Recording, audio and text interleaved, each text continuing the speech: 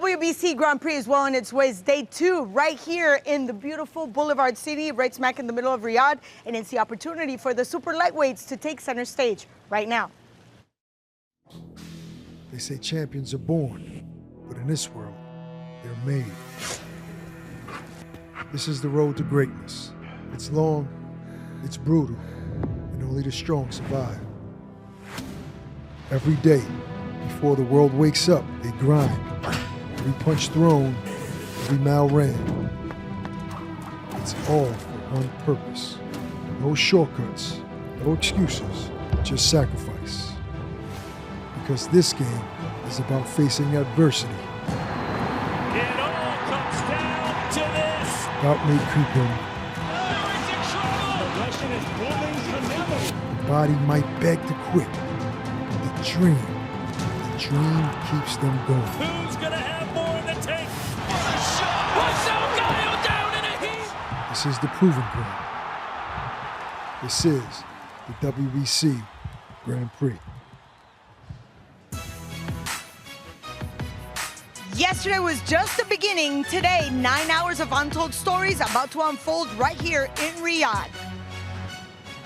And hello and welcome. We're back here to Global Theater. I had to run all the way over there so you can imagine how much in a pressure moment I was. I'm with my partners in crime, the boxing bully himself, Barack Bess, and the super featherweight champion of the world, Barry Jones.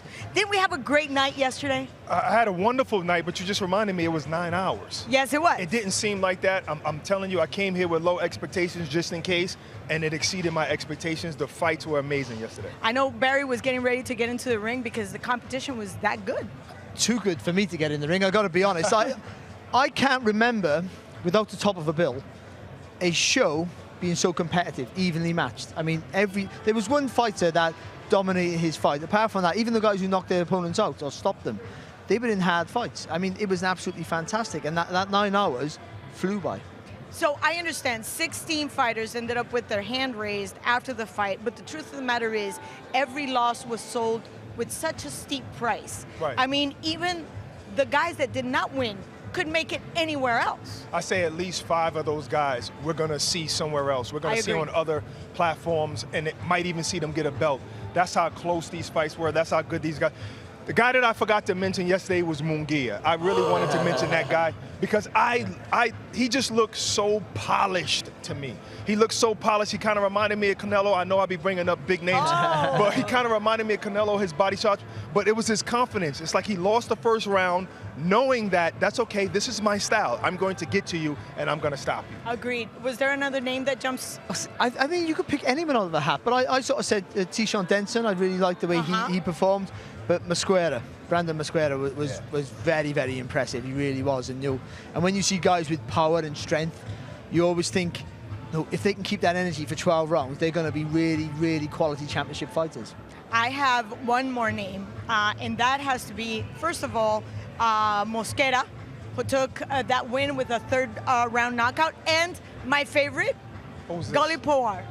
Oh, okay, Gully was outstanding, and and again, the dark horse of the tournament, and he showed that he's got grit, that he's got skills, and let's not forget, he comes from training in his garage. Right, it's something about the fighter that is least expected to do so well. You know, and when you talk about how many times have we seen guys who come here without a trainer? Or come here who had this backstory that they were training themselves. They literally never do well. He exceeded. At every single expectation we have. Right. And another thing that was highly anticipated, that was the enhanced scoring. We were anticipating that. It was implemented for the first time here. After all the scorecards, now you go in terms of the intangibles, those things that we do not score in a regular scorecard. How did you feel that worked? I thought it was great, actually. You know, I mean, first of all, when I heard about it, I was like, wow, that's new, that's interesting. You know, I work for Overtime, and they do another round. So I thought this was interesting. And, you know, as commentators, we kind of wanted it to happen. Yeah. And we got lucky in the Adeniji fight that it actually happened. Now, mind you, I thought Adeniji won that fight. It became a majority draw, and it went down to the cards, and each round has to be judged according to quality. So you get a 1 if it's close, a 2 if it's moderate.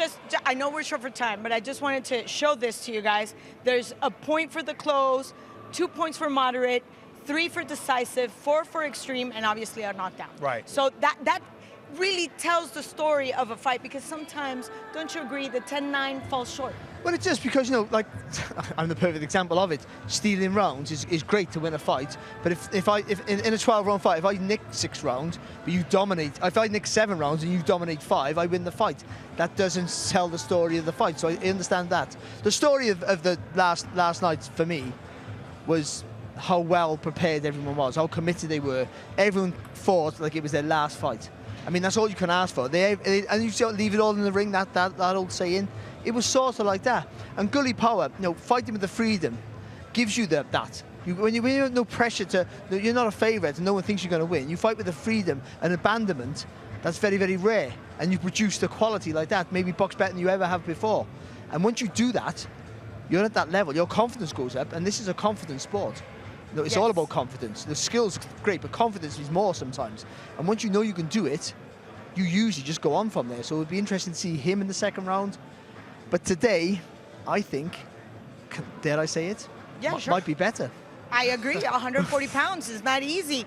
And this is a World Cup style tournament, an event that was actually the imagination of former WBC president Don Jose Sulaiman. And if you didn't have the chance to join us yesterday and you're not quite sure how this works, we got something prepared for you guys so you get a very clear idea of what to expect right now. The WBC Grand Prix is split into 4 separate weight divisions: featherweight, super lightweight, middleweight, and heavyweight. In total, 128 athletes will compete, 32 in each division, representing 41 countries. Fighters' age limit is restricted to 26, and they must not have a professional record of more than 15 bouts. There will be 5 major events hosted across 2025, culminating in the finals on December 20th. This first event will be held across 4 days, with each weight class dedicated its own day. There will be 16 fights taking place each day, with the 8 winners progressing to Phase 2. There are no draws, ensuring decisive outcomes in every bout. Every fight is set for 6 3-minute rounds. There will be open scoring at the end of round 2, 4 and 6 to enhance transparency. There will also be instant replay for accurate and fair officiating. The winner of each weight class will receive the Jose Sulaiman Trophy and the honour of being an inaugural WBC Grand Prix champion.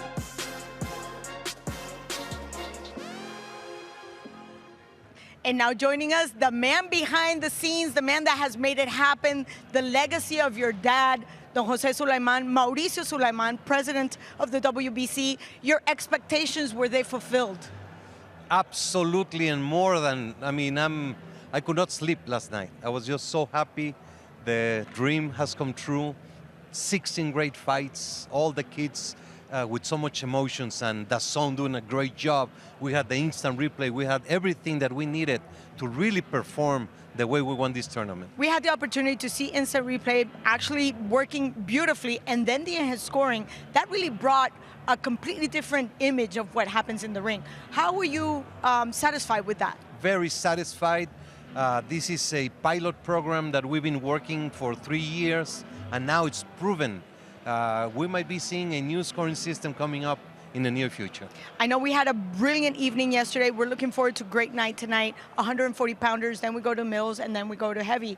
What do we expect in the next 3 days? Too much emotion. Yes. I've seen the kids from the featherweights yesterday. The one who wins goes on for June. The losers were so down and so depressed, but at the same time so proud to have been part of it. And it is just too much happiness going all around. The sportsmanlike has been tremendous, fair play, and I'm just very proud of our sport. We are very proud to be here, and I hope we stay and enjoy a lot of boxing. And we're about to start because today is the super lightweights. So we're going to go straight on to the action where Corey's waiting for us, just getting ready to get hot on that mic. Corey? Thank you so much, Claudia. We are all set for day 2 of the WBC Boxing Grand Prix. And if yesterday's action is any indication, we are in for a treat here tonight as we take a look at the super lightweight bracket. A very, very deep field. Some names that you might be familiar with from fighting here on DAZN in the past. Names like Kristeg Basildua, and some excellent looking matchups that fans are looking forward to. Matchups like Isaiah Johnson versus Eric Bosron. A lot of North American fans excited about that one. Plenty of action coming your way here today. 16 fights starting with this one. Our first bout of the day. It's Hassan Hamdan taking on Jose Luis Sauceda. And we are ready to get the festivities underway and introduce our MC for this evening, Mr. Thomas Driver. Live worldwide on DAZN. Let's first welcome to the ring, Jose Luis El Inocio Sauceda.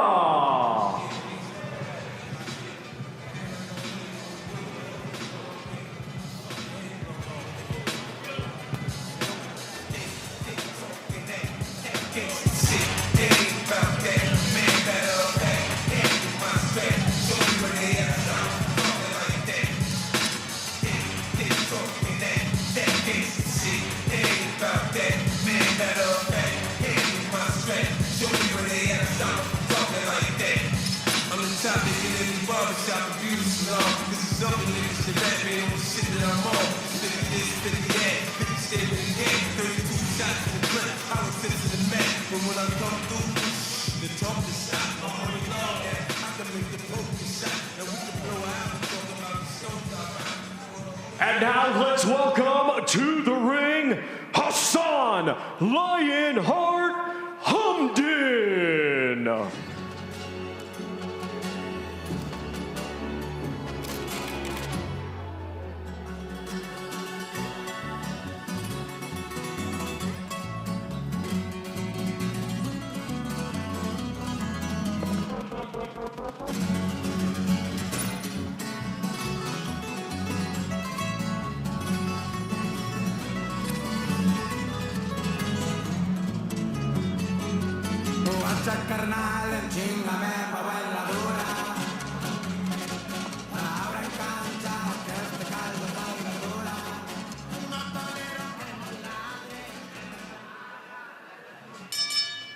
Ladies and gentlemen, welcome to the Riyadh season WBC Boxing Grand Prix, live on DAZN from Boulevard City Global Theater in Riyadh, Kingdom of Saudi Arabia.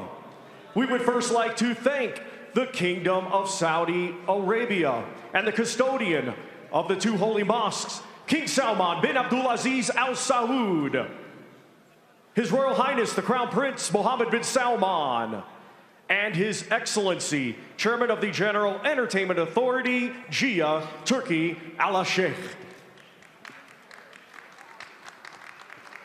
It is being brought to you by Riyadh Season and the General Entertainment Authority, Jia, with the World Boxing Council, President Mauricio Suleiman, OPI since '82, and Sella, along with their great sponsors. Ready to Fight, Arena Fitness Innovation, Dr. Suleiman El Habib Medical Group, Saudi Airlines, Saudi Tourism Authority, and STC.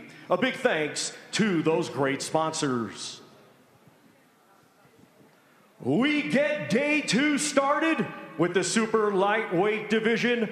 All bouts today scheduled for 6 rounds and are sanctioned by the Middle East Professional Boxing Commission, President Jose Mohan. The judges of our first fight will be Yuji Fukuchi, Eddie Papu, and Daniel Vandeville. Our referee in charge will be Ali Ubali. Introducing to you first, fighting tonight out of the green corner. He comes to the ring wearing green trunks and weighed in officially at 141.6 pounds. Undefeated with 6 wins. 3 of his 6 wins come by way of knockout. Representing the United States, here is Jose Luis El Inicio Sauceda. And his opponent across the ring, fighting out of the gold corner, wearing gold trunks and weighing 141.7 pounds. He is undefeated with 9 wins, 3 of his 9 wins coming by way of knockout. Representing Australia, here is Hassan Lionheart Hamdan.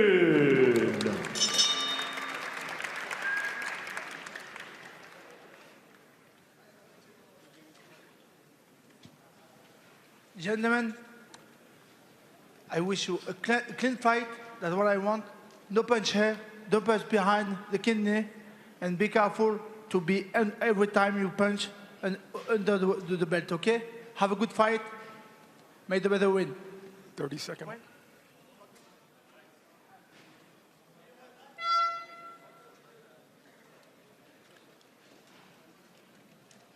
So we are ready to go with our first contest of the day. Hassan Hamdan and Jose Luis Sauceda, 2 hungry fighters who really needed this opportunity for different reasons. Hamdan had a little bit of a controversial incident in 2023 when he was accused of throwing a water bottle at an official during his brother's amateur fight, and a tribunal in Australia refused to overturn a 3-year ban for him, so he needed an opportunity elsewhere. For Jose Luis Sauceda, well, he didn't have much going on, but he got the call for this fight a couple of days ago, a very late addition to this tournament. So 2 fighters in need of a big opportunity and getting one here in Riyadh.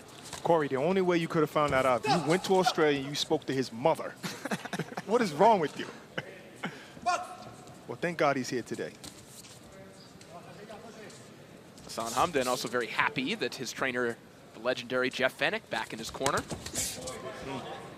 Nice left hook there by Sauceda. Caught him pulling out with his hands down. Yeah, just a bit tall there, isn't he, Hamdan? Yeah, absolutely. Nice jab, though.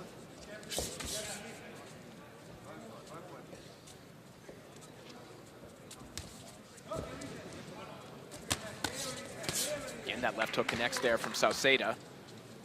And the same problem for Hamdan there. He threw that right hand, didn't bend his legs. And yeah, the chin's just a little bit exposed there. Yep. Hamdan, the former Australian super lightweight champion. Sauceda, a veteran of over 100 amateur bouts.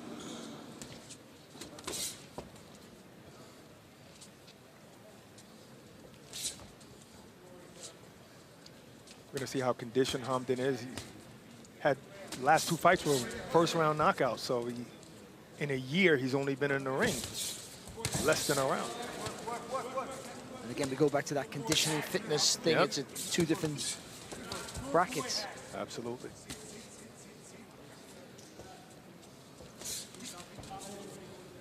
Hamdan looking for a big left hook there.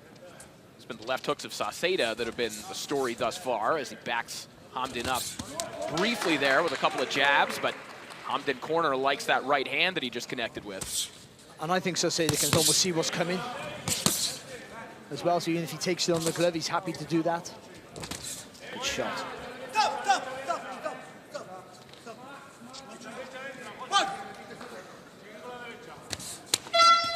Good jab there from Hamdan. Good body work as well. He misses over the top of the left hook. Now Sauceda just getting some work in. If he's allowed to work on the inside, he'll do it.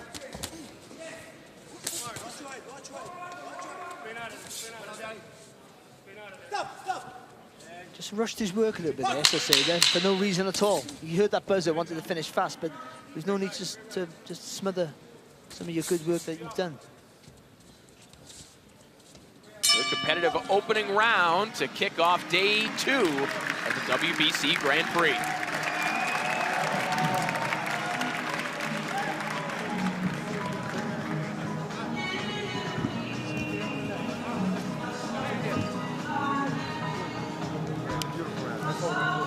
Listen to me. Listen to me.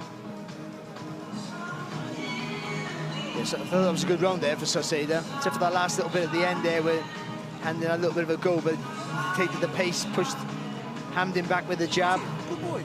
So it was reading what his opponent was doing. I think he'll do, maybe had a good look at him in that first round. They might sort of go to work in that second round. Right. I think the story of that first round was the jab by Saucedo to really set up anything else he threw after. It connected every time.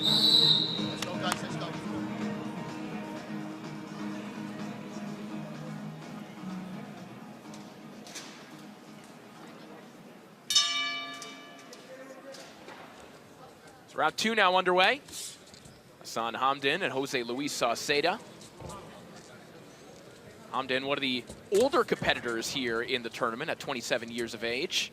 Jose Luis Saucedo, just 22 years of age, now training in Weslaco, Texas, which in recent years in boxing terms, of course, known for producing the Figueroa brothers, Brandon and Omar. Saucedo goes back downstairs with the body. I'm just trying to time that with a right hand over the top.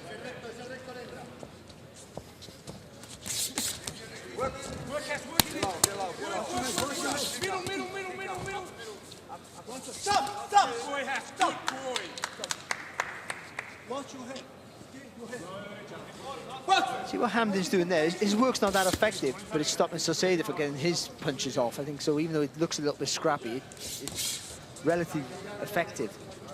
Well, that kind of work, Barry, really excited the Hamden corner. You think about what Jeff Fennick used to do, his style of training, and that kind of rough stuff, that got them fired up. Hampton basically picked them up and turned them around when they were against the ropes. Hamden's had an excellent training camp, training alongside George Kambosos and Tim Zhu as they've been preparing for their respective fights. But despite the turmoil that's kind of been going on around his career, here he finds this lifeblood for his career in Riyadh and an excellent training camp that's led him into it. Right, this is an amazing opportunity for all of these guys, but some guys need it a little bit more. That's a really good point, actually.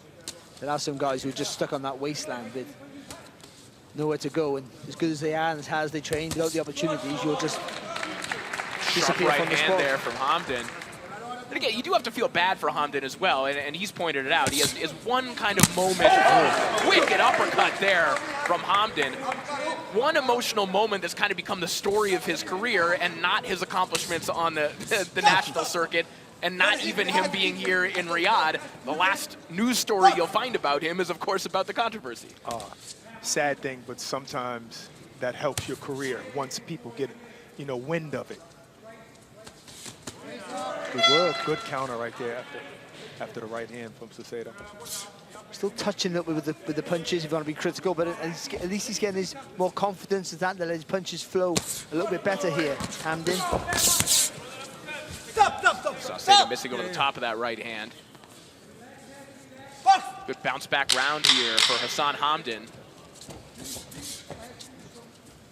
As the seconds tick away here in the second round.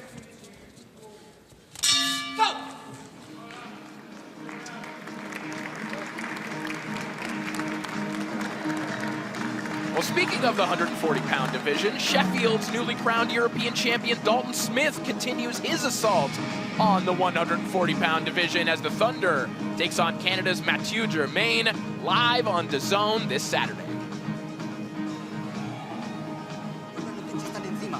Vale, ciérralo un poquito, no te eches encima. Pégale, lateral y le vuelves a pegar.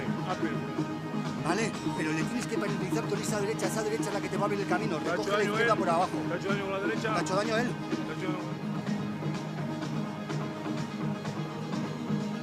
So a little nice straight 1-2 there from Hamden. Again, he just relaxed a little bit more. Once he got a bit of confidence, then he just started to let his punches flow.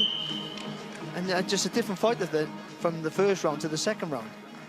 Saucedo ate that right hand uppercut. He was the best punch in that round, but he ate it pretty well. Two completed rounds. The score is 20-18 for Hamden. Oh. And on the other two judges, it is even, 19-19.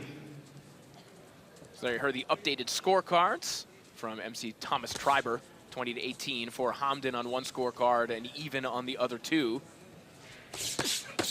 Sauceda now trying to do a little work here with Hamdan's back against the ropes.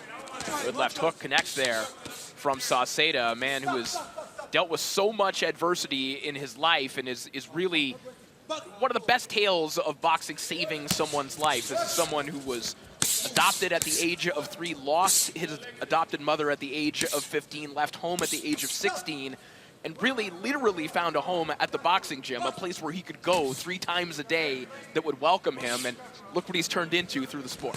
It's so amazing how, you know, life obviously is a fight. You know, so that's why everybody in the world can relate to this sport. But Barry, I'm sure you can attest to this, many boxers feel that boxing has actually saved their lives. And some people's testimony is just amazing.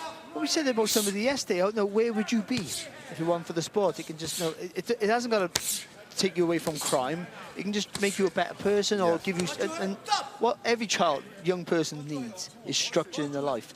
And sport gives you that, whatever sport it is. I mean, for boxing in particular, because it's tough. And once you get that structure, you can use that in any facet of your other parts of your life. And hopefully you become a rounded and respectable member of the community.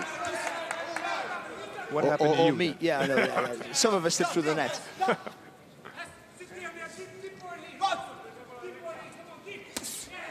Good right hand there from Hamdan. Changing a little bit of momentum that looked like it was going the wrong direction for him in this round. This is an excellent start to the round for Sauceda. Now gets back on that jab. Knocks Hamdan back, but back comes Hamdan with a nice right hand. Sauceda's got a punch, jab up, jab down, then the right hand over the top. He just changed the level a little bit. Because Hamdan just started to time him as he's coming forward.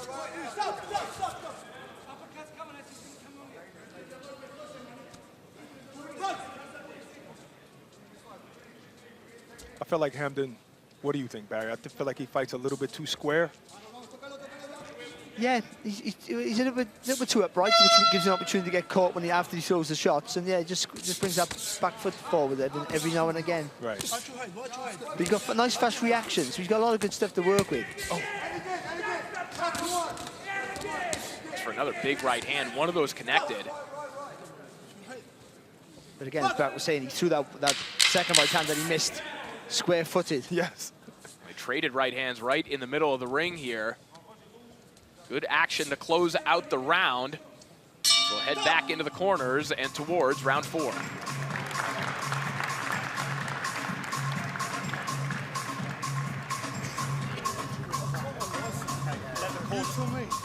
Seems like Hamdan has some kind of issue in the corner. Possibly with his arm, shoulder. The bicep, I think. Yeah, that certainly looks like a bicep injury to me. Oh, that's a tear. I see it. His bicep went up. That is. He definitely tore his bicep. He's not hurting me. I'm not worried about hurting you. You're hurting one hand, man. Well, that's what I'm saying. What do you look there? Oh, I can't believe this. No. Do you know me? With one arm. Wow. You got to commend the heart of Hamdan because I believe he doesn't want the fight to stop. He said it's not hurting him. Yeah, you can see, look at his left arm there. That the bicep ripped and it's all the way up. Telltale sign of a bicep tear. He's still moving that left hand. And round 4 underway with a compromised version of Hassan Hamdan. Maybe it's an old injury. But that was hard because the corner wanted to pull him out. He's begging, and so it's a difficult situation for everybody. But tears in his eyes. Like, yeah, no, well, it's your life, isn't it? You know what I mean? Yeah. It means everything to you. Right.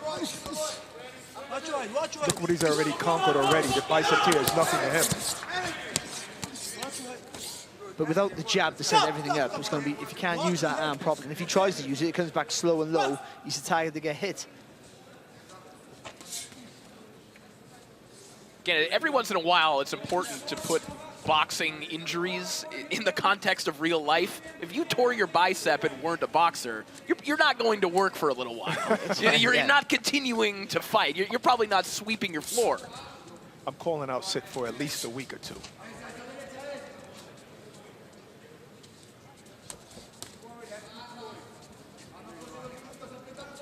So Or Claudia Trejos was just in the Hamdan corner, and they have confirmed that is a tear, and he wants to continue on. Wow. But it's been, I think it's a dangerous thing to do. Big right hand there from Hamdan. He's got one good hand. Yeah, I was going to say, he's been fine up to now, hasn't he? There's been no real danger there. Saucedo hasn't realised there's a problem, and certainly hasn't tried to up the pace. I heard him tell his corner that it's not hurting him. I don't know if that's true. A fighter say anything, continue sometimes. Yeah, I mean, I couldn't tell if he was saying that the injury isn't hurting him or that Saucedo isn't hurting him, so he isn't in any danger. But also, you get that adrenaline rush when you're fighting, so that the pain after is far worse than what it is. Right hand to the body there from Saucedo. You know, not to look beyond this fight, but you then have to ask questions. What condition would Hamdan be in June in the second round? Correct. But to him, he just wants to win this. I mean, whatever happens, if you got to pull out, you got to pull out. You'd be gutted, but to lose your undefeated record or to lose a fight where you think you're doing well, it's heartbreaking. Well, it is a good time to point out as well that, you know, fighters who were impressive in the first round but don't win will be kept on as alternates. So if you're looking at a situation like this, if Hamdan were to advance and you're one of the fighters that does not win here today, you could find yourself stepping in the second round. Wow. It's uppercut there from Hamdan.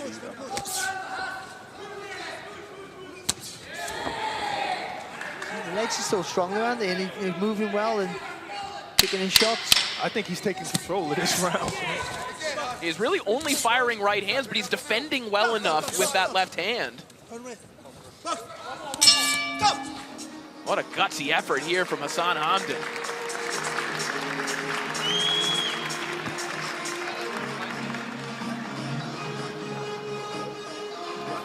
Phenomenal one arm, mate.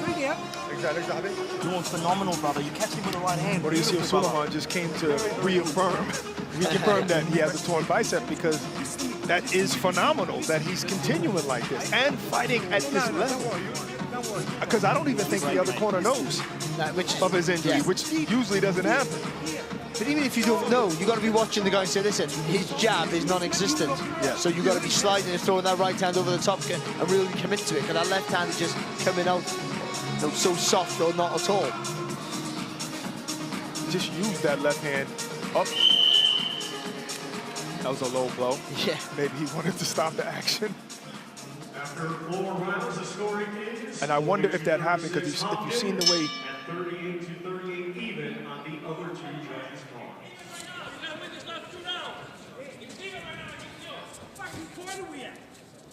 cards. Jeff Fennick's going mad in the corner.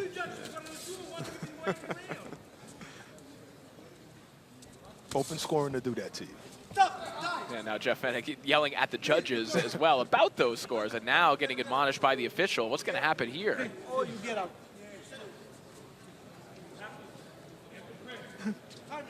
Fennick being warned that he'll be thrown out of the corner.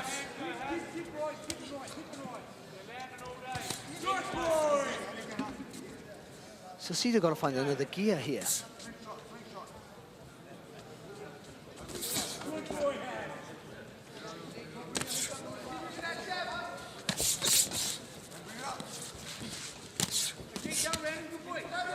Hamdan still firing that right hand. As you see the scores now on your screen. Hamdan ahead. He's won every round.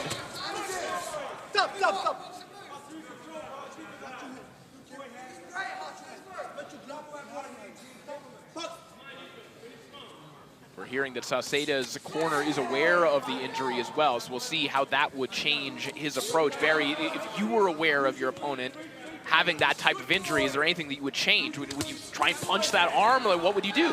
Well, I think that's a really good point there, but most certainly, you want to. I'd be fainting, encouraging him to throw that jab, because it's too slow and light, so you know you can fire off that. You can follow it back in with the right hand, slide that front foot forward. I think Saucedo would be suited for that, and just commit to that right hand, everything you have, because you've got a free shot.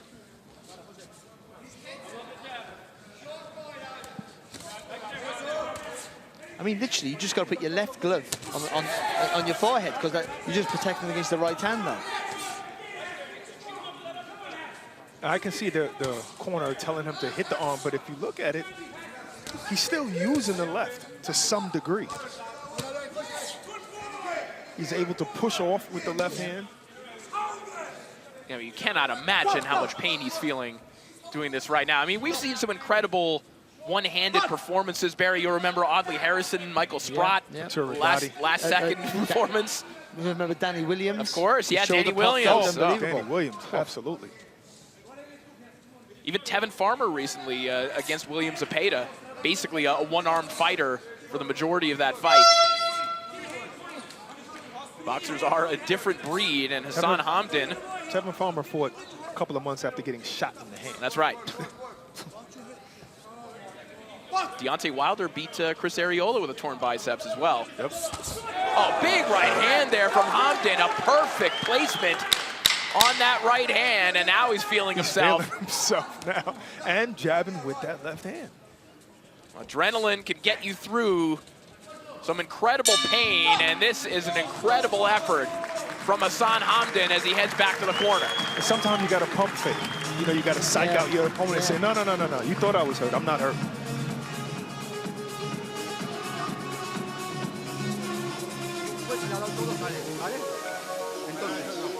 Hay que ganar este asalto justo, ¿vale?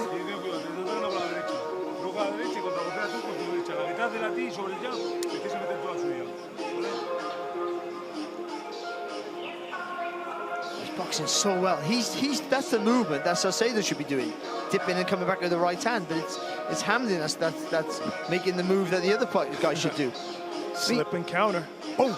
I mean, to be fair, it hasn't affected his performance at all, except he's not throwing the jab as fluently as he was. It's not as strong as it was in the first round. And he's realised, just to say he's quite effective when he gets close, he's one-paced.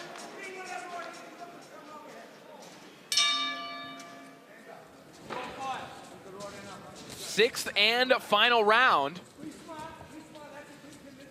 Of course, we don't know the scores at this point. At last check, 2 of those cards were even. So if you gave Hamdan the last round, he has an opportunity to just win this fight outright if he can win this round as well. If not, we may have to go to the advanced scoring system once again.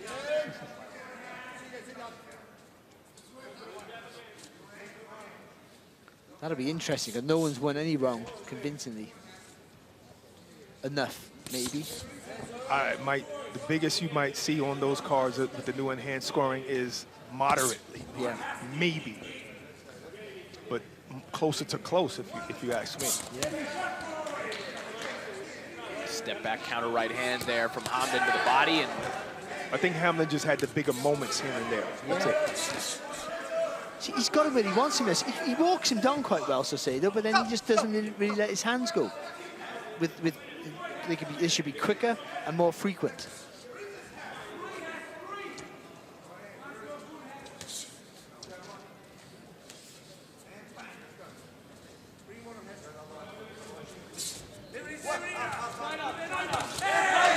And a nice right hand. And it's the only thing that Hamdan can throw, and it is landing. Which is why I'm telling Saucedo, walk to your right more. Go to angle to your right more when you're attacking him, so you can get out of that line of fire, because that left hand is not going to come with any kind of force. Good shot there. There's a nice right hand over the top there from Saucedo. But where's the follow-up? Left hook from Saucedo as well. That one snapped the head back of Hamdan.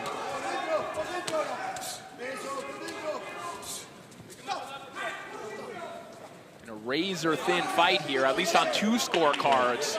Every one of these shots that are memorable could be fight changers. He felt that there, Hamdan, that right hand. Yeah, he did.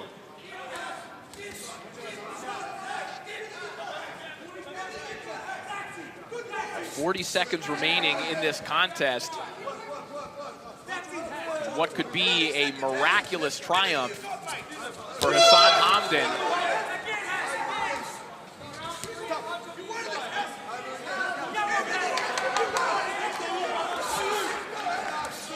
20 seconds remaining.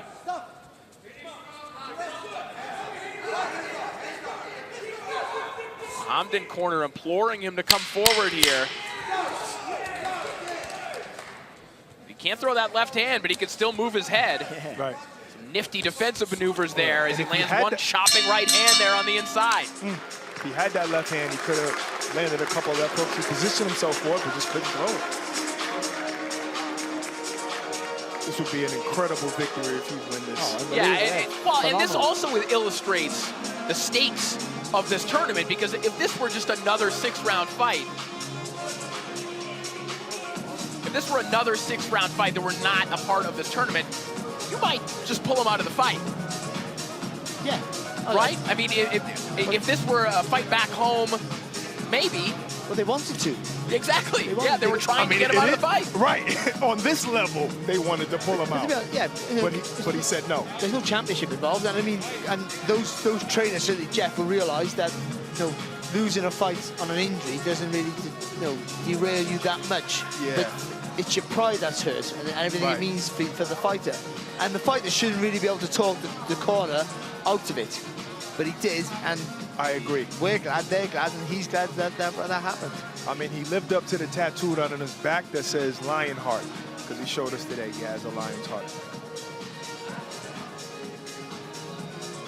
Well, just a reminder that Dalton Smith is back in action tonight as he takes on the Canadian Matthew Germain in front of a partisan home crowd in Sheffield. A fantastic card that also features the return of Josh Warrington.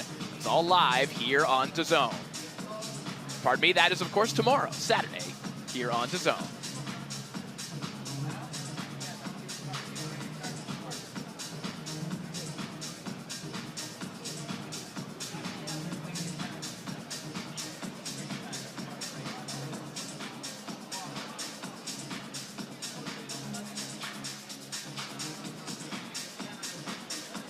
Some nervous moments here, and you can see the left arm of Hassan Hamdan already wrapped up.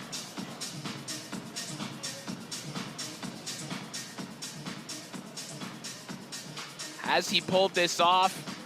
What will happen if he does advance to the second round? All of that depends on the scorecards that are in the hands of Thomas Streiber.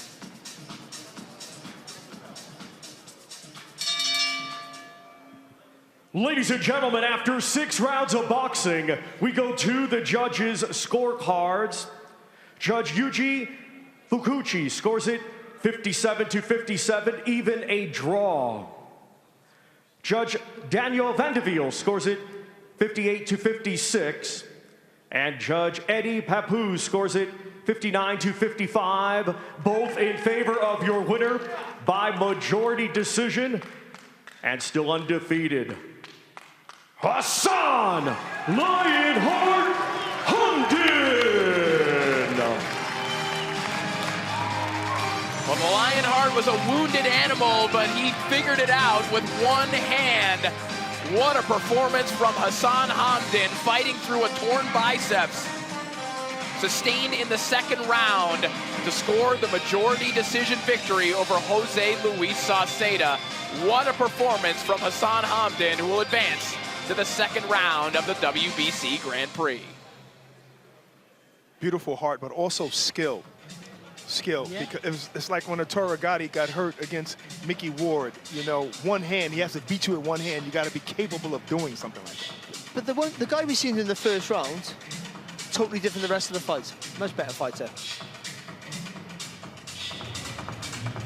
Some huge fights coming up on DAZN, none bigger than the one that spans generations, as Chris Eubank Jr.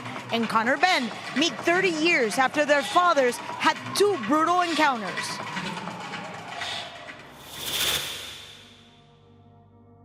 Final one. Your dad looks like he's involved, which is good. It's always good to see Nigel around. Involved how? Involved, just being there. Even him just being at the background, just a shadow. Well, he weren't really in the background. No, he was. He was right there, and he got stuck in as well. I saw him going for Chris as well. I saw it. Do you almost, because your dad's there, do you almost want his dad to be there as well, just so it is almost like the full crew, if you like? I personally think if Senior's there, it's just a car crash. It's a car crash. It's a good car crash, though. Maybe for the viewers. Yeah, that's the thing. But I feel like, as much as I understand Senior disliking his son, as much as I would if that was my own son, it's still not nice to see. Because the bond I have with my dad is, I could hang up the gloves tomorrow, my dad's proud of me. Yeah.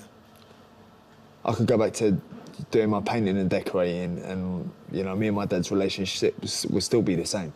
My dad's in my corner through and through. Every decision I make, he backs.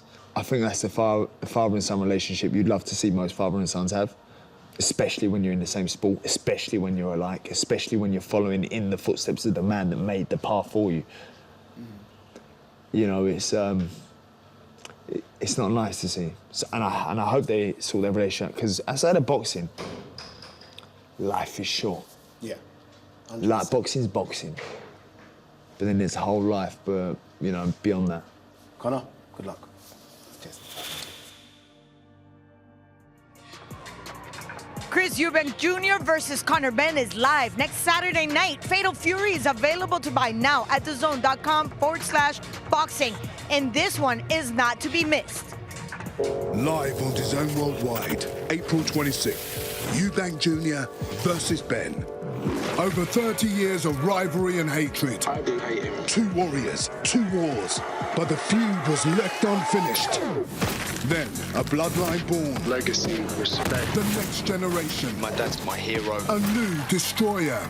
Rivalry in their veins. Hatred in their blood. This is going to be a bloodbath. For family. This is personal. I can't lose to this man. History. Eubank, Nigel Benn. This is a war. Legacy. This is the final chapter. Eubank Jr. versus Benn. Live on DAZN Worldwide, April 26th. Buy now at DAZN.com/boxing. I really hope that's got you excited for a huge fight week coming to you from London. But let's get back to the action right here in Riyadh. Corey? Thank you so much, Claudia. We're excited for that. We're excited for this next contest between Wu Ju and Joaquin Garcia. Let's meet the fighters. Let's send it back up to Thomas Schreiber. Let's continue. And first, welcome to the ring, Joaquin Hunter Garcia. Smack that till you get so smack that Jesus like that. Oh, smack that. Oh, so smack that. Oh, some more smack that. Convict. You got a name, cop? Jed Gates. I need your help finding a witness. What makes you think I want to help you? Matter of fact, what's in it for me? 24-hour release from this place. Ain't seen an old friend. And now let's welcome to the ring, Wu, the Wind Speed Ju.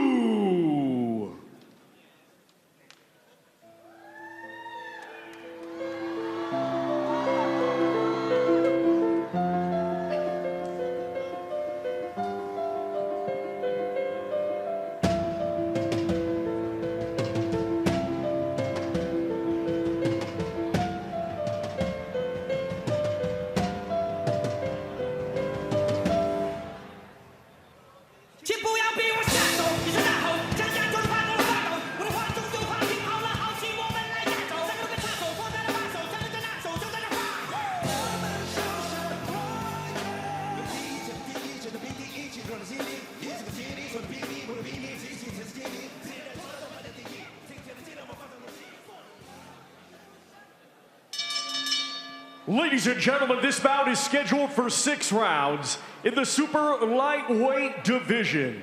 The judges will be Junbei Lim, Juan Carlos Pelayo, and Predrag Alexic. Our referee in charge will be Jurgen Langos. Introducing to you first, fighting tonight out of the green corner, he comes to the ring wearing green trunks and weighed in officially at 141.3 pounds. He has a professional record of 11 wins, just 1 defeat, 1 draw, 7 of his 11 wins coming by way of knockout.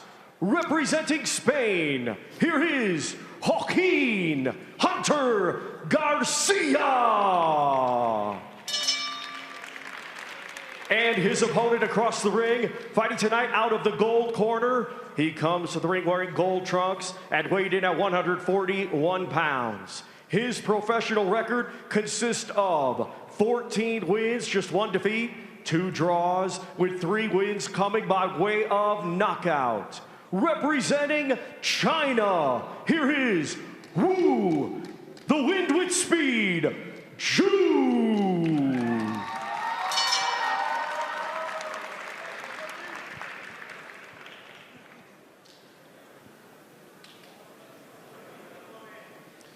Okay, gentlemen, I expect a clean and fair fight. Listen at all times to my commands and protect yourself at all times, okay? Touch gloves. Ciao. So we are set to go. Joaquin Garcia fires the first right hand of the contest against the corner pad, taking on Wu Zhu, who's got a couple fans in the audience here. A nice warm ovation for Wu Zhu. Round one, of course, scheduled for 6. Zhu, a 5'10.5" southpaw.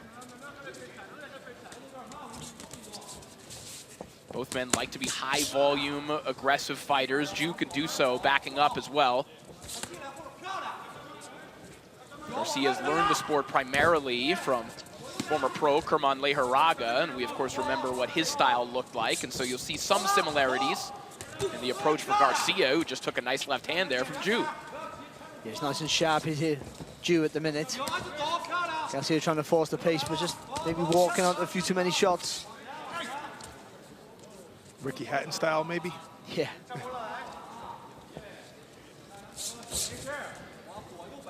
And he's right, he's got to get close. I think you can see that from the offset. Just, yeah, a little bit more guile.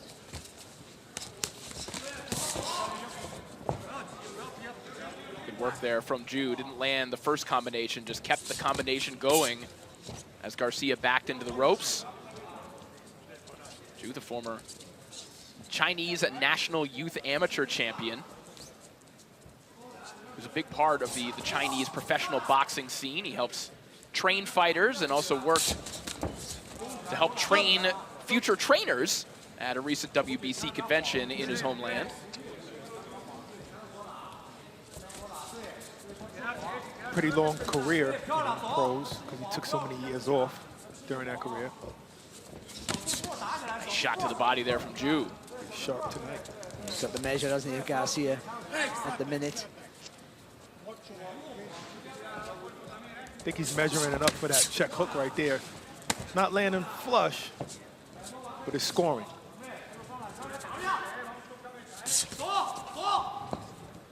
He's just there all day. Zhu certainly likes that shot, and he has a fighter in front of him, Barack, that's going to give him opportunities time and time again to get that shot off. Good movement there. Sneaky right hook there from Zhu as well.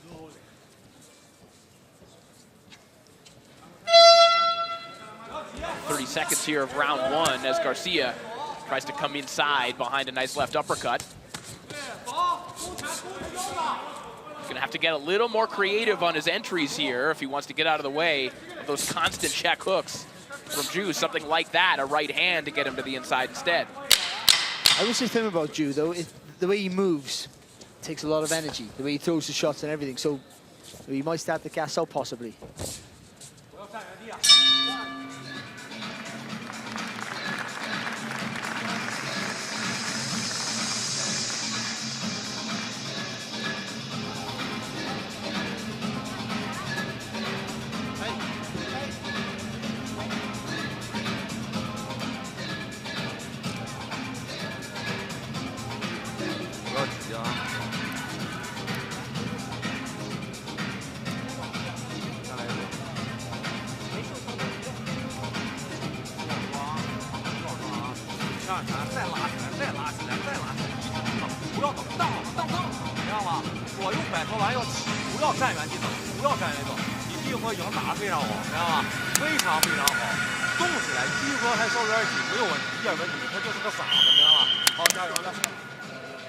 His trainer looks kind of agile himself.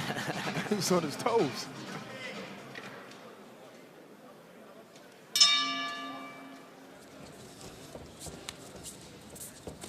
Round two underway. Good start for Wu Zhu here against Joaquin Garcia. Ju back in action for the first time since July of last year when he scored a second-round knockout over Pepito Masinke in China. Garcia, meanwhile, he's been very, very active. 6 bouts in the last 12 months. Landed with a nice little right hand there, Garcia. You have to take one as well at the same time, but his right hand over the top did connect. A bit of success. It's just been over the closest distance without getting caught, isn't it? That's the problem he's having. Uppercuts to the body here from Ju. They haven't deterred Garcia quite yet, but Ju's finding a lane for these shots. Good shot to the body again there from Ju. Right along the belt line of Garcia. Sorry. Barry, have you noticed Garcia, when he squares up where his eyes are, his eyes seem to be looking at the body of Ju. Look at his eyes. Yeah. See, he's looking down. Looking right at that left hand from Ju. Walked right into that one.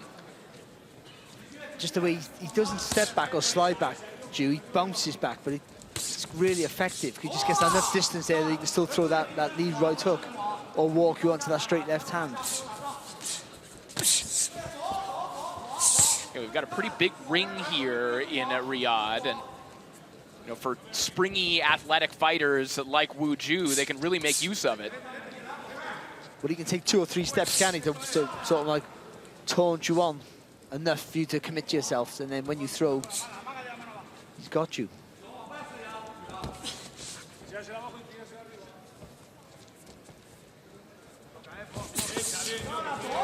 And another body shot. They are just repetitive here from Ju. Just a step to his right, rips that left hand downstairs. Just frustration, I think, there from Garcia. He's just a little bit too readable.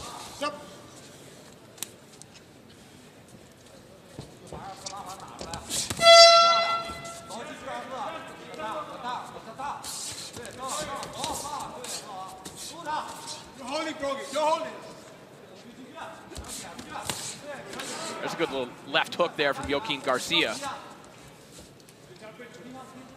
Garcia, one of those fighters that's really learned on the job. 26-5 as an amateur, but was very successful on the Spanish national circuit where he's fought exclusively.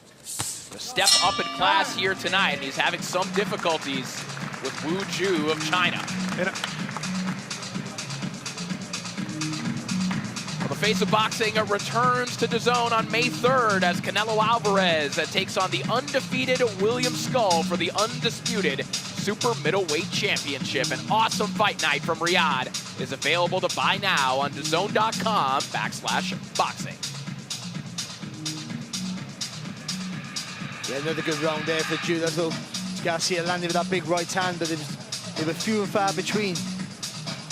Good shot though. Ju took it well. For the most part, it was Ju just walking him back, allowing him to come forward, and then just spinning off that front foot, throwing that lead right hook and that lovely straight hand, left hand. 22-18 twice for Wu Ju, and even 19-19 on one judge. Round 3 begins. You heard the updated cards. Wu Ju ahead 2 rounds to nothing from 2 judges. And Judge A has the bout even. Perhaps that right hand that you saw in the replay there from Joaquin Garcia and his pressure swaying one of the judges. Maybe so. It just seems like Garcia is running into a lot of the shots. It doesn't seem like he's concerned about the foot placement. Like he's not necessarily trying to get on the outside of Ju's foot, front foot. And that's why he's tripping up a lot as well. He's stepping on his foot a lot. And also, when he tries to slip a shot, see there, he leans to his right. Yes.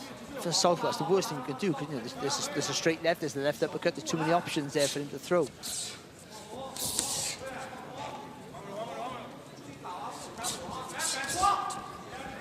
You know, Garcia's coming back down from 10-rounders. We talked about that a lot yesterday. These fighters that have kind of been hanging out on their own national circuit are used to longer fights. And he had a nice win over Brian Pelaez last time out, and people were praising him for his ability to kind of diffuse a counterpuncher in that fight, but I think he's just running into a better counterpuncher here tonight. But the feet did everything. You might have the biggest punch in the world, the fastest hands, but if your feet can't get him into range to throw him, they're a wasted weapon. I think that's what's working for Ju and not working for Garcia. One has brilliant feet and one not so good.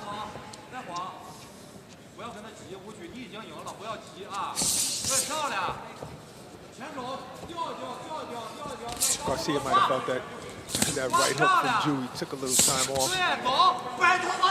The right hand is there for Ju. Ju landed a hard left hand about 10 seconds ago. He had to plant his feet because he ran into referee Jurgen Longos. He said, all right, I better stay here and rip this left hand. I've got nowhere to go.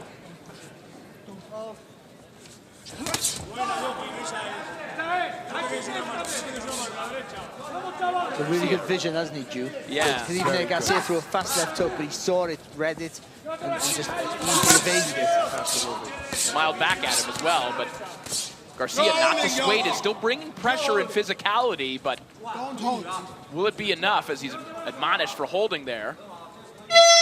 30 seconds here in round 3. Volume does a lot for you. When you're with somebody who's technically better than you or a bigger puncher, sometimes you just have to outwork him. So you've got to figure out how to get close, and then when he gets close, don't worry about the big shots, just throw lots of shots. Try and get the better thinker, try and get him to just panic a little bit, and you'll lose his shape. We're seeing a bit of that from Garcia in the final 30 seconds of this round. As we head back to the corners, we'll do it for round 3.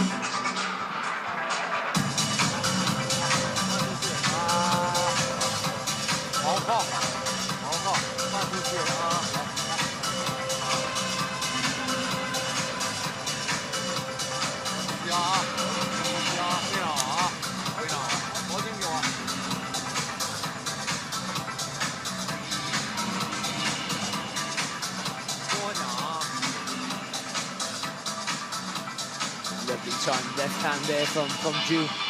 Been a few of those already tonight off him.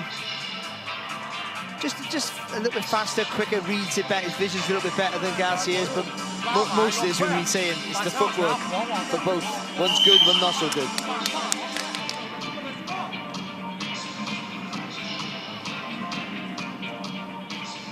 You're right, Barack. Wuju's trainer, Yuan Longpeng, he looks like he's ready to fight here tonight.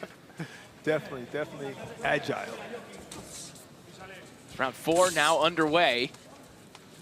Wuju using a different nickname here tonight, but in China he's known as the country boy because he grew up in the Chinese countryside working in the fields, and he said that I got strong working with my hands in the fields and now I use my fists. It only makes sense. I mean, when is Garcia going to keep his left hand up? How many check hooks is it going to take for him to keep his left hand up? But even just to change your levels or feint your way in. Feint your way. And also, I live and die by it. Double jab your way in. If you use it effectively, it always closes that gap.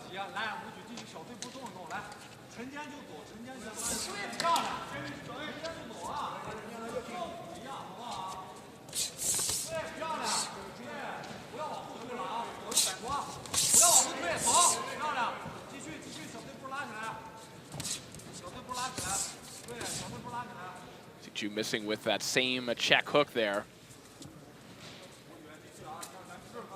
And Claudia's in the corner of Garcia and is telling us that his corner is telling him to take a step to the side, throw in combination, no more single shots.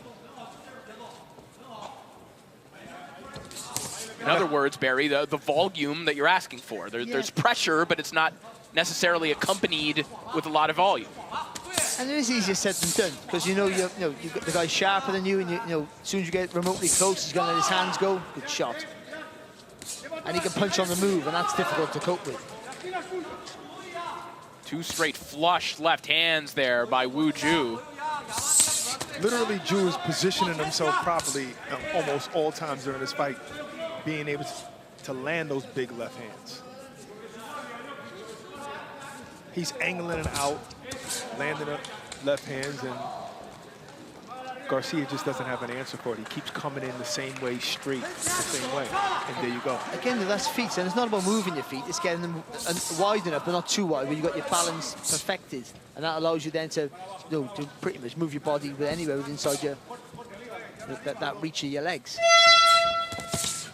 Big left hand again over the top there for Ju, and there's some blood now, I believe, on the face of Joaquin Garcia. I think Garcia landed with a decent left hook as well. 15 seconds remain here in round 4.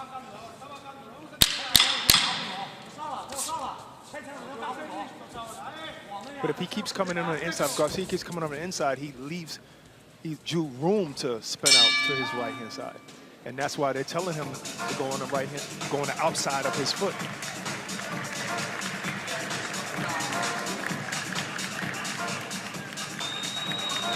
Vamos, le estás tocando mucho. Cuando le tocas por dentro, lo jodes vivo. Estás sangrando la nariz. Se te cierra la guardia. Just showing the lovely technique, skill, balance, and timing there of Ju. Garcia coming forward and, if anything, doing himself a disservice because he's walking onto shots. Nothing's hurt him yet. He's taken too many, and he's, for my 2 cents, behind big.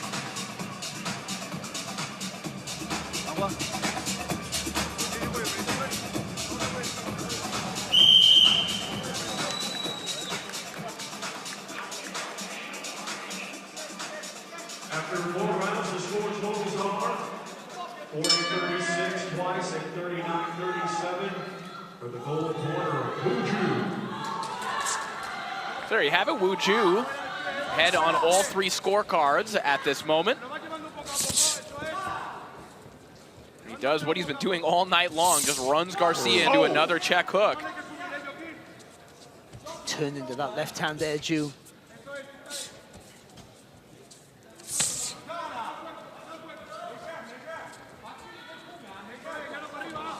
Very different temperaments in the ring as well. Garcia, known as the Hunter, really fights with a little bit of anger, a little bit wound up, and Wu Ju, very playful, very happy in the ring as well, and fans have really taken to him over the years. You look back at his biggest win thus far, way back in 2019 over Alain Chevre in Switzerland.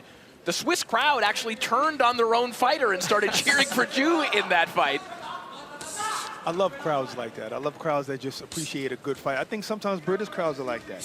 You know, obviously they're for their fighter, but if you beat their fighter convincingly, sometimes you're going to get cheers after that. I tell you where I experienced that the most? Phoenix. Really? Yeah. I think the last show I went there with Bam Estrada, there was a local guy there, and he was dancing and moving, and they want the real traditional Mexican walk. And the other guy wanted that, and he didn't, and he was getting booed.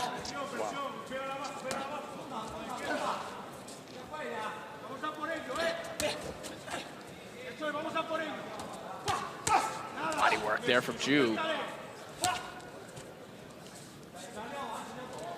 Now, one thing that is important to point out here for Garcia is that this is basically a career-long lightweight. He's been fighting on the Spanish national lightweight circuit, moving up in weight for this tournament, and maybe if you think about how he's fighting right here, these kind of just aggressive bully tactics, they don't work quite as well against a bigger opponent, in addition to the agility that we pointed out that Ju has. Yeah, no, I think that's a valid point. First of all, I thought actually, I mean, it's just technically he's not getting it right, but I do think you're right.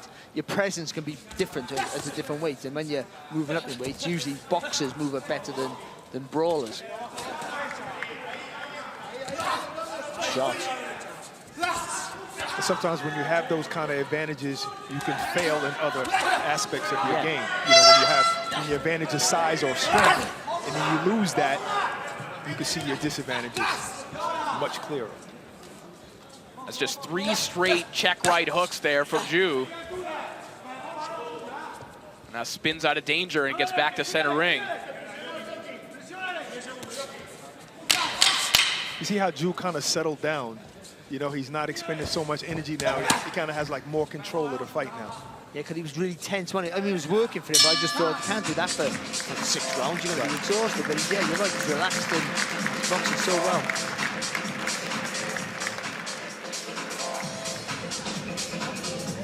I would say Garcia had some glimmers of hope there. He landed some shots. No, not enough to win in the round by any stretch of the imagination, but you've got to try and drag on the little bits, little victories.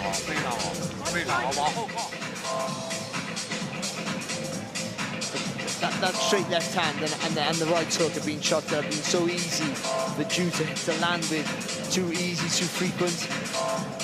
There's a nice little right hand there from Garcia. Will not be able to let his hands go because of good footwork and natural movement there of Ju.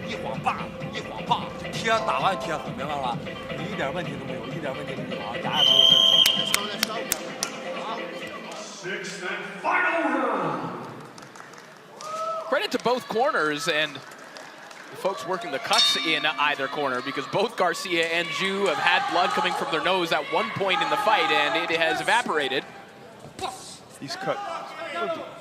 Is everyone using the same cut men, or? I mean, yesterday they were working long shifts. The cut people here tonight are working a 10-hour shift once again. I think one in the blue corner, the cut lady, female, is from Wales.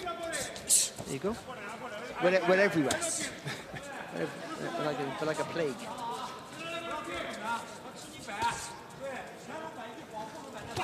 Oh. He changed direction. Ju changed directions on him.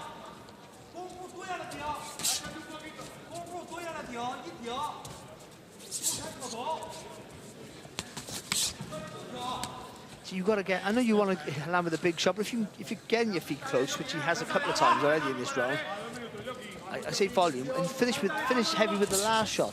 But and I dip low, like I say all the time, and just go up the ladder with the punches, and then finish with a big left hook or a big right hand, whatever you want to do. You got to try and make gaps uppercut appear. There from Garcia. No, he still has plenty of energy, and I think maybe another element here for Garcia, in addition to the things that we've been talking about, he's a guy who's been 10 rounds 3 times. He's a 10-round fighter, and you know, you think about some of the pros, Barry, that have tried to go back to the Olympics. You might be able to grind a guy down over 10 rounds. Maybe even Garcia could do that, but in a more truncated format, a guy like Ju, who's athletic, who can move, who can fight like this, is going to give you problems. Yeah, but also you've got to do the work in the early rounds to get the benefits in the later rounds, and I don't think he's made Ju under too much pressure, to be honest. Brock, your brand new shirt now has blood on it. Yeah, but you know what? Garcia's doing very well in this round. This is a Garcia round so far. So I'll take that blood right there. So there's a cut on the head there. Garcia bringing it here in the final round. Good body work.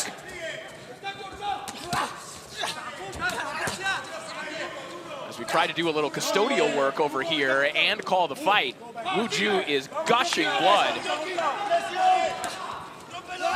Blood coming from the mouth of Joaquin Garcia. Boy, this one has turned into a war in the final round. Wu Ju looking up at the clock. That is a horrific cut that he's dealing with.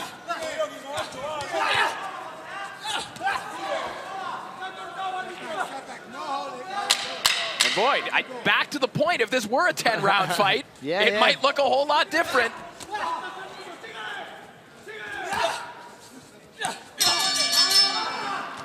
And that will do it.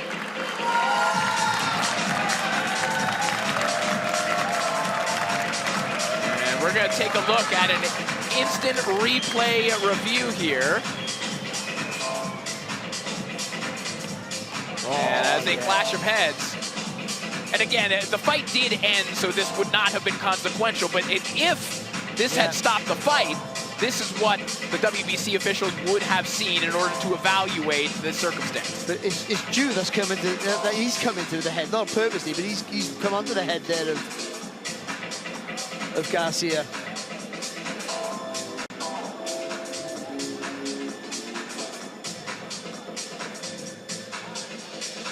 Let us set off on this journey. The journey of sound and expression, a sonic adventure, a musical exploration through known and unknown lands, travel through solid lands. Dr.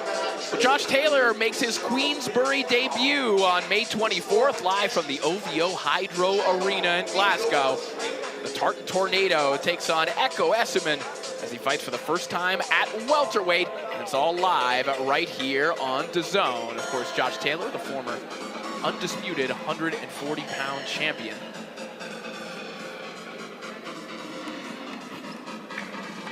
Field full of prospects, hoping to one day claim those honors as well.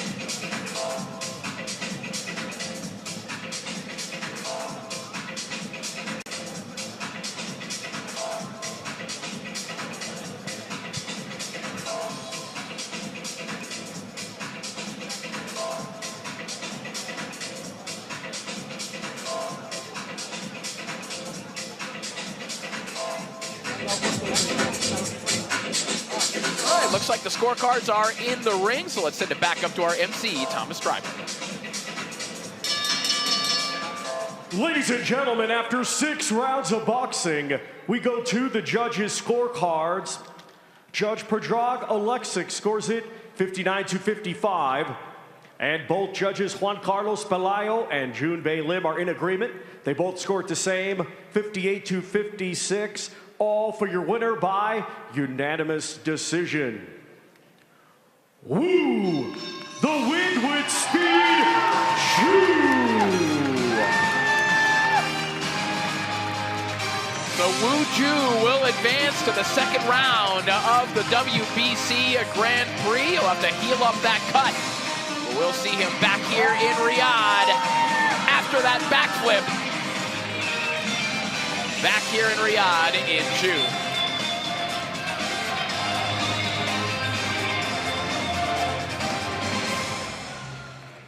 That one deserves a replay. Sticks the landing.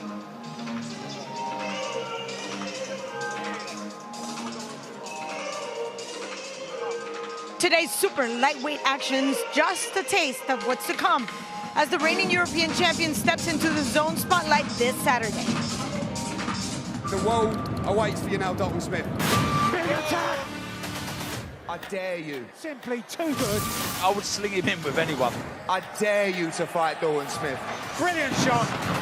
Have to give Sheffield a big fight. Inch perfect punching from Dalton Smith.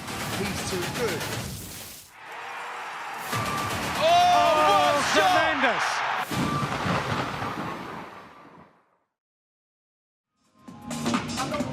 And here you find me with a spectacular participant, Hassan Hamdan. That was phenomenal. You opened the night, you were controlling the fight, and then you actually have a ruptured biceps. What kept you going? Look, you know, you only get this opportunity once in a lifetime. I've trained my whole life for this. Everyone's shooting me off at home. I just want to show everyone I'm worth it. I'm the man. Jose Luis Salcedo gave you a fight all the way to the end, and there was a little bit of anxiety as we were waiting for the cards. When you heard your name, what was going through your head? Just relief, lifetime's work put into one night, overcoming adversity once again, as I always do, and being a victor meant the world to me. In your corner, we heard them. They were very clear. We're going to stop the fight. And you just said, if I have to do it with one hand, I'll do it. What prompted you to do that? Look, just pushing through. Things get hard in life, you keep going, you keep pushing. I knew what I'm capable of. I know the work I put in every single day, and I beat him with one hand, so it's all good. So even if it doesn't heal, will we see you here in June? Yeah, you're going to see me to the end of my career, but I just want to take this time just to thank everyone back at home, and also just to ask Turkey, Your Excellency, give me some business class upgrade back home. I've got a big flight ahead of me, so yeah, make it comfortable for me. Thank you. Well, he capitalized on this opportunity. Back to you guys. Thank you so much, Claudia. What a gutsy effort from Hassan Hamdan in our opening contest. We've got a good one coming your way here. Two accomplished amateurs from Ukraine and Uzbekistan, and Danilo Lozan and Kamranbek Eshmatov ready to go at it in our third fight of the day from here in Riyadh, Saudi Arabia. Let's send it back up to Thomas. Let's first welcome to the ring, Kamranbek Eshmatov. Go'zal axloq degan libos bor millatdan qo'lini ko'ksiga doim bosgan o'zbekam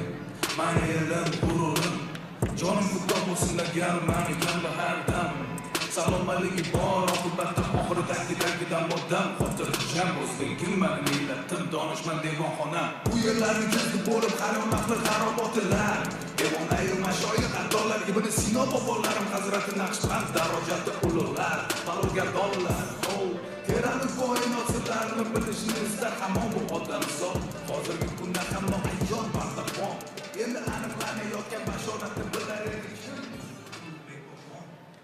And now let's welcome to the ring, Danilo Lozan.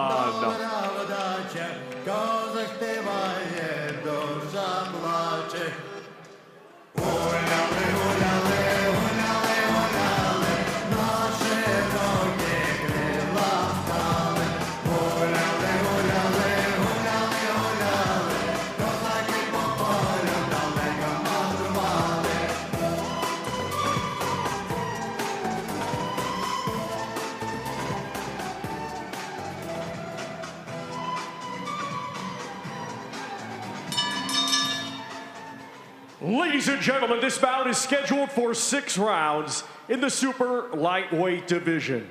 The judges are Yuji Fukuchi, Barry Lindenman, and Daniel Vandeville. Our referee in charge will be Joel Campuzano Jr. Introducing to you first, fighting tonight out of the green corner, he comes to the ring wearing green trunks and weighed in officially at 140.8 pounds. He has a professional record of 10 wins, just 1 defeat, 7 of those 10 wins coming by way of knockout. Representing Uzbekistan, here is Kamranbek Ishmatov. And his opponent across the ring, fighting tonight out of the gold corner. He comes to the ring wearing gold trunks and weighed in officially at 140.7 pounds. Undefeated, he has 12 wins, 8 of his 12 wins coming by way of knockout. Representing Ukraine, here is Danilo Lozan.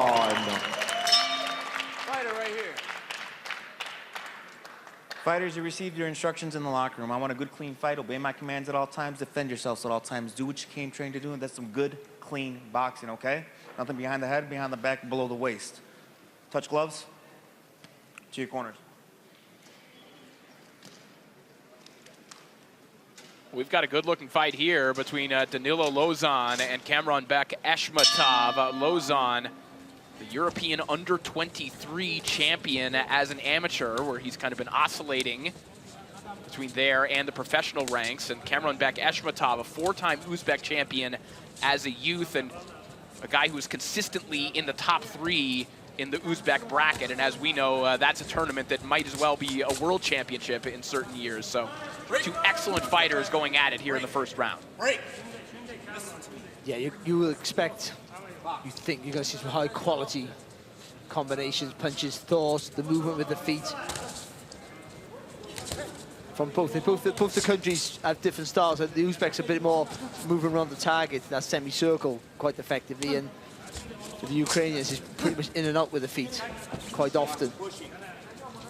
The style of Eshmatov kind of fights out of a very exaggerated kind of shell defense. You see, he kind of dips forward and backwards somehow with that lanky frame, and can make it very tricky to hit. I know, but that's good against another southpaw. You know, the way he's leaning, and Bernard Hopkins used to do that against right-handed fighters, and it makes him hard to get hit.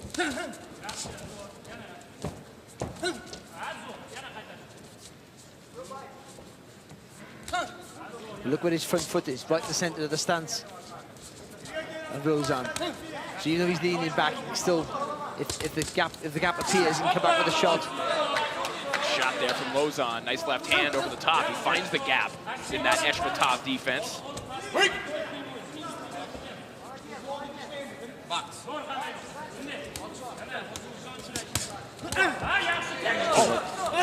felt that, stumbled Lozan. Good right hook on the inside there from Eshmatov. Comes out of that exaggerated stance, frames up, gets a little bit more aggressive, and he fires away with that left hand. I'm really impressed how Lauzon can fire such a short, hard shot out of the tight defense.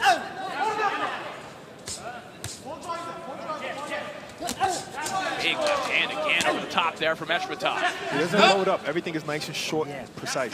Eshmatov is much better coming forward like this with that high guard than he is doing that shoulder roll. Yeah. You see one loss on the record of Kamranbek Eshmatov, a little bit of a fallacy. That was a 10-round majority decision loss to Idris Adelayev in Russia. That was a little bit of a gift for Adelayev. I think most people would agree. We're inside the final 20 seconds of round one. Beautiful check right hook there from Eshmatov.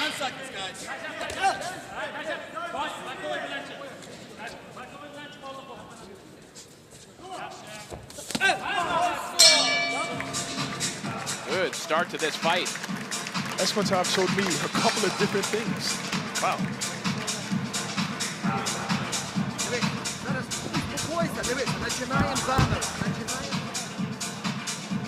You know, changed his tactic, came forward with the hands high. Again, just being able to create the space and the angle just to turn in a short space with such a tall fella is really, really effective. Wow. It's a lovely shot, right on the temple there, just making the legs go a little bit wobbly. But he was a different fighter from the first half to the second half, being more aggressive. That's him walking back and still able to check hook him as he comes in. I mean, Eshmatov has really showed me some real high quality stuff here.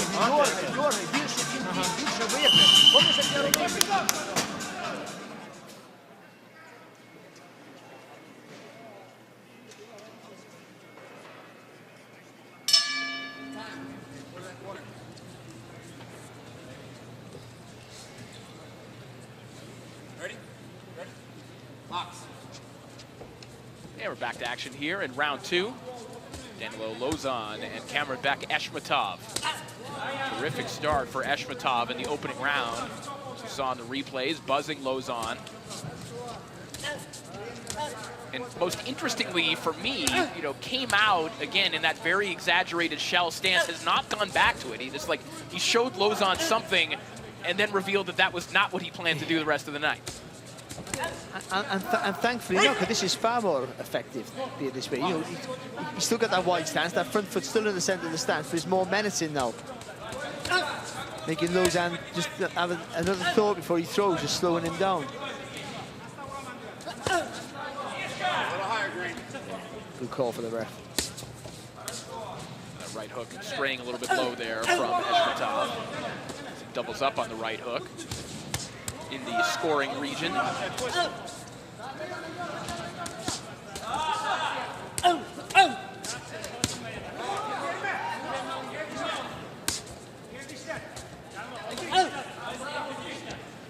The defense of Eshmatov is so tight, but I think Lauzon is just working around that guard with that left hand. Yeah, I think work is the operative word here. Right now, Lauzon doing the majority of the work. That's good stuff from Eshmatov. Nice right uppercut to the body. Just also always got to be aware, even though he's got it in his hands going, he's being effective with it. If there's a gap, Eshmatov will see it.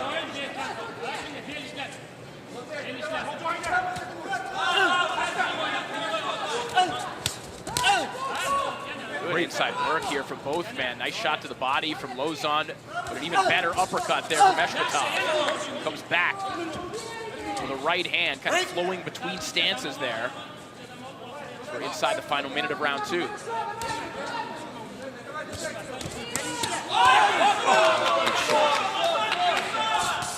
Again, same pattern. Good body work from Lauzon. Nice counter up top from Eshmatov. Just took the elbows in, it's nice and tight, didn't he, Eshmatov? And then that straight shot right through the guard.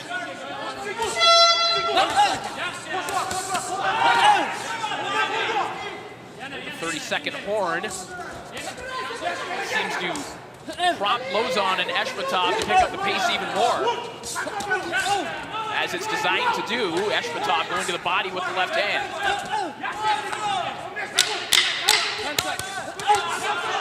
Shot again there from Eshmatov. Body work from Lauzon has been consistent throughout the round. This is high-level inside work from Lauzon and Eshmatov.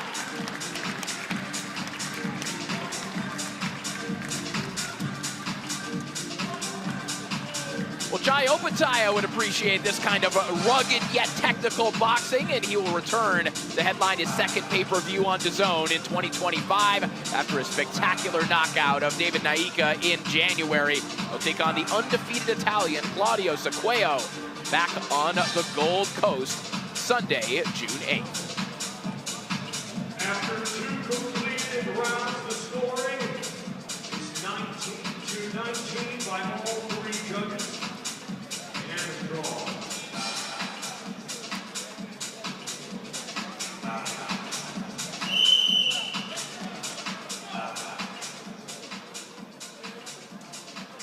It's a competitive round. Eshmatov edged that, I believe. Barry, what do you say? Yeah, I thought so as well, actually, yes. Again, he was busier to start the round, Lauzon, but I still thought Eshmatov just a much better quality in his work.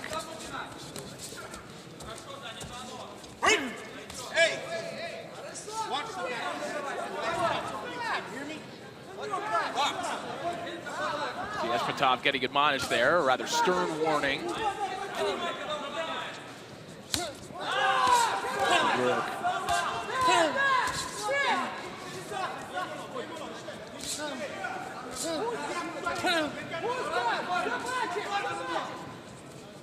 Eshmatov doesn't give much room for you to land flush shots. Like those, even those shots he was just landing, those hooks that Lauzon was landing was hitting the neck of Eshmatov. But if Lauzon throws that left hand like he did there, but really commits to lets his shoulder come over his front foot, that'll allow him a chance to spin back with the right hook, and then he'd have a target to hit.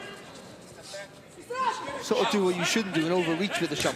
You know, you can bring yourself back aligned with the right hook, and then the way he turns his body, Eshmatov, you've got to catch him square.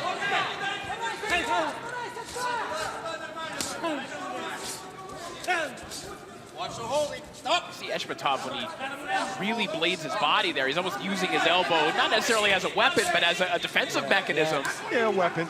And a weapon maybe once in a while. Well, that was the Mayweather trick, wasn't it? You had that turn, but you had that elbow. Yeah. Because when someone does that turn, you literally, if you just go up the arm, you'll hit the head in the air. You can punch up. But if that elbow's there, it takes that away. Eshmatov swimming underneath the offense of Lauzon there.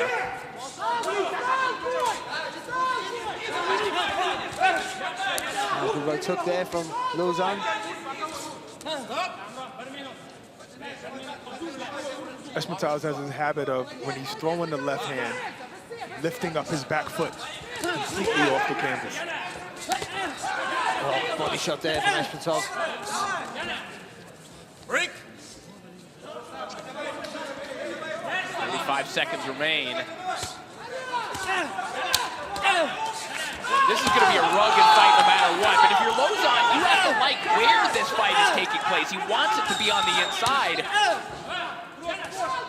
He just has an exceptional fighter in front of him, giving as good as he's taking. Yeah, that's some really good work here, Lauzon.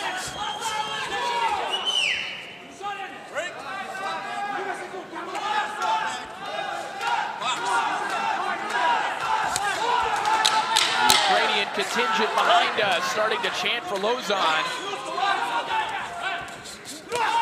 Nice right hook there. Excellent round of boxing between Lauzon and Eshmatov.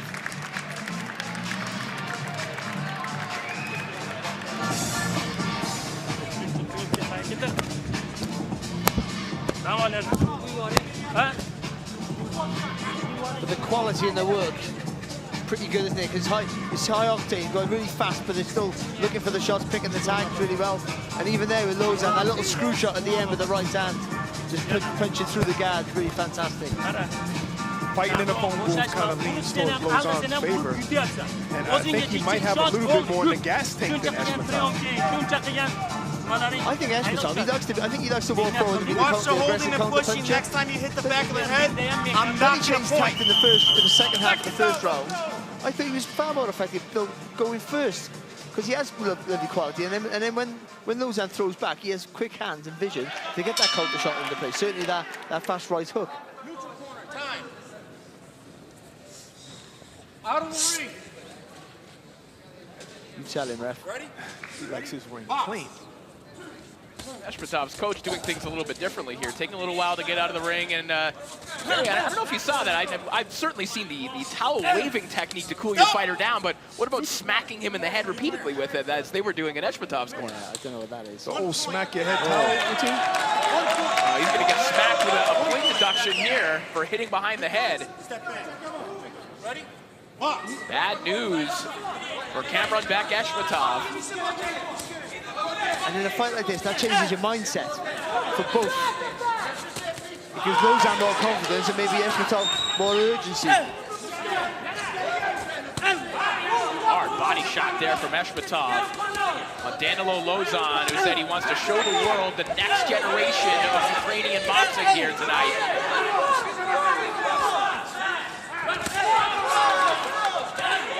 Got an ultra tough draw here, but if he can pull this off, this will be an extremely impressive victory. He's being really busy here, Lausanne, but I don't think he's penetrating the guard of Eshmatov. He's not, but he's being busier, and he might be winning this round because of the volume. I don't know why Eshmatov switched up his style and wants to fight on the inside like that and is not matching the volume of Lausanne. That's where he needs to be that three-quarter range. Even though he's tall, you think he'd be long, but that three-quarter range is where I think he belongs. I think he sees the shots better. I think his defense is better in that position. Step back counter there from Eshmatov. Right-hander. This to me looks like, okay, I'm tired and I'm going to fight on the inside. That's what it looks like to me. Oh yeah, good shout.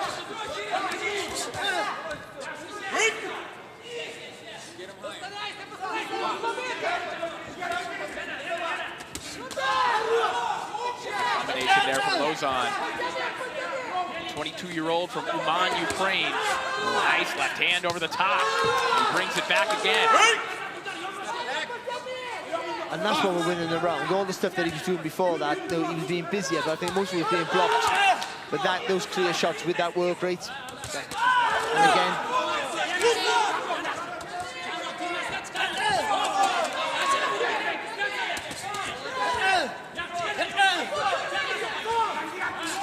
Lausanne doing some good work here. When he gives himself a little bit of space, that defense of Eshmatov isn't quite as impenetrable.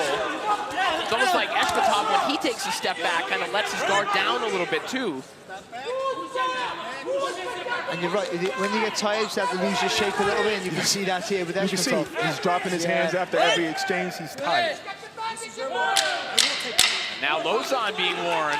A final warning for Lausanne, as he's maybe on the brink of a point deduction.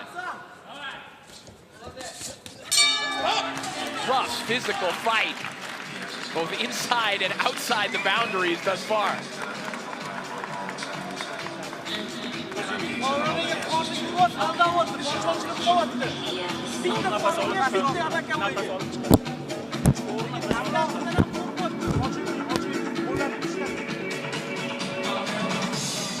Another good round, just full of quality of combinations. But yeah, for me, Lausanne was far busier throughout. Even if most of those punches weren't getting through and being blocked, he was being busier.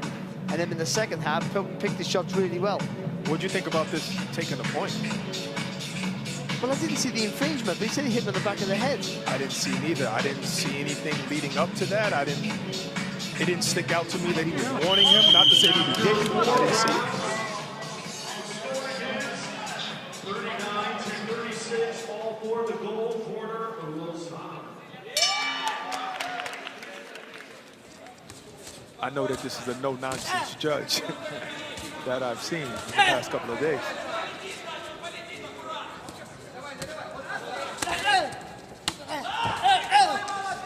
Eshmatov steps in with that right hook, and back comes Lausanne again.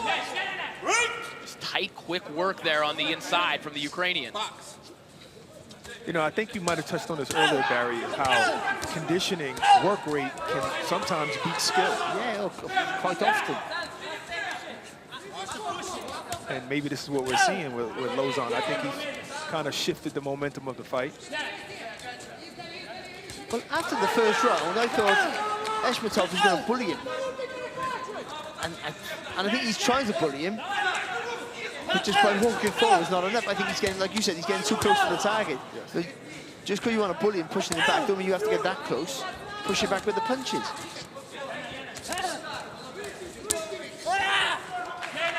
Body work again there from Lozon. You see the smile on his face as he steps out. Eshmatov is exhausted. So it doesn't help him by every time he pushes Lozon off, he's just expending more energy.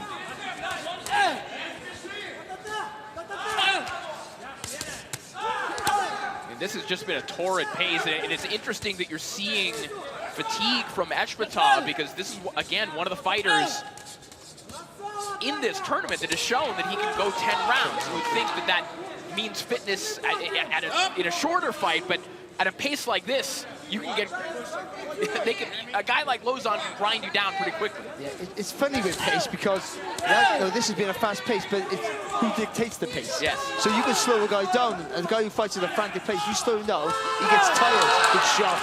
Beautiful shot there from Lozon, snapping the head back of Eshmatov. Looked like he might have had Eshmatov hurt there for a moment. And Eshmatov now taking a walk, opting out of these inside exchanges, at least for a moment. I think he might have been hurt by that combination, guys. Absolutely, and a tired fighter is almost like a hurt fighter anyway. You know, your legs are weak when you're tired. Your hands drop. Yep, absolutely. So I think this is when Lozon should pick up the pace now.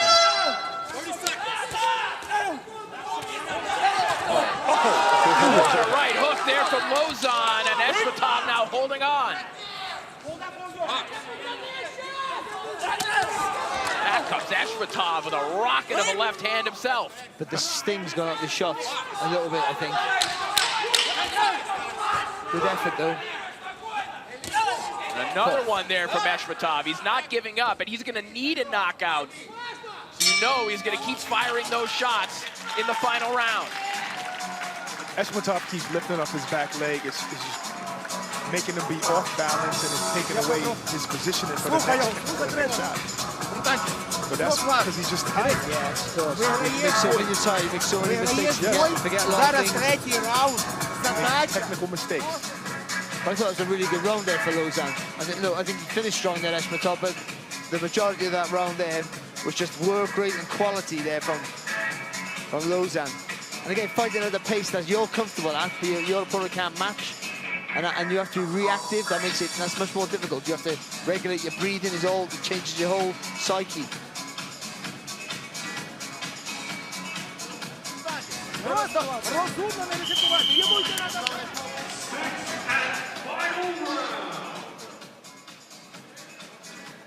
So you have the punch deduction, and the fact that Lozon is turning his fight around. Yeah. He might walk away with a victory. Well, at this point, even if Eshmatov won the last round on all three judges' scorecards, he would, at minimum, need a knockdown in this final round in order to even this fight up. And then again, it would go to the advanced scoring system. If he keeps landing those left hands like he has been over the last 30 seconds, who knows what'll happen?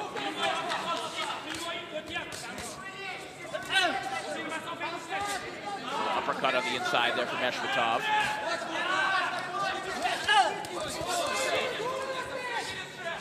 He has a fantastic engine, Lozon. He really does.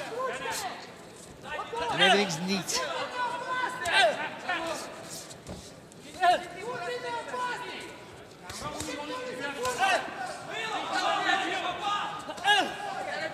Again, not to continue touting the merits of this tournament, but this is the exact kind of matchup that would not happen outside of the confines of this tournament. You know, an established, successful Ukrainian amateur against the same thing on the other side from Uzbekistan. These two just don't meet up in a normal circumstance. Not at 12-0. No, not at this juncture in their careers.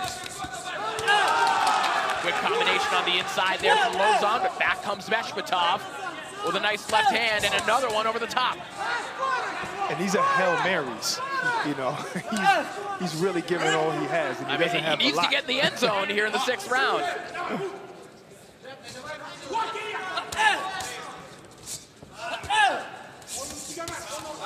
I don't think they work. I cut the snaps gone out of the shots, and Lauzon's not tired enough to really make a silly mistake, I don't think.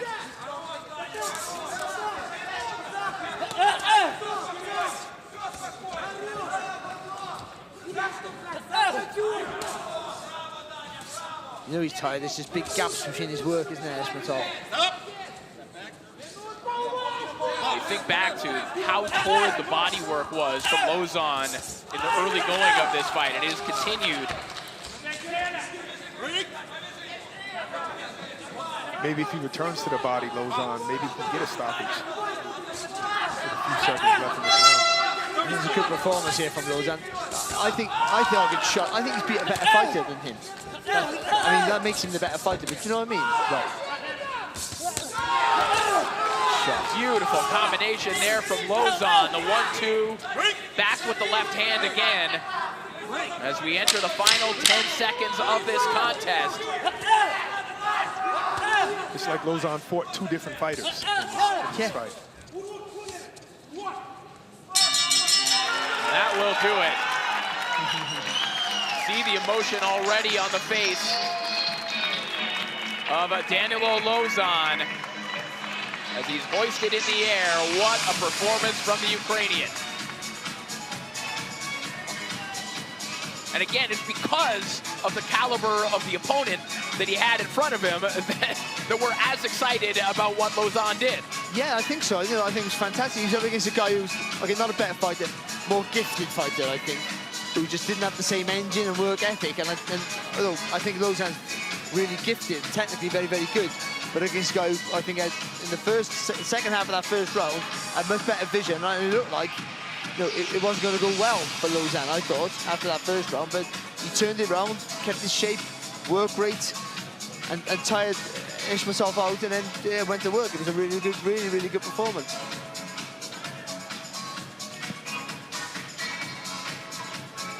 Ryan Garcia and Rolly Romero will headline May 2nd live from New York's Times Square, a stacked card that also features Devin Haney against Jose Ramirez, as well as Teofimo Lopez taking on Arnold Barbosa Jr. It's available to buy now on DAZN.com/boxing.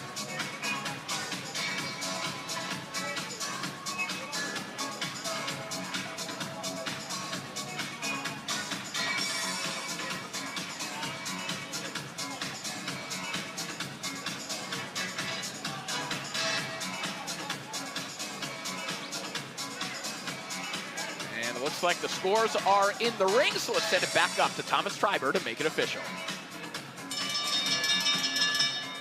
Ladies and gentlemen, after 6 rounds of boxing, we go to the judges' scorecards. Judge Yuji Fukuchi scores it 58-55, and both judges, Daniel Vandeville and Barry Lindenman, are in agreement. They both scored the same, 59-54, all for your winner by unanimous decision. And still undefeated, Danilo Lauzon. So Danilo Lauzon, the European under-23 amateur champion, now with the best performance of his professional career as he advances to the 2nd round of the WBC Grand Prix with a victory over an excellent fighter in Cameron Beck Eshmatov. We're here in Riyadh, the setting for some epic fight nights over the past couple of years, and also the home to Al Hilal of Saudi Arabia Pro League, who will be traveling stateside this summer for something very special. In 2 months, join us on the world stage, where football's elite will assemble. 63 unmissable matches to decide one world champion. FIFA Club World Cup. Watch every game live on DAZN. The FIFA Club World Cup comes your way in June, and it's free on the DAZN app. Make sure you download and keep up with all the schedules and the entire platform. Simply scroll down through and set the reminders for the live action coming your way. But as ever, check your local restrictions for availability.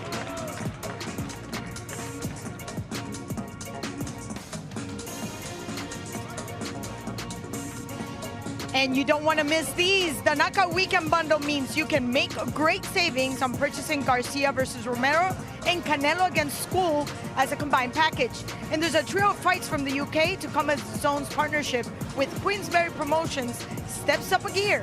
On May 10th, we head to Nottingham for the Herd Game as Anthony Kakache and Lee Woods lock horns. May 24th, it's Destination Glasgow for former undisputed super lightweight champ Josh Taylor, making his debut at welterweight against Ikaw Usman. Then June 7th, it's a heavyweight showdown in Ipswich as hometown hero Fabio Wardley faces Big Baby Jarrell Miller.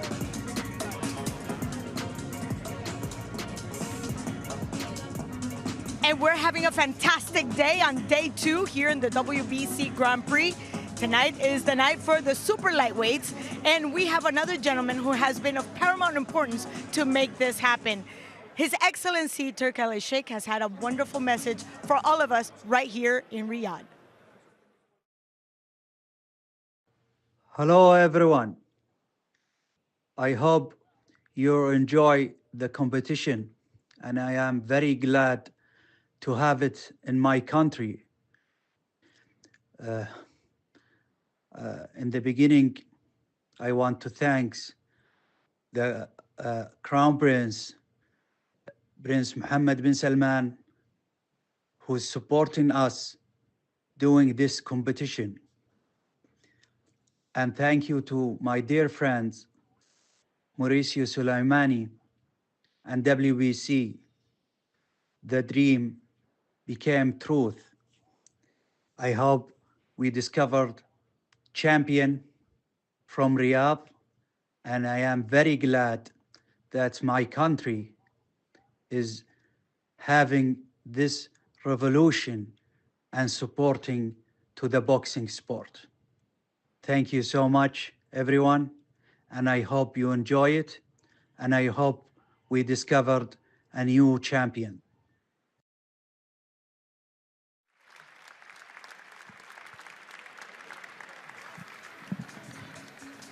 Well, a big thank you to His Excellency, and it looks like we are well on our way to producing many future stars in this tournament.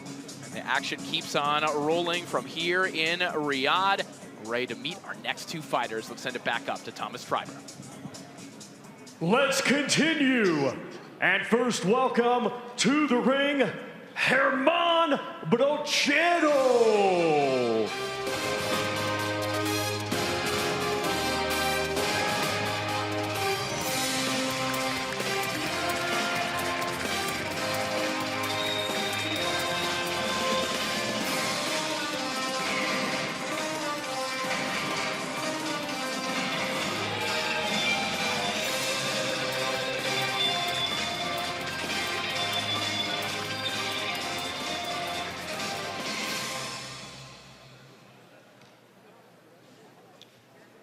And now let's welcome to the ring, Sanatali Toltayev.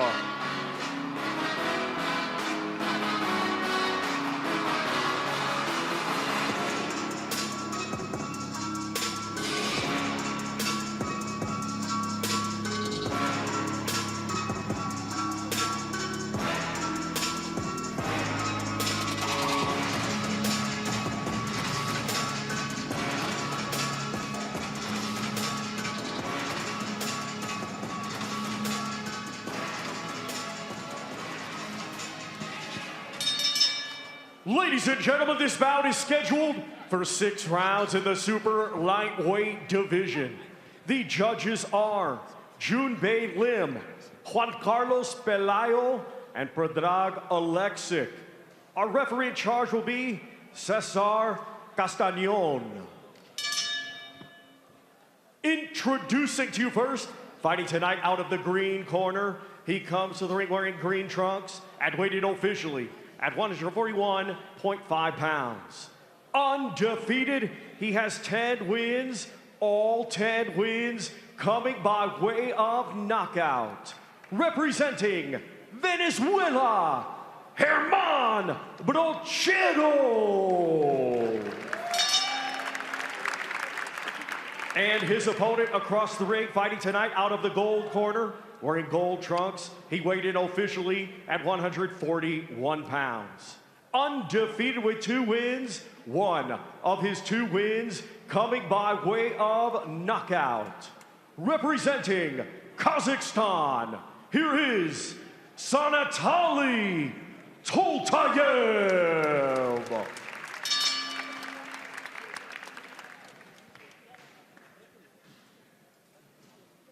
Okay, guys, both of you know the rules. I want a clean fight. Protect yourself all the time and follow my commands all the time. Conocen las reglas, quiero una pelea limpia. Protéjanse todo el tiempo y sigan mis indicaciones todo el tiempo. When you hear this, 30 seconds left. Keep fighting, okay? Good luck. Touch your gloves.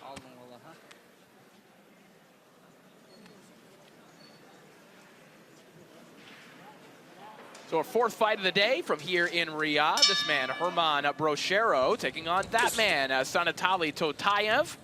Of the Fighting Toltayev twins, basically the Kazakh version of the Charlos. His brother Samatali often gets confused for him. Both of them spectacular amateurs. Toltayev had some of the attention taken away from him by his brother, but is also just in a very deep amateur system where he's never quite broken through to being number 1 or 2, so decided it'd be a very good idea to step into this tournament. He's just 2-0 as a professional, but believes he has the skills to go all the way. A nice right hand there for Brochero, who has 10 knockouts in his 10 professional victories. He hasn't fought in 13 months. Talk about the luck of the draw. You got somebody who turned pro 10 months ago. Now you're fighting a 10-0 guy, 10 knockouts, who has a whole lot of experience in his 6 years. He's a little bit wild here, Brochero, but look how smooth he doesn't load up with his shots.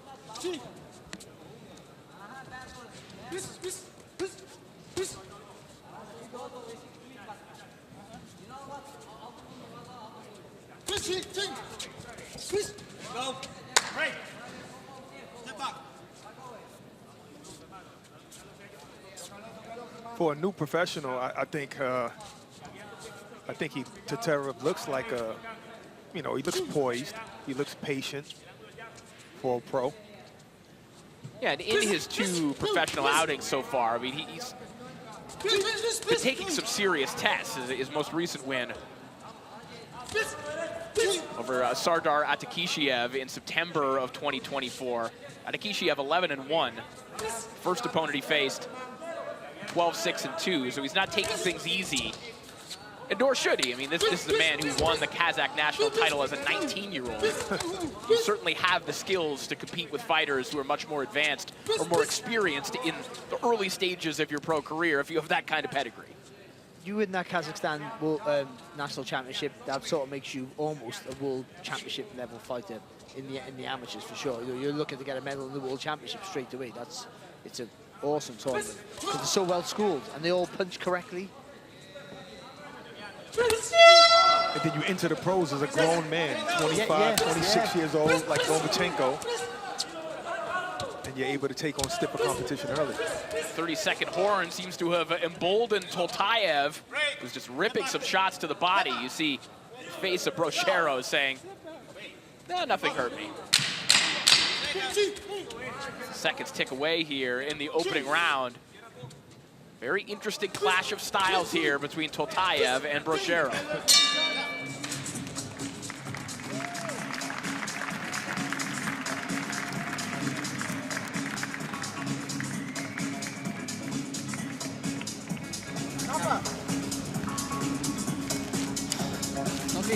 Бәрі дұрыс. Хорошо? Біреу блок қабылдап, шагнас сен алдын қол тегіле бер. Хорошо? Блок қабыл левый боковой вылетеді. Түсіндің ба? Бірінші дергать етесіз, Certainly at the beginning of the round, but then he got the grips in very quickly. Then I just think his technical prowess sort of dominated the rest of the fight, the round after that. But at the start, the looseness of Brogero was a real problem. He punched in long, you know, and you see they had heavy hands, and Toltayev had to take a few big shots. But then after that, he tied himself up a little bit, started to be the aggressor.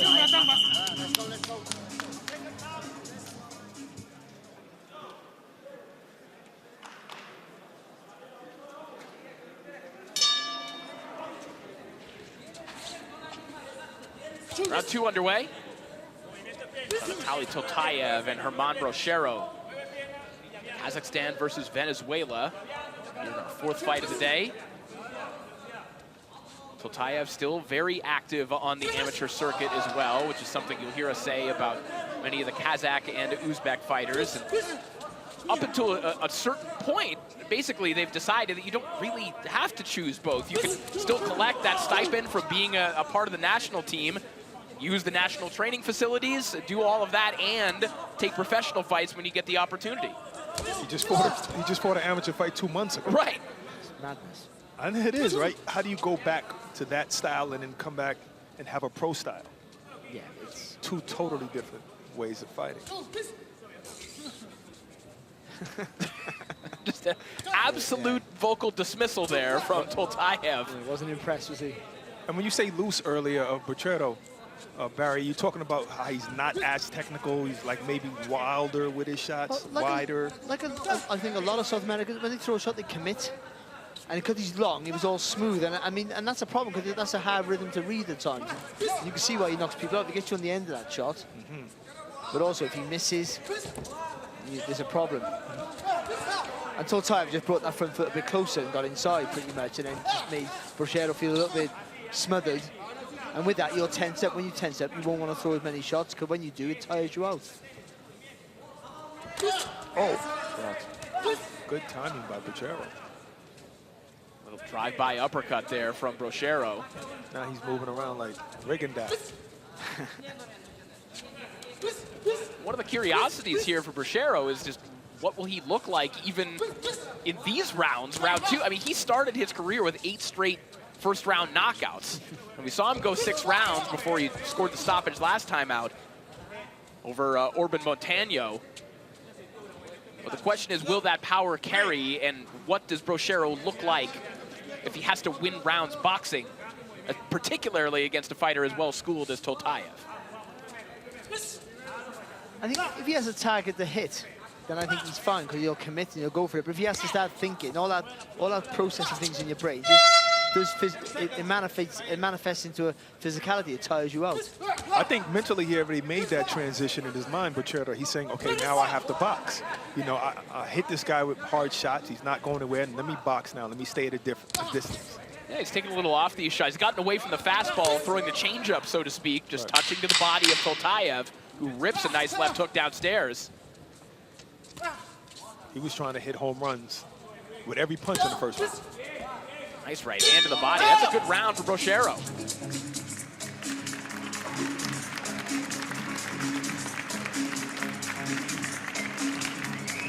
Just a reminder that Orion Garcia and Rolly Romero will headline on May 2nd, live from New York City in Times Square. Devin Haney and Jose Ramirez on that card. Also Teofimo Lopez and Arnold Barbosa Jr. A lot of bad blood heading into that fight as well. That card is available to buy right now on DAZN.com/boxing. But this here is an historic event, and literally that's 2 weeks away from another historic event. But it's shut down Times Square. I can't believe it. I can't believe it. When it was mentioned, I just went, that will never happen. Not a million years. Oh, man. Muy bien, muy bien. And the other 2 judges have it even, 19-19. So 2 judges have it for Brogero, well, 2 rounds for Brogero, and the other 1 apiece. That sounds about right. Yeah, I think so. I mean, he had a good start in the first round, but I think Toltayev didn't have to win it. But the second round, yeah, it was certainly a Brogero round. Yeah, so we were just handed the cards right here. So 1 judge has Brogero up 2 rounds, right? And then the other 2 judges have it even, as you see it on your screen now. So it's the other way around than what he said. max speed. Look at those scores and the way that this fight is developing, the different approaches of these fighters. It feels like a fight that could introduce that enhanced scoring system that we've been talking about. I'm not gonna lie, I want to see that. I want to see how that works in the sport.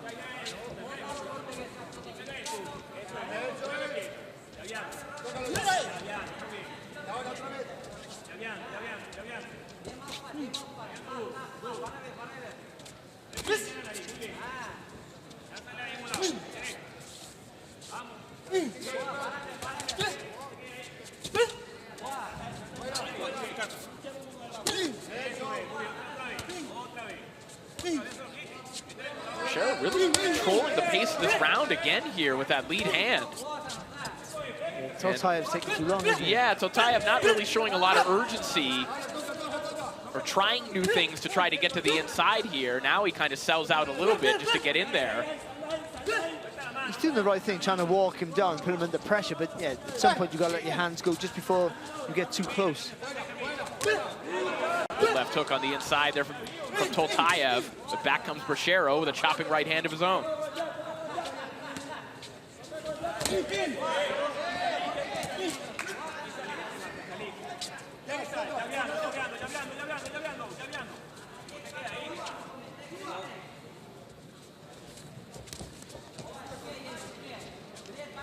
See, people look at pressure as walking forward. Pressure's only pressure if the other guy feels it. Otherwise, you are just walking forward. Yeah, you know, I was going to point that out, Barry. That was a very cordial break there a moment ago. Yeah. You know, Toltayev kind of got to where he wanted to be, but nothing really happened. They just sort of gently broke. Now Toltayev trying to turn it up a little bit. Pressure is only pressure if the other guy feels it. That was good. Or if you're making a fighter do something they don't want to do or quicker than they want to do. Right now, for vast portions of this round, Brashero has been able to do things on his own terms.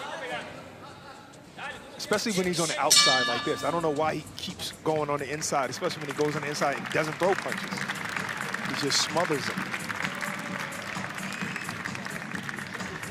Sit down, sit down.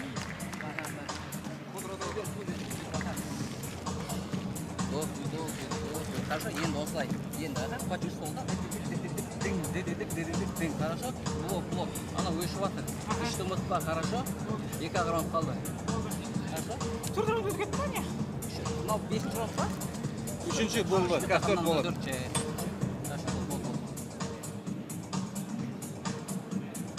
Little left hook there from Toltayev. And he was coming forward, but again, pressure wasn't intense enough to put any panic on Brashero for me, who I thought boxed quite nicely on the move.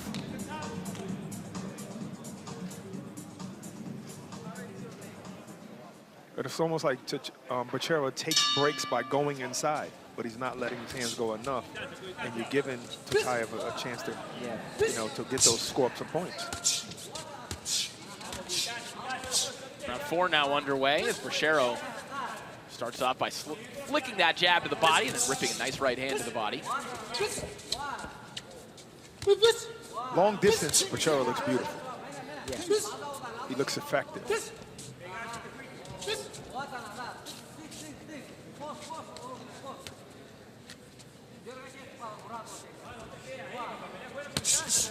Shots.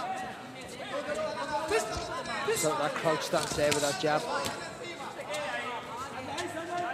Good body work there from Toltayev. Toltayev putting a little extra zip on his shots now. You could hear the tenor in his corner. They clearly wanted to wake their fighter up a little bit. Toltayev is doing exactly what he's supposed to do. If you're going to give up the distance like that, I'm going to let my hands go immediately. It was just a little feint there before he came forward. And he fell for it, Brashero. And looking back at the last couple of rounds, the question is how much of that good work that Brashero's been doing from long range, how much of that was because of him, how much of it is just kind of permitted by what Toltayev was not doing. Yeah, I would argue a little bit of both, to be fair, I would say, but I'm not sure if he feels like he's no good in close, Bracero, and he wants to be. I don't think you're vulnerable at distance as well. That's the thing. You know, you should be there, but you know your hands are going to come out and they go longer to come back, and you're always worried someone's going to slide in and catch you if you're not used to doing that. I would imagine, obviously, 10 stoppages in 10 fights, that he's the guy who comes forward most of the time and bullies opponents. He has a good jab. And he does some sneaky body work like he did there at the end of that siege from Toltayev. There was still Bracero standing in there and landing to the body. They trade right hands there. Good shot on it from Toltayev.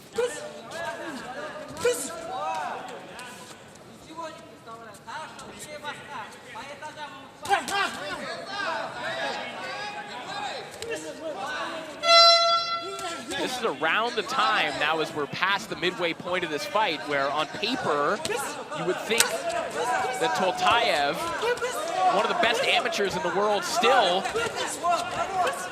might just start to have a few more ideas. And right now, he might have Bracero in a bit of trouble. Bracero trying to grab a hold of something, but Toltayev all over him. Bracero just defending there for the final 30 seconds of the round. But might have stole that whole round because of that last 30 seconds. So. I think it was close enough, but that's the deciding factor for sure. But Bracero doesn't know how to defend. That arm across your body and that cross-arm defense is good if you're coming forward, I think, and it's good if you master it. But all these defenses from great fighters, the unorthodox ones, are very difficult to copy. Like, the hands high elbows tucked in is taught for a reason. It's the most simplest and effective defense, and that's what he needed in that little flurry there. It was not this here, was to put your help, say your prayers, as we used to call them when we were kids. Elbows tucked in, hands together, say your prayers, get the glove cover your face, and then regroup. It gives you just a few seconds to throw back. And Toltayev just took full advantage of that. He might have got hurt in this exchange. A couple of shots landed behind the head, but he seemed to lost his footage a little bit. Yeah, to your point, Barry, there's only a handful of fighters that have been able to make the old mongoose defense work. Obviously, Archie Moore, the namesake of it, Dwight Muhammad Qawi, old George Foreman. You got to be a big puncher if you're going to pull that off. 45-year-old George Foreman, yes. But I think that one's a lean over your front foot, bobbing, weaving, it's to sort of block to come forward.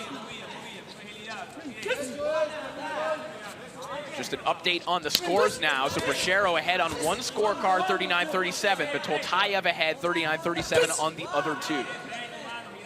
Yeah, the fight's certainly starting to swing in his favor.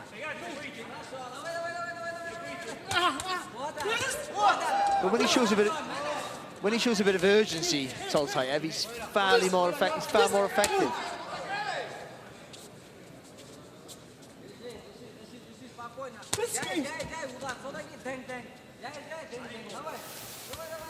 All right, we're going to send it over to Claudia Trejos, who I believe was in the Bracero corner. Claudia, what are you hearing? The first thing they're doing is tending to that small cut under the right eye.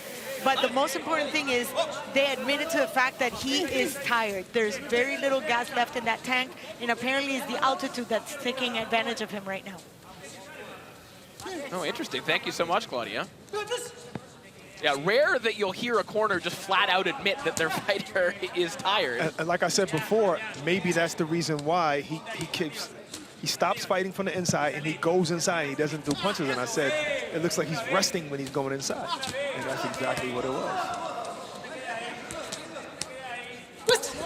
This is the second time tonight where we see a fighter who seems like they can control the fight, get winded, and the fight totally changes.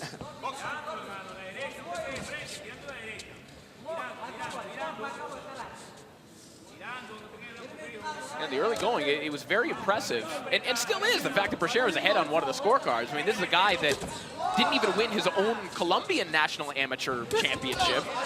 Took bronze back in 2019. Been fighting a fairly low-level fighters back home in Colombia, hanging in here with one of the best amateurs in the world today. both talking to each other.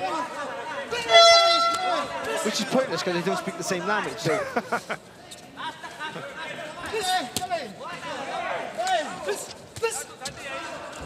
Final 20 seconds of the round. It's a good round as well.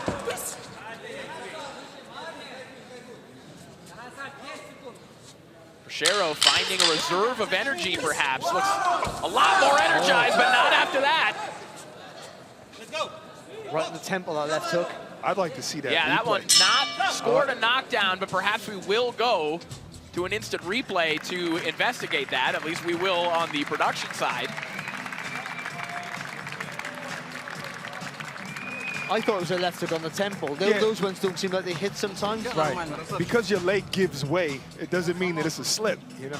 I think it came from a punch. It's a shot. Short right hand. There you go. There it is, right on the temple there. That's a knockdown. Yeah, that is just a flat-out knockdown. I'm not hurt, but my legs are not doing what I'm telling them to do. That is. So this is what I love about the WBC. They implemented the WBC instant replay where maybe that can get overturned. Maybe that can get ruled a knockdown. Without disrupting the flow of the fight? Yes. I think that's the important thing, isn't it? So now the referee's telling the judges, I think, to amend their scorecards to call it a knockdown. I believe so. So we'll wait for the official word, but we believe that will retroactively be called a knockdown thanks to the WBC instant replay. Wow. All right, Claudia has verified, so it has been overturned. So that is a knockdown for Sanatali Toltayev at the end of round 5. And now we'll see if Bracero has been able to recover from what was indeed a knockdown and a 10-8 round. Shots. Quite often, them sort of shots don't really hurt you. They just, your legs betray you. You can't understand why. Shaking your brain, hitting the temple. Sneaky little uppercut there from Bracero. And we know he has power. He could potentially be dangerous while hurt. But this is a different looking Toltayev than the one we saw in the opening 2 rounds. Maybe it took a little while for the engine to get going, but now Toltayev looking like the fighter he was touted to be, as he is just haunting Bracero right now in the 6th and final round. Yeah, the last 2 or 3 rounds, he's been pretty good, hasn't he, Toltayev? Menacing. And every now and again, that injection of pace in his work has been fantastic. Going back to the point you made about the Bracero defense, he keeps going back to this cross-arm defense, and it's temple shots that are badgering him as he gets clobbered with a leaping left hook from Toltayev. He also stepped on his foot as well, so Bracero was trying to say, no, he stepped on my foot, that's why I went down. I think that punch had a lot to do with it as well.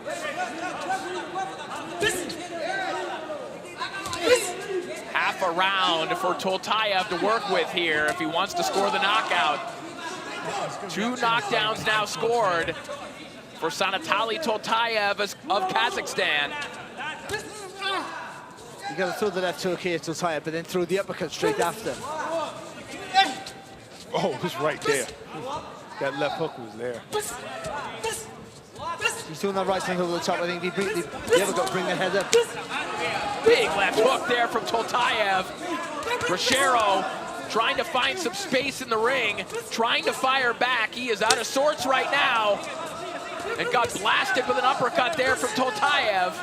An exhausted Bracero trying to fend off the Kazakh menace, Sanatali Toltayev. Look how he turns into the shots. And that is it. This one will be waved off. Sanatali Toltayev punches his ticket to the 2nd round. He turns his punches over like a triple G. Doesn't he just? A young triple G. When we see the knockdown again, I'm pretty sure the elbow comes up with the left hook. He looks like he leaps in, but usually with that, it'll be the whip at the shop. You don't have the weight, but he had weight in that punch. I mean, so that's more probably sliding than leaping. I mean, but he closed the distance really quick. Again, the elbow square with the glove. It's a lovely shot, really heavy-handed shot. But then the finish after that, the follow-up, when you're trying to get away, he's skipping around the body, that semicircle around your opponent. Beautiful. Yeah, he just stays in that all the time. So if you go left, he'll turn right. If you go right, he'll turn left. And he always has to target the hit and not letting you off the hook.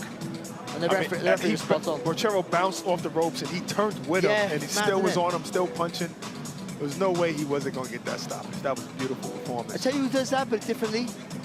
My favorite fighter, Bam. Oh, of course. 100%. Angles all night. But I mean, he won't let you, once he surrounds you. Yeah, the way he fights.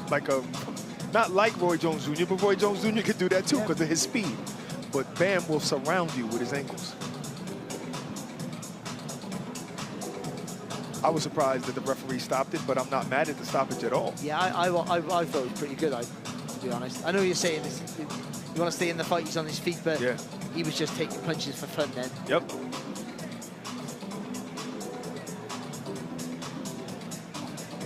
On April 26th, the Bourne rivalry will be settled when Chris Eubank Jr. and Conor Benn finally go head-to-head in front of a sellout crowd at Tottenham Hotspur Stadium. Fatal Fury Eubank Benn is available to buy now at thezone.com/boxing. And we are ready to make that knockout win official and send it back up to Thomas Treiber.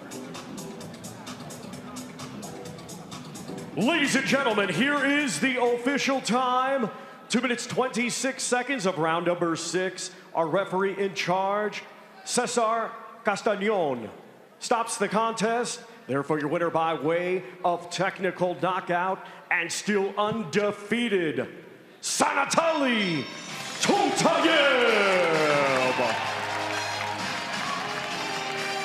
So Sanatali Toltayev with the knockout victory as the pride of Kazakhstan advances to the second round. Got it. In 2 weeks' time, we'll be back in Riyadh for Canelo Alvarez's undisputed super middleweight defense against William Skull. The Zone's Chris Mannix and Sergio Mora talk us through it. All right, Sergio, undisputed championship on the line in Riyadh, Saudi Arabia. Canelo Alvarez looking to become a 2-time undisputed champion who takes on William Skull.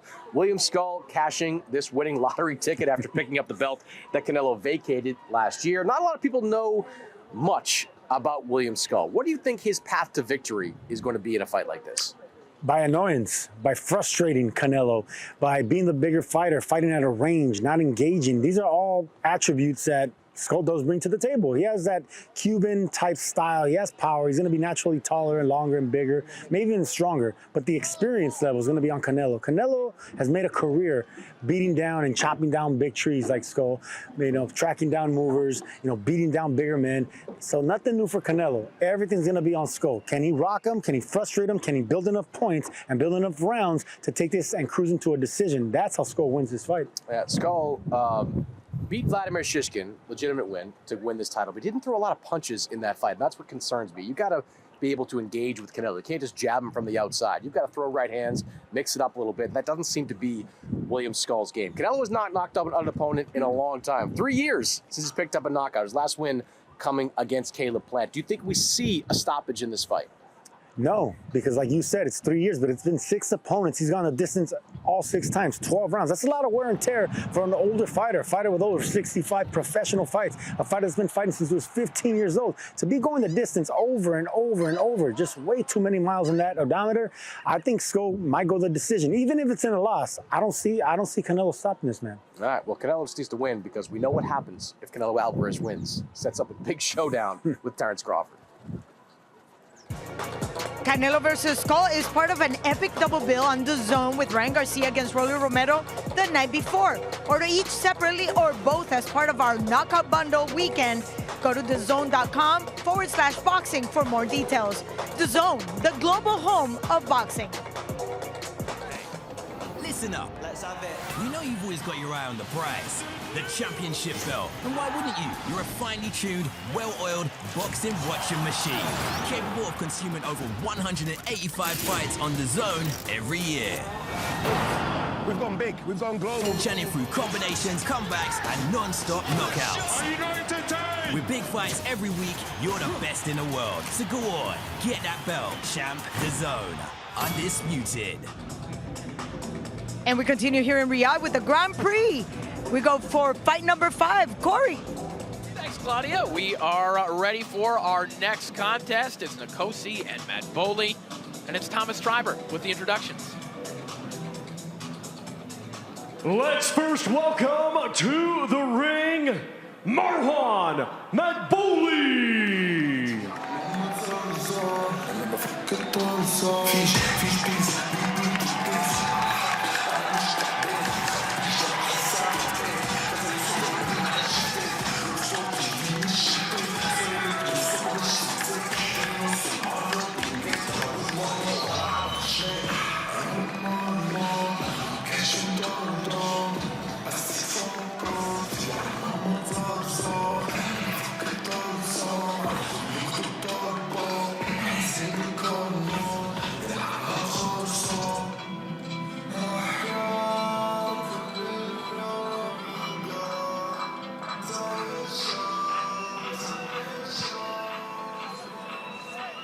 And now let's welcome to the ring, Ntetelelo, Baby G, and Nkosi.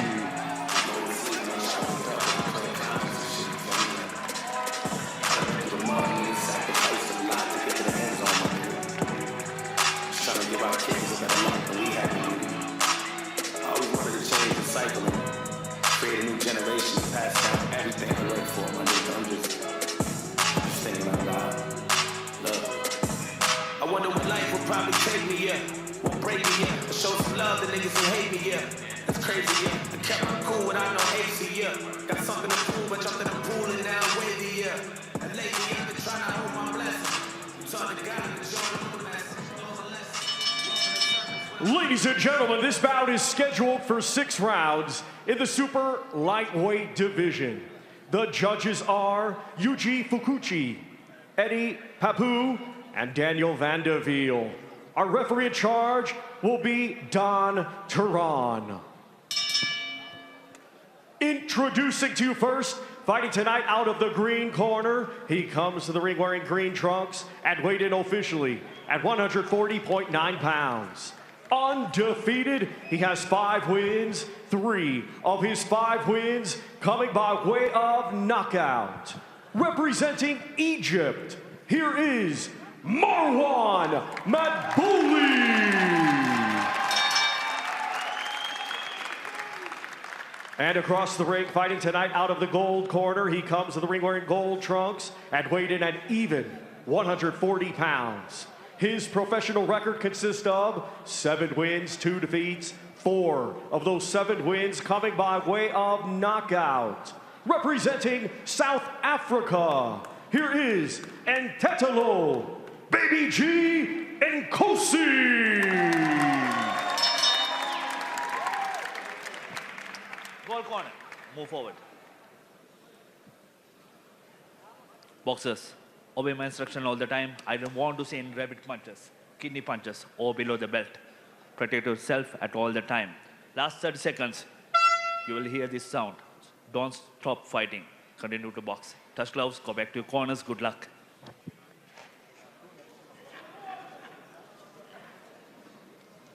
So an interesting matchup here in our 5th contest of the day. This man, Marwan Madbouly, very important fighter to Egyptian boxing, the first boxer from Egypt to medal at the Youth Championships. Picked up bronze at the 2018 Youth World Games.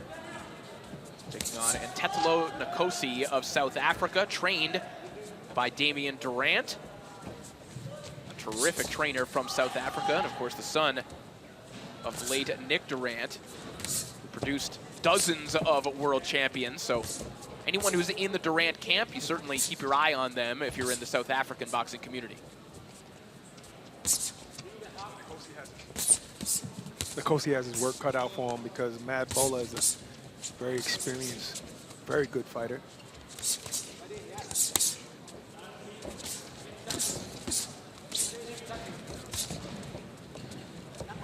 A little bit of busy work to the body there from Nkosi a moment ago. Now, long-range jab as Madbouly tries to get his way to the inside to do some work downstairs. Good work by Nkosi, especially to the body. Quite heavy-handed. Sorry, Jabbar. he's quite heavy-handed, Mad Bowley. That's a couple of his fights in Abu Dhabi, but he is a little bit one-pace, so yeah. It can be a little bit, not I wouldn't say lazy, but allow you to do this. Because he believes he has that power. He sort of like wants to throw 1-2s, but he should sometimes up the tempo now and again.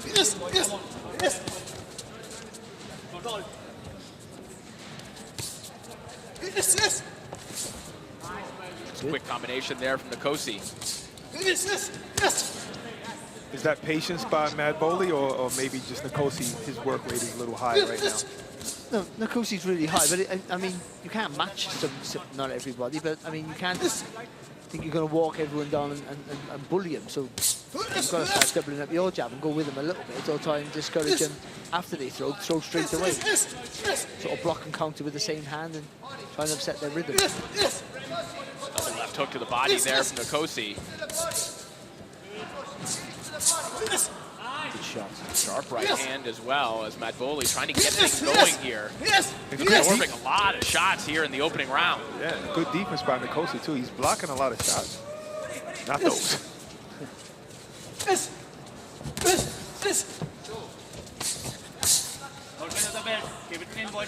Nkosi, the current South African super lightweight champion, is used to going 6 rounds and more. He's done that a number of times in his career.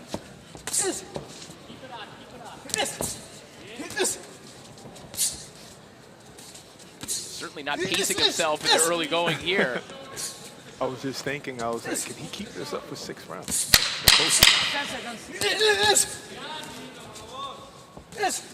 You'd have to think that in the enhanced scoring system being employed by the WBC, that is a very, very clear round for Tetsuo Nkosi. I would say that's at least moderate. Yeah, it's a fantastic round, wasn't it? But he was allowed to let his punches go. He had to work hard, and that might be, but my body is physically strong. But apart from that, that was a good round for Nkosi.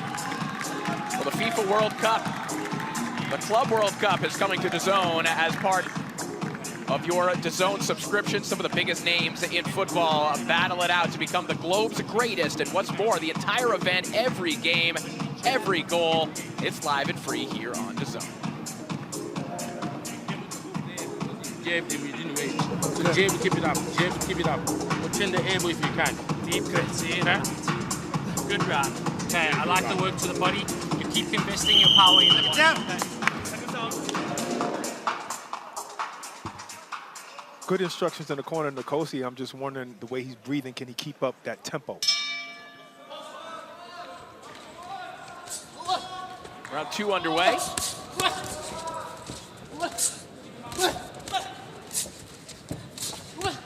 Better from the edge, trying to punch in between Nkosi's punches. Nice left hook there from Nkosi as he punches in between Mad Bowley's punches. A slight angle to get that shot off, and now looking for the uppercut through the middle. Okay, no, they did the right movement there, Mad Bowley, but just wouldn't let his hands go. Better.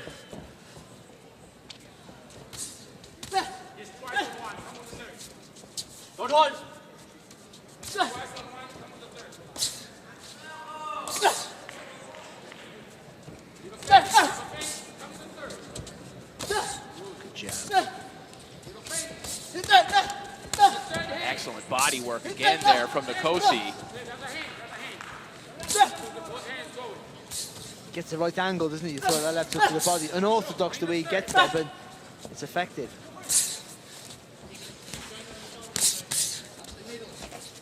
Mad Bowley's not doing too much body work, even though the body is there for him. And he's having problems hitting Nkosi flush because Nkosi's good at blocking. I think he should go to that body.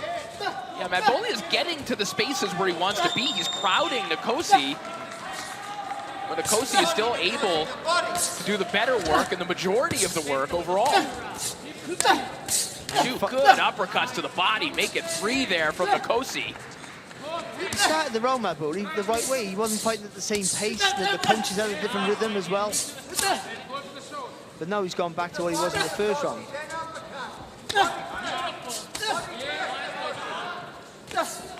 Kosi's corner telling him go to the body first and then rip the uppercut. Back comes Matt Boley. The crowd getting behind Matt Boley here, the only Egyptian representative in the WBC Grand Prix. Kosi. Kosi listening to Coach Durant there, goes to the body, then brings the uppercut behind it. Now Matt Boley back against the ropes and taking right hands from Kosi. He looks tired there, Matt Boley. He does. The crowd trying to rally him. I think they're appreciating the duress that he's under right now as Kosi just will not stop punching. Lovely body shot. Felt that.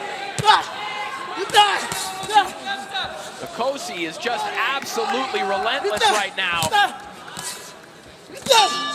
And he digs one last left hook to the body, and boy, Matt Boley felt that one. You saw the grimace, and you see him slumped over top of the ropes. He is struggling there, Matt Boley in the corner. That was about 35 seconds of work there. If you let him go first, Phenomenal straight work. Let's take a look back at some of it. Look, he takes that step to the right. We talked about Bam earlier, didn't we? Yes. He took that step to the right, that opens up the body there to get throw the that proper left torque on that left hook. After 2 rounds, all 3 judges have been 20-18 with the gold order in Kosi. So hypothetically, if you're a fighter who say, okay, I'm not 100% conditioned, but I'm gonna go full steam ahead in these first 3 rounds and win it big. So if I happen to lose the other 3 rounds, I can still win. Yeah, but also he might be one of those fighters who just always looks tired, but they're not. Right. You know what I mean? I can't think of it off the top of my head. There's a few of them. Okay, they look unhinged, you know, they look unhinged, then they come up the next round, do exactly the same thing.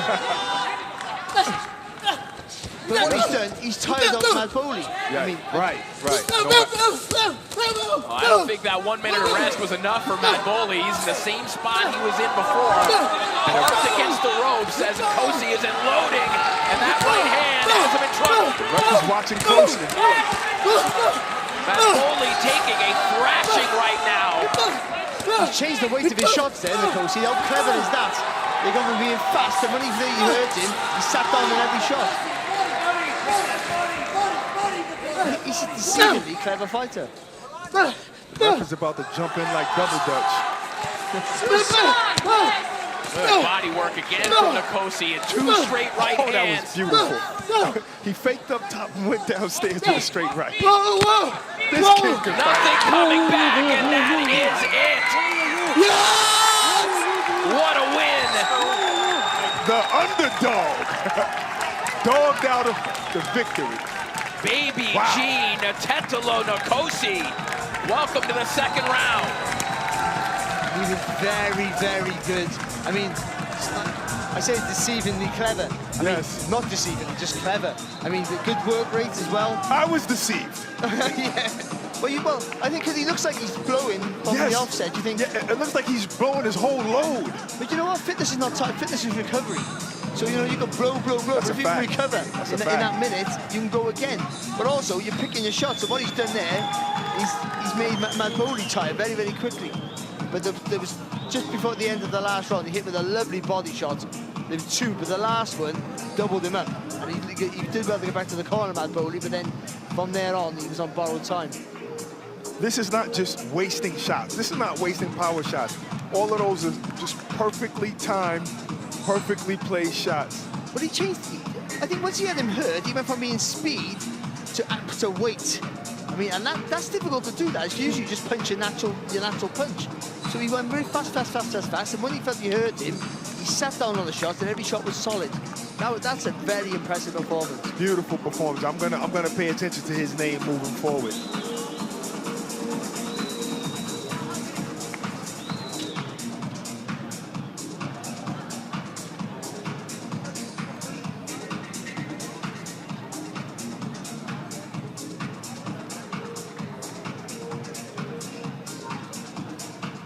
Ring Magazine brings you Chris Eubank Jr. versus Conor Benn. This eagerly anticipated showdown has been years in the making and finally taking place at Tottenham Hotspur Stadium on Saturday, April 26th. Buy now at DAZN.com/boxing.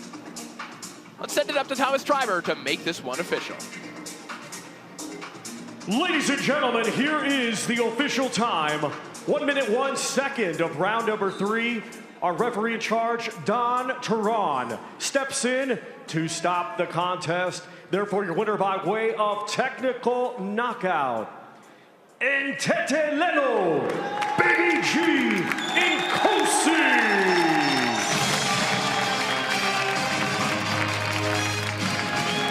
So Baby G and Ntetelelo Nkosi from Johannesburg, South Africa with a knockout victory over Marwan Madboli. And he will advance to the second round of the WBC Boxing Grand Prix.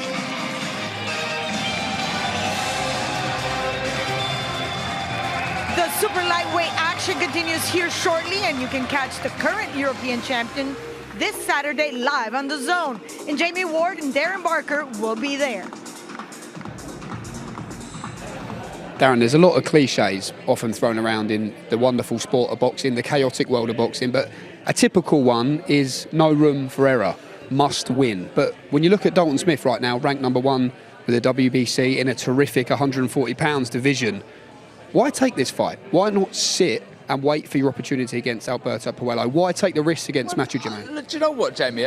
I understand the question, I get it, but you got to remember, these fighters, they love to do this. When I was fighting, I loved to do it. You want to be busy, you want to be active, you want to get that time in that distance, you know, all going well, he gets the win. Going into your next fight, that's a world title. You want to be active. This is what you love to do. So I totally understand what you're saying. Anything can happen. You could get a cut, there could be an injury, or, you know, God forbid, if you're part of Dalton's team, he was to lose, then it, you know, it completely upsets the progress that you're making to fulfill a dream. But ultimately, it's about challenging yourself, being in there, being active and fighting. And you look what he's achieved through 17 fights, English title, British title outright, Commonwealth champion, European champion earlier this year, in emphatic one-round style. All that's left is that World Championship. If he can get that piece of the pie by beating Alberto Puello later on this year, his life is going to be changed forever, not just in terms of a legacy perspective. Absolutely. You mentioned all the accolades there. It's something that I was able to do. Didn't win the British title outright, though. Not outright. Did you win the English title? I didn't win the English. It wasn't available to me. But yeah, that final piece of the jigsaw. And by the way, for Dalton to do it so young, really, still only 28, it would be remarkable, it'd be special, and I think it would just make him a better fighter. But there's business to take care of. Mathieu Germain, he's game, he's confident, he knows what it takes to win. This is a big step up for him, but this is his opportunity to push on and fight for a world title. So there's a lot to like about this fight, but you're right, it is the fight before the fight. He's laid it out plain and simple. Yeah. Dalton Smith, he says, deal with Mathieu Germain in style and then hunt down Alberto Puello. Not really heard him speak like that before, so it's nice to see that. And I like that. I like the intent, I like the desire, the ambition, and the self-belief, most importantly. I really think, and I echo what Frank Smith said at the press conference, I echo what he says. I believe Dalton Smith can go all the way. Smith Germain, your main event. Cannot wait for this one. The fight before the fight. That's all to come on Saturday, and we've just added more bare-knuckle BKFC action to the schedule with the announcement of Mike Richmond defending his light heavyweight crown against Josh Dyer on May 10th, live from Salt Lake City. But now it's time for fight number 6. I'm a little excited here. It's all here in Riyadh. Over to Corey.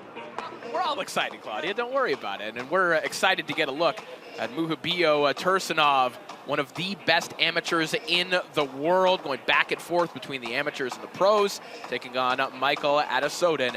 And we are ready to meet the fighters. Let's send it up to Thomas Treiber. Let's first welcome to the ring, Michael Money Adesoden.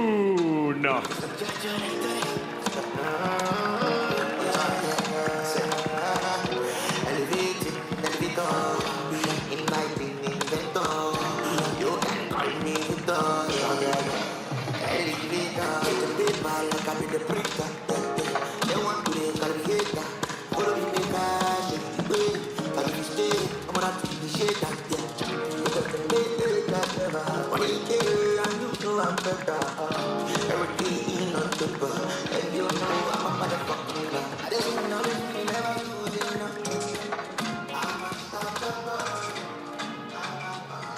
And now let's welcome to the ring, Mujibayo Tursunov.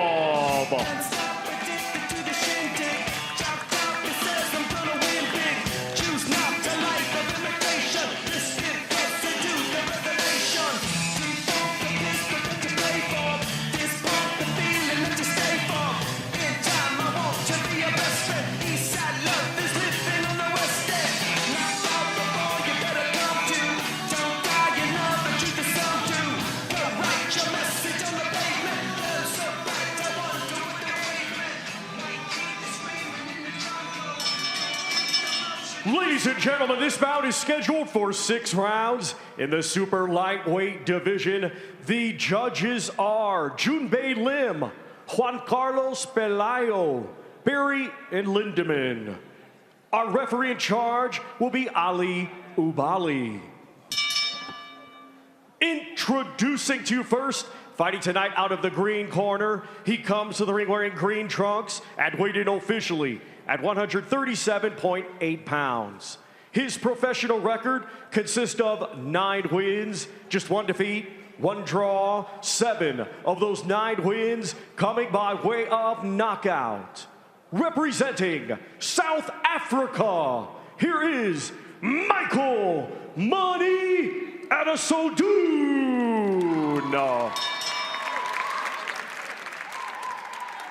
And his opponent across the ring fighting tonight out of the gold corner. He comes to the ring wearing gold trunks and weighed in officially at 140.1 pounds. Undefeated with 5 wins, 2 of his 5 wins coming by way of knockout. Representing Uzbekistan, here is Mujibayo Tursunov.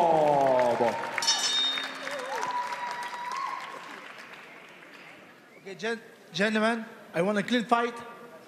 No punch here, behind the neck, behind the kidney, under the belt, okay? When you heard that, you're still fighting. May the better win. Protect yourself all the time, okay? Have a good fight.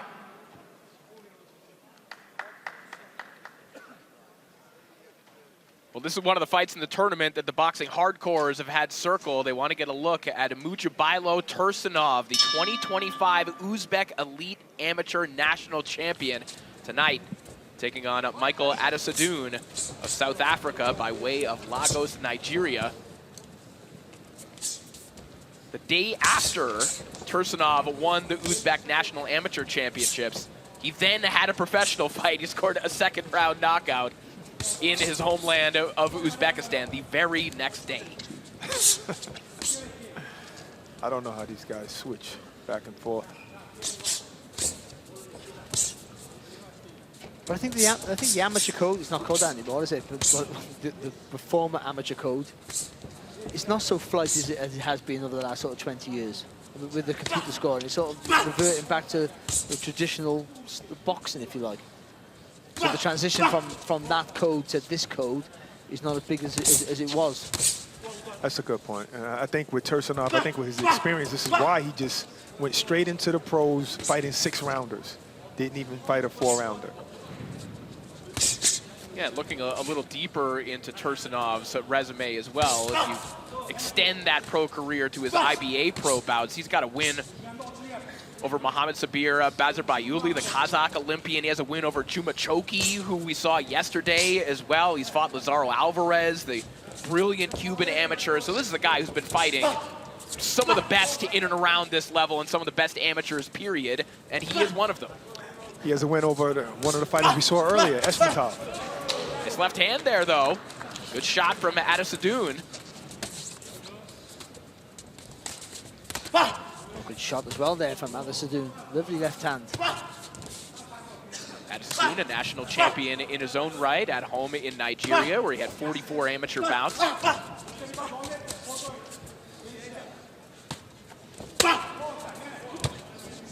Hard shot to the body there from Adesodun. compact defense there from Tursunov, and he turns it into 2 good left hooks and a nice uppercut on the inside. He's about to time that left hook there to the chin again with another one.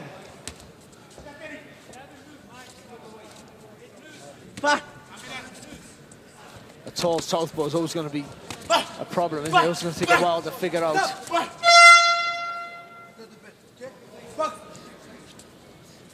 Tursunov warned for some of those shots straying low. Tursunov is throwing every shot with heat. Usually fighters that yell, they're not throwing 20 punch combinations because they're throwing them so hard.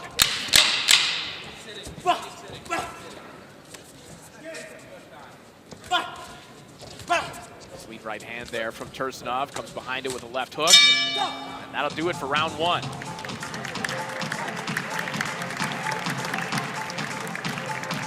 Was that a tough round to score, Barry? Yeah, I think it was around the 2 halves. Literally, I thought you did really well at the beginning. I thought, you know, you got the movement right and you got the punch well, but then, you know, tall salt was always going to be tricky to figure out. But I think Tursunov did in the second half of that round. He got to work, so it would probably edge him in my opinion. But it's a close one. Especially if you're looking at maybe Adesanya landed a lot in the beginning, but it was softer punches. Yep. And Tursunov was really sitting down on his punches, landing harder shots. Maybe that stole him the round. They sort of take, especially when they throw the left, they sort of take that step not forward, but also a large step to the side, so they can swing their body back into the left hook. I mean, I wouldn't recommend it, but I mean, if you've got great balance and timing like they have, it works a treat. Round 2 underway. Ujabilo Tursunov and Michael Adesanya.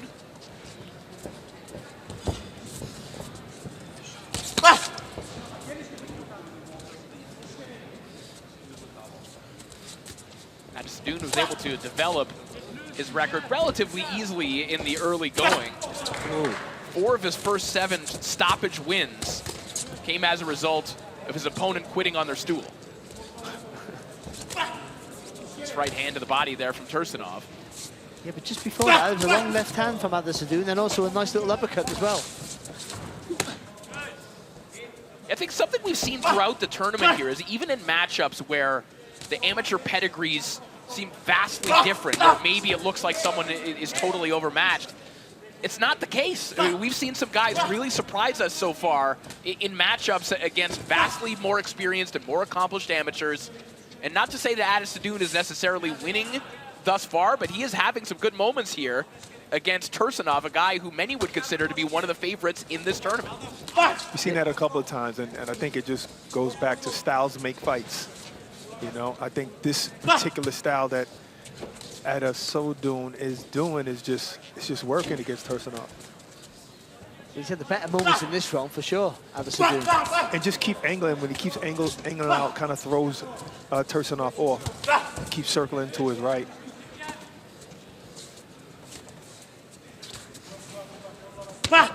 Good shot. That's flicking with the jab there from Adesanya. People do it, I don't know why, just to allow someone to get close. Certainly, you got to give some credit, and Barack, you actually brought this up yesterday. You got to give credit to the stable of fighters that Brad Norman has brought over here to this tournament. They have been a real revelation throughout yesterday and again here with Adesanya. Good body work there, though, from Tursunov. And you hear those shots, and you can hear him landing on the body of Adesanya as well. Beautiful shot there from Tursunov.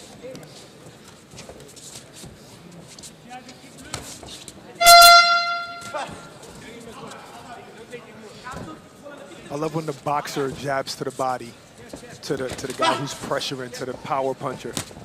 Offsets it for a second.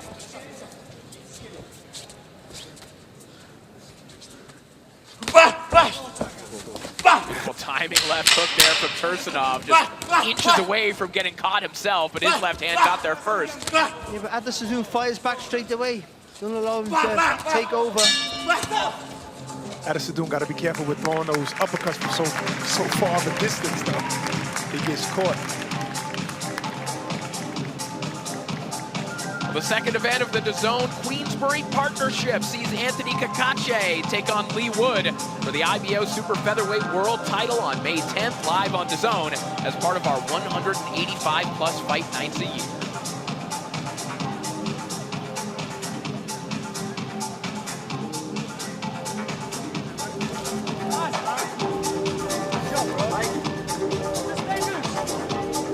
Hey. After 2 rounds, the scoring is 20-18 for 2 judges. That's for the gold corner personal. And 1 judge has it even, 19-19, even a draw. You heard Thomas Treiber with the scores. 2 judges have 2 rounds for Tursunov. 1 judge having it even. I think fair scores thus far, guys. Yeah, I think so. Can't argue with that.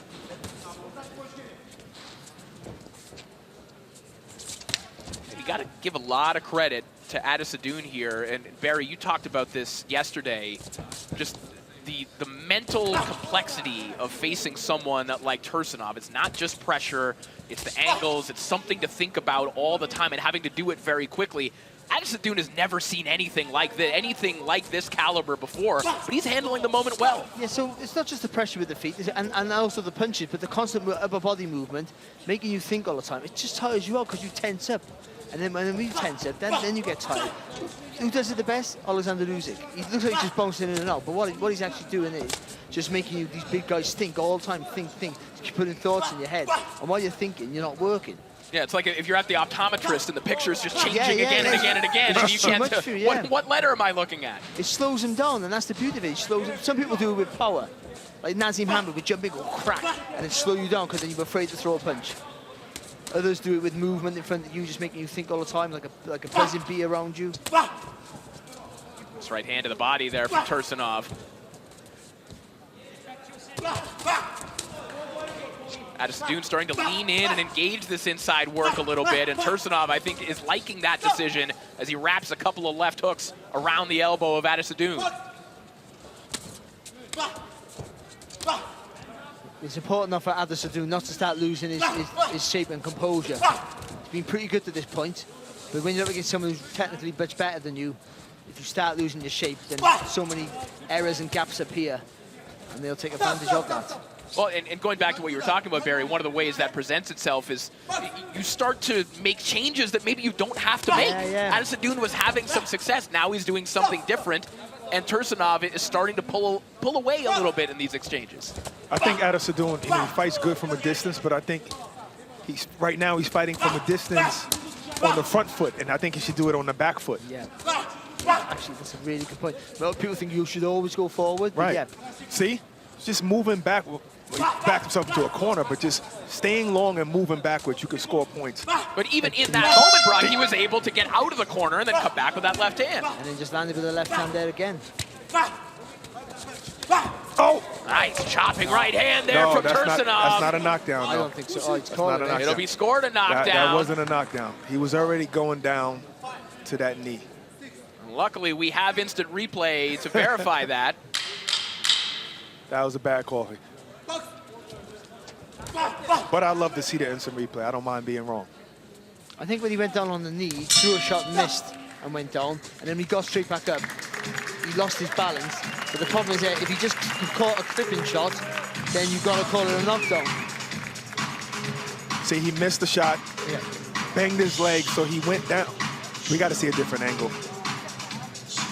See, that looks like a shot there. I mean, the first time he filled himself over. See, he's already going down and he got punched. And then he just couldn't get up. He was already going down, falling to that knee. To be honest, and he punched him while he was going down to that knee. Right, I see what you're saying there. So the punch didn't put him down. It didn't put him on the knee. No. But I would say, if he hits him before he hits the floor, you've got to call it. You have to. I heard they reviewed it, they judged it, they called it a knockdown, but I don't think that's a knockdown. No, I didn't think at the time, but I mean, the problem is, if he hits him, even if he's falling over himself, he hits him. You got to score the knockdown. You're saying technically you got to score the knockdown. Then you got to say, you can't call it a knockdown because it didn't hurt me. it's never ending. Yeah, you could be consistently just falling down. It'd be like the old days when you could just take a knee and the round would end before the Queensbury rules. Thanks for bringing that up, mate. I did that once. You remember those days? Yeah. That was back in my day. Oh, I am. But you're right. It's frustrating for the fighter because you think, what happened there? Lost my balance. And I mean, you will never solve the problems in boxing fully. That's just as much as we're trying to better it. That's a fact. I think that's the beauty of it, though. The constant conversation. Tursunov back to the body work. Picking up the intensity a little bit more here, trying to leap in with that left hook there. Stop pressing, okay? And this is why I became a licensed referee, so that I can know these things. You know? Worst job in the world. It is. You really got to be built for that mentally.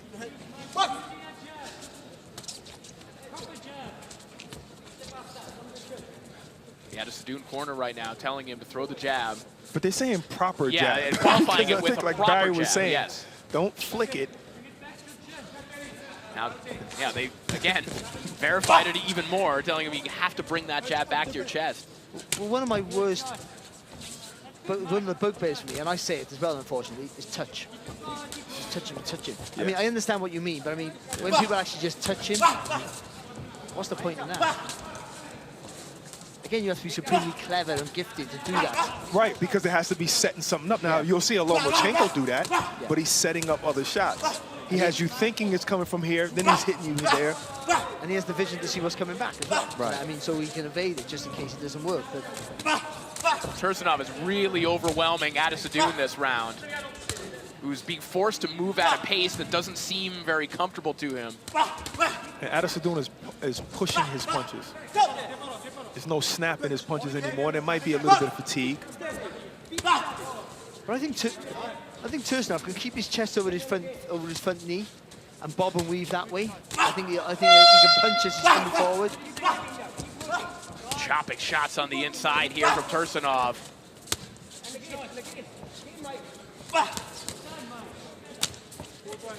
And I think Tursunov is fighting good. So he's coming down really, really low, and it's causing Sadoun, he's picking the wrong punches to try and catch him. So you're trying to do a straight left, you're not going to hit him, but on the top of the head. Come up under with the uppercut so you can score something significant.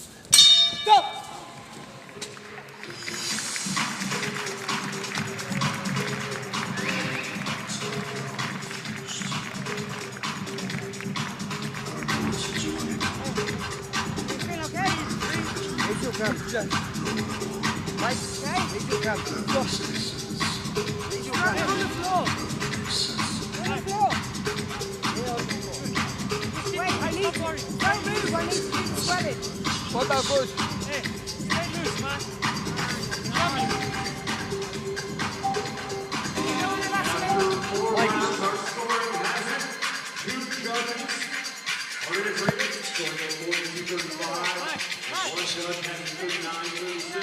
All for the gold corner, Tursunov. All right.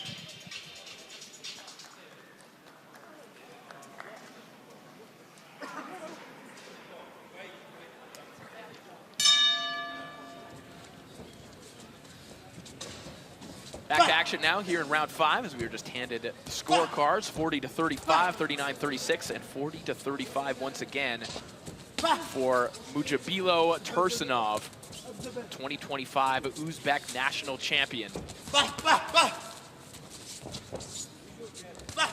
To be fair, a tall southpaw who has, pretty good skills. Not fantastic, but good enough. He's not the best fighter to look good against. So he's done a really good job, I think, Tursunov. He crashed knees then or something. Yes.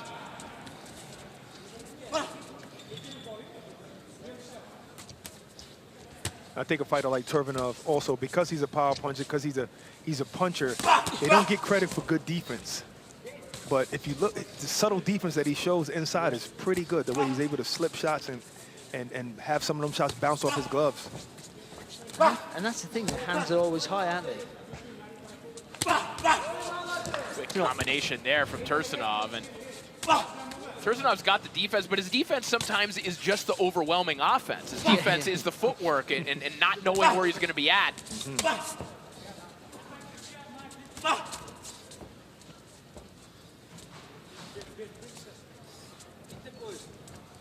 See those feints?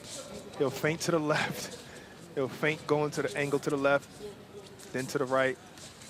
Oh, this is a shot. I was just thinking there's an uppercut there, and he beat me to it.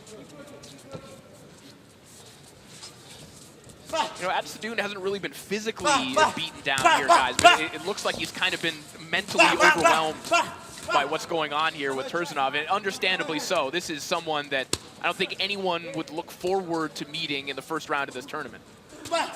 So, and I think he's starting to unravel, not dramatically here, but no.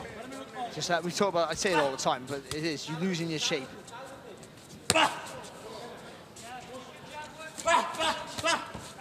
Definitely either fatigue or discouraged.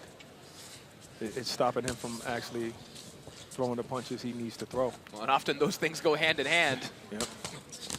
One leads to the other.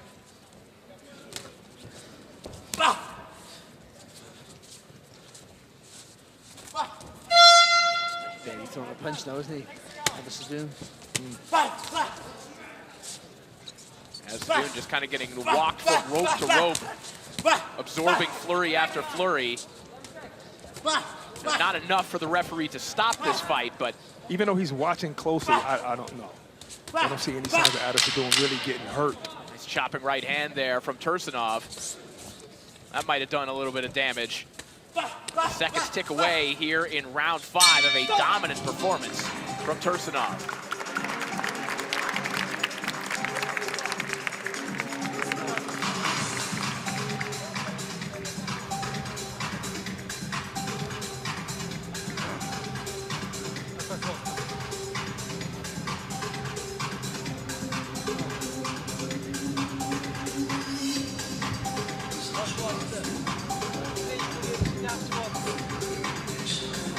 Давай.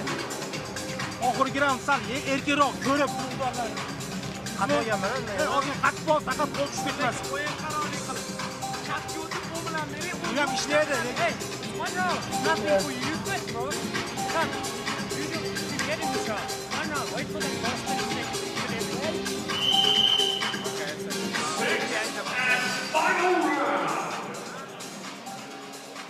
We're hearing that there may be a right shoulder injury that Adesanya is dealing with as well. You saw him reclining all the way back in the corner there. Maybe that's the reason for that flickering jab. Look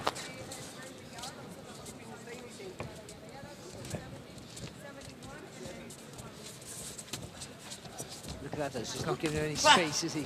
At all. No comfort.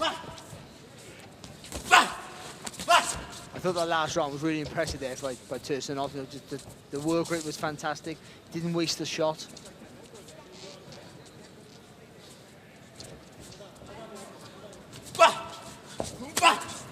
Nice left hook to the body there from Tursunov, and you can already start thinking about future matchups in this tournament for Tursunov. You think about some of the winners we've seen so far, match them against Tursunov, you're thinking about some fantastic fights, skill-wise, but also action-wise. I mean, this generation of Uzbek fighters, they are as exciting as they are technically proficient, Barry. No, they are. They're just a joy to watch. And it's not just the intricate stuff they do.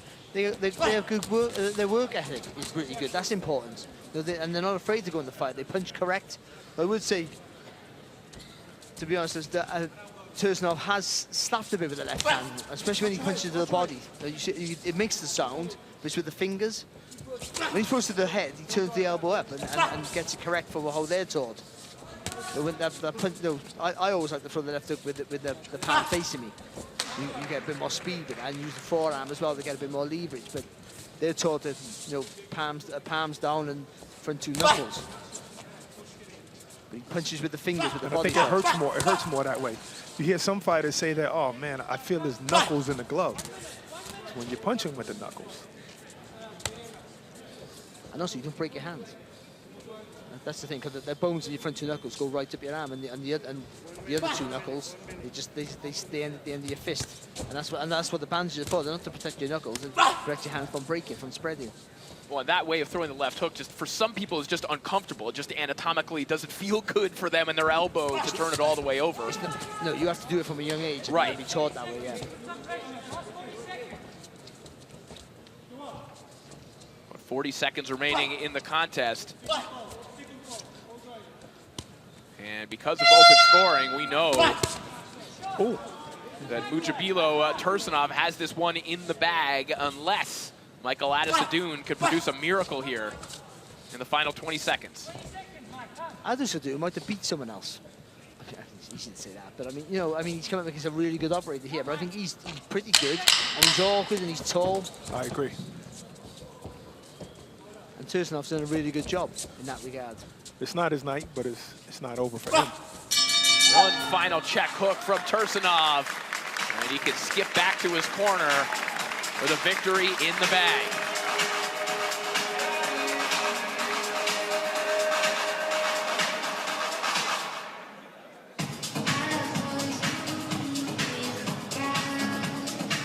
Golden Boy Promotions returns to California this Saturday night with unified flyweight champion Gabriela Fundora headlining against Marilyn Badillo. A packed card. It also features Charles Conwell taking on Jorge Perez.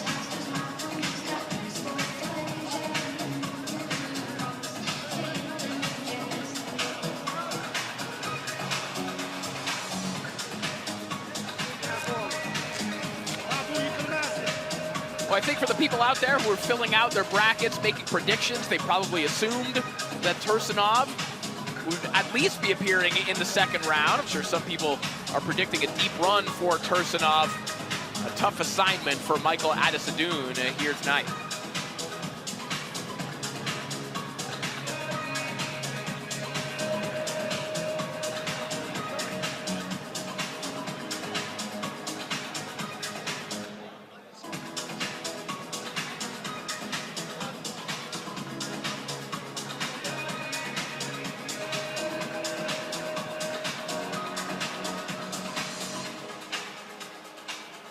It looks like the scorecards are in the hands of Thomas Triber, so let's make it official. Ladies and gentlemen, after 6 rounds of boxing, we go to the judges' scorecards. Judge Barry Lindenman scores it 60-53, and both judges Juan Carlos Pelayo and Junbei Lim are in agreement.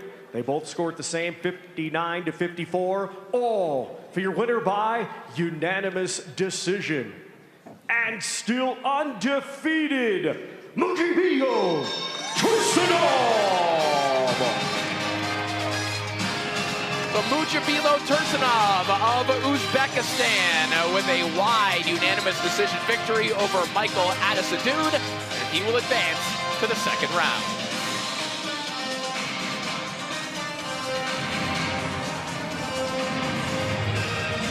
We're in Riyadh, and this is the home of Saudi Pro League side Al Hilal, who's been heading to America in June. In 2 months, join us on the world stage, where football's elite will assemble. 63 unmissable matches to decide one world champion. FIFA Club World Cup. Watch every game live on DAZN. DAZN is the official worldwide broadcaster of the FIFA Club World Cup 2025. The 32-team tournament will see the globe's biggest and best clubs battle it out to be crowned world champions. And it all kicks off live and free on DAZN June 14th. And it's not just Club World Cup to look forward to here on DAZN. Don't forget to check out our stacked upcoming schedule on platform right now. Matchroom, Golden Boy, Queensberry, BKFC. All the biggest and most exciting fights are streaming live on DAZN, the global home of boxing. And here we are with the man of the hour, Mauricio Sulaiman, president of the WBC. We've had 2 very important moments with the live replay, and obviously one knockdown that was actually not called a knockdown, and then one knockdown that was actually called a knockdown. So What are your feelings about this? I feel very, very happy. Like Usyk, I feel absolutely. There was a punch which led for the knee to... That was the last call, yes. That was the last call. Then there was a push which was not a consequence. That was not ruled. We can see it right now. Right there. There's a punch that makes him go down. The punch? Right there. Right there. There you go. He touches the knee, and then there's a push. But first, it was absolutely a knockdown. So that was absolutely a knockdown. Obviously, there were some questions in the corner. I mean, it wouldn't have really changed the result. It was just 1 point. No, in this fight. A knockdown is considered when 3 parts of the body touches the canvas. And that was the knee plus the 2 feet. It's a knockdown, clear knockdown from a punch. So I feel very comfortable. And the other one, a fight before, yes, was the contrary. Exactly. The ref had said it was a slip. He has said it was a slip, and it was a clear punch as well. So I'm very, very thankful with DAZN for having the technology, the communication back and forth with the producers, so we can see immediately, and we don't have to waste time. I think there's a punch in the head, yes, that makes him completely look the balance, and the referee thinks it's a slip. He doesn't call it a knockdown, but it was indeed a knockdown. Well, I'm excited to see this type of technology, like you mentioned, being implemented. It's been implemented in other sports. Boxing was just a little bit behind. How important is it for this to be carried on? It is very important because in these 2 cases, it had no, the fighters who were ahead. Yeah. No effect really on the scorecards. It did not affect the result. The result. But can you imagine a close fight that there's a knockdown, the referee doesn't call it, and the fighter loses because of that point, or the other way around. So there's nothing like justice, and instant replay is a must. Every sport uses it, and boxing has to use it. And the WBC implementing and making changes that are going to change the sport. Well, it's time to continue, and we go back to Corey. Thank you very much. Thank you so much, Claudia. We are ready for our next contest. Fiorenzo Priolo of Italy taking on Nurjan Sarakbayev of Taraz, Kazakhstan. Let's meet the fighters. We'll set it back up to Thomas Treiber. Let's first welcome to the ring, Nurjan Sarakbayev.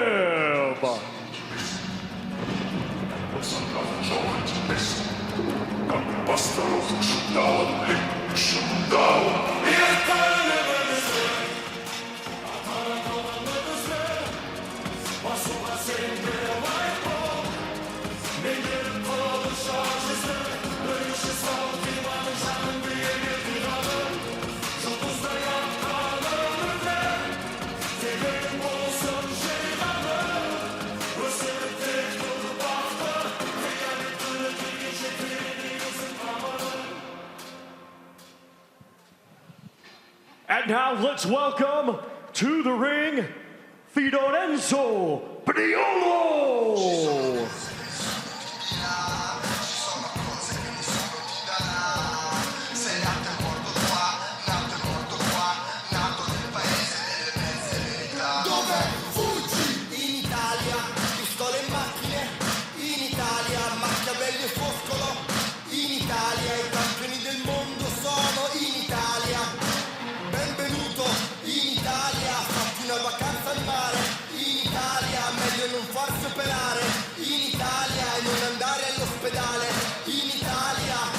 Bella vita in Italia, le grandi serate in gala in Italia, fai affari con la mala in Italia, vicino che ti spara in Italia. Ladies and gentlemen, this bout is scheduled for 6 rounds in the super lightweight division. The judges are Yuji Fukuchi, Eddie Papu, and Daniel Vandeville. Our referee in charge will be Jurgen Langos. Introducing to you first, fighting tonight out of the green corner. He comes to the ring wearing green trunks and weighted officially at 141.3 pounds. Undefeated with 5 wins, All 5 wins coming by way of knockout. Representing Kazakhstan, here is Nirshan Sarikbayev.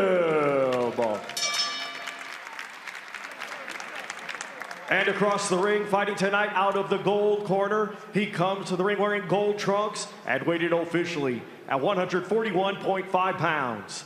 Undefeated with 8 wins, 5 of his 8 wins come by way of knockout.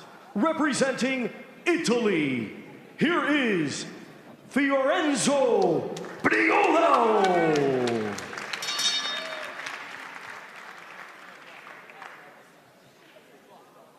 Okay, gentlemen, I expect a clean and fair fight. Listen at all times to my commands and protect yourself at all times, okay? Touch glove and good luck.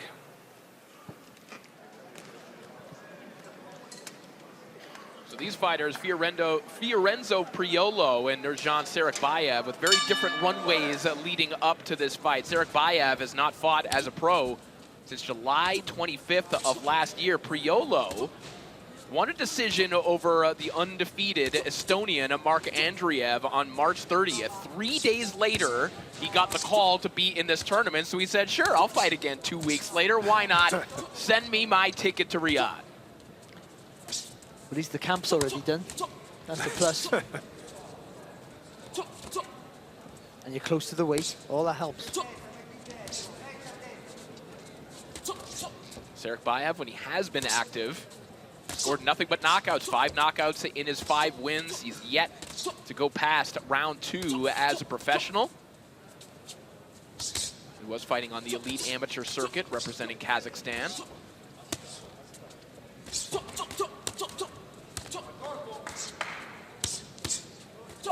Took to the body there from Sarikbayev, but back comes Priolo. There's a cut, I think, as well. Sarikbayev's nose, maybe. See a bit of blood. It's a good start here from Priolo. Very good start. No one's taking a step back. Their front foot is glued to the Right canvas. hand over the top there from Sarikbayev.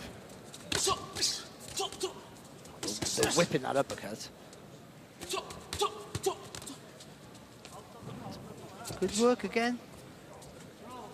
Sarikbayev, the first one to break that you go, I go pattern, and comes right back into the pocket. Uppercut there from Sarikbayev. You see that one acknowledged by Priolo. Not giving him any space though, is he, Priolo? Not to sort of set an attack. He's keeping the pressure, almost still keeping the distance so he can throw long. And keeping his head off the line when he threw that long shot. Hard left hook to the body. They just punch so correct, don't they, in Kazakhstan? Whether they're big punches or not, every punch is correct, so even if you're not a puncher, there's weight behind the shot.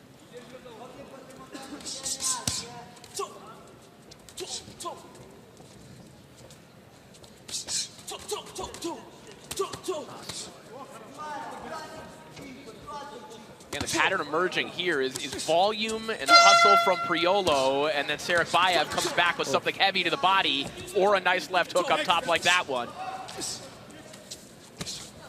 I think those are the biggest shots in this round so far from Sarikbayev. Those left hands. But Priolo's been really good, hasn't he? You know, he's lots of straight shots, he's landing consistently, but yeah, the quality of the work, though less of it.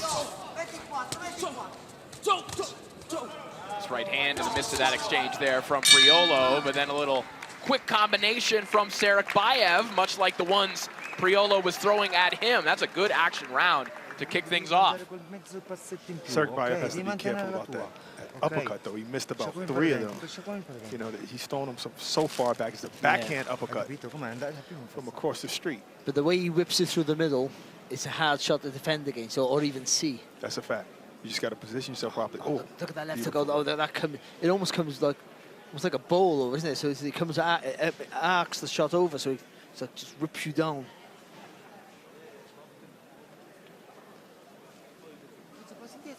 Interesting fact. It's not interesting at all, but I'm going to tell you anyway. Kazakhstan. So if they build an arena for one of the best loved boxers, what would it be called? If they built an arena for their one of their best-loved boxers, from Kazakhstan, it would be Golovkin. It would be the GVG Arena. It's not. It's called Barry's Arena. I've been there. I swear on my life. But they spelled my name wrong. They only put one R. But I let that go. I let that go. It was an honor to be there. How long was he holding this useless information? Oh, mate. What are you on about? I was there. I took photos of it. I said, look at it. They love me in Kazakhstan. That's right. I called a fight from there just a couple of weeks ago. Janibek and Gamasenga. That's right. Another non-interesting fact: there's no bald people in Kazakhstan. I was like a circus over there. We got to go there and make some money.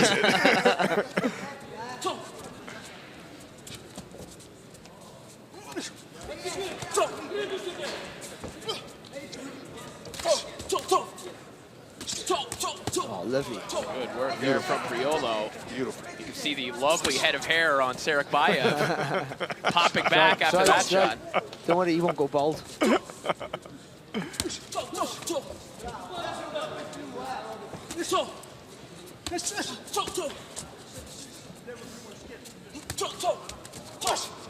Oh, good feet as well there, Priolo. Boxing really well.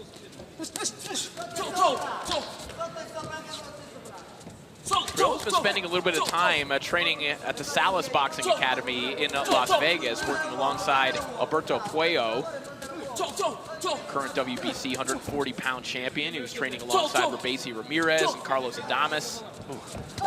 Beautiful company. They've been trying to make some arrangements to go back a little bit more regularly, and there's certainly something here with Priolo. Brilliant work. He's boxing fantastic here. And he's just keeping enough energy and being busy enough just to not allow Sarakbayev just to really set himself.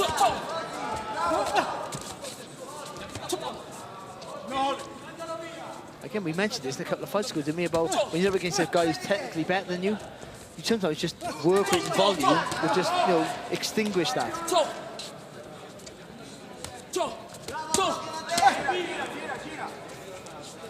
And Priolo's been able to take advantage of some defensive lapses of Sarakbayev as well. You know, some of them are technical, some of them are just structural. He's a little bit undersized even for this division.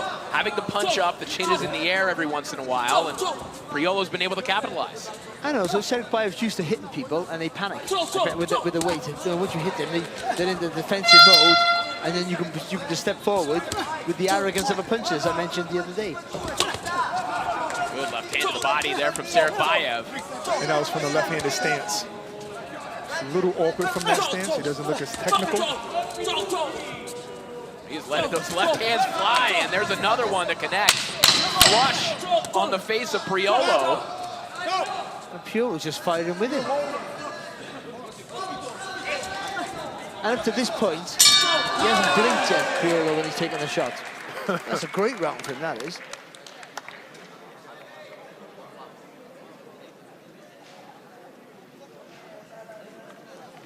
Well, on June 7th, it's the homecoming for Ipswich's Fabio Wardley as he takes on Jarrell Big Baby Miller in a no-love-lost heavyweight clash at Portman Road. Can't wait for that one, guys. That is always, I mean, anytime Big Baby's in the ring, it's always going to be fun. Press conferences are going to be fun. And Fabio Wardley, just as exciting. Just the fight itself. Completed rounds of boxing, all three judges having the same 19-19, a unanimous draw.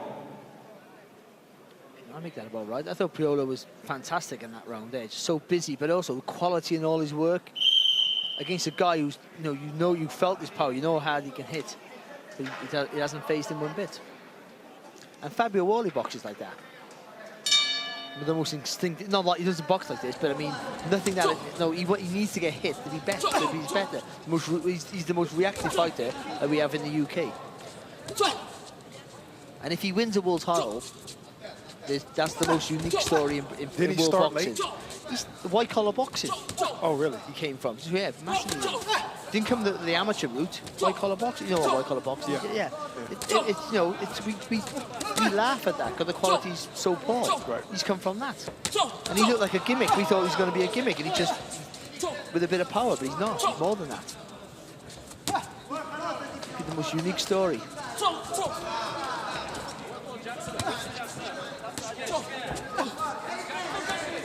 Sarakbayev now starting to pick up the foot pressure here.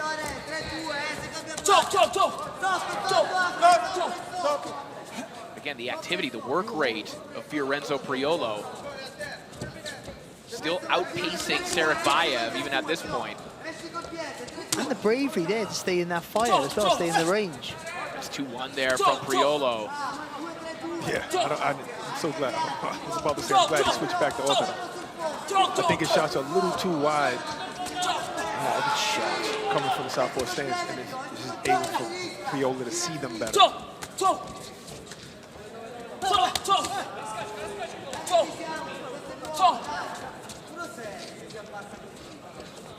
Look how composed he stayed though, Priolo. Really good timing as well, actually. See how he times you in that right hand as he comes in there, Serikbayev.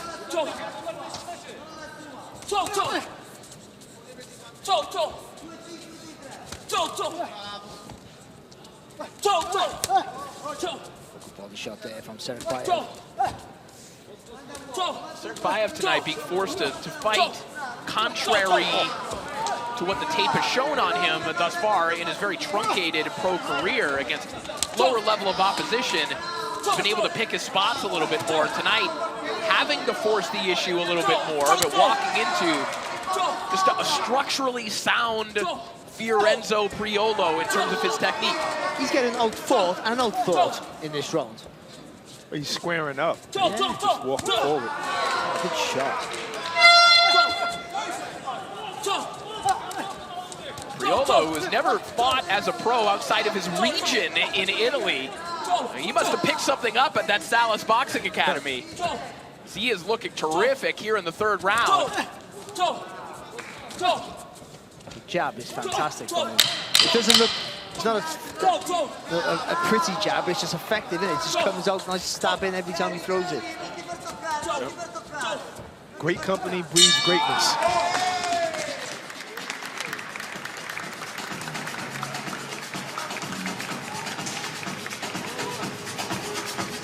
Давай.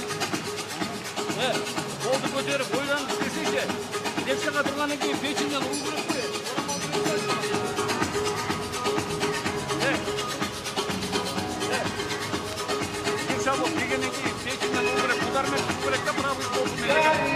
The difference in the corners, Serikbayev's corner, he's done elbows it up.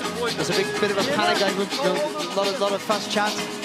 Priolo on his feet, nice, and his coach looks really calm. And rightly so, after that round, you'd have to be happy. Priolo's not even breathing hard.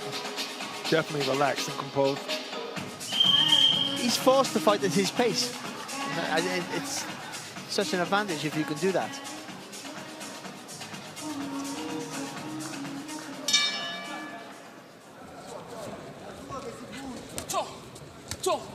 Round 4 underway.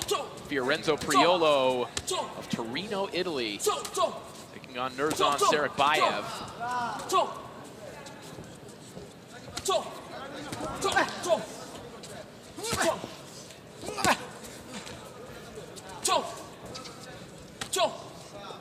Very impressive performance from Priolo so far.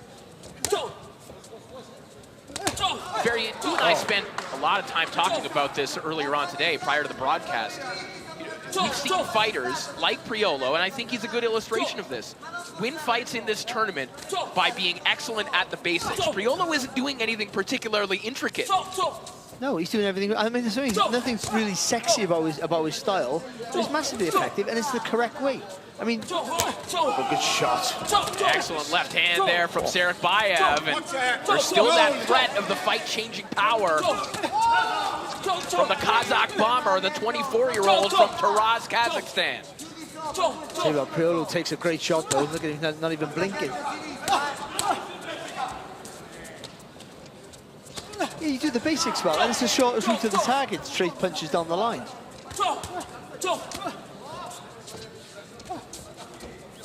To get to the very top, you've got to be able to do it all around it, I think, to be a really fantastic fighter. But I prove you can get pretty far with just doing the basics as well as you can. Bottle Jack, 3-division champion. Yeah. Doing the basics very well. Never stray away from the basics.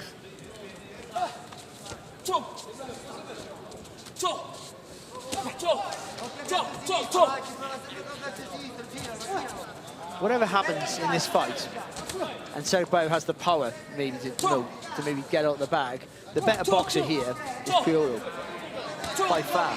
That's a fact. Sergio, I think he's having a little bit more success this round.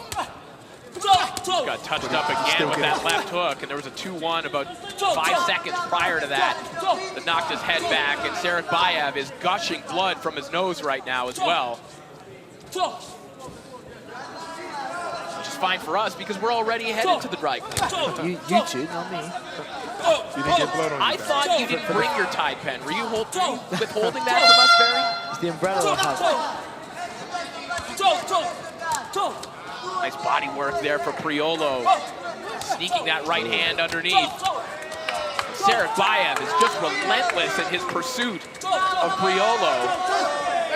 But he's too crude. He landed with a good left hand, then he squared his feet, took a right hand like he did just there off Priolo.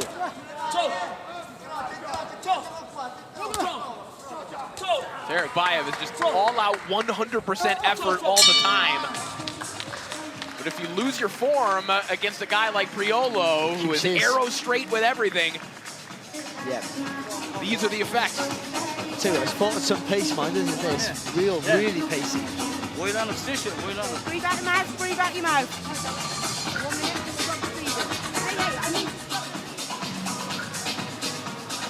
lovely left hook there, just dipping the shoulder, jumping in with that left hook.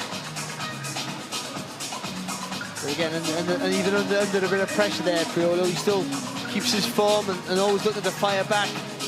And again, that's a big shot, and it was bigger in real life than it looks on the replay. But again, Priolo doesn't even blink. Didn't even blink. That's what I noticed as well. And that was in the beginning of the round. After that, Priolo kind of took back control of that round. I think that's all three judges, 39-37 to Priolo. I think that's what I heard. Yep, that's correct. We got the scorecard here, 39-37. Three judges, all for the gold corner, which is Priolo, and rightly so. Oh,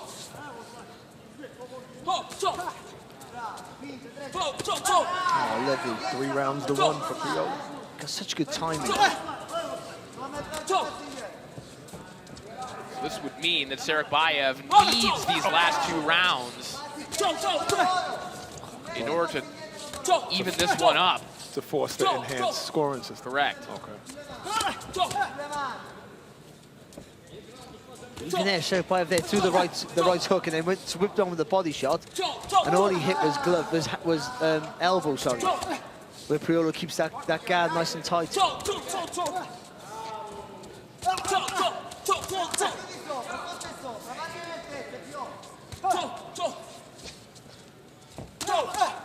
Nice right hand over the top there from Priolo.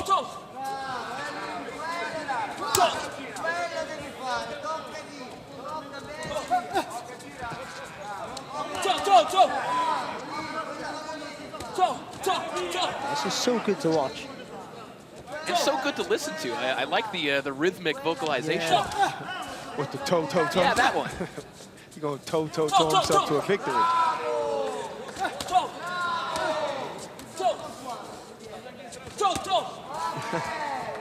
Lovely left hook again there, and then moves away.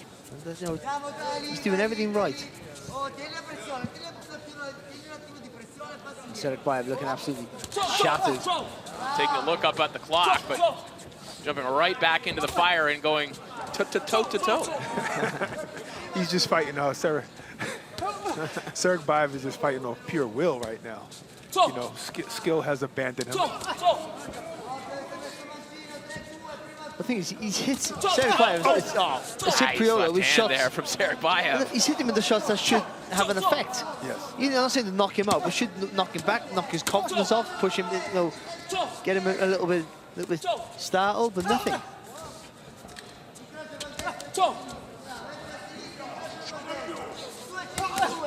Yeah, in addition to the power, Barry, I think even this kind of chaotic energy that Serikbayev brings to the fight, it would throw a lot of fighters off their game. But Priolo just has not budged, has not strayed from the game plan.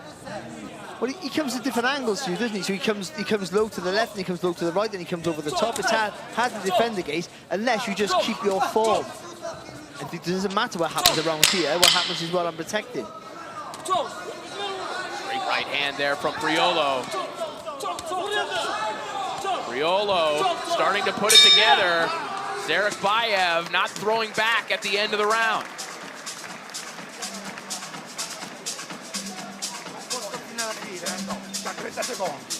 Oh, ha finito dai che questa la portiamo a casa, stai concentrato fino alla fine. Again, another really good dominant round there from Priolo. He's had to take a few shots in every round. Because Serikbayev was always trying to land that big punch to turn the fight around, but just the technical prowess and just the discipline, I would say, from Priolo, just winning this by a street.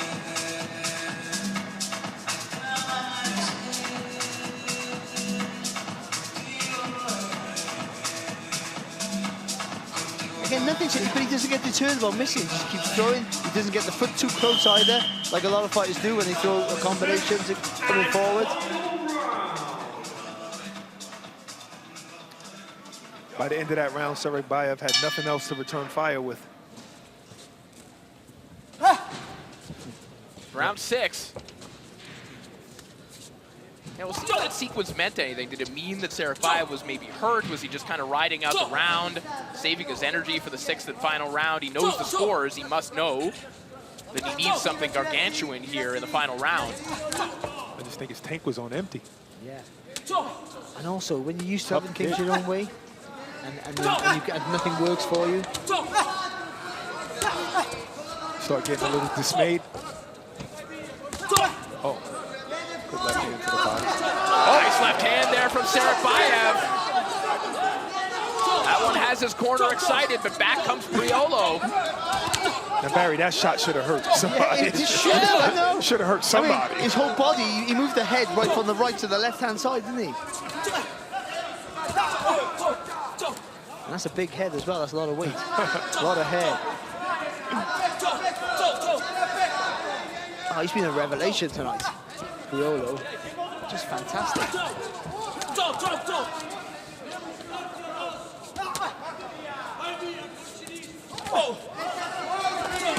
And again there from Serikbayev, and he brings it downstairs.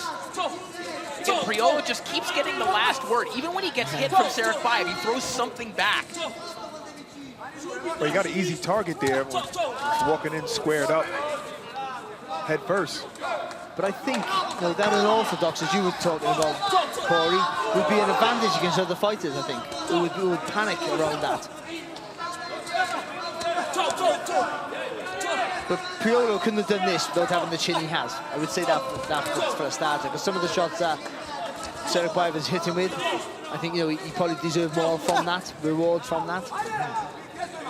Even Marcos Maidana gave Floyd problems being unorthodox. Doing things he's never seen before, punching from angles he's never seen before. Well, he punches with his arm straight, doesn't he? I've never seen a fighter like it. Doesn't bend his arm when he throws a shot. Like right over the top of his head, but it's straight as weird. It might come from the top, though.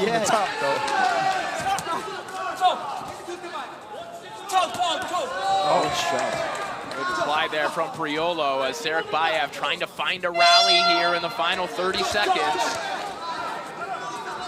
If he doesn't pull it off, it won't be for a lack of effort here tonight. Yeah, he's had a really good go. And again, you've got to keep saying the same thing, but he's landed with the shots that should give him some rewards, but Priolo is just an absolute beast. Tired or not, Serikbayev is giving his all. Serikbayev has thrown nothing but knockout shots all night long. But it's Fiorenzo Priolo who kept it simple all night long, as both men have their arms in the air, headed back to the corners.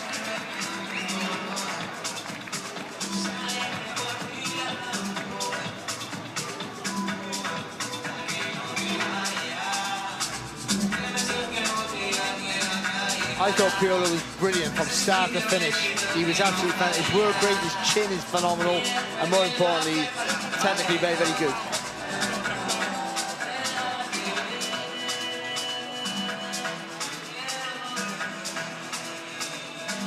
Take a look back at the replays. Just a reminder that the scores at the end of 4 were 39-37 across the board, so there is the possibility. You saw Serikbayev raising his arms at the end of the fight. It is theoretically possible that he tied it up, but Barry, you certainly feel that Priolo took those final 2 rounds. I do, but as I said early in the fight, whatever happens, he's boxed a brilliant fight. He's the better boxer throughout. But you see with the replays, the highlight, the reels are going to be with Serikbayev because he's landing some great shots. But I argue this all the time about power shots. If it doesn't have an effect, you know, does it deserve to be better than some of the shots that he was landing with? Yeah, and that's always the hard part about qualifying damaging blows, right? That was a good fight. And listen, for Serikbayev, if he doesn't get the win, I don't think he does. But if I was his corner, I'd be proud of him because he really made an effort there. You couldn't ask for no more.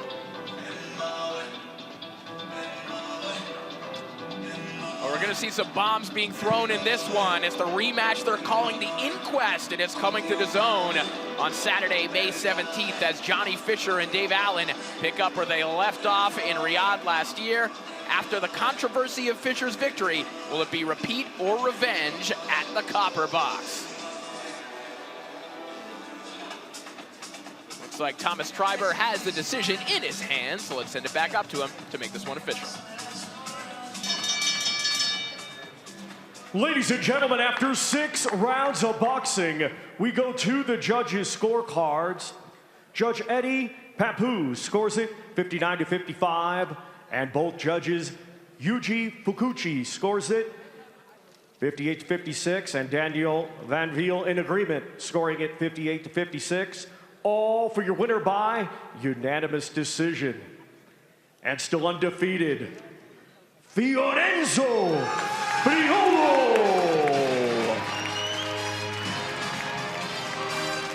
So Fiorenzo Priolo, the pride of the DMS Team Boxing Gym in Torino, Italy, with an impressive victory over Nurzan Serikbayev, and he will punch his ticket to the 2nd round of the Grand Prix.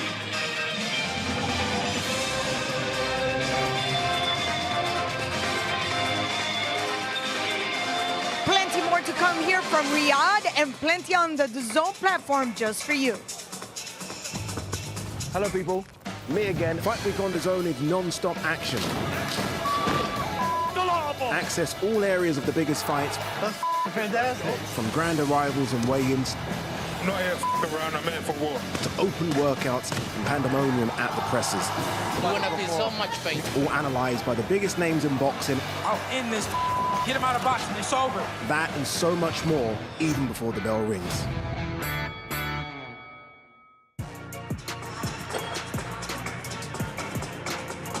Chris Eubank Jr. versus Conor Benn is live next Saturday night. Fatal Fury is available to buy now at DAZN.com/boxing, and this one is not to be missed.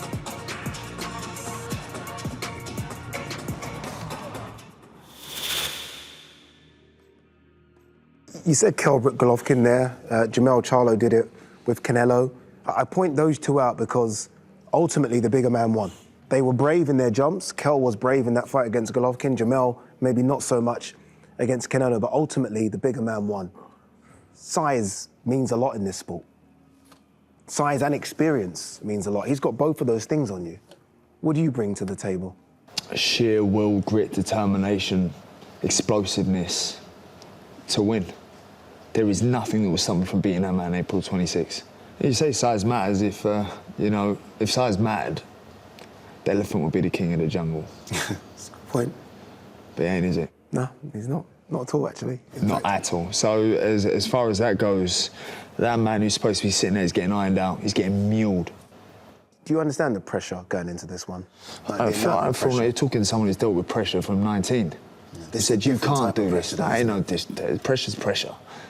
However it comes. Fighting. No pressure. No. The pressure on him because he's got to retire if I whoop his ass. Probably. I don't. Yeah. The difference between me and in our career, that people seem to keep getting confused. He's done. He's finished. I'm just getting started. When did you notice that? Was it the Liam Smith defeat or the fight he's just done. It's not anything to do with his fighting. It's to do when you look in a man's eye and you look at him and you see a lack of hunger. You see different motivations, you see different whys. His why is very different to my why. My why is because I want to render him unconscious and I'll do anything at any cost to do that. His why is because he needs 4 million quid to pay Neymar back. So he's in the sport now for money? Of course he is. Just money. Why do you think he's fighting a welterweight? I still have aspirations and dreams of capturing that WBC world title.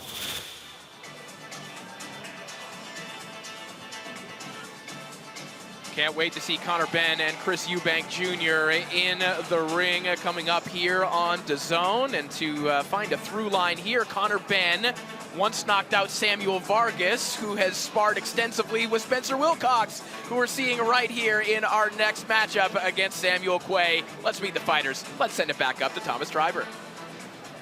Let's first welcome to the ring, Samuel Quay.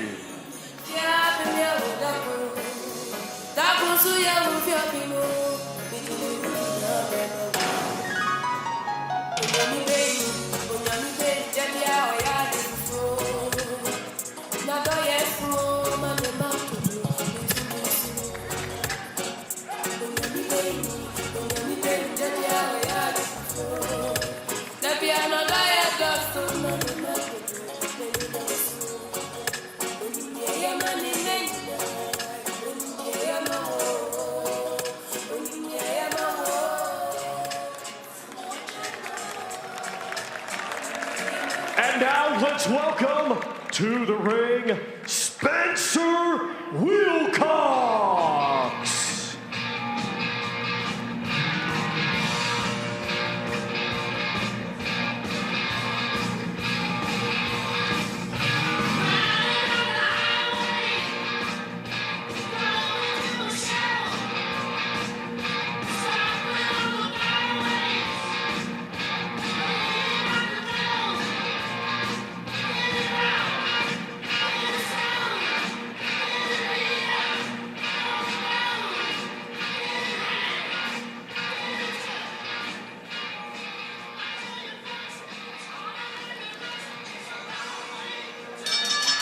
Ladies and gentlemen, this bout is scheduled for 6 rounds in the super lightweight division. The judges are June Bay Lim, Juan Carlos Pelayo, and Predrag Alexic. Our referee in charge will be Joel Campuzano Jr.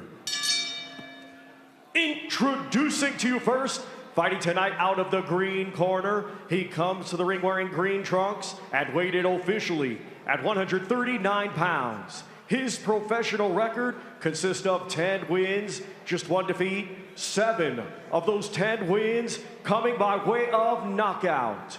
Representing Ghana, here is Samuel Quay.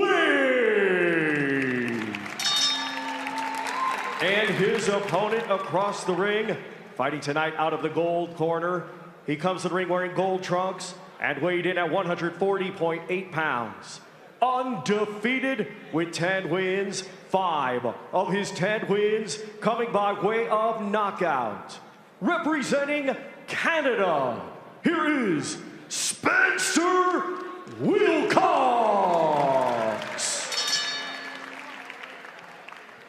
Come here. You received your instructions in the dressing room. I want a good, clean fight. Obey my commands at all times, defend yourselves at all times, and do what you came trained to do. That's good, clean boxing, okay? Nothing behind the head, behind the back, or below the belt. Touch gloves to your corners.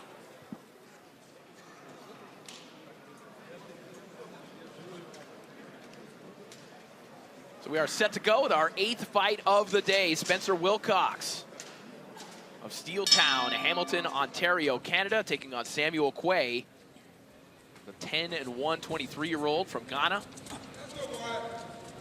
He's coming off a 2nd round TKO win over Billy Quay, not his relative.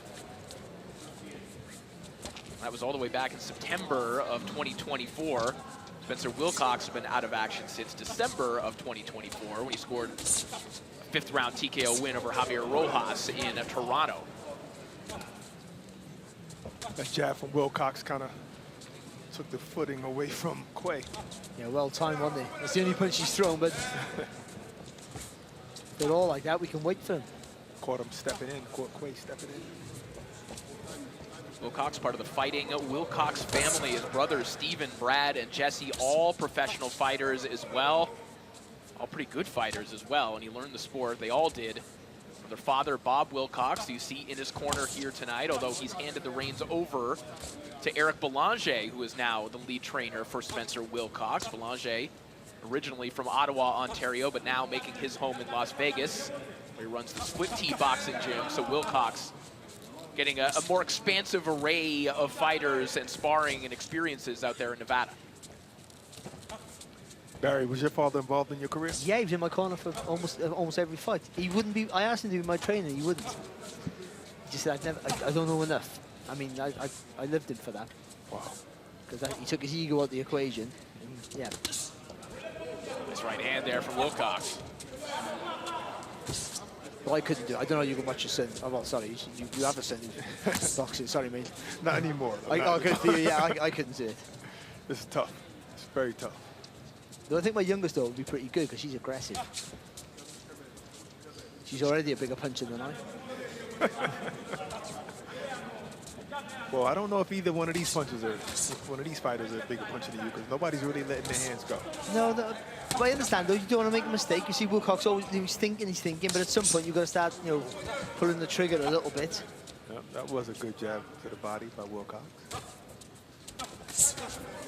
McQuay's been the busier so far. That's for sure.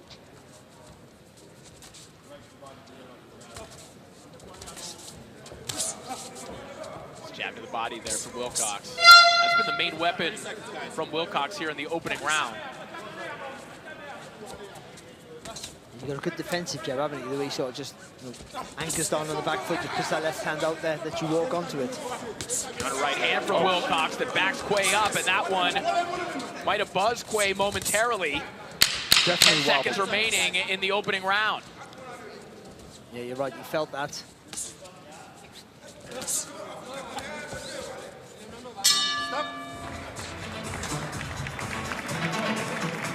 Quay is overshooting his right hand and he has his chin straight in the air. He's getting countered properly by Wilcox. I feel. Remember I said that 2 inches closer? We got to get that 2 inches closer. We know we can hurt him. You got to stay. Yeah, again, you should never be that far over your front foot when you're throwing. I know I was saying it all day yesterday, but it's true about your hips and your shoulders move together. Almost keep your shoulders square when you throw that shot.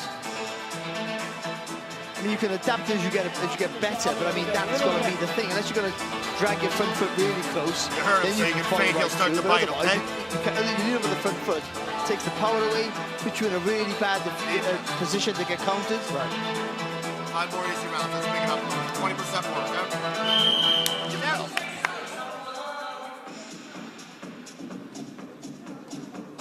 Here are the instructions from Eric Belanger in the corner. Very specific instructions there, Barry. Just get 2 inches closer, and I think that's what we saw from that right hand. Just a fragment of a step in allowed him to land that right hand with Quay falling short. Yeah, and I think inside the reach there of Quay that's the place you need to be. That's the safest place for a start. I don't think he has the ability to whip uppercuts through the middle. I mean, I've only seen him for 1 round, but that's what it looks like. I think he likes to punch long and loose.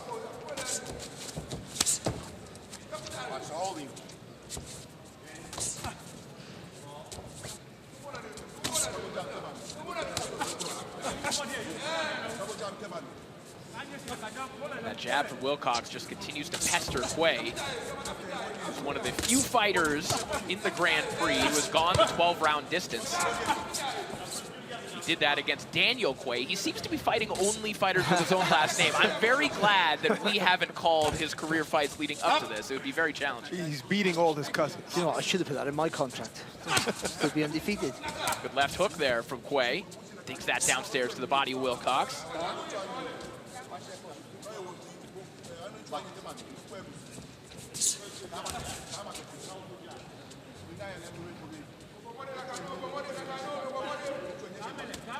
Little feint there, Wilcox needs. Then you can explode into a combination or a right hand.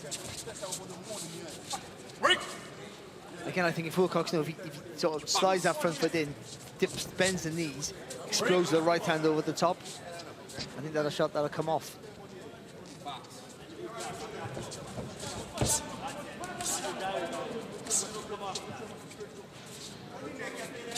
As you pointed out there, Barry, I mean, that's a defensive jab from Wilcox at times, but it's a heavy one as well. There's a bit of heft to that jab of the 25-year-old from Hamilton, Ontario. And I like how Wilcox he switches up. So he throws the jabs a couple of times. It's stiff, just like that. Catches him coming in, but then he'll switch up and throw the lead left hook. There's the right hand you were asking for, Barry, and it landed right on the button.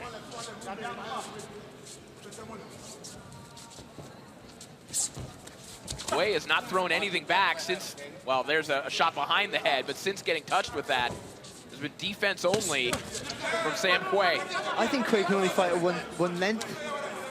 So I think you either go right far out and then dart in and out with feints, or you get closer and stay there and roll around or spin around the target. Same right hand connected there from Wilcox a moment ago.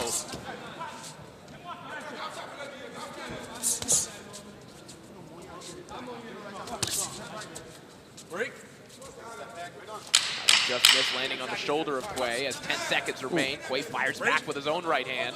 A little bit unorthodox, jumping in with that shot. Connected nonetheless. What a good round for Spencer Wilcox. I don't think we had any fights tonight where every judge gave every round to one fighter. Let me check my notes. Oh, I don't have any notes. No, even though we might have thought, okay, that fighter won those all 3 rounds, a judge would say no. I think people are getting rewarded. We saw it yesterday for just being aggressive. Yeah. Not by all the judges, but a few are favouring that, and that's not always the case. That was good from Wilcox. That was a good round. I think he could be better though.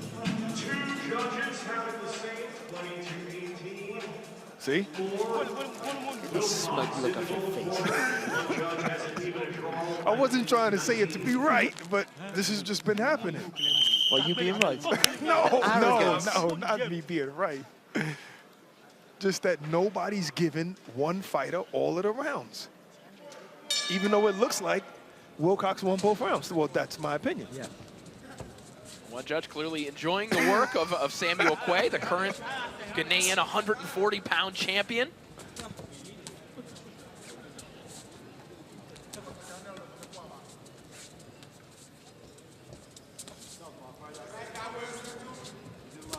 You've got to check yourself a little bit, Barack. Okay? No, listen, when you have an arena named after you, then you can start being a little bit big-headed. But up until that point, I wasn't cool down.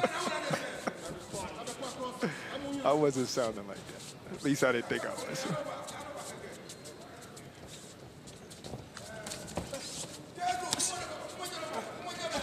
Because Wilcox is closing the gap now. You can just see, losing his, just a little bit flayed with his punches now, Quay, and a little bit more tentative to really let him go with conviction. Still think he's a bit too tall though, Wilcox. Quay can make something happen out of this southpaw stance. Get out of the way of those big right hands that appeared to us to be the story of round 2. Wilcox offering up that shot again. Back comes Quay, gets himself off the ropes. See, you got a wide stance there, Wilcox. I know why he's got it, because he can lean back and still be on balance, but when he threw that right hand there, because his back foot's too far away, he can't push off it effective enough to get enough weight into that shot. So if he just brings that back foot in a little bit closer, not a lot, just and that's why bit. all his right hand's been short. Yes, and then when they do that, there's not enough weight on him yet. He's turning the shot like that when someone comes on to him. Yeah, he's coming in. Quay is coming in. Quay was warned about 20 seconds ago for holding. The referee told him he's going to take a point away if he does it again. Just a no-nonsense referee. Oh, nice. That was good positioning to get that right hand off by Wilcox. I think all the referees have really taken control in this tournament. Some have been more authoritative than others. Pretty stern. Jurgen Lagos looks like, you know, the substitute teacher you don't want to get, who's in your face admonishing you all the time. I like him. I like him. I love the way he stands in the middle with his hands out before the fight starts. But when he gives the instructions, he's like, break. Have a particular set of skills. It's Friday night. It's Friday night. Oh, beautiful counter shot there from Wilcox. The jab to the body from Quay. Left it out there a little bit too long, and Wilcox comes back. Oh, good movement around the body there from Wilcox as well. At least Quay's having a go, to his credit. Switch back to the orthodox stance again. As the seconds tick away, and we'll head back to the stools.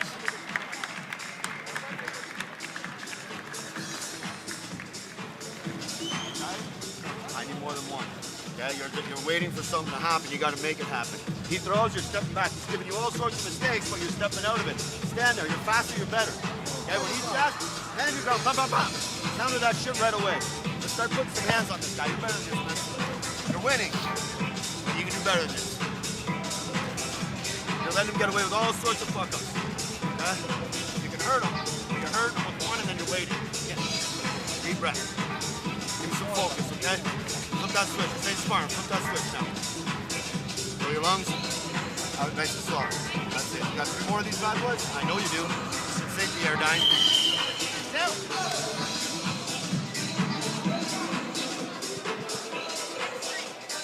I'll get up.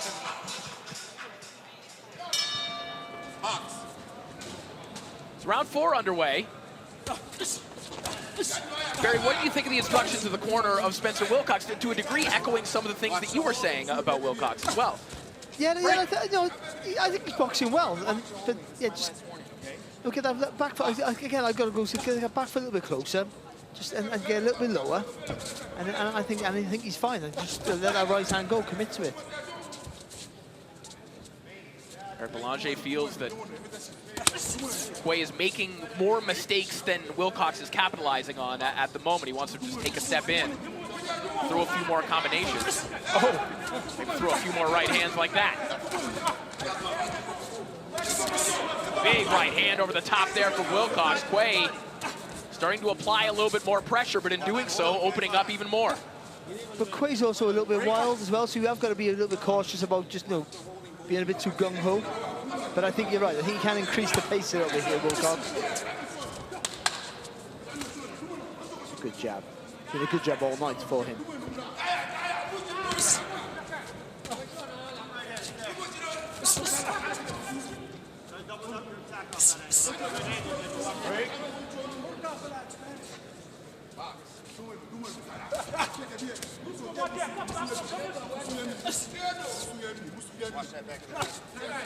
Good shot to the body there from Quay.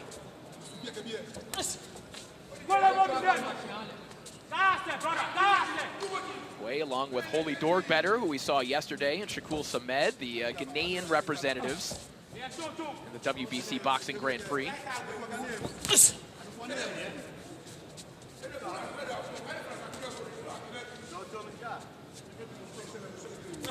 Quay waiting too long now, isn't he? Big sweeping right hand there from Wilcox. He's waiting too long to let his punches go, and all that unorthodoxicity that he had in the early rounds gone out the window. Now he's just a sitting target, really. Quay had to be careful there as well. Remember, he's already been warned that one more excessive hold and there's going to be a point taken away. And if Wilcox hadn't just kind of gentlemanly let it go, he could have forced a point deduction there.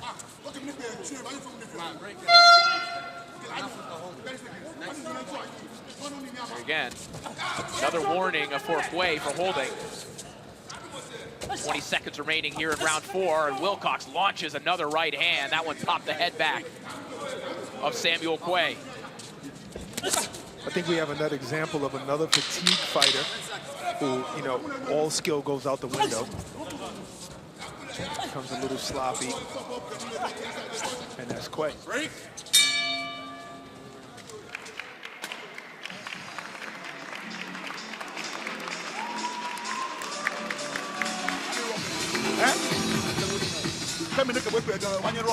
I just had the whispering angel in my ear. She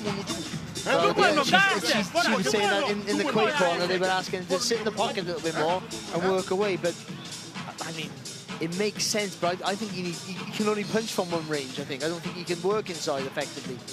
I don't think he has the energy to do that. No.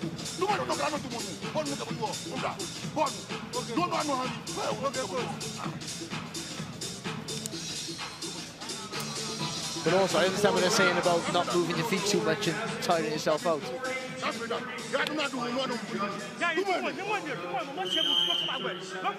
think it's a little too late. I think he's breathing like he just ran a marathon.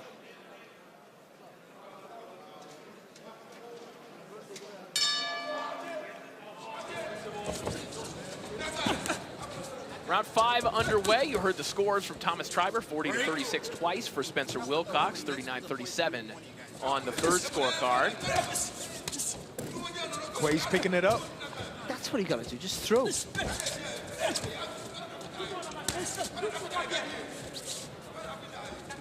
And haven't we been saying that all evening so far? It's, sometimes we can see a technically better fighter, effort and work rate, can equal you up. That's true. Well, it's also a necessity for Quay right now. Again, going back to these scores that you see on your screen right now. It can also need something. This excessive pressure here for Quay. No strategy, just no technique, just punching. It can also get you into massive trouble, by the way. Of course. But yes. Chin is in the air, just exposed, ready to get hit. And also, can he keep it up? Yeah, and I don't want to say it's made Wilcox necessarily uncomfortable because he's been able to duck underneath and spin out of a lot of it, but it did mute the offense for a little bit, but now Quay with his back against the ropes once more, and now it's Wilcox getting a chance to unload. Because he weathered that, and now Quay is extremely tired. He could potentially get dropped here. And again, it all goes back to just keeping your form, not panicking under pressure. Keep everything nice and tight. I think Quay came out, trying to listen to his coach, trying to listen to his team. Oh, good shot. But right now he has no legs. That body shot a moment ago from Wilcox didn't help matters. You saw the little stumble there from Quay. I think Wilcox should take half a step back, do that thing I said earlier, dip your legs, and bowl that right hand over the top. It's there, because that left hand of Quay is down. Right there. Punch, guys. Just smothering his work here, Wilcox a little bit. Punch out of it. Break. Quay looking a little unsteady here. Fatigue playing a factor. Also, you notice the one tube sock, the one leg sleeve that he's wearing, that's the leg that looks a little bit unsteady to me, Barack. Tell me if you see the same thing, but Quay not looking particularly right at the moment, and that won't help matters. 2 straight right hands, sending his head snapping back beyond the top rope. That uppercut was right on the chin as well.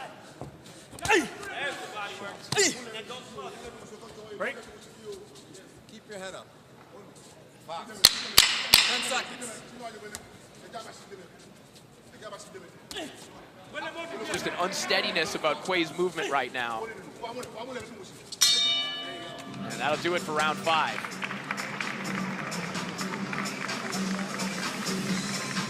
He's got nothing left of his. No, he doesn't. And if I'm Quay and the referee told me stop holding, I still hold because I lost every single round just about. I'm going to hold so that I don't get knocked out. Maybe next round I could do better. And Wilcox might not be a devastating puncher, but he's a correct puncher. And some of the shots there, they take effect and they tire you out. And the worry is, the more fatigued you get, the more vulnerable you are to getting hurt.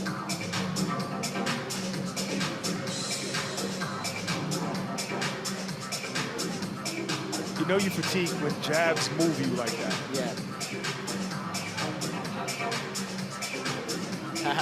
Pushed him with the shoulder, clever. just to set up the right hand, push him off the ropes.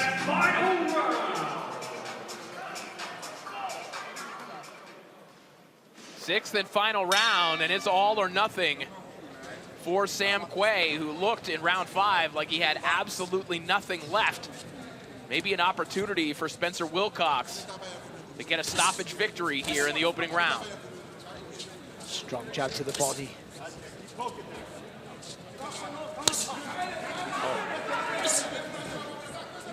Spencer Wilcox has celebrated every victory since his childhood amateur days with a trip to McDonald's, and he can smell the quarter pounder right now.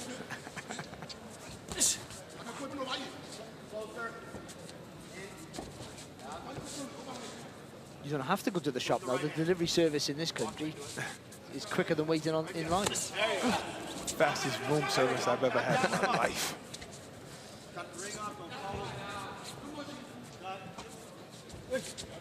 I don't know why Wilcox doesn't jump on him. Yeah. Because nothing Quay is throwing is significant. You can hear Wilcox's corner, Eric Belanger telling him, just get closer, get closer. There's really nothing coming back at the moment. But I don't think, no, you don't want to be this close, do you? I mean, getting closest has to be that 3/4 range so you can let your punches go. Getting that close might produce a point deduction, but that doesn't really matter at this point. You got an opportunity. You got a hurt man in front of you. You're not hurt, but you got a fatigued, tired man in front of you. Try and get the stoppage. Yeah, left hook there from Wilcox. I think it's there for him. He's worked hard, though. Maybe he's a little bit tired for the first time, rightly so. Maybe so. Maybe he got a poker face on. Because basically, you're just giving Quay the opportunity to gain his composure. And survive. And get his second win.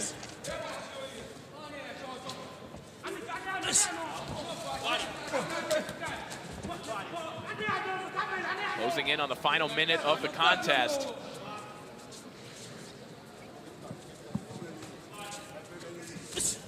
Spencer Wilcox, who has a degree in civil engineering, looking to add another brick to a fantastic-looking resume already, looking to go 11-0 and looking for a knockout. Some good quality there from Wilcox. So I'm told, Corey, because maybe you are right, that was a good observation, that Quay does have an injured right leg. And maybe that's why he was switching southpaw, you know, because he couldn't really push off of it in the right-handed stance to get any power. Yeah, it's looked a little off, and obviously, you know, whatever fixture he's wearing on his leg, it's probably a hint in the beginning, but it's obviously plaguing him. In addition to having an excellent fighter in front of him, and in addition to the exhaustion. I think that's the real point, though. He's getting beat by a better fighter. And that will do it. Excellent performance from Canada's Spencer Wilcox.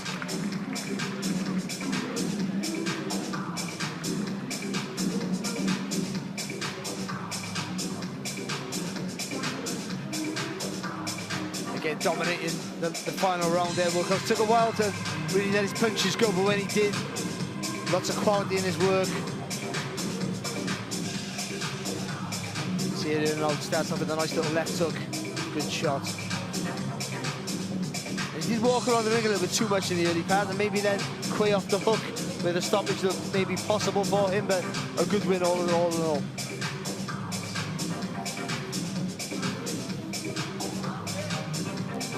Well, the second event of the DAZN Queensbury Partnership sees Anthony Cacace take on Lee Wood for the IBO Super Featherweight World Title on May 10th, live on DAZN as part of our 185+ fight nights per year.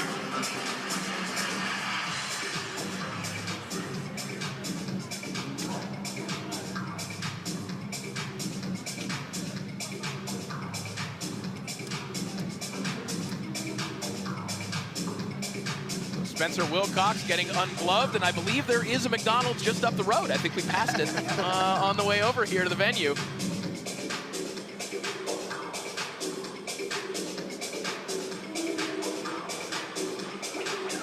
Gutsy effort from Samuel Quay, fighting clearly hampered by something in his right leg. A tough night at the office. Looks like we are ready to make it official. Let's send it up to Thomas Kreiber. Ladies and gentlemen, after 6 rounds of boxing, we go to the judges' scorecards. Judge Juan Carlos Pelayo scores it 60-54, and both judges, Nawaf Al-Mohamid and Predrag Alexic, are in agreement. They both scored the same, 59-55. All for your winner by unanimous decision. And still undefeated, Spencer Wilcox.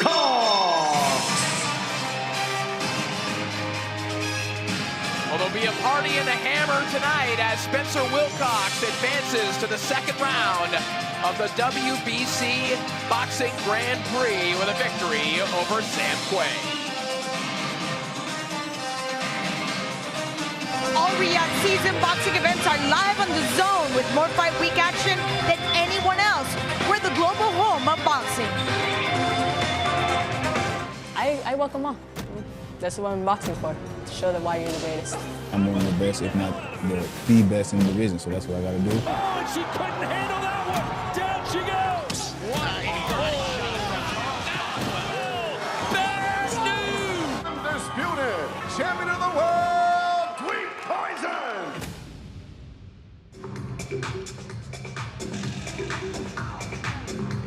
This Saturday for the return of undisputed flyweight queen Gabriela Fundora. She faces Marilyn Badillo, and in the build-up, the Zone cameras have been in the camp with her.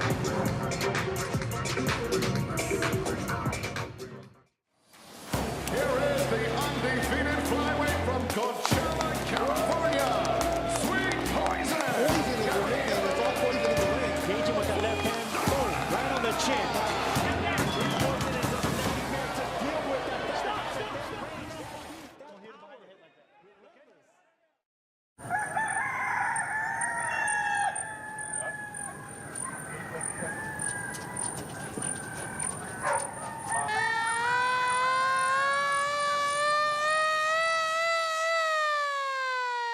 Oh, early in the morning, I wake them up with a siren. 7 a.m. Yeah, they go for about 4-mile run. Then they come back, do a little strength and conditioning. Then feed the goats, feed the animals. And she gotta go see that we have eggs. Then just eat breakfast, take a rest, come back at 1 and do her boxing.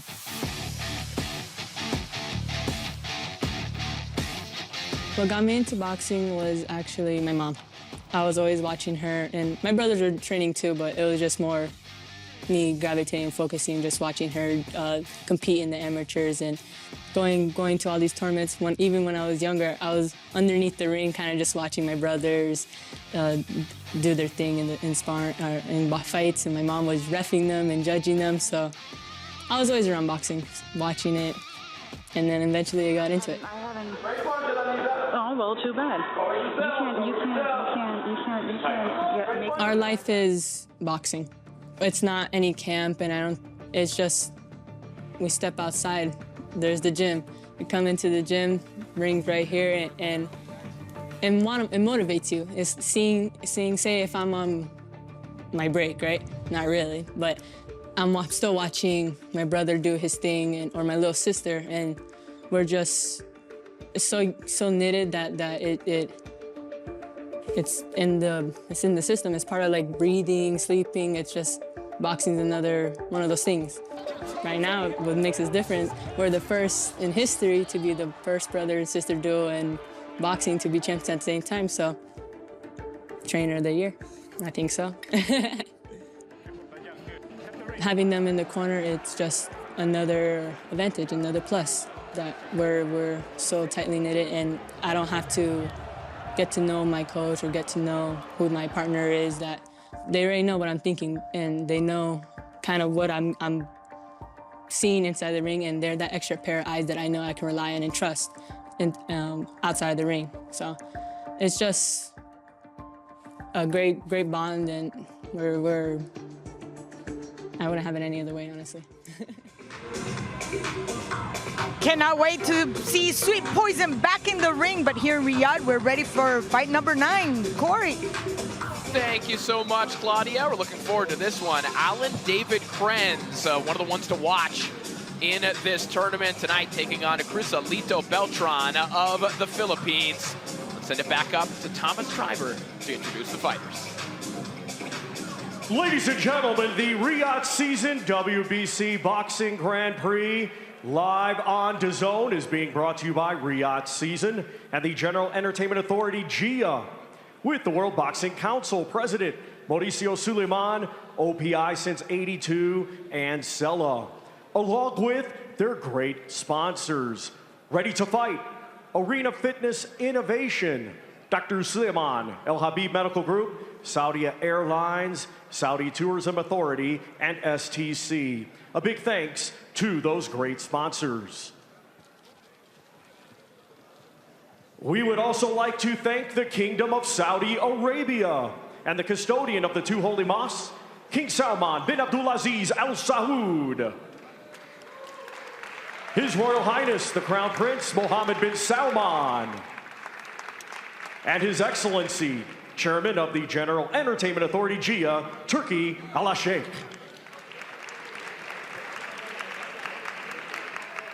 Let's continue and first welcome to the ring, Cristalito El Granada Beltran.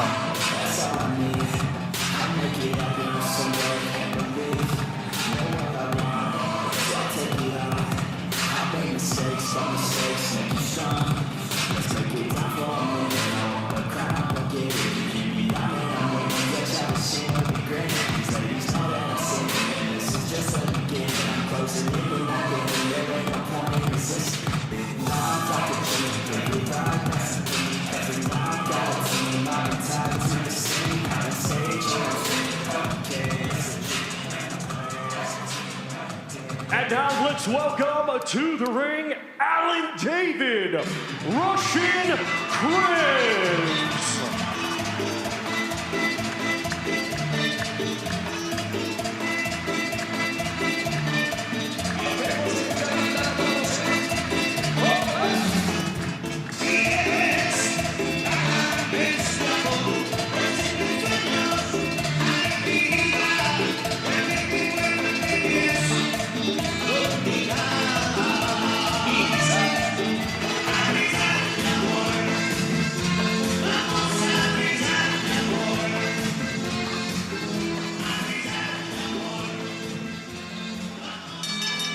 Ladies and gentlemen, this bout is scheduled for 6 rounds. In the super lightweight division, the judges are Yuji Fukuchi, Barry Lindenman, and Daniel Vandeville. Our referee in charge will be Cesar Castagnon.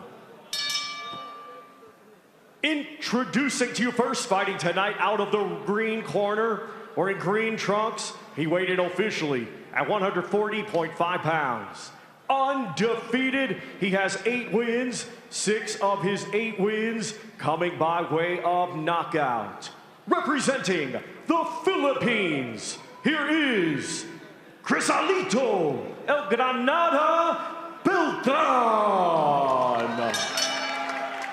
And across the ring, fighting out of the gold corner, he comes to the ring wearing gold trunks and weighed in at an even 140 pounds. His professional record, 14 wins, just 1 defeat, all 14 wins coming by way of knockout. Representing Argentina, here is Alan David, Russian Cringe.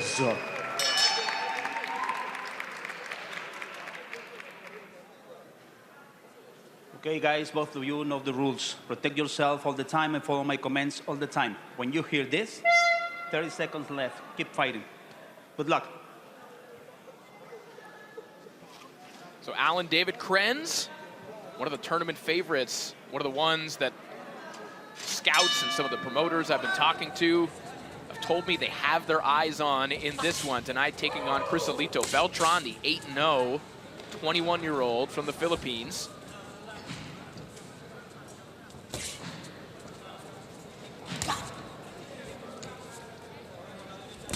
Beltran training out of the Ringmaster Boxing Gym in Davao City. Scored knockdowns in 5 of his last 8 fights. 6 knockouts overall. Alan David Crenz, 14 knockouts in his 14 victories. Whipping left hook there from Beltran. That might be a good shot when Crenz is coming forward, but still, just got to be aware of the power that you're up against. Keep everything nice and sharp, nice and neat. I mentioned the eyes that are on Crenz, and that's another element of this tournament beyond who ultimately wins the tournament. A lot of these fighters if not all of them, are unaffiliated in terms of the major promoters that people would think of. So a lot of people tuning in here and maybe looking to scoop up some names out of this bracket. Big right hand there from Krenz. And Beltran might be in trouble here in the opening round.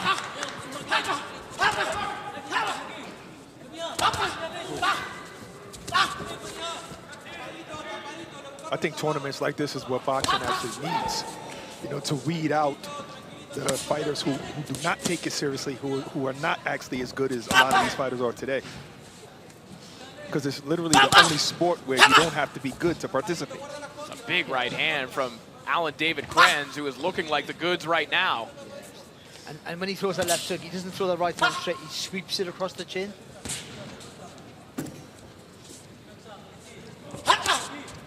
Another right hand, top of the head back of Beltran.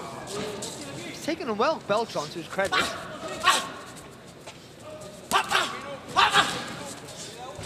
go. Stop.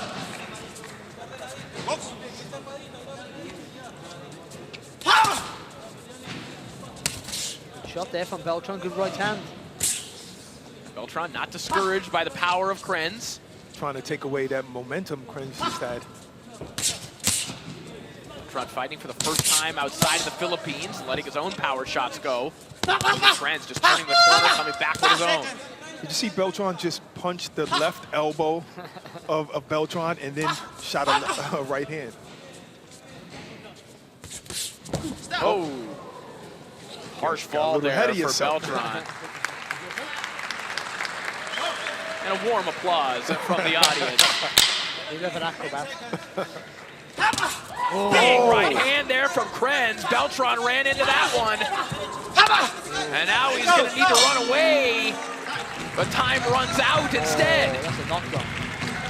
No, he pushed him down. He shouldn't have pushed him. Now, he might have been hurt, but he shouldn't have pushed him. Because there's no way a ref going to call that. No. Stay. Let's take a look at it here. Oh, right on the chin, right on the button. Definitely buzzed him for a second. Yeah.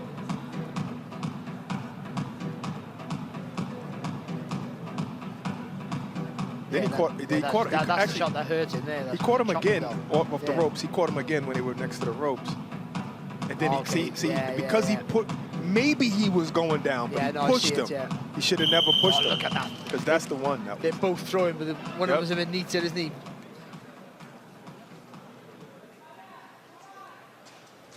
When he throws that right hand, it's all or nothing, isn't it, with Krenz? Comes from a fighting family. His father, Cesar Krenz, actually fought Alexander Usyk in Usyk's fourth professional fight. He says that his dad just gave him a pair of boxing gloves to keep him busy. Just said, go hit the heavy bag when he was 10 years old. You've got too much energy. Go hit this. Apparently, he was hitting it pretty hard. Here we are today, Saudi Arabia. On the zone. Oh, nice 2-1 there from Beltran. He hasn't been deterred, has he, at all? No, he has not given up belief in throwing his own power shots like that one. Well, he's got enough snap in his punches to earn the respect. And he's landed with a couple. Body work there from Krenz. 10 of his 14 knockouts have come in 2 rounds or less. And he's had Beltran in trouble already. Beltran has a hell of a chin.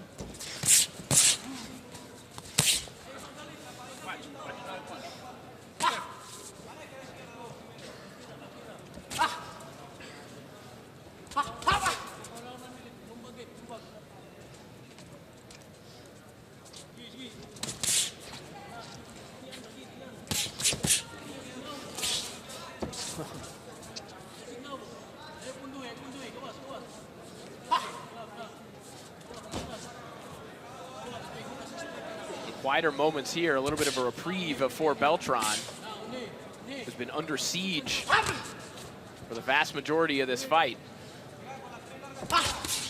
Again, just the fact that he fires back is just making Krenz think a little bit more before he lets his hands go. Because when he does, he really commits.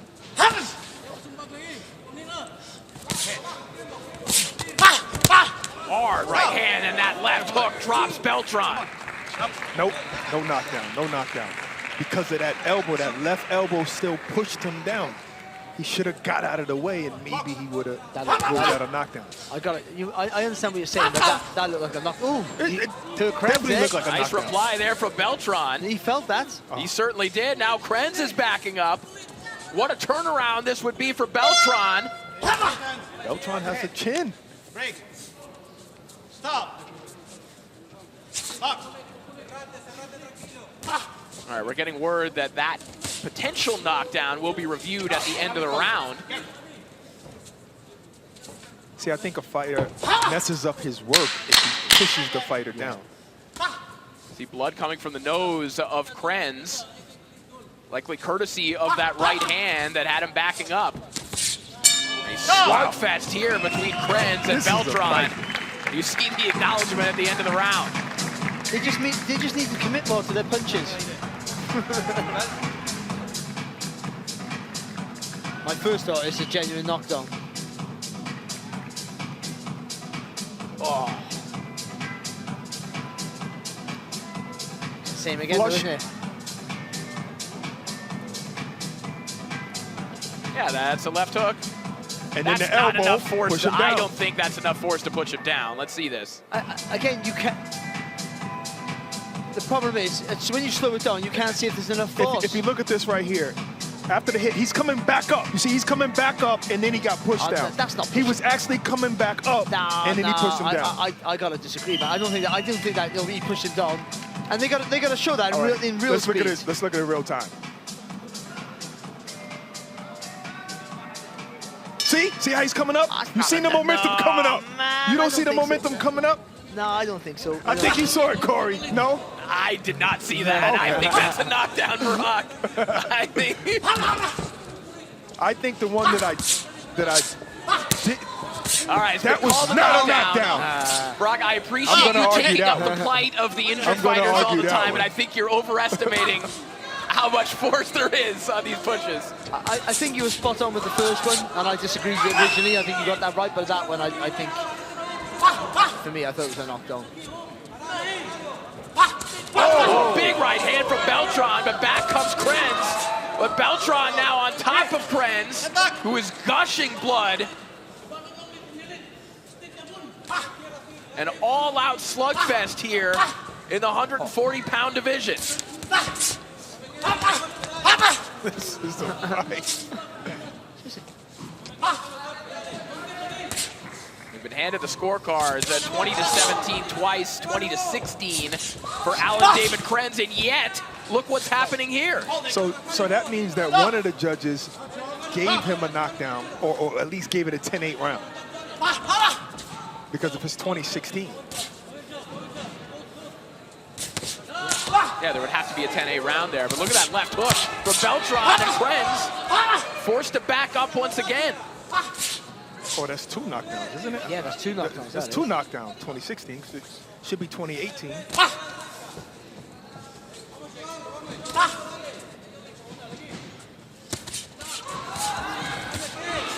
Beltran has Krenz looking very uncomfortable right now. He must be thinking, what have I got to do, Krenz? Throw the kitchen sink at you. There's two gunslingers, aren't they, really? Evenly matched fighters.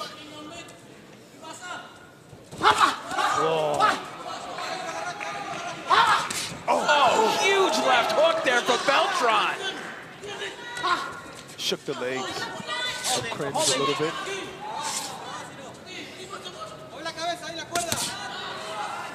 I don't know what's going through Krenz's mind. I got a feeling maybe Beltran has been here before.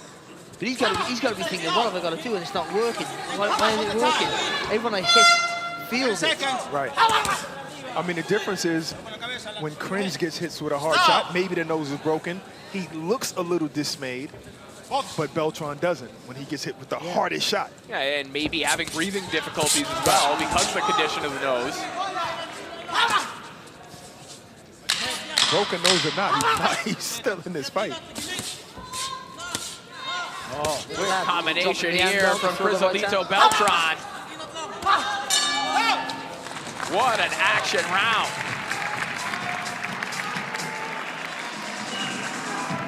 Well, Josh Taylor makes his Queensbury debut on May 24th, live from the OVO Hydro Arena in Glasgow, as the Tart Tornado faces Echo Esseman as he fights for the first time at welterweight. It's all live right here on DAZN as we take a look back in the corner of Alan David Krenz.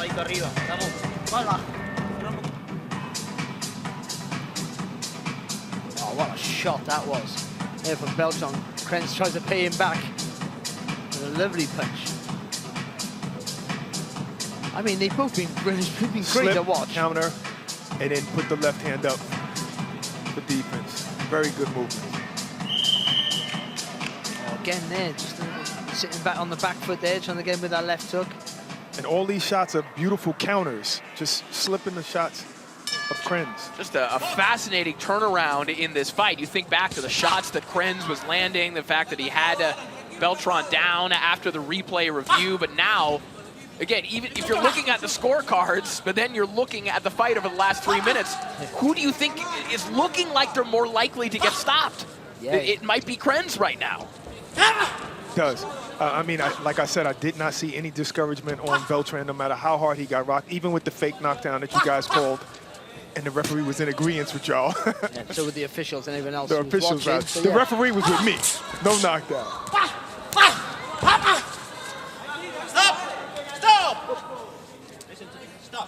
Oh, the referee, Jose Brack.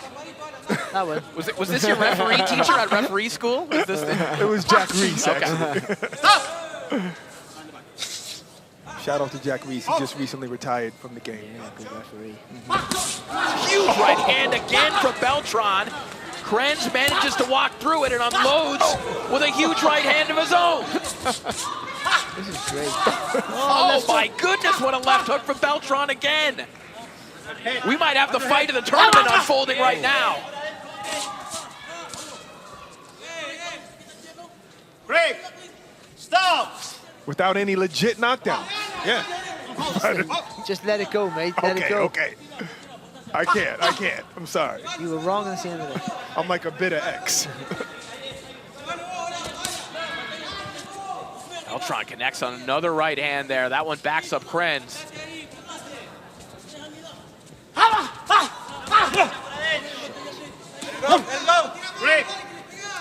We're just receiving word from Claudia Trejos, who was in the Krenz corner, that the nose is not broken. Damaged, but not broken. However, it's not looking good, and that right hand is not helping matters. Still got a bounce through step, hasn't he, Beltran?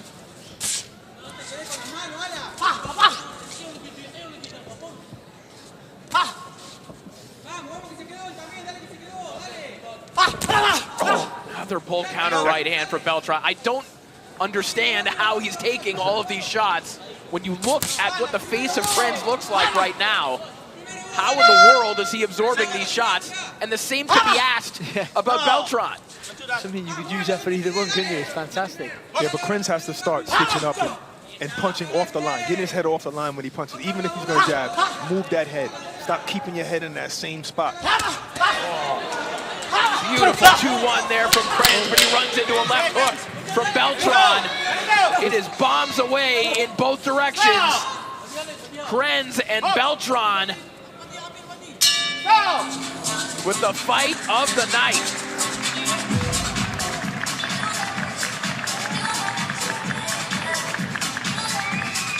Even the referee's smiling. He's picking up the scorecard. He's got a bigger smile on his face. Because he can actually go sit down somewhere. He's good at the way these guys are fighting.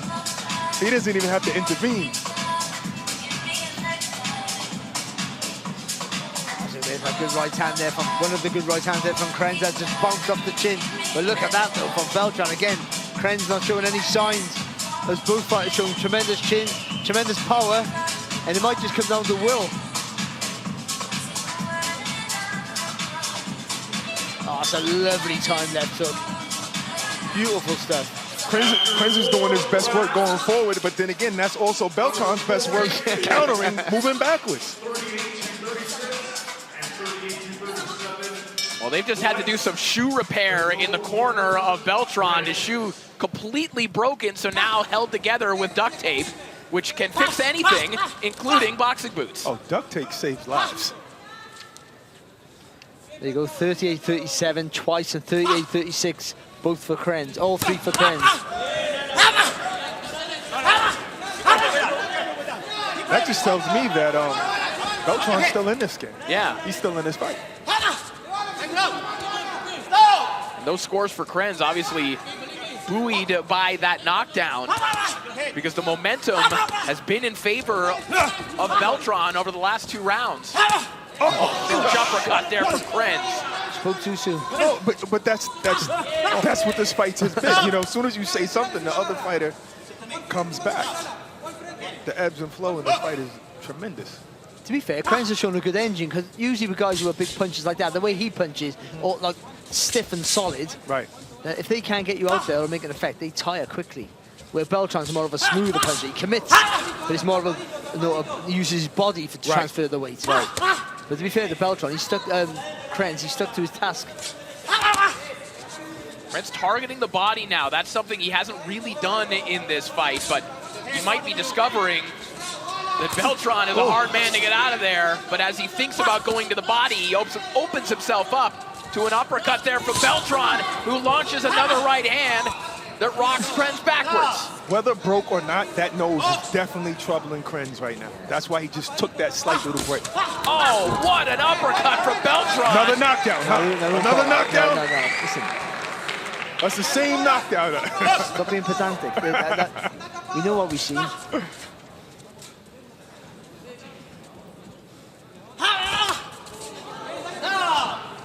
right hand there from Krenz.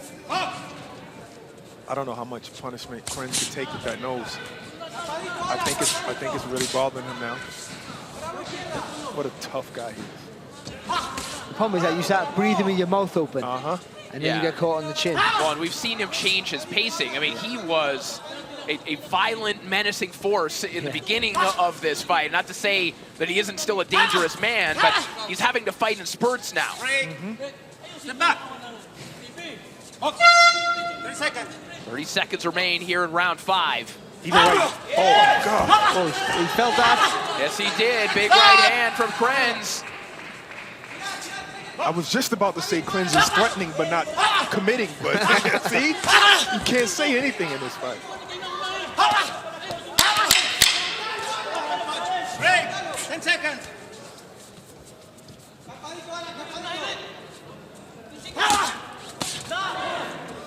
Just trading absolute bombs round after round. Alan David Krenz and Crisolito Beltran. If these men don't respect each other after this fight, I don't know who will. Beautiful uppercut by Krenz in the phone booth. Awesome. Fantastic And right shot. back by Beltran. He just a little step back in it to create the space for that shot. That's it. Another pull counter. and then a knockdown. Good knockdown that was.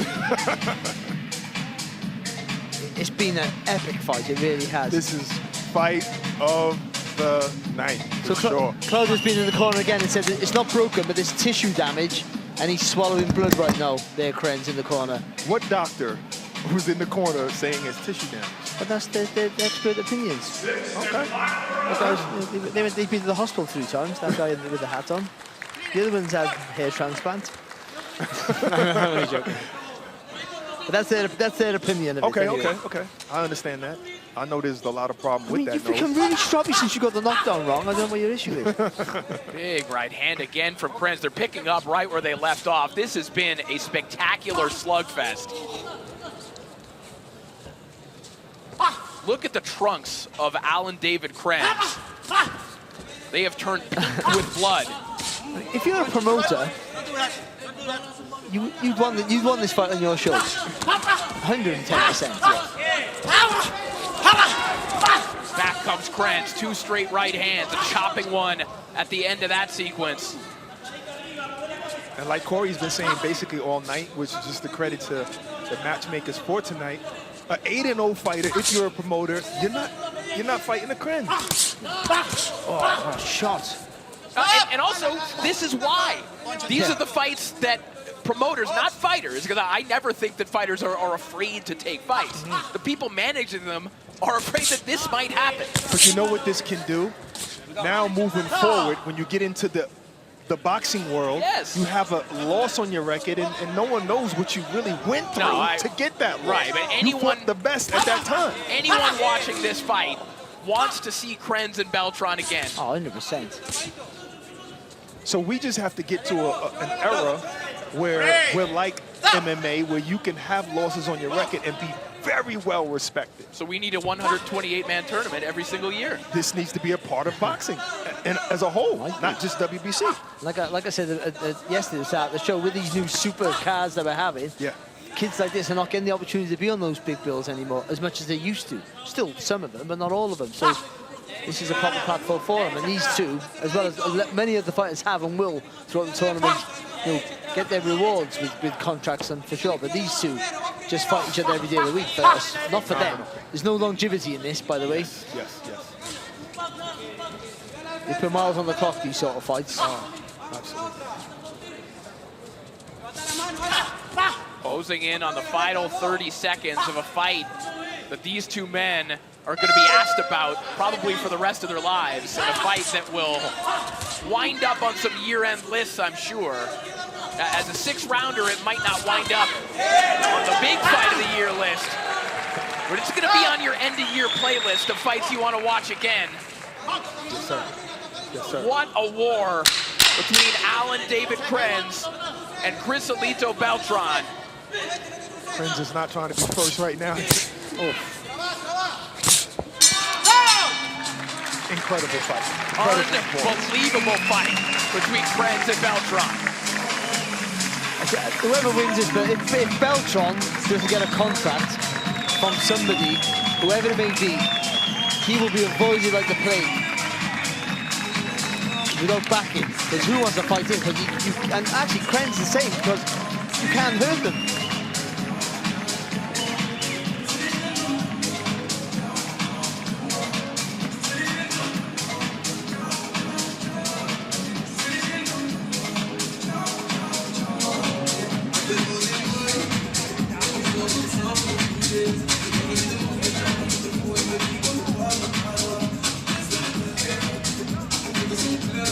Oh, that was brilliant.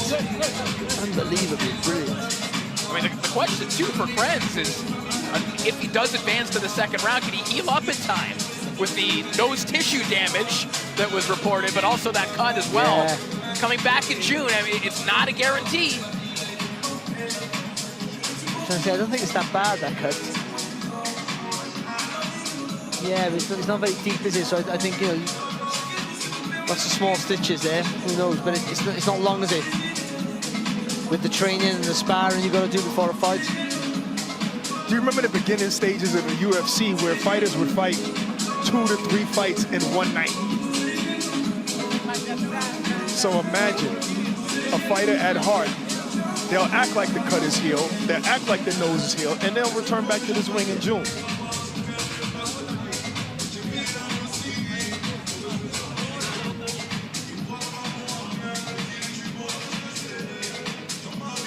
There's the right hand.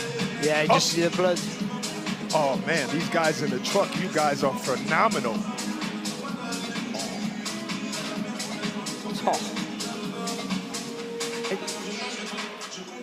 Oh, it's a great shot. Do you know what? I know when you see highlights in other fights and you go, oh, that's brilliant. The highlights for this fight don't do it justice. They don't do it. They're brilliant to watch, the highlights, but doesn't do the fight justice. In real time, it's just different. What a fight between Alan David Krenz and Chris Alito Beltran. But coming up in June, Jai Opetaia returns to headline his second pay-per-view on DAZN in 2025. After his knockout win over David Naika in January, he'll take on the Italian Claudio Sequeio. back in the Gold Coast. That's Sunday, June 8th. And which of these two men will we see back in the ring in June in the second stage of the WBC Grand Prix? Let's find out. Let's send it to Thomas Schreiber. Ladies and gentlemen, after 6 rounds of boxing, we go to the judges' scorecards. Judge Daniel Vandeville scores it 58-54, and both judges Barry Lindenman and Yuji Fukuchi scored the same, 58-55, all in favor of your winner by unanimous decision, Alan David Russian Prince.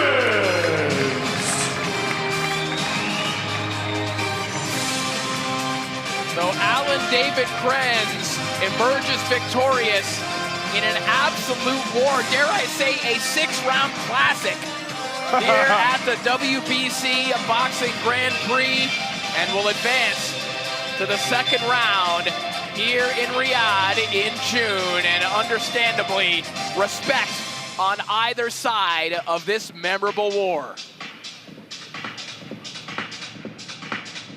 The wonderful Kingdom Arena, not far from here, the venue for some epic fights recently, and also the home of Saudi Pro League side Al Hilal, who will be heading to America in June. In 2 months, join us on the world stage, where football's elite will assemble. 63 unmissable matches to decide one world champion. FIFA Club World Cup. Watch every game live on DAZN. DAZN is the official worldwide broadcaster of the FIFA Club World Cup 2025.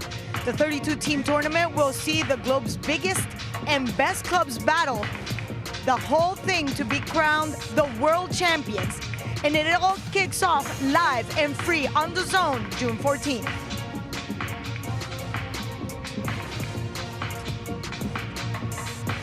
And it's not just the Club World Cup to look forward to right here on DAZN. Don't forget to check out our stacked upcoming schedule on platform now. Matchroom, Golden Boy, Queensberry, BKFC. All the biggest and most exciting fights are streaming live on DAZN, the global home of boxing. Hey, listen up. Let's have it. We know you've always got your eye on the prize, the championship belt. And why wouldn't you? You're a finely tuned, well-oiled boxing watching machine, capable of consuming over 185 fights on DAZN every year. We've gone big, we've gone global. Churning through combinations, comebacks, and non-stop knockouts. With big fights every week, you're the best in the world. So go on, get that belt, champ. DAZN, undisputed. Rim Magazine presents Ryan Garcia versus Rolly Romero, powered by Fatal Fury, City of the Wolves. Friday, May 2nd.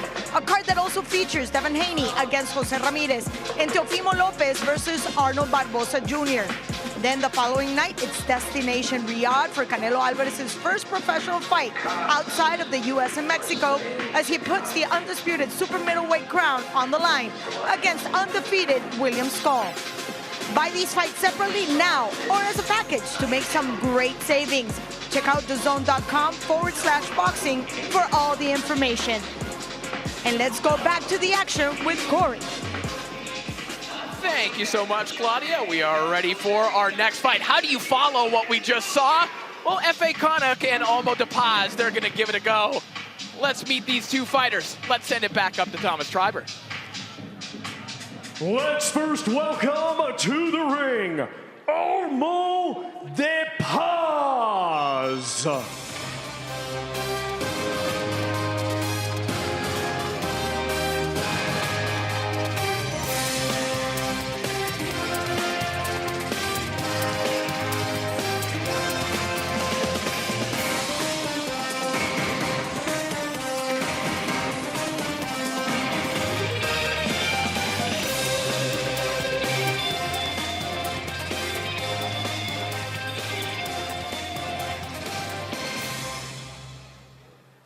And now let's welcome to the ring, Efe 110% Konuk.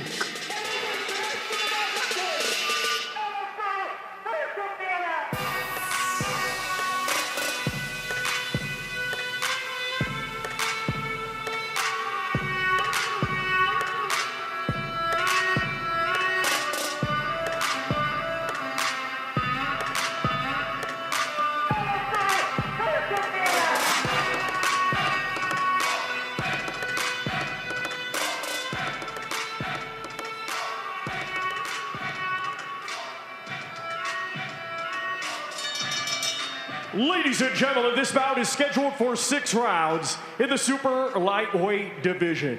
The judges are Junbei Lim, Juan Carlos Pelayo, and Barry Lindenman. Our referee in charge will be Don Turan. Introducing to you first, fighting tonight out of the green corner, he comes to the ring wearing green trunks and weighted officially at 140.5 pounds. He has a professional record of 12 wins, just 1 defeat, 5 of those 12 wins coming by way of knockout. Representing Spain, here is Olmo de Paz. And his opponent across the ring, fighting tonight out of the gold corner, wearing gold trunks. He weighted officially at 141.4 pounds. Undefeated, he has 12 wins, 1 draw, 7 of those 12 wins coming by way of knockout.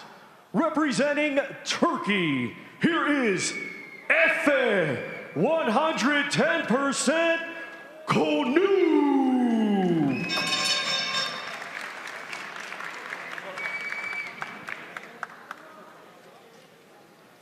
Boxers, obey my instruction all the time. No rabbit punches, no kidney, no below the belt. Protect yourself at all the time. Last 30 seconds, you will hear this sound. Continue to box, do not stop. Touch gloves, go back to your corners, good luck.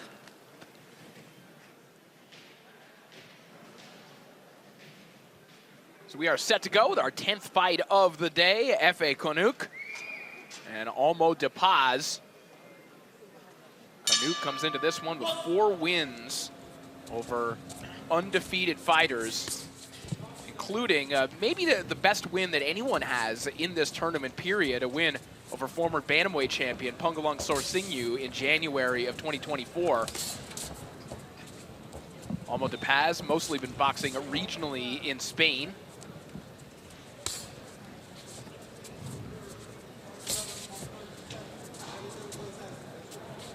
Paz, 27 years old, again one of the older participants in this tournament.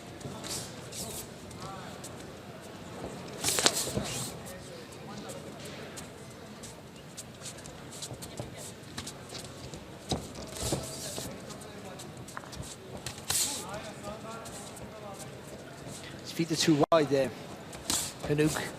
He's trying to get close to the distance. We saw that a couple of fights ago, just that little too wide of a stance. You want to get a bit of a wide stance to get low and get a bit of power, but if it's too wide, then his foot's facing a bit too far the other way, so he just can't really slide into distance quick enough.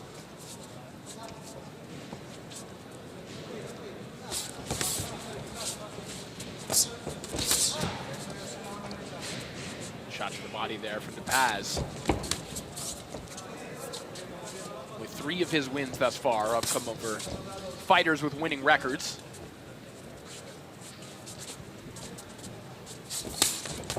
Oh. Again, as we talked about, big left hand there from de Paz. Barry, we've talked about that a number of times throughout this tournament, that sometimes when you look at someone's resume and you see a lesser caliber of opposition, that's perhaps just an availability issue, it's a financial issue. It's certainly not because someone's trying to pull the wool over someone's eyes or that a fighter doesn't want better opposition. Case in point, he opted into this tournament. Yeah, when you fight, it was in front of you, especially early in your career. You don't have much pull or say of what's going on. There's the fight date. If you want to fight, who are you fighting? They'll say this guy, that guy, this guy.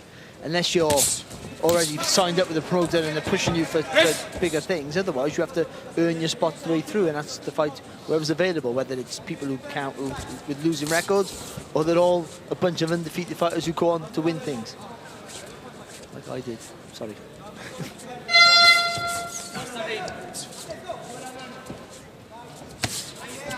Left hand right to the body of de Paz.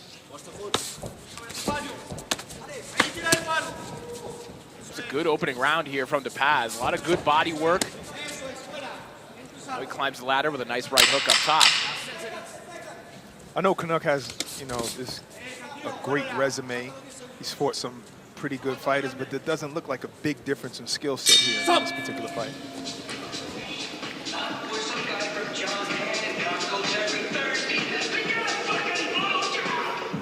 On May 23rd, Terry Harper headlines in her hometown of Doncaster as she makes the first defense of her WBO World Lightweight title against the undefeated German Natalie Zimmerman. It's live on DAZN and is part of your annual subscription.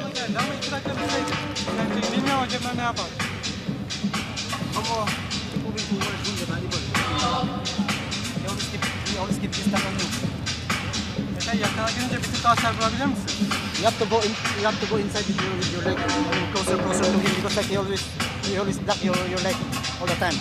Okay? Baskı bizde olacak. Vuracağın hızı çekecek. Çok güzel. Devam.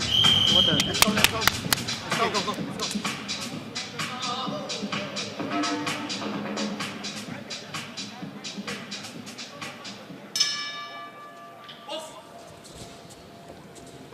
Round 2 underway.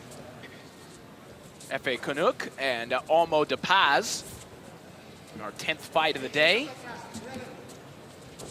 F.A. Canuck, the higher-seeded fighter in the tournament coming into this one, but it was a good opening round for De Paz, but here comes Canuck.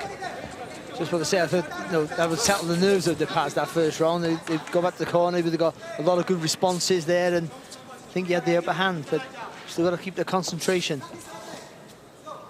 And also, I think so far what I've seen with Canuck, if you go at him, he's a danger.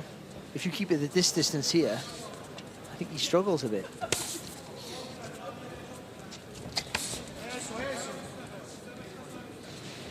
Just keep it just in the distance. Come in with the shots and make sure you step back out and then come back in again. Paz tried that, but he got met with a nice left hook there from Canuck, who has a twin brother, by the way, Ige Canuck, who's 15-0, also at 140 pounds. And F.A., being a nice brother, said, I think he's the better one. I think he should have been in the tournament. He's getting countered, De Paz. I think the thing is, if you're shooting your jab and extending your jab all the way out and you're missing, what makes you think that right hand is going to hit? So once you miss with the right hand, now you're going to get countered if the person's on point, and Canuck was on point at that time. And that's when they lean over. Right. Try and rectify the mistake, but it's already made.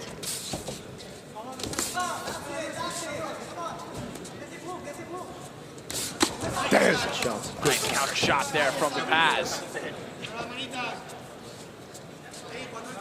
It's definitely two different arts. Walking forward and counter-punching. Two different things. We've seen Teofimo do counter-punching the best of the best.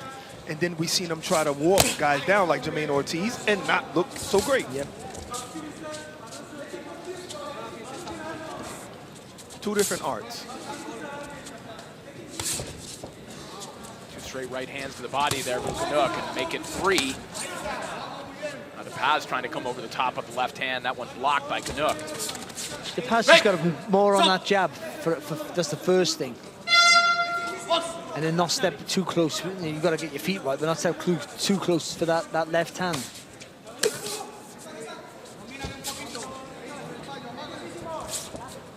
About 20 seconds here in round 2. Ooh, nice. He's had a good round, hasn't he, Canuck? I think you're right, Barry. I think maybe some of the nerves have settled here for F.A. Canuck.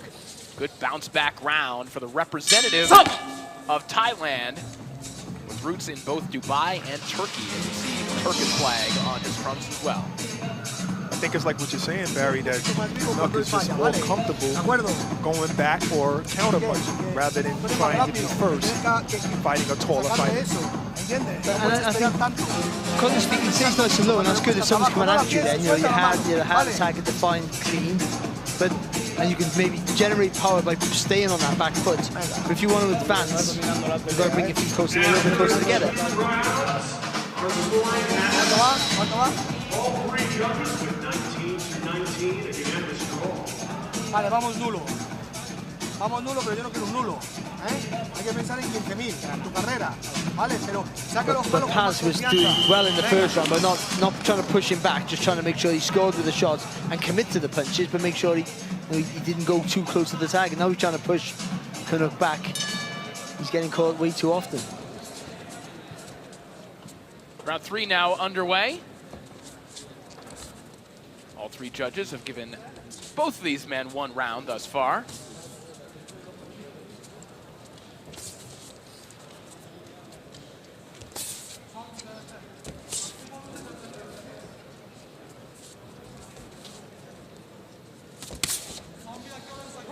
Canuck just continues to find a lane for that straight right hand to the body.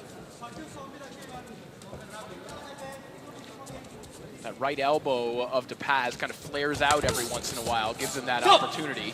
Now he sneaks a right hand in on the inside. Keep it clean. Box.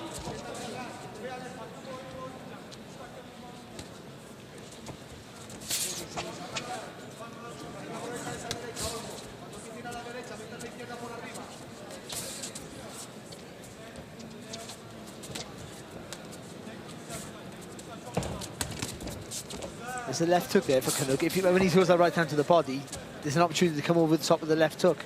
If you can just get it a little bit closer. And DePaz is fighting low enough for Canuck to land that.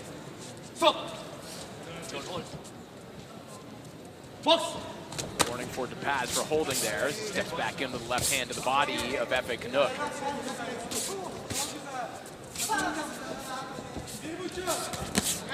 Big left hand there from DePaz. That one temporarily stops the momentum of Efe Canuck, who is back to coming forward this round.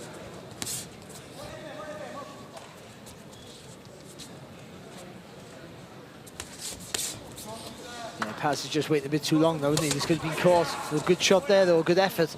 I should say, not quite hitting the target. Flush.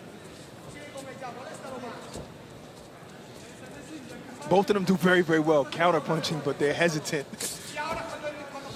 to force the action. Oh! Another counter by DePaz. Counters from DePaz are sharp. He just snuck an uppercut in there as well.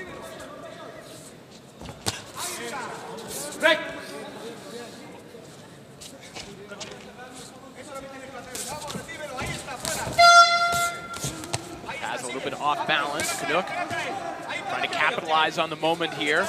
Doing a little work to the body. Has momentarily losing his footing there. Be careful there, squaring himself up there, Canuck.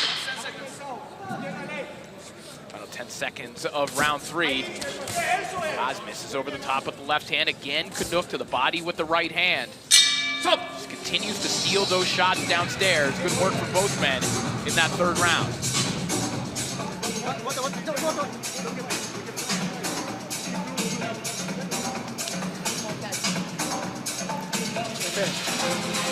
Az güzel.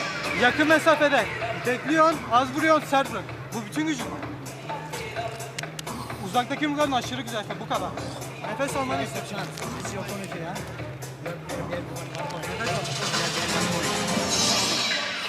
You're doing good. You're doing good. This one you want? Yes. No. You 1-1 before I go. 1-1. Şimdi 2-1. It's like this. So you have to go more. Okay? You can do it. You're doing good. You don't like when he's like you're killing him. You don't like it when you're closing him. Keep pressuring him. Keep pressuring him all the time. Okay? Come on, David. You can do it. Let's go. Tamam.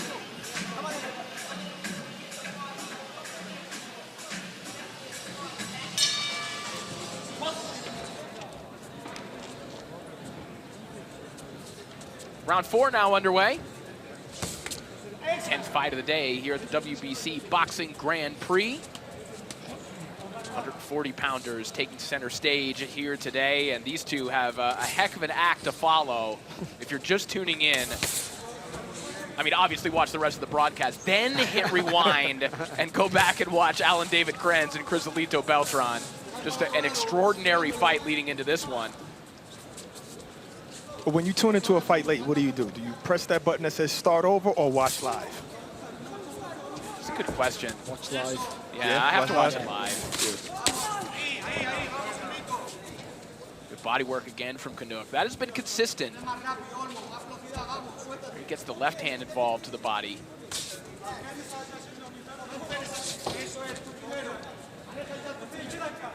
He's sort of taking control without really doing loads. Right hand to the body 2 in a row. is just taking what's given to him. He's doing, you know, every once in a while that video with Mike McCallum and Smitty circulates where Mike McCallum talks about stealing, just snatching things, body snatcher. Body snatcher. Just easy right hands to the body. Canuck doing a little bit of that right now and there. Lands the right hand to the body. Comes back with a jab up top. See again, where's the left hook to follow?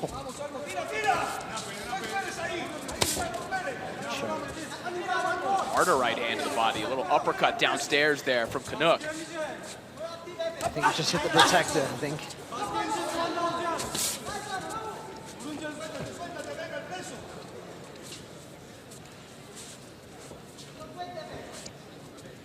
Canuck and his twin brother started boxing at the age of 13. Of course, being in Turkey, they idolized Adnan Samil Sam, the Turkish heavyweight. Fans might remember, fought on HBO many years ago. I can remember him from the Europeans. That's As right. an amateur. Oh, man.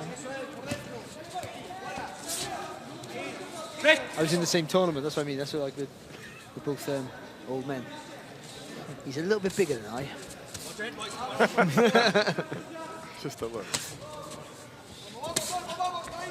Body work there from Canuck. Left hook up top, then brings it downstairs. There's a very comfortable pace that Canuck is being able to work at here in round 4. 2 men waiting the counter.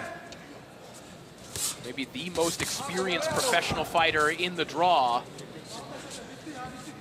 Well, after the first round, I thought he's going to be in trouble here. Got a really awkward, tall southpaw who's not committing to that, but still landing with clean shots. But except for the odd punch here and there, and he's having a go pass, but Canuck's taking over.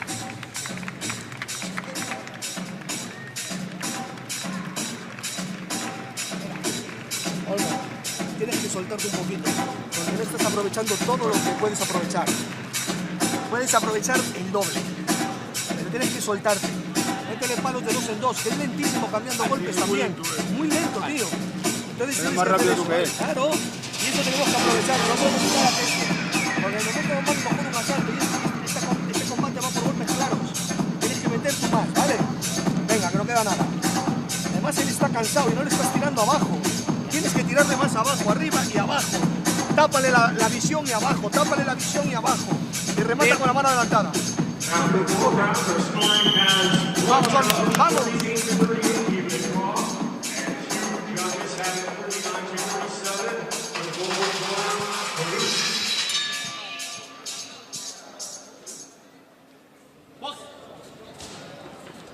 So you heard the scores there from Thomas Treiber. F.A. Canuck ahead on 2 of the scorecards, 39-37. The third judge has this fight even, and we were told in the corner of La Paz, they're now telling him you have to be first. And certainly we were seeing a pattern starting to unfold over the last couple of rounds of La Paz able to box comfortably, but also taking the initiative, somehow both slowing the fight down, Barry, but also being the one punching first. Yeah, I think that's so. But to be, you got to go forward a little bit. Maybe you should have got to punch first, but you still got to punch long.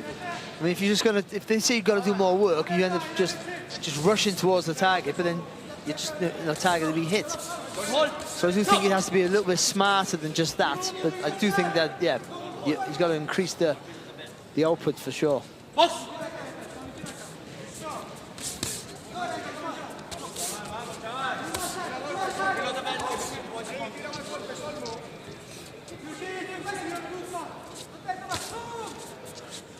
Sharp counter there from Canuck. Right hand splitting the guard of La Paz. Don't hold.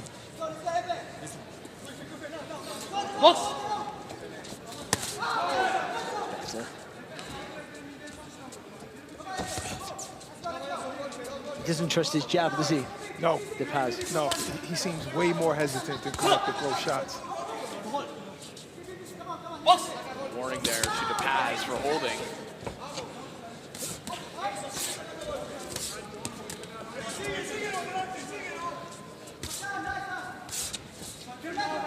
Paz fighting on the road for just the second time in his career. His only loss was that one fight outside of Spain. Trying to avoid number 2 here tonight against F.A. Canuck. Just bounce back to the inside with a nice right hand to the body. Canuck's work rate is very, very poor. I mean, he has an opportunity to get close here, doesn't he, and work away. Heavier handed of the two. I would say a little bit neater as well. There you go, this prime example. But there's got to be 3 phases of that attack. Bump, set, wait, bump, and go down. I mean, it's not a war of attrition, though, is it? No, it's not. It's a relatively slow-paced fight. Big left hook there.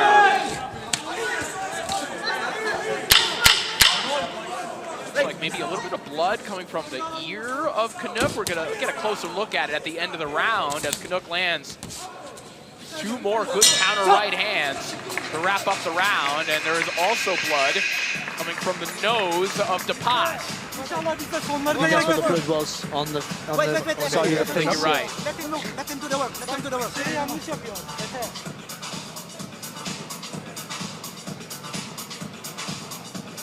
Nice delivery combination there. Reverse 1-2 there from Canuck. Just needs to be a little bit more, less gaps between the combinations for him. And DePaz having a go. Just a little bit wild and reckless with some of his combinations. Okay, one perfect round. We are there already. One perfect round. 3 of those wild left hands landed in a row. Every time. Every time. The night of the broken, potentially broken noses. And knockdowns. Maximum on your left. Maximum on your left. Okay, let's go. Not knockdowns. Knockdowns. Because you stuck the knot in really quick. That's a knockdown. 6th and final round here between F.A. Canuck and Olmo DePaz. F.A. Canuck representing Thailand.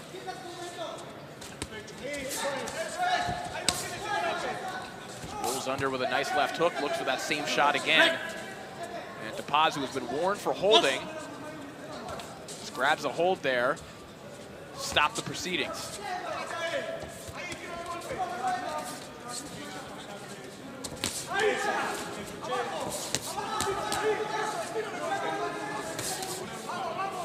Paz, you'd have to imagine, is fighting under the assumption that he needs something big here in this final round.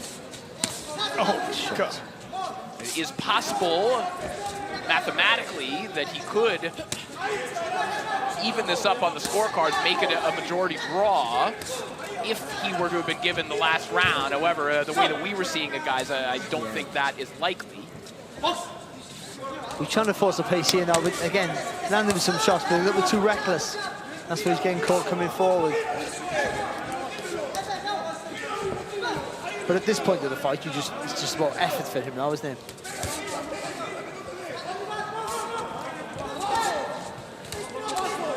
The issue for DePaz that we're seeing here in this round is that when he puts more effort in Barry, it also means he's getting wide, and all Canuck really has to do is just stay small and just counter through the middle like that.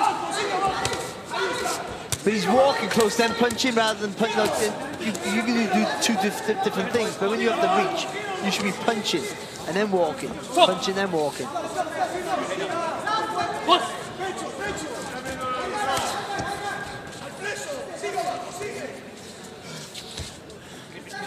Deep breaths from both men as we enter the final 60 seconds of the fight.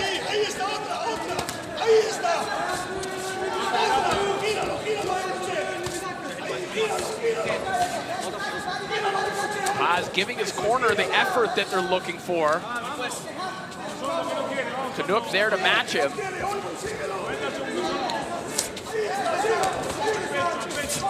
Technique is out of the window for Canuck as well. He seems tired. He says, all right, I'm just going to go all out these last 30 seconds.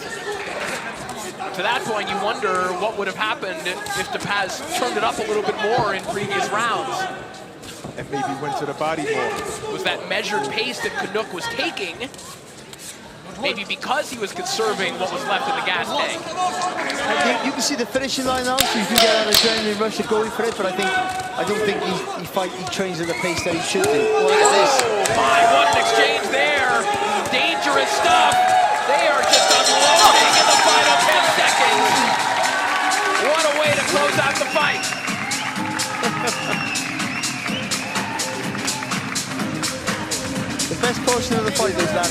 second.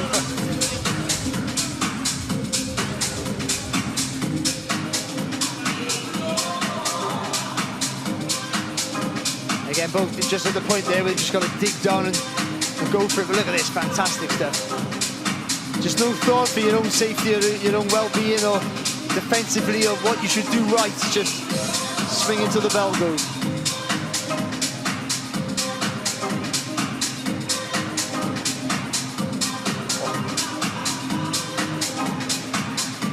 The longer it went on, the more accurate they were with the punches. The first few missed, and then they started getting into a rhythm.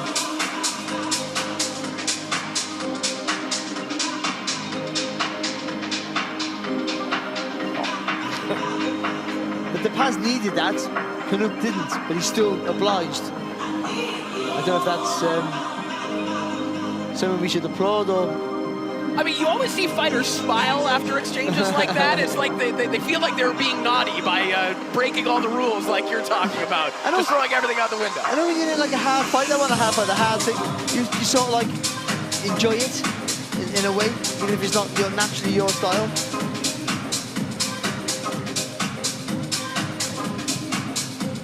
Well, this fight coming up on June 7th, it might look a little bit like that. Who knows? It's the homecoming for Ipswich's Fabio Wardley as he takes on Big Baby Miller in a big heavyweight clash at Portman Road. That's coming up live here on DAZN Saturday, June 7th.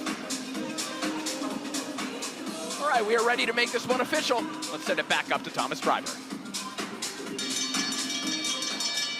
Ladies and gentlemen, after 6 rounds of boxing, we go to the judges' scorecards. Judge Barry Lindenman scores it 59-55. Judge Juan Carlos Pelayo scores it 58-56. And Judge Junbei Lim scores it 58-57. All for your winner by unanimous decision. And still undefeated, FN 110% Well, F.A. Canuck gives it 110% in the closing moments of that fight. An excellent finish to that victory over Almo de Paz as he advances to the second round. What amazing finish, but we've got a packed schedule for you on Saturday, including a Golden Boy Promotions card from California. I welcome all. That's what I'm boxing for, to show them why you're the greatest. I'm one of the best, if not the best in the division, so that's what I got to do. Oh, and she couldn't handle that one. Down she goes.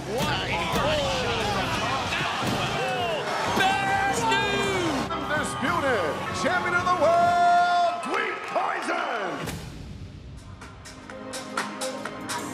That's this Saturday, but in 2 weeks' time, boxing will make history when a fight is staged in Times Square for the very first time. Ryan Garcia takes on Rolly Romero that night, and the Zone's Emily Austin caught up with him.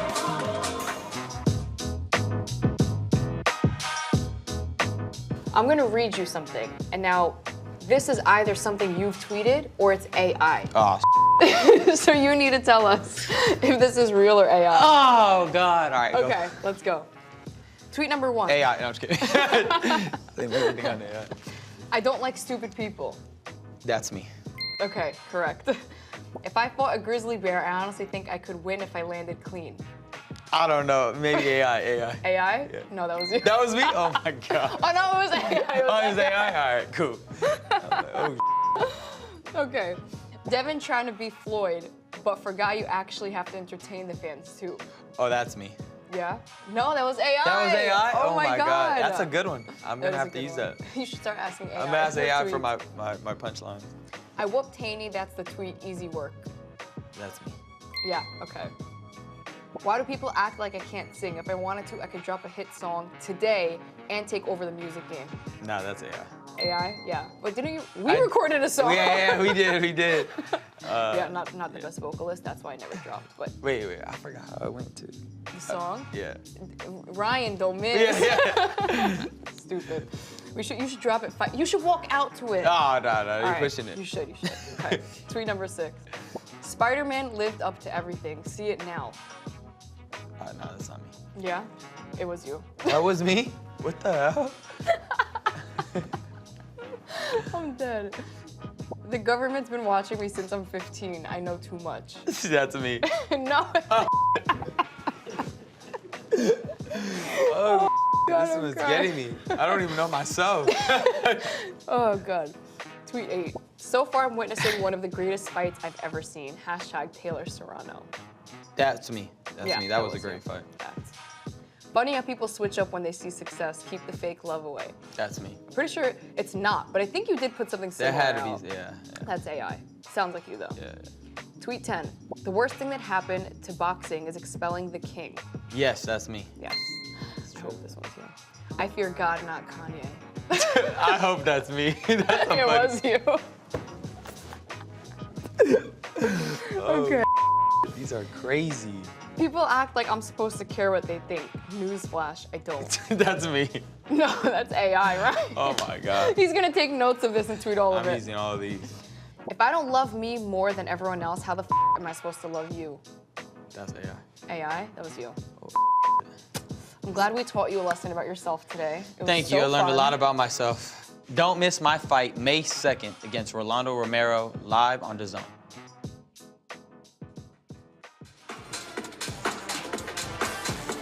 Canelo versus William Skull is part of an epic double bill on DAZN with Ryan Garcia against Rolly Romero the night before, or to each separately, or both as part of our Knockout Bundle weekend. Go to DAZN.com/boxing for more details. And here's on with the action right here in WBC Grand Prix. Corey? Thank you so much, Claudia. We've got an interesting one coming up here, including the youngest participant in the tournament, 17 years of age, Aaron Barajas. He is up next. Let's meet our next two fighters as we send it back up to Thomas Stryber. Let's first welcome to the ring, Orlando Aaron Barajas Tirado.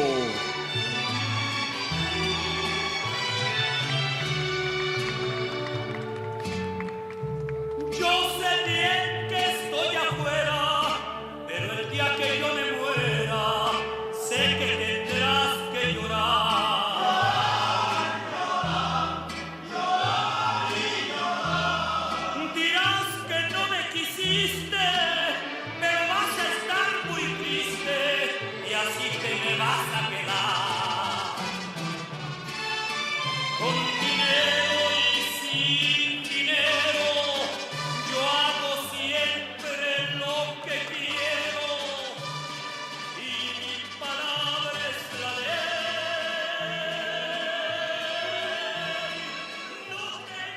And now let's welcome to the ring, Bartolomé Shabila.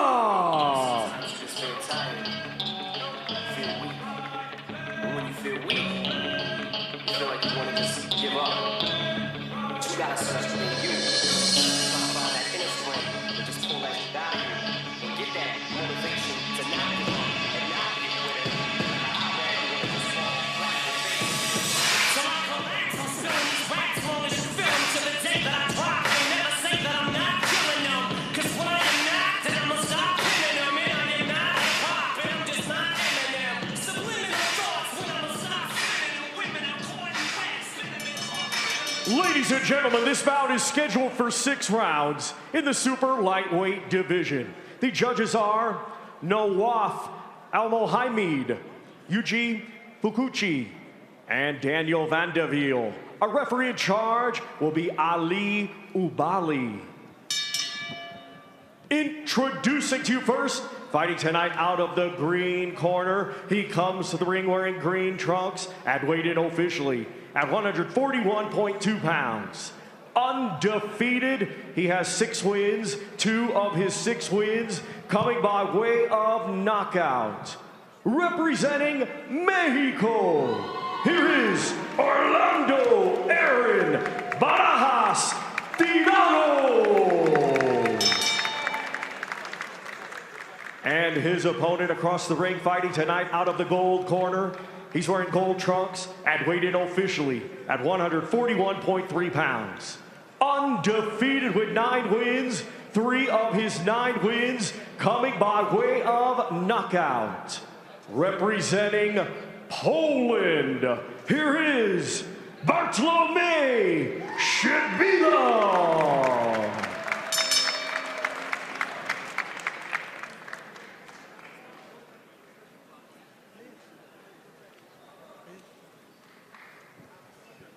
Okay, I want a clean fight. No punch, Aki, no punch here, no punch under the belt. Okay? Protect yourself all the time. I want a clean fight. When you heard that signal, you're still fighting 30 seconds before the end of the round. Okay? Have a clean fight. Good fight. So the 26-year-old Bartłomiej Szybila of Poland taking on the 17-year-old Aaron Barajas, who says that he was handpicked by Mauricio Sulaiman to enter the tournament. And he's given the 32 seed in this tournament. Basically, in effect, it's like he won the play-in game, so to speak, to get into the Grand Prix. He's got a stern test in front of him here tonight in Szybila. Well, whoever he fights, he's 17 years of age. Just crazy.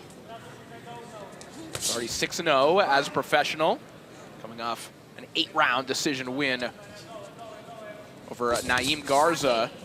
That was on December 6th of last year, as Szybila right on top of Barajas here in the opening 40 seconds. There was a decent left hook off the ropes there for Barajas.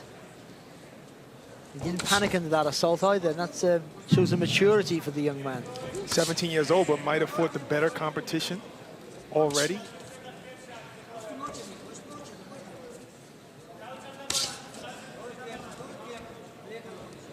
I suppose in Mexico, if you're 17, you haven't had 15 fights, you're a novice.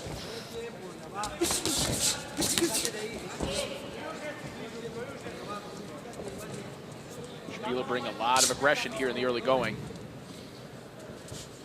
Szybila himself has a little bit of a following back home in Poland. Basically, all of his fights have been on Polsat Sports, so been able to watch him on cable television for a Polish boxing fan. Szybila comes up a little bit short with that right hand. Barajas liking the idea of countering off the ropes here. Good right hand there from Szybila. Yeah, good stuff there. He looks solid, doesn't he, actually, Szybila? Yeah, very different frames on Szybila and Barajas, as you might expect when you have a 26-year-old and a 17-year-old, but just the wide back of Szybila. And if you can get the technique right, all the power's in the back of your body. So if you get the technique right, those big muscles in the back will help you generate some power. Right hand there from Szybila. You see Barajas shaking his head, but he certainly caught that one on the chin.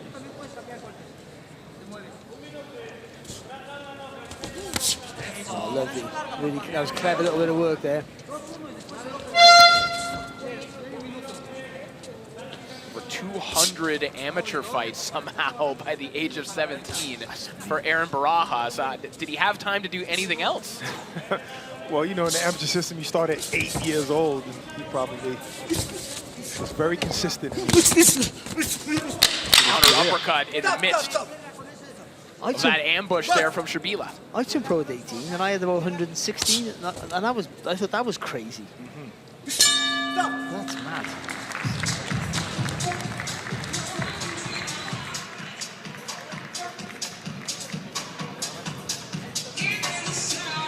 Na drugie tempo.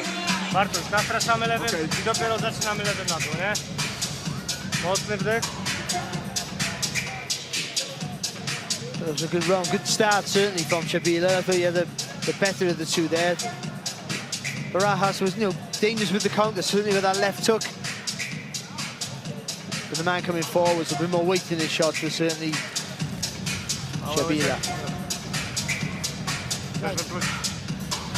Ten lewy, tu. Prawy, dół i dopiero. 2-3-1 ręka, bo tam jak go przyciskasz, to jest szansa na to, żeby go ustrzelić. Wiesz? Uważamy na ten jego prawy, dobra? Cały czas łapy wysoko.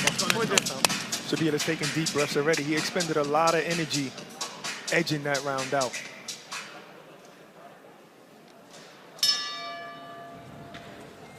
Round 2 begins. But of course, only 2 judges probably gave Szybila that round. Well, again, like we talked about yesterday, I think this is an interesting kind of case study. You get 64 fights here to really examine what judges like in real time. You get real-time feedback in terms of what is working, what do they like, what are they seeing. Absolutely.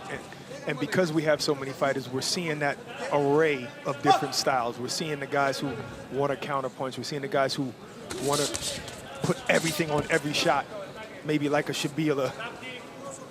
And the thing with boxing, whether you're a judge, commentator, whatever you are, there is a stylistic bias, even if you don't mean it to be.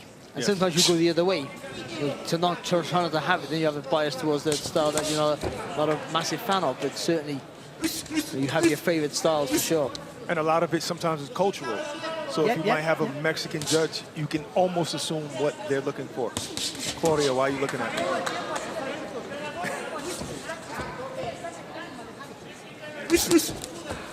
But ultimately, it should come down to sometimes scoring shots. Cultural.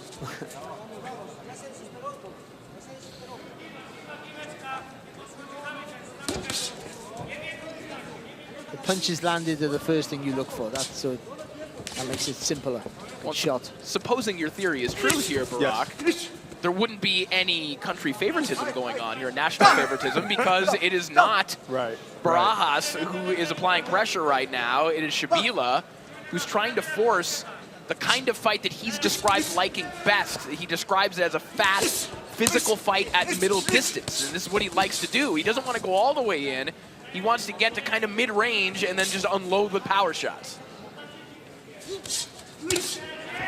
And a good fighter like that can actually make the other fighter fight that kind of fight. You know, especially if they don't have good legs and able to get out of it. I don't think Barajas is going to win this fight sitting back too often like that, waiting for the counter. Unless Shabila slows down dramatically, which might be the case, but at the minute, stronger coming forward and busier of the two.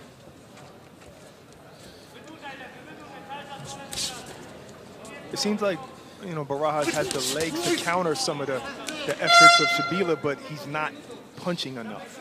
And the speed, and the timing as well, so yes.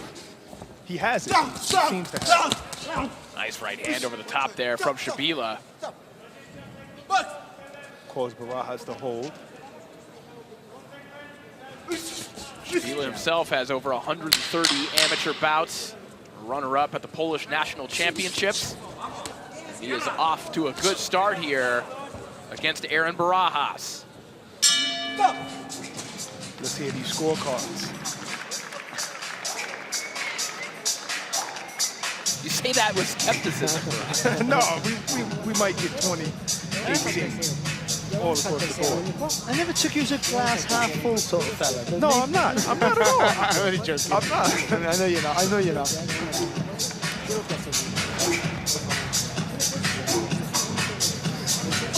After 2 rounds, the scores by all 3 judges are the same.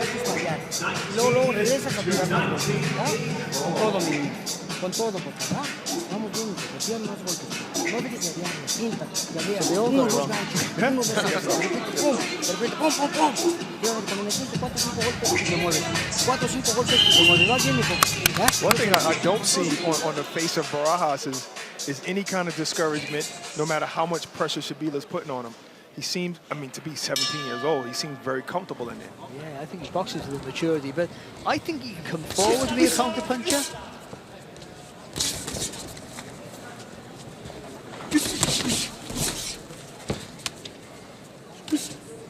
The scores there on your screen, 19-19 across the board. You know, Barajas has talked about feeling some extra pressure again because, as he said, it was Mauricio Suleiman who picked him to be a part of this tournament to represent Mexico. There's a weight on his shoulders right now. Good right hand there from Shabila.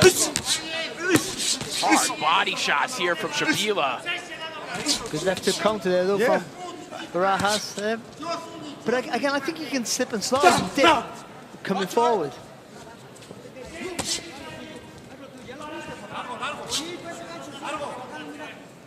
See, clash of heads producing a gash right along the hairline of Shabila, maybe a little bit lower. And there's a right hand right on that gash that is now leaking down the face of Shabila, but it might have emboldened him as he is firing away with right hands.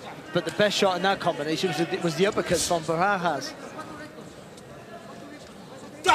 Blood streaming down the face of Shabila, and he doesn't miss a step.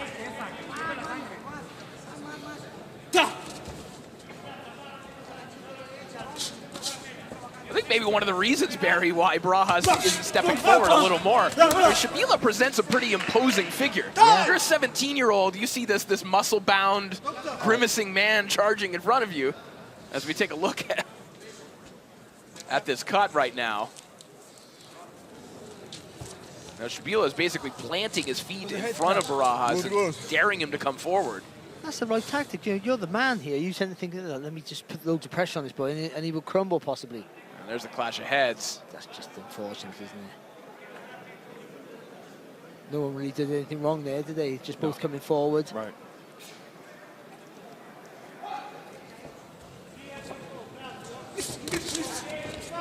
Back to action now with the blood just pouring all the way down the chest of Bartolomé Shabila.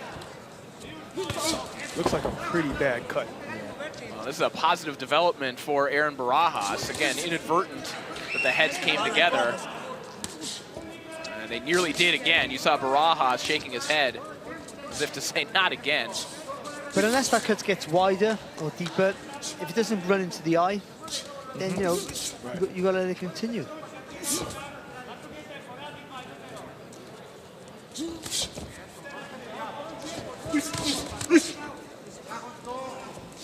Barajas, trained by Mauricio Aceves, who we saw in his corner a couple of moments ago.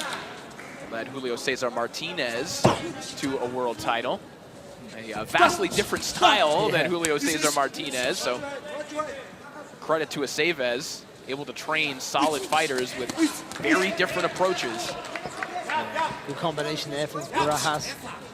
Showing that hand speed. A little bounce in the step of Barajas now.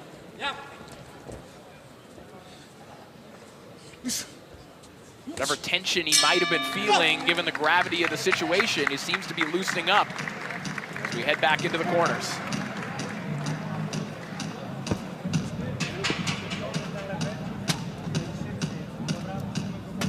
At 17 years old, Barry, would you be able to take on a 26-year-old man?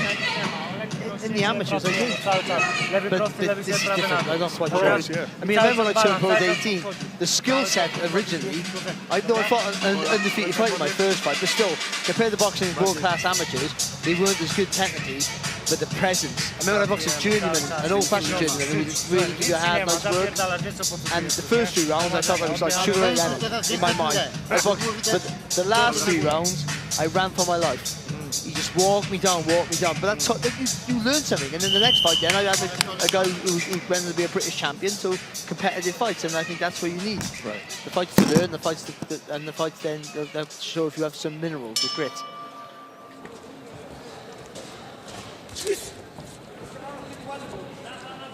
Bartolomé Shabila came out of the corner smiling, trying to find the camera.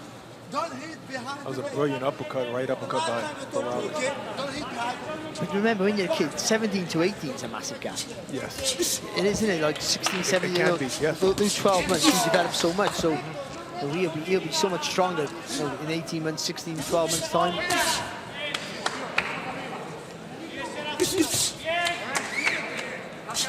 There's a patience about Barajas' style that you have to like, especially considering the age. It's interesting, looking at just the collection of prospects that we've seen over the last 2 days, guys. We kind of see generations go by where you see, there was a period of time where almost every fighter had pieces of Manny Pacquiao or Floyd Mayweather. I feel like we're seeing more and more pieces of Andre Ward. And as we talk to a lot of young fighters, Barack, in some of the prospect series that we do across the zone, we hear them bring up his name more and more often. They bring up Ward, they bring up Crawford. Amazing, because Ward was one of those guys that brought up Floyd, and Roy Jones, and now he's that guy that these younger fighters are talking about. Okay, I gained a lot from him. I seen a lot of the defense. I seen the inside work. Correct. But ironically, as brilliant, and he was brilliant, one of the best. But the criticism he got throughout his career. Not because we didn't see a lot of knockouts. For not being gone, yeah. We didn't see a lot of knockouts. We saw a thinking man in there. Use his brain, yes. Right. But not a lot of knockouts. I think most fighters, the greatest ones, aren't fully appreciated until they have retired. Like, you can pick the greatest fighter of all time, go back and read the contemporary newspaper articles about them, you get a very different story of what people thought at the time. Nice uppercut again there from Barajas. Again, that's this calmness that he has for the young man. Yes. To a point, because I love the calmness, but I also say, are you a little too calm? Yeah. Because you're not letting your hands go enough against this particular fight. Don't let them outwork you. Because you feel like you're more skillful in your head. Well, I think that's what's happening, to be honest. Good combination there from Barajas. Again, Shabila just planting his feet, and Barajas says, okay, I'll run a three-punch combination and get out of the way. Right. And that's what I want to see if I'm in his corner. That's what I want to see. And then you do have the ability to move off of the ropes and make him miss shots, but you shouldn't be in there. I think he can put that chest over the front knee just a little bit more, and he can slide forward, and he can slip and counter off that and be an aggressive counter puncher. Well conditioned, I can tell you that. Just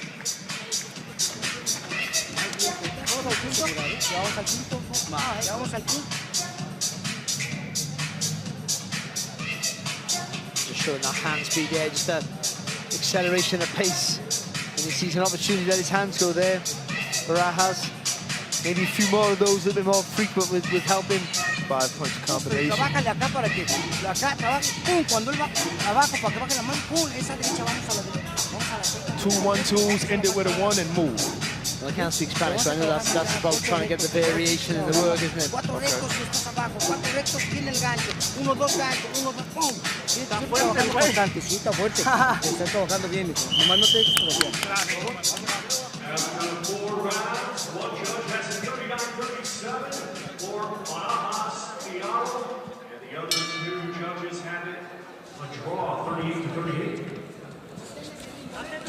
There heard the scorecards, and now, perhaps upon hearing those scorecards, we will see a change of approach from Aaron Barajas. And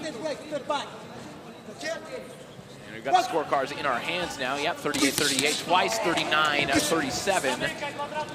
That being in favor of Barajas.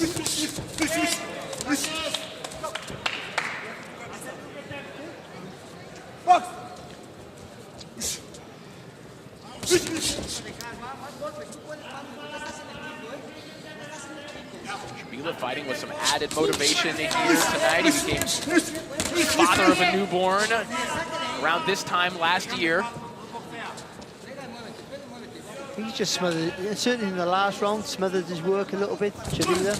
Trying to be so eager to get to the target. Getting a bit too close. Good shot.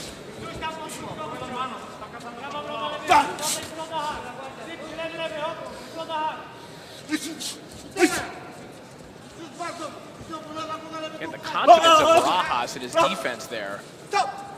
Standing right in front of Shabila.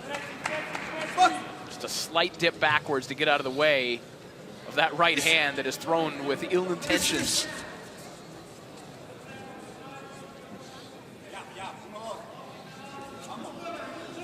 Barajas showing the comfort level of someone who started boxing when he was 5 years old. No, very comfortable. And it just has a real good eye where he doesn't necessarily go for feints. And that's hard to find in fighters, you know. This young, not really going for feints, knowing when you're coming in to counter you. And not afraid to punch with you. This is a special kid. The effort, though, from Shabila has been top draw.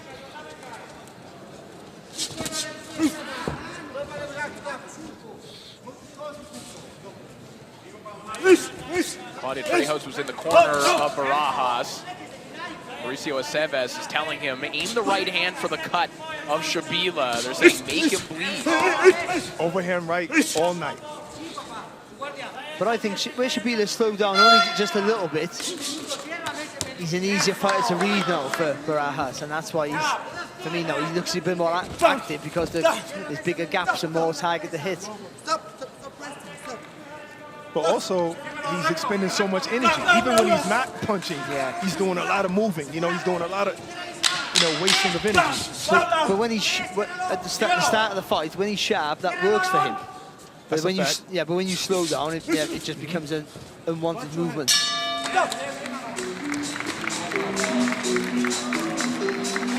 And I think maybe Barajas was counting on that from round 1.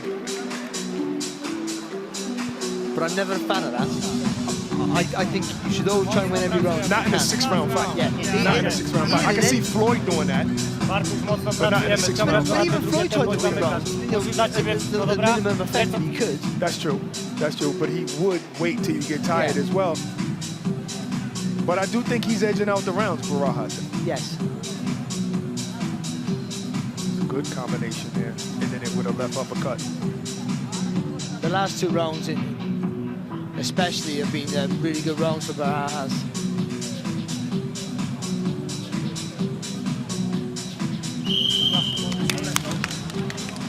Sixth and final round.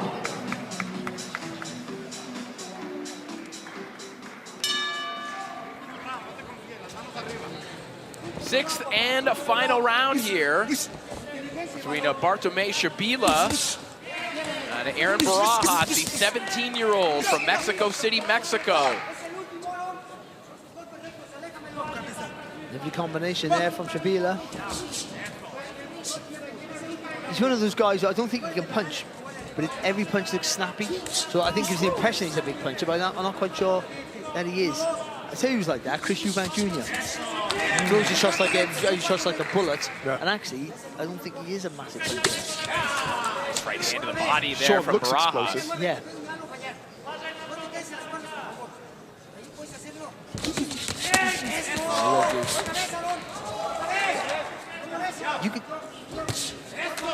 It wouldn't matter what he looked like. When he threw the combination there, Barajas, you could say he's Mexican. Just the way he threw it, the smooth. I don't know why that is. Yeah, just the way he threw it. Got nothing to say now, Claudia, huh? Got nothing. You didn't hear that, did you? She doesn't actually say anything, but she gives us these looks. She should have gave you one. Just the movement that he made with the uppercut. Just that. Just couldn't do it. No one else can do it. But it's like what Corey said. Certain fighters look up to certain fighters, and Andre Ward's, Canelo's. These are the guys that people follow. Yeah, and Barry, I know what you're referring to. There's a particular rhythm to that kind of shoe-shine uppercut from the Mexican schooling of boxing. You're going to see certain similarities in certain nationalities that bleed over. That's going to be the influence. Beautiful uppercut there from Barajas. Make it 2.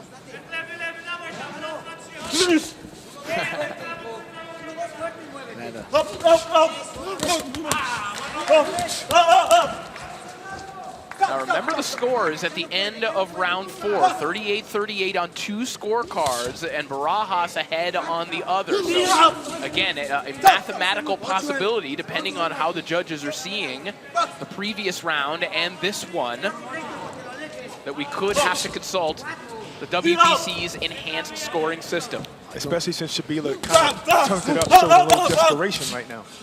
I mean, he's made a tremendous effort, even in the last round, certainly in this round, Shabila, but I think he's been caught coming in the better shots, certainly in the last round, and I think in this round also have been from Barajas.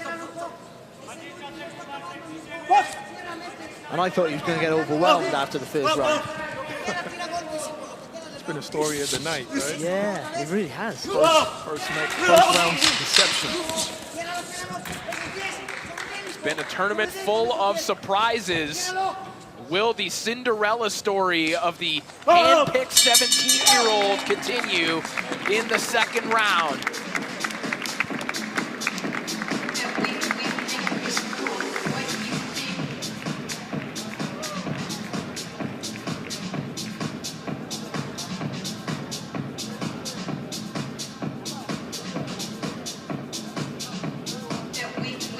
against Shavila, you know, like he did all night, constantly coming forward, full of energy, full of zest. Just as he started to slow down, and just only a tad, that just made, you know, the better eye, better vision, better timing. Barajas came into play, and I think he boxed really well in that last half of that fight. He really did. In that last round there, again, just showing the quality in his work. That uppercut was smooth in those combinations. Yeah, he was really good tonight. He boxed with the maturity beyond his years. We possibly might have a draw in this fight, depending on how the judges scored it.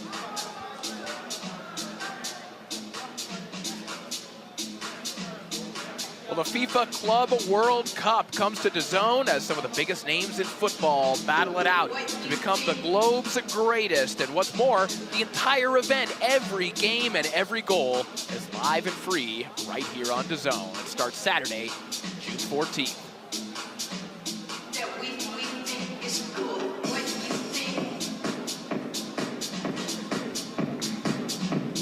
Thomas Driver taking one last look at the scorecards here.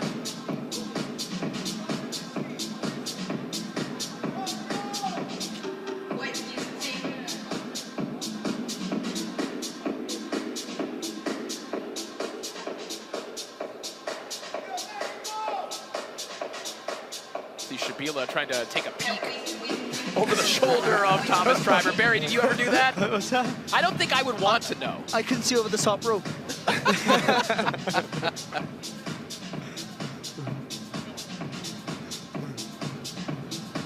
All right, let's make it official. Let's send it up to Thomas Driver.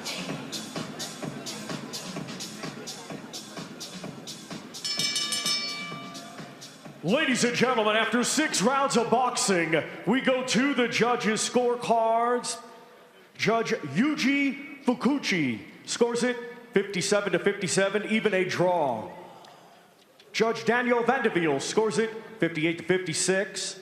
And Judge Nawaf Elmo Hamid scores it 59-55, both in favor of your winner by majority decision. Orlando Aaron Barajas Tirado.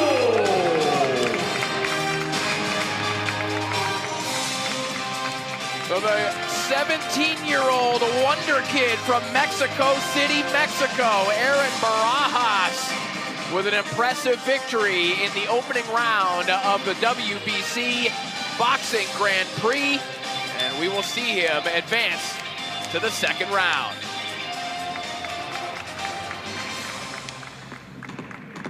Don't miss a huge event all next week on DAZN. Live on DAZN Worldwide, April 26th. Eubank Jr. versus Ben.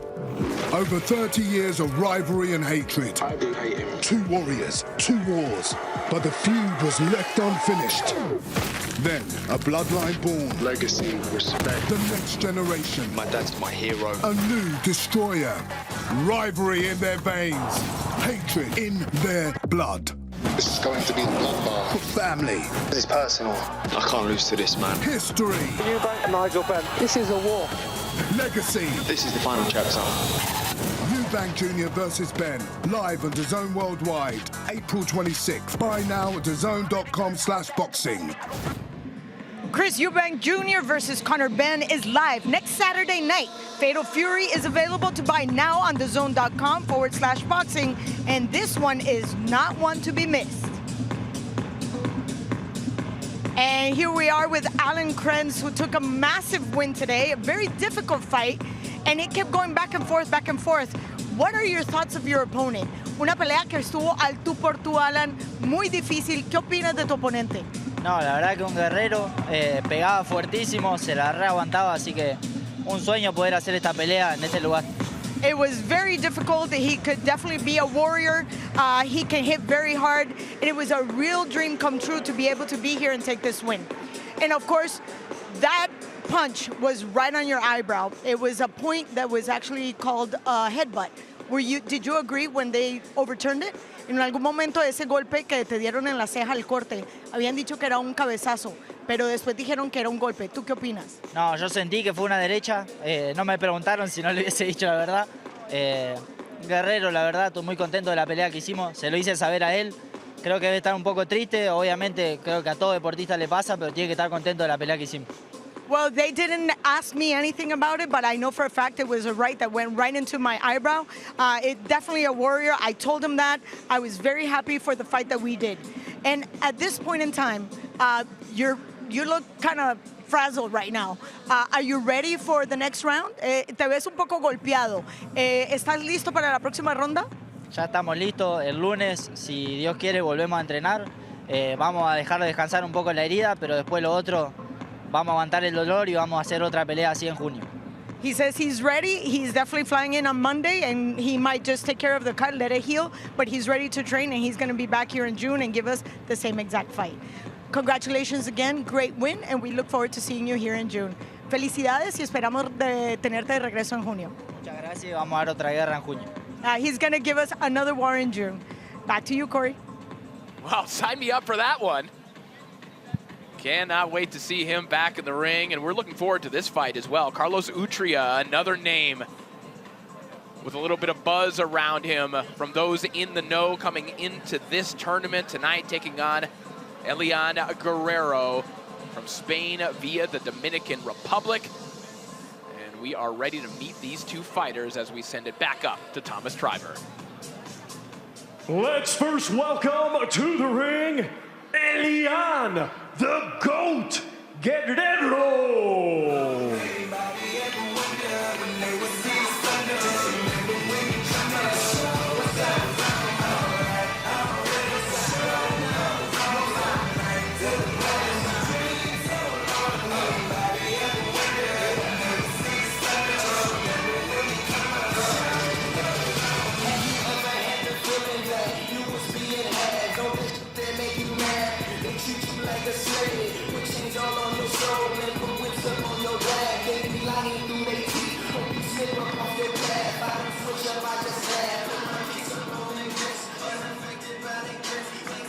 And now let's welcome to the ring, Carlos Utria.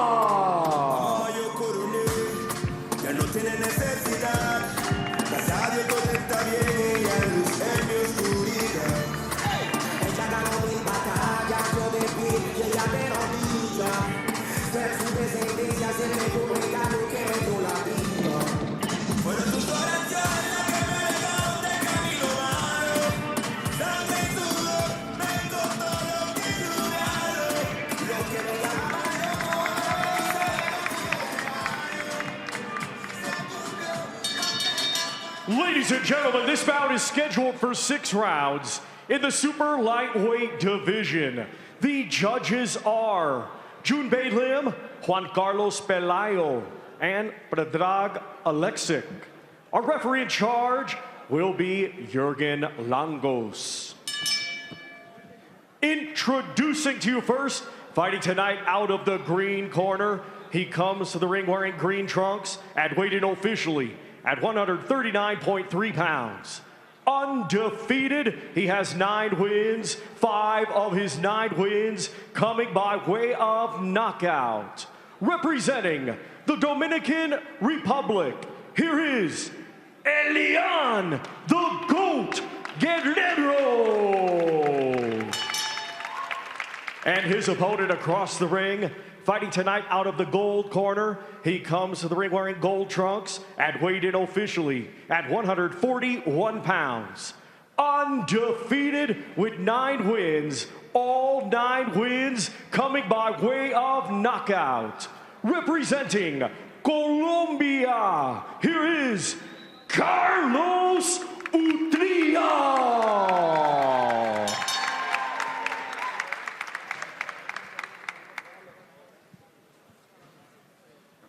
Okay, gentlemen, I expect a clean and fair fight. Listen at all times to my commands and protect yourself at all times. Okay, good luck and God bless.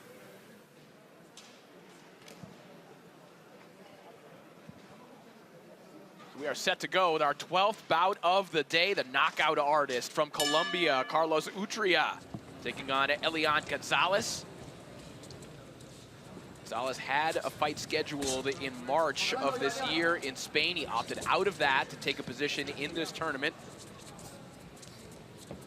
Utria has been out of action since October of last year when he scored a first-round knockout win over Jonathan Mendoza. The average rounds that a Carlos Utria bout lasts is 1.1. That is the lowest among any entrant in the tournament. Got a lot of experience knocking people out.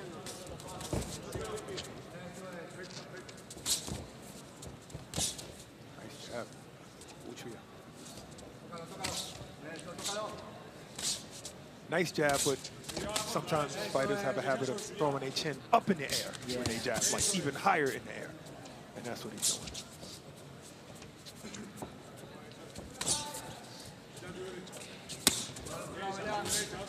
That's the shot for a tall, when you're boxing a tall opponent, especially when you go low, you make them stand tall, then you whip that right hand over the top. That was didn't come off, but that's the right idea there from Utria.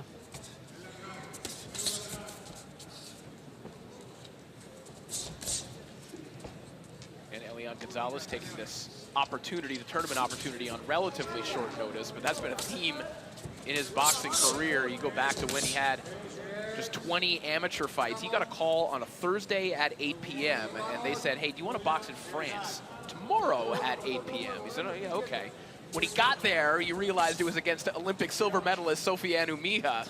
He didn't have a chance to eat, obviously. He couldn't even take the Biscoff cookies on the plane because he had to make weight. He had to run as soon as he got there. So this is a man that since his early days in the amateurs has been willing to just take any opportunity, and they haven't been easy for him to come by in the Dominican or in Spain. Again, a common theme for a lot of the participants in this tournament, jumping right into the fire because of the lack of opportunities. Well, and like we seen yesterday, I think in defeat, it put you in the shop window. That's all you need. Whether you're going in against someone, a bigger name as an opponent or a prospect as an opponent, that's your opportunity sometimes to become that guy. Left hook there from Utria. In the pros, you know, you're 27 years old. You don't have the liberty to be selective, you know. So when an opportunity like this comes, you got to jump on it.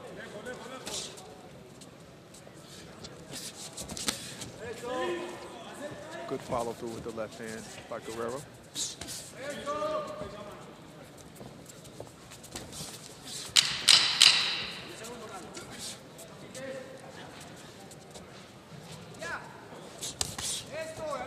Right hand connects there from Utria, and he brings it back downstairs to the body. And that'll do it for the opening frame.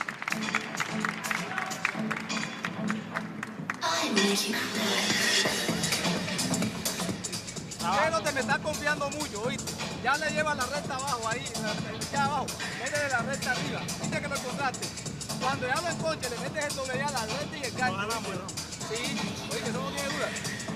El gancho que tú tiras fuerte, también cázalo, ¿oíste? Vamos bien hasta el momento. Trabajame más el fondo también. Cuando pasemos el lado izquierdo, trabajame los ojos abiertos. ¿Ok? Vamos a mover la cintura que ya cogió la mano abajo. La de Luis.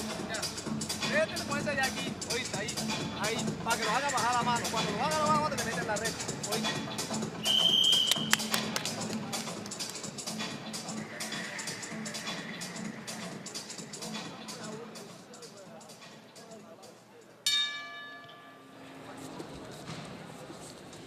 Round two underway. Carlos Utria and Elian Gonzalez. Utria, the 21-year-old who won gold at the Junior Pan Am Games at 63 kg back in 2021. Nice left hook there from Utria, just clipping the chin of Elian Gonzalez.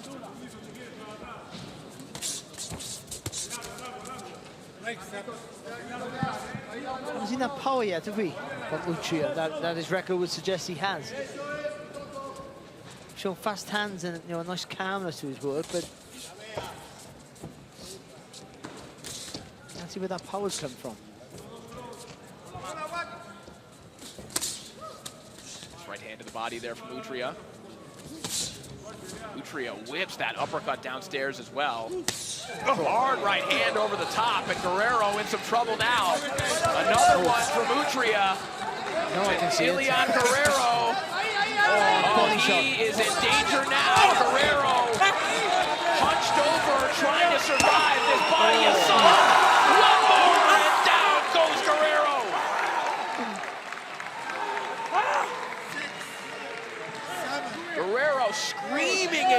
right now. How is he up on his feet? Carlos Utria looking to close the show here in round 2. The double tough Ilian Guerrero fighting through agony after those body shots. Oh, another left hook downstairs. That's a lovely right hand. Guerrero is just being abused to the body. Down he goes once more. And even though Guerrero had those high shorts, definitely affected by those hard body shots.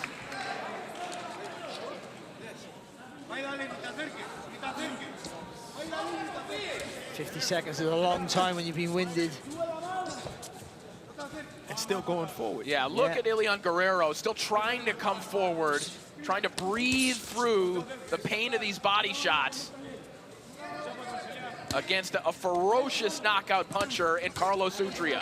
Well, Utria went from 10 miles an hour to 1,000 in like 3 seconds. That was unbelievable.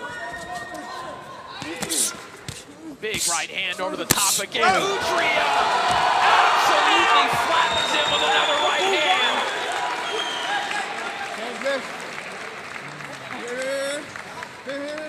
And that is it. Carlos Utria with an eye-opening performance here in Riyadh. Everybody was standing on the apron waiting for the referee to call it. The ref forgot to call the fight off. But we see that he didn't want him to go any further. Beautiful performance by Carlos Utria. That's very, very impressive, that was. He was dancing around looking like, punching like me. I mean, no, he was flicking the shots up, no waiting. I thought, where these 9 knockouts come from all of a sudden? Right. And he saw a gap, and again, we talk about the acceleration and pace you need, a little bit of a spark, and he went bam. Well, we told you that the average Carlos Utria fight lands the last 1.1 rounds. That'll bump the average up to about 1.2. And we'll take a look back at how he closed the show in just a moment.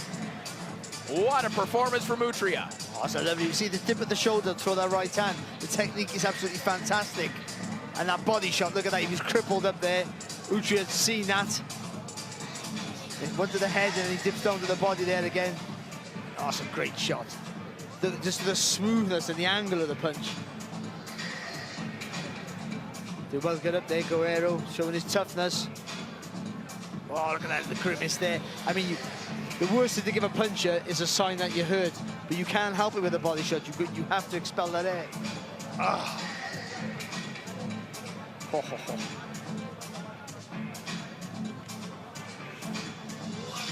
You can just wait. Oh, look at that. See his eyes? Watch his eyes. He looked at the floor. He looked at his waist and saw that right hand. Look at the right hand again. He looks down, yep. Right.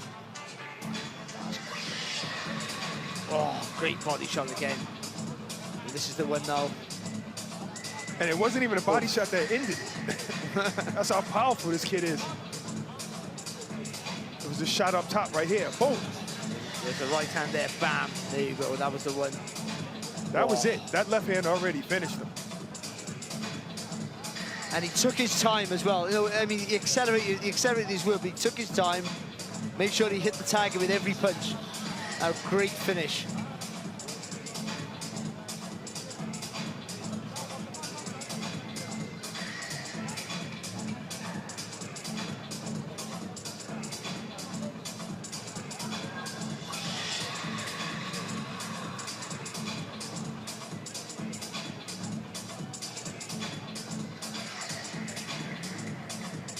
Well, that man, Carlos Utria, might wind up on the Ring Magazine Prospect of the Year list. And Ring Magazine brings you Chris Eubank Jr. versus Conor Benn. This eagerly anticipated showdown has been years in the making, and it will finally take place at Tottenham Hotspur Stadium on Saturday, April 26th. You can buy it now on DAZN.com/boxing. And we are ready to make it official. Let's send it up to Thomas Triber. Ladies and gentlemen, here is the official time. 2 minutes, 45 seconds of round number 2. Our referee in charge, Jürgen Langos, waves off the contest. Therefore, your winner by way of technical knockout, and still undefeated, Carlos Utria. Well, that's a bad man right there. That is a gifted knockout puncher in Carlos Utria, who has punched his ticket to the second round of the WBC Boxing Grand Prix.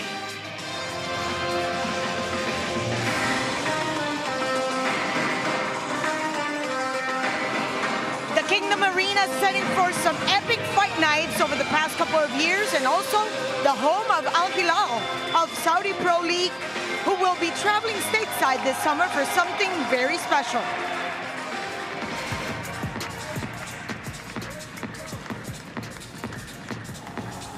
"63 unmissable matches to decide one world champion. FIFA Club World Cup. Watch every game live on DAZN." Thank you. The FIFA Cup World Cup comes your way in June, and it's all free on the DAZN app. Make sure you download it now and keep up to date with the entire schedule on platform. Simply scroll through and set reminders for the live action coming your way. But as always, check your local restrictions for availability.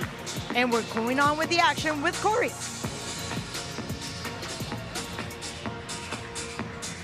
Ready for action. Fight number 13. The number 1 seed is in action in this one. So let's meet the fighters as we send back up to Thomas. Let's first welcome to the ring, Ahmed Mojo Jones.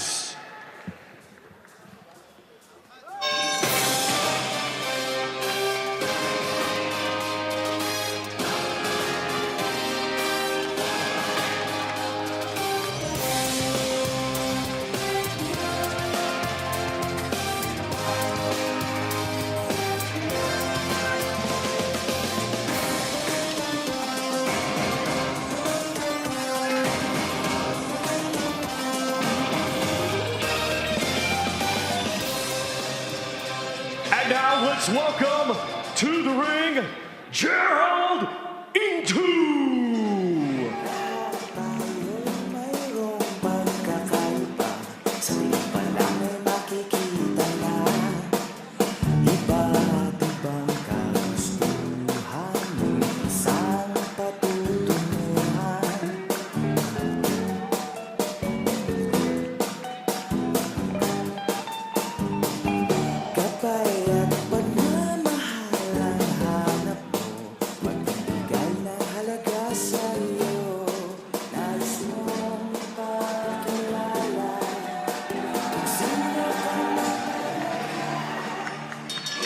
Ladies and gentlemen, this bout is scheduled for 6 rounds in the super lightweight division.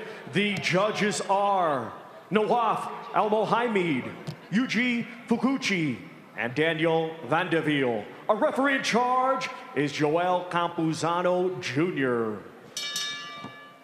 Introducing to you first, fighting tonight out of the green corner, wearing green trunks, he weighed in officially at 141.2 pounds. Undefeated with 10 wins, 7 of his 10 wins coming by way of knockout. Representing the United States, here is Ahmed Mojo Jones. And his opponent across the ring, fighting tonight out of the gold corner. He comes to the ring wearing gold trunks and weighed in officially at 140.5 pounds. Undefeated with 11 wins, 9 of his 11 wins coming by way of knockout. Representing the Philippines, here is Gerald Intu. Ryder, come here. You got your instructions in the locker room. I want a good, clean fight. Obey my commands at all times. Defend yourselves at all times. And do what you came trained to do. Some good, clean boxing, okay? Touch gloves. To your corners. So we are set to go here. Gerald Intu, a number 1 seed in the tournament, owed to his number 24 ranking by the WBC at lightweight, taking on Ahmed Jones, a prospect out of Baltimore, Maryland. 10-0 with 7 knockouts. coming into this fight off a second-round TKO win over Kareem Morcoach on March 1st of this year. Two coming off a pretty good win himself, an 8th-round TKO win for a recognizable name in Mark John Yap.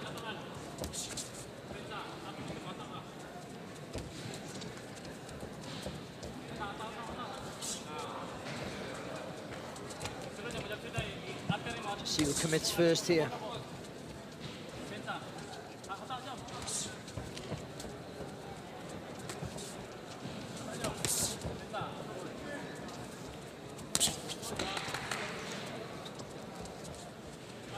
Jones just edging back there, just trying to make into just to come in with that left hand.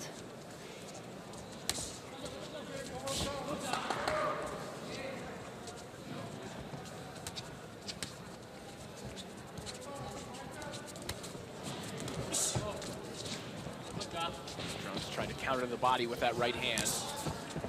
Nice hook over the top there. Oh, big left hand there from Intu.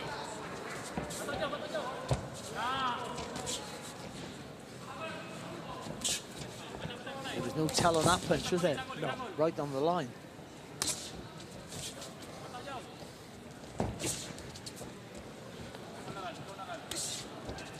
He didn't even need the jab to connect. He just needed to blind Jones in that split second. Yeah, and he's been doing some different things with that lead hand already. He's hooked off the jab a little bit, parrying the jab of Ahmad Jones. Maybe had Jones worried about that a little bit more and then brought the left hand down the middle. He's feinting well, too.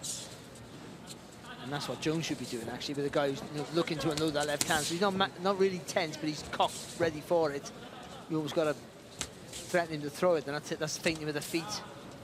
Even an obvious feint.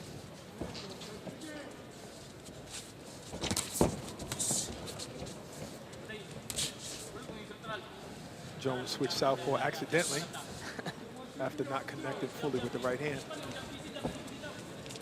Oh, there for a little while when he ran into a big left hand there from Intu. The leg step there from Jones. 30 seconds, guys. And Intu saw it as well. The two left hands that Intu has really put some oomph behind, make it 3. They have all connected flush. Actually, you're right, he's thrown 3 and they've been brilliant shots. 10 seconds, guys. Final 10 seconds of a round in which Intu, I think, had a perfect connect percentage with that left hand.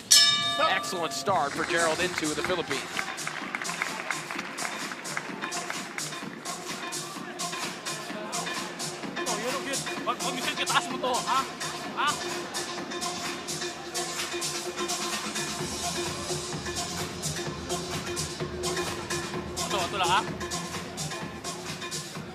Well, the face of boxing returns to DAZN on May 3rd as Canelo Alvarez takes on the undefeated William Skull for the undisputed super middleweight championship.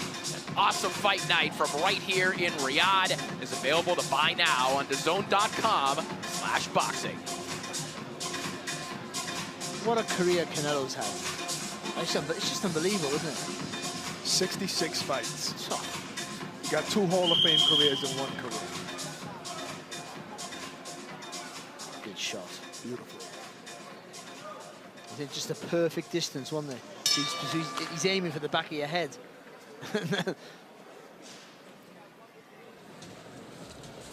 Round 2 underway. We've talked a couple of times about a bad luck draw for certain fighters. For Ahmad Jones, you know, Bear, I know that some fighters like fighting southpaws, but I think by and large, you're not the happiest when you get a long, rangy, power-punching southpaw in the opening round. Who are these weird people who like the southpaw? I mean, in my day, there wasn't loads of them, so we hated it. I mean, no one talked to them. There's someone who's into everything, Barry. You wouldn't talk to a southpaw.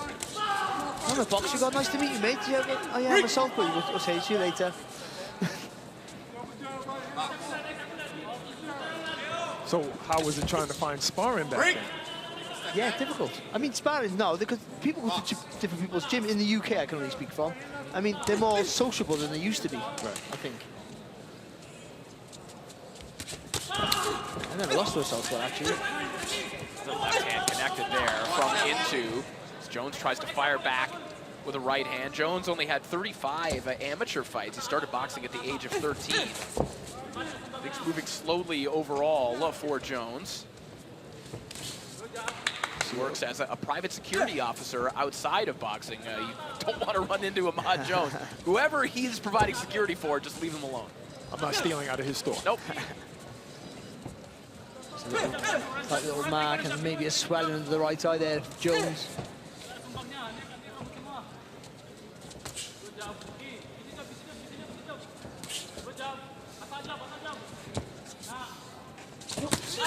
Other left hand, right on the money there for Into. He's trying to time it, Jones. He's trying to do the right thing. He's just, you know, it's just the way you get Intu's just really sharp with that left hand, so he's waiting for him to take that step.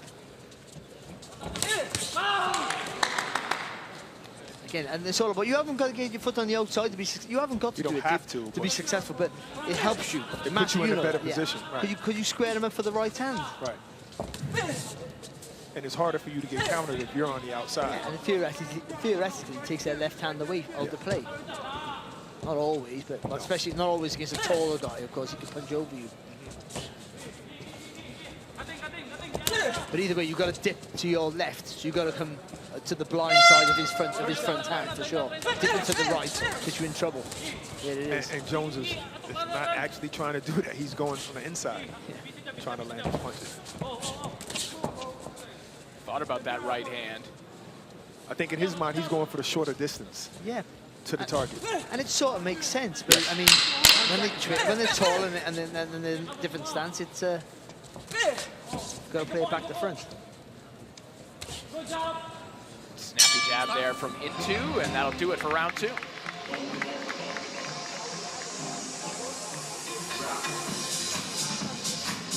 Into walk back there with a little bit of an arrogance that he knows what he's doing. Like, it's like, this is my sort of fight now. He's dancing in the corner. You're right.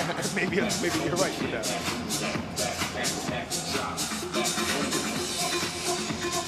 And sometimes it might sound like we're repeating ourselves, but there are certain things that work. Yes. And feinting is one of those things that can work when you're trying to get inside. And the double jab. Yeah, thank you. Oh, mate, thanks very much. I thought you was going to finish remembered. After 2 rounds, 20-18 twice for the gold corner. Into.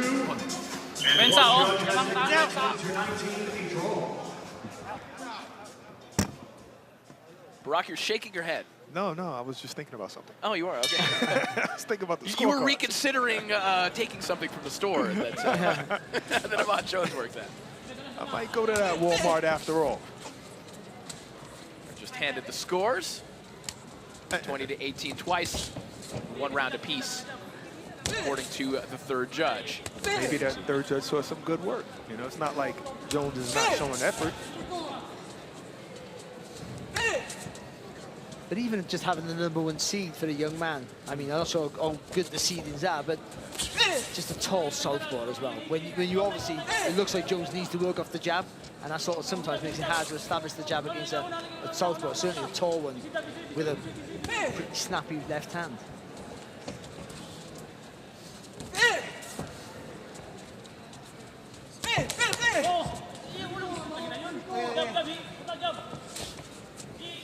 We go back to the discussion of judges' preferences, and sometimes, you know, patience can be, someone can interpret it a completely different way. In the same way, for someone like Ahmad Jones, who in the last round was conveying a lot more effort, it might speak to a judge in a different way and suggest that he was the one pushing the pace.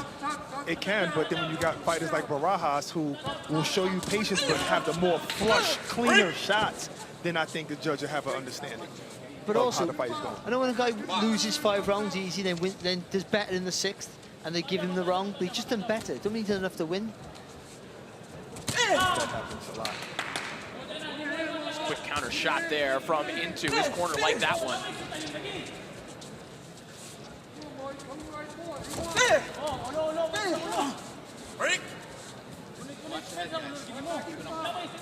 It's hard for Jones because he's already been stunned with that left hand. He knows you got to come forward, but he also knows that I can't be silly. So he's just can't commit to it.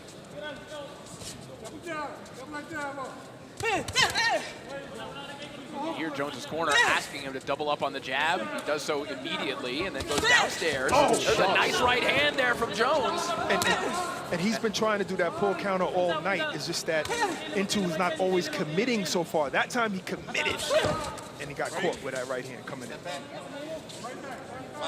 Now this is where Jones should feint. Yeah. No, there's just a slight little bit awareness of what he can do. So Intu's going to be a little bit more cautious. I thought he should have capitalized off of that shot. I thought it rocked Into a little bit. In a weird, you land with a good shot, you're full of confidence, and then things work for you that weren't working for you before. Nice reply there from Into, left hand down the middle. That right hand of Amon Jones. See, Rano's got to work off the feint, but just do it. Just make him think. Amon Jones will be happy with that round as we head back into the corners, but so is Into. He's got both arms in the air.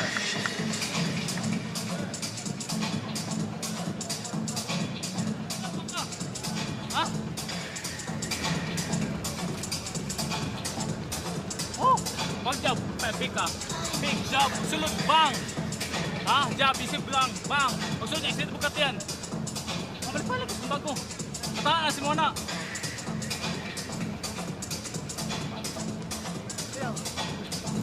Go around this thing. Go around this thing. Go around. Go around. Go around. All right. Straight to the man. Go around. Wait there, wait, have it up. One round.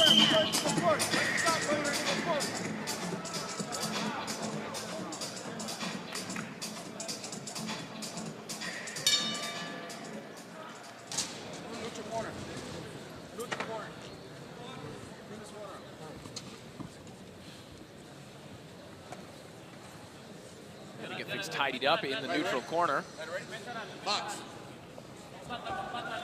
Heard the corner of Ahmad Jones there, his trainer, Umar McDowell. Not sure what round it was trying to get clarification. Get lost in the rounds just like we do sometimes. Of course. And we don't get a ring card person. Exactly.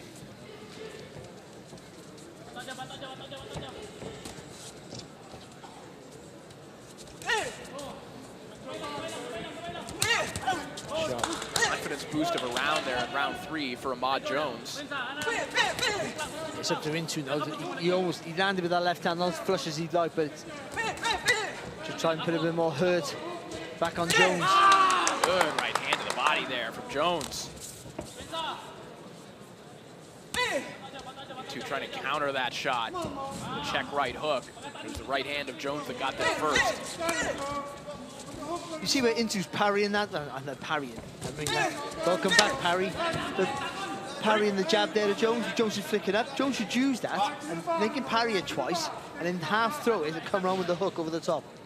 I did that to Sean Porter one time in sparring. I hope he didn't hear that. I just think it even though I did do that. I hope he hears this. He might want a rematch. He played with me. Nice right hand there from Jones again. I think heads clashed there. I think there's a cut eye. Yeah. And there's some blood on the eyes of Jones, but I wonder if Intu's bleeding as well, the way he turned away. Looked to me like the right hand kind of grazed the face of Intu, and then the heads came together immediately afterwards. That's a bad cut. Blood on both fighters. Yeah, this is the Looks like in a way, Intu's head as well.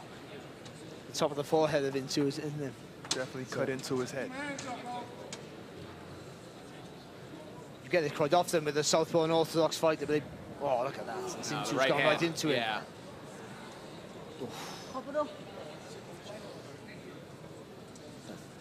That's full force. That's a full force headbutt. That is accidental, but oh, that's right on the eye. And the right hand from Jones just traveled right past Gerald Intu.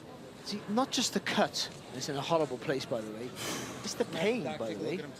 Like this hand on the shot, isn't it? That's right on the eyelid, and we're having a long conversation about this. I'm going to check his cut up now. I'm not sure if they're happy with Jones's cut.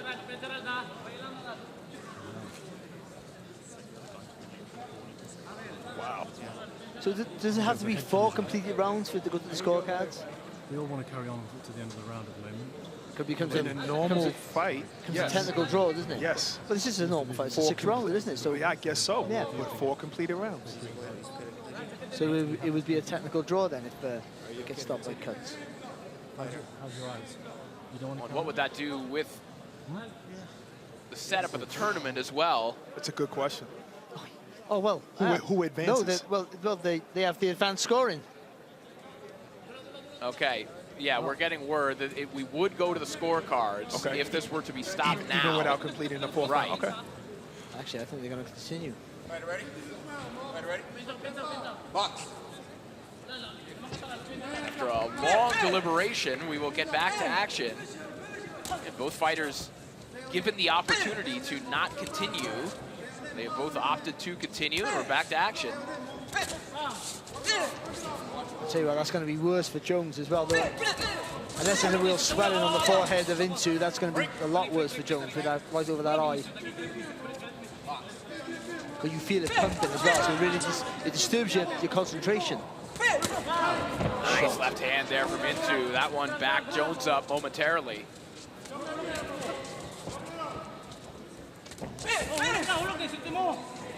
There's that double jab they were asking for Jones. See how powerful the feints are?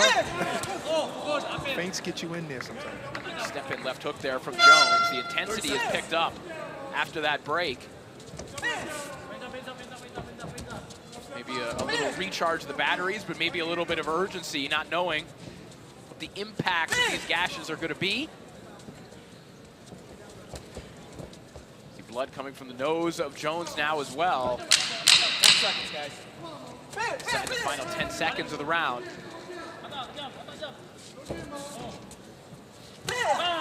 Added intrigue here in this fight. After a lengthy break, a particularly bad cut over the eye of Ahmad Jones. Yeah, they got a lot of work to do there. It went back, didn't look great going back into the corner.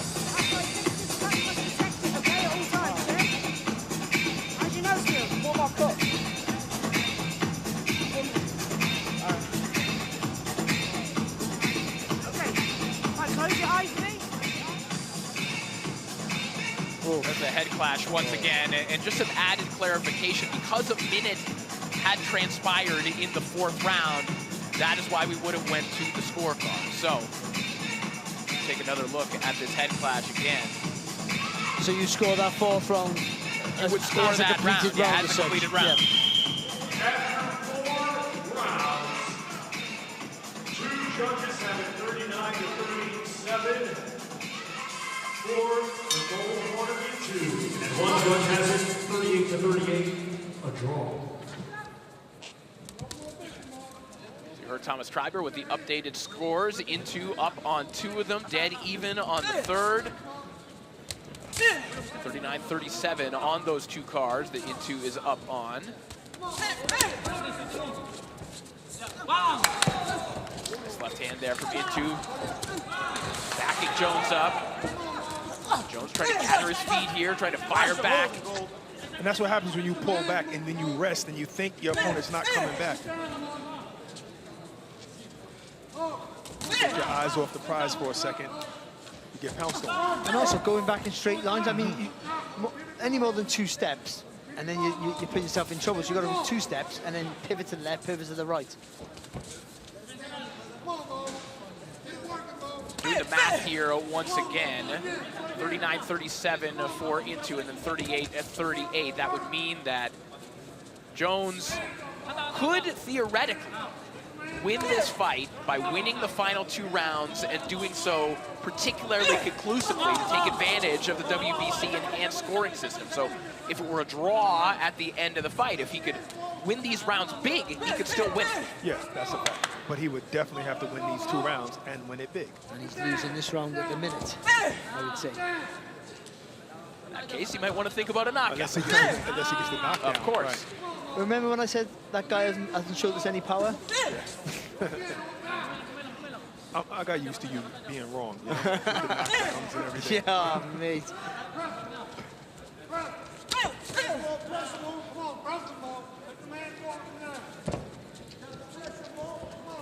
Lamont Jones, a part of a thriving boxing scene in the DMV in Baltimore, Maryland. Of course, Tank Davis, all the talent that's come out of the Headbanger gym, of course, just up the road. Lamont Peterson. What a great name for the gym. Yeah.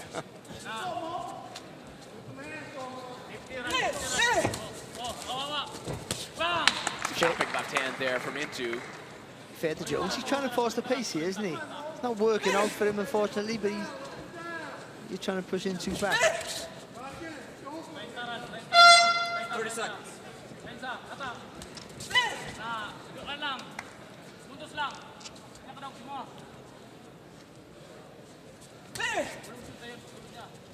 He's boxing like a man who is in control, isn't he, Into? Because he knows he's up.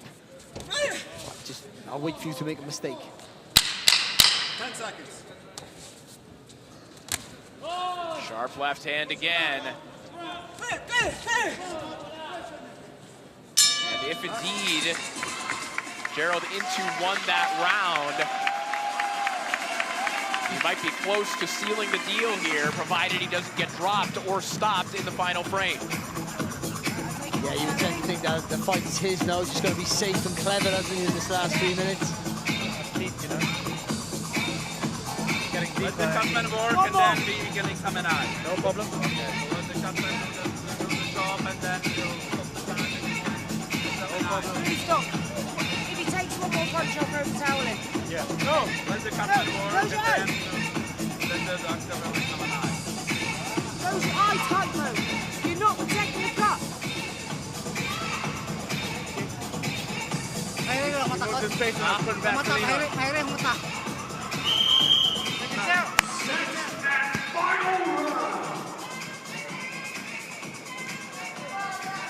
So we just overheard the corner of Lamont Jones. And the cut woman in Jones's corner saying, if you take one more punch, I'm going to throw in the towel. She is not liking what she's seeing out of that cut of Lamont Jones. And perhaps the doctor is going to have another look here. I'm not sure. No, we're just going to start from a neutral corner, and we are back to action for the final round. But she's not a trainer. Can she throw the towel in? No, but she can. She's probably. the cut expert. She can suggest. She can make suggestions. But this is the last round. Yeah.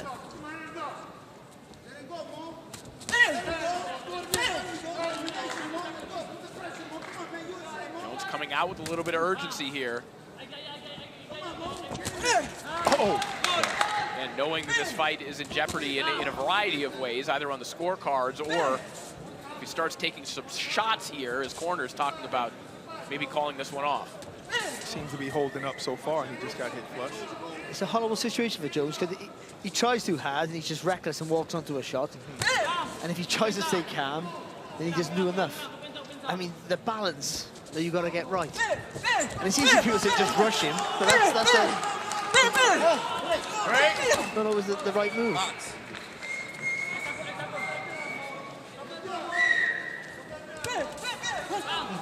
Oh. That was a nice exchange for him, ducking under. Coming in, Jones.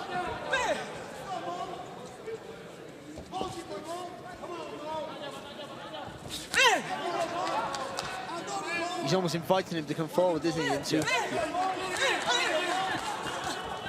Yeah, and I think Jones has learned what he'll walk into. Yeah. Should he do that? And that's a good point that you made a moment ago there, Barry. You know, often when you're watching a fight like this particular situation, yeah, your instincts as a viewer would just be to say, oh, go ahead, just go rush him. You know, to who will that benefit? Yeah, the viewer? Because it certainly won't necessarily, it will not benefit him to do that. We've learned that. And some styles, it does bode well for them. Sure. But Jones, you can see, he's a boxer, and he's a good boxer. Given an opportunity with the right style, I think we probably see the best of him. But Into just a little bit better, understands that distance a lot more, and has that really snappy right left hand to keep you tentative.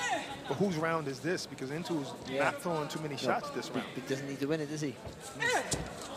Assuming he won the previous round, but good point. Again, then we would head to the enhanced scoring system. But Into seems pretty confident about this. And Into is a pretty seasoned pro, even at 11-0. We talked about some of the wins he has on his ledger.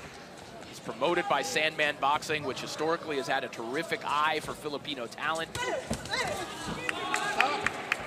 a cuffing right hook there, that will be declared a slip, justifiably. I believe that was a knockdown. I was definitely going to call it a knockdown. In the eyes of Barry. But you know what? I've said before, coasting's a dangerous thing as well. He only tried to counter 2 times in 3 minutes. I think he had in his heart that he won that last round. He was already up. So he played it safe. Gerald Into on the shoulders of his trainer. A tough night for Ahmad Jones. A bad style matchup, bad cut. A lot for him to deal with here tonight for the 25-year-old from Baltimore.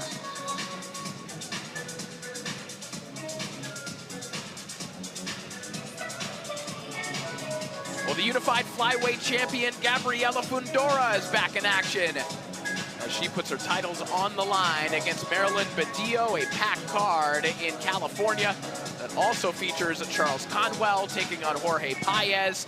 It is all live on DAZN this Saturday. Can't wait to see Sweet Poison back in action.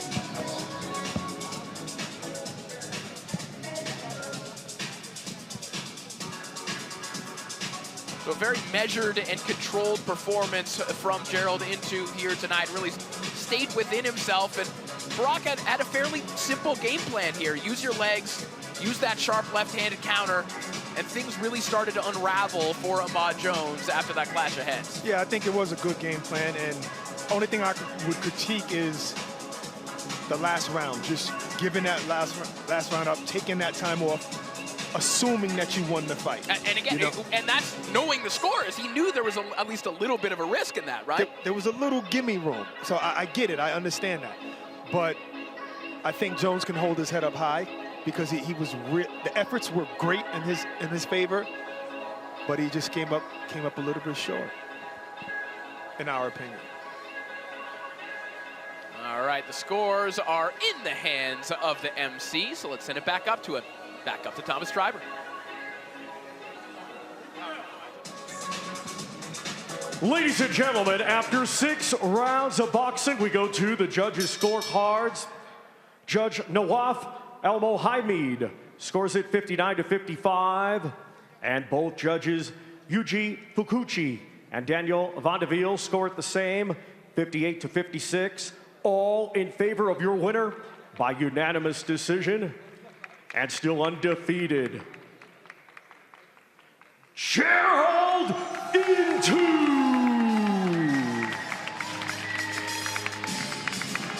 So Gerald Into, the #1 seed, advances to the next round. You heard the scores, 59-55 and 58-56 twice.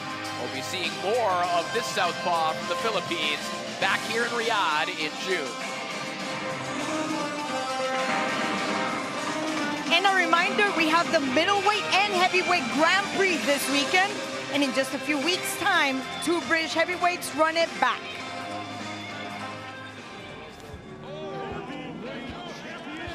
Thought I deserved the decision, but I didn't get it. We move on and hopefully it happens again. I can see why people would go with Dave winning it, and I'll have to be prepared for an even better Dave Allen next time. His ceiling's been shown now. Dave Allen here is upsetting the odds. He's lucky the fight never got stopped. I'm surprised he got the dub. Most people felt that Dave Allen nicked it by a point, but it's 1 round away from a different decision.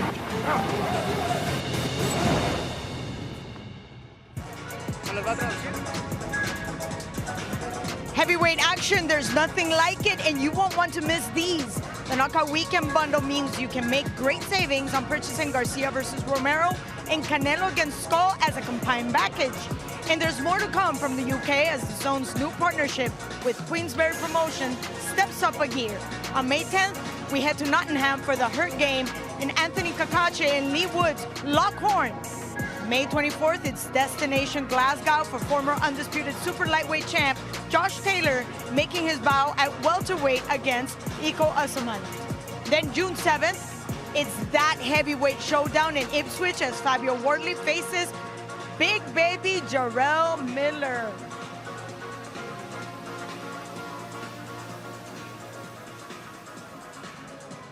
And we're here with Orlando Barajas, the youngest young man in this tournament, and he took an outstanding win against a full-grown man coming from Poland. His name is Shibila, 26 years old. At 17, you're so young. Yet, did you at any point in time feel intimidated, you know, facing a grown man? Bueno, solo tienes 17 años, es el más joven de todo el torneo. ¿Hubo un momento de intimidación cuando enfrentaste a un hombre ya de 26 años? No, pues no, en ningún momento. Veníamos fuertes, preparados y pues estamos acostumbrados a pelear con gente más grande y pues estábamos acostumbrados, ¿no?, a esto. He says, no, this is what I work for. I'm used to fighting against older people. This is what I've done my whole life since I was 4 years old. So I was prepared for this situation. And there was a point where he was being very aggressive with high volume punches. How did you maintain your calm, you know, especially because you're so young? Él vino con un volumen de golpes bastante alto, sin embargo tú mantuviste tu calma, a pesar de solo tener 17 años. ¿Cómo haces? No, pues es que la tanta experiencia, pues llevo 280 peleas amateur, más de 280, estoy desde los 5 años y pues ya he tenido mucha experiencia y pues eso fue lo que, gracias a Dios, nos hizo mantener la calma y estar fuertes arriba del ring. Well, that comes with experience. I have over 280 amateur fights, and this is what I've been working on since I was 4 years old. And being calm is part of the game. And of course, right now, do you see yourself as being the favorite? And do you have anybody in mind after today's competition that would be able to compete with you? Después de la competencia de hoy, ¿tú te ves como uno de los favoritos? ¿Y quién de aquí sería una buena competencia para ti? Sí, claro, me veo como más bien me veo como el mejor. Y voy a ser campeón de ese torneo y hemos visto buenas peleas, no nos asombra ninguno, pero estamos seguros de que vamos a quedar campeones. I'm not just a favorite, I am sure I'm going to take this win. I have seen all of them and they're good competition, but I see myself as taking the whole thing. So there you go, there's a lot of security right here, we're very secure. Congratulations, felicidades, con mucha seguridad. Back to you, Corey. Thank you so much, Claudia. We've got another good-looking youngster here in this fight number 14, Krzysztof Bazaldua, who has grown up before our eyes here on DAZN. He's going to be taking on the hard-hitting Alan Dutra, and we are ready to get the action started. And with that, we will send it back up to Thomas Streiber. Let's first welcome to the ring, Krzysztof El Flaco Bazaldua. Andamos en la línea que debía sonar, no me pide para que pierda saliendo de la fiesta, no podemos estar unos días de franca para carrera, ya viste la hielera y el canal, buenos tocando quiera, vamos a pistear. Sube una barriz allá por el mar.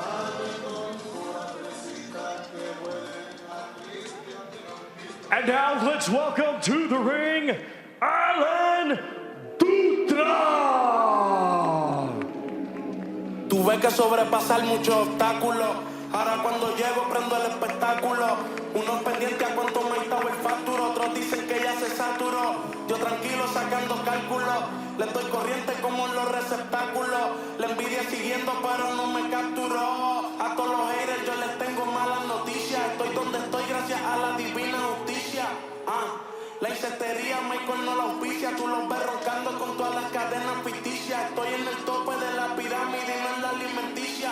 Solo doy pasos firmes, cuidado donde pisa. Hay que dejar fuera de estos los sentimientos. Si te digo que quiero volver a nacer te miento.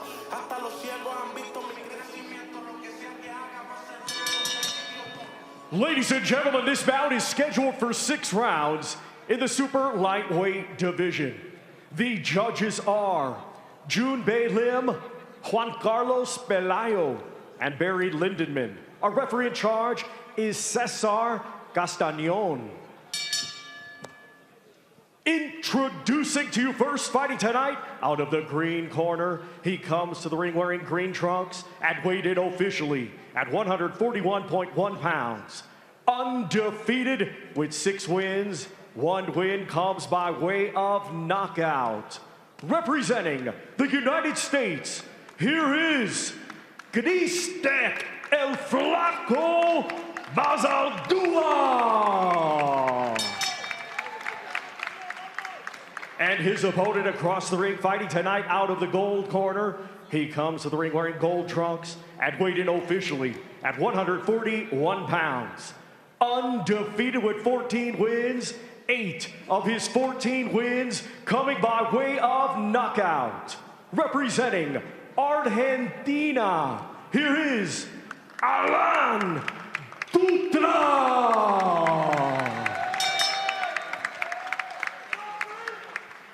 Come on. Boxer. Okay, guys, both of you know the rules. Protect yourself all the time and follow my commands all the time. Protéjanse todo el tiempo y sigan mis indicaciones todo el tiempo. When you hear this, 30 seconds left. Keep fighting. Good luck.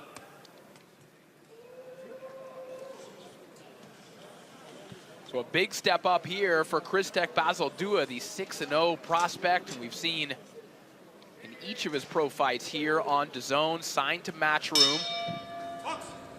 Jumping into the WBC Grand Prix after a couple of fights fell through, now taking on Alan Dutra, 14-0 prospect from Argentina. Current Argentinian national champion at 135 pounds. He won that fight against Ramiro Lucero, which, by the way, was an absolutely bonkers fight.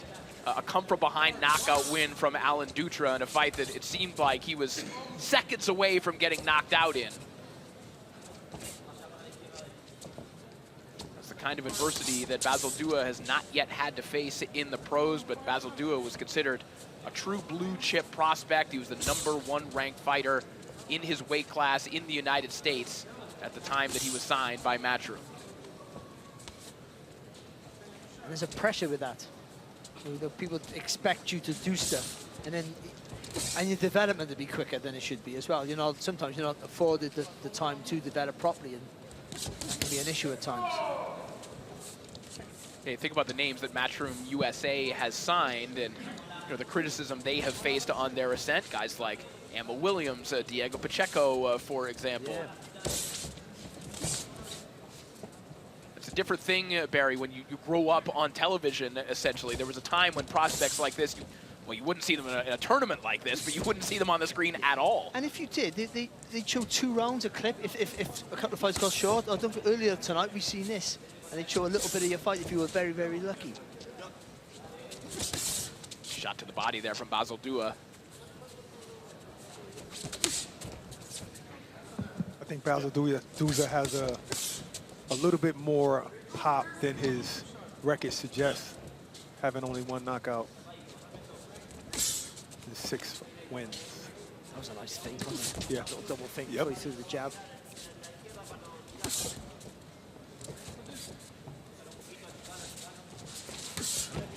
Stalking me to each other again. Still early days here. That's a good right hand. I was going to say, hard right hand to the body there from Dutra. You could hear that one, but back comes Basaldua with a left hand to the body of his own. Basaldua took that body shot well. Touted the punching power of Alan Dutra, and you could see what that looks and sounds like when he really lets it rip.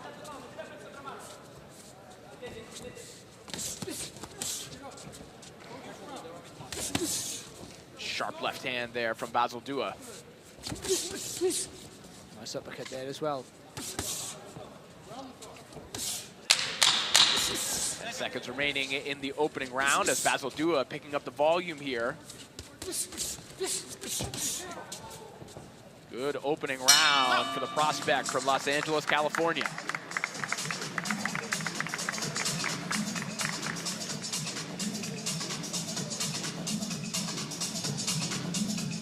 Well, the FIFA Club World Cup comes to DAZN as some of the biggest names in football battle it out to become the globe's greatest. The entire event, every game and every goal is live and free right here on DAZN.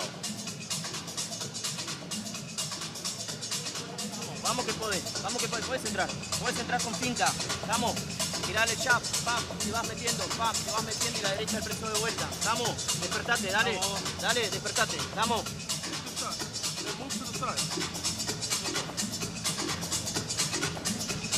Keep utilizing that jab and that feint behind him, okay?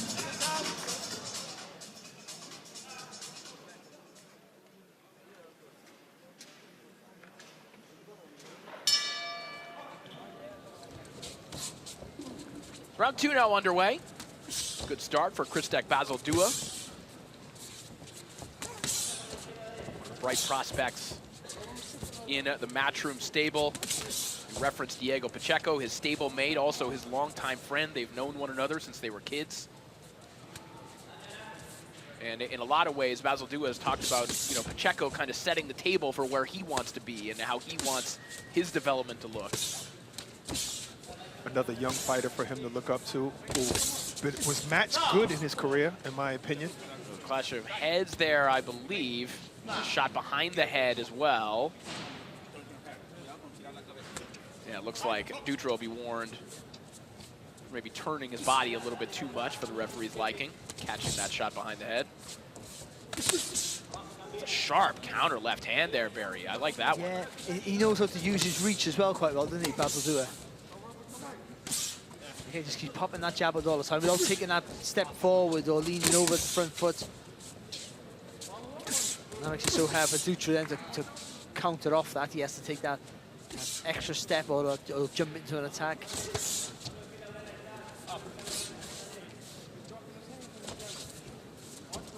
Oh.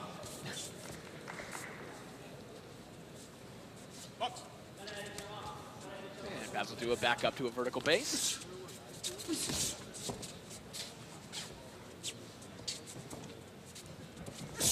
Bazaldua so far just neutralizing everything that Dutra is thinking about. Dutra landed that one good left hand. And other than that, this has been one-way traffic being directed by Krzysztof Bazaldua. And even that feint, the feint he's throwing there, that's not for him to fire off, that's just to make Dutra reset all the time.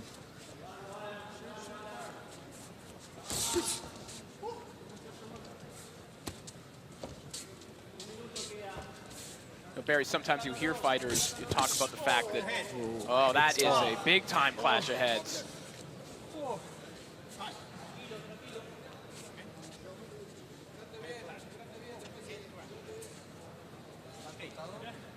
And luckily, no cut produced there. Just to finish the thought, you know, we've heard fighters, Barry, talk about the fact that sometimes, you know, feints can be almost as exhausting as receiving punches sometimes. You know, you're constantly resetting, and it just drains the battle. And tensing.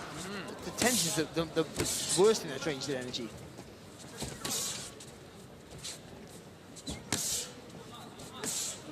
Bazaldua just not allowing Dutra to get to the inside here. There, Dutra takes a step to the left, but swing and a miss as Bazaldua takes a step to his right and rips a left hand to the body. Another clash of heads here, and this is becoming a recurring theme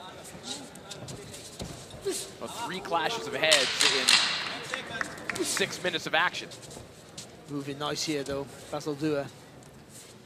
A few seconds ago he did a little double feint close to the target, and that was just to make Dutra just step back a little bit.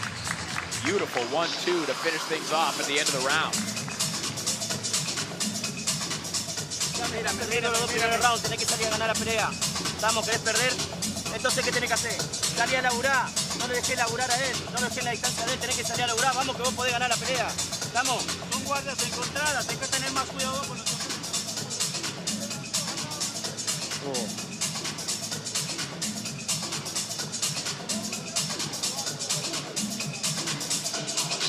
It's funny how it affects one and not the other. For no reason. There's no reason for that. Just look at the draw. Right. Exactly. You would think that it never happened, according to Bazaldua. No sabe qué hacer, agarrar y no tirar la mano fuera de distancia. Te vas metiendo y vas trabajando abajo y terminas arriba. Vamos. And that was as a result of Bazaldua trying to fight low. He fights very good when he fights up top, but he also can fight good going underneath. Yeah. You know, he fights tall.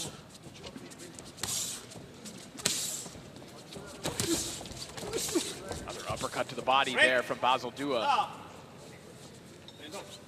Come out this round, Basil do a bit more pop in that jab. Oh, Basil Dua, I think, allowing Dutra to get a little bit closer here because he can land these power shots. but in return, he's also allowing him to get off a couple of shots like that left hook. Dutra just landed. But he came up with more intent in his work, Basil Dua. And that's kind of the ideal deception, I think, that Basil Dua is trying to pull off here. You keep him at the end of the jab, make him think that you're stuck out there, then you allow him to come in and you run him into shots like that, and that one, 2 straight rockets right on the chin of Dutra. Desperate to get that body shot on right on point, isn't he? He has visions of how this fight could end. Maybe folding Dutra up with a shot to the body. You can't take too many of those. Right in the breadbasket, we used to say.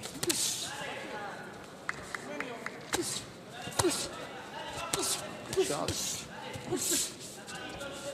Basil Dua might be setting him up for a nice left-hand uppercut.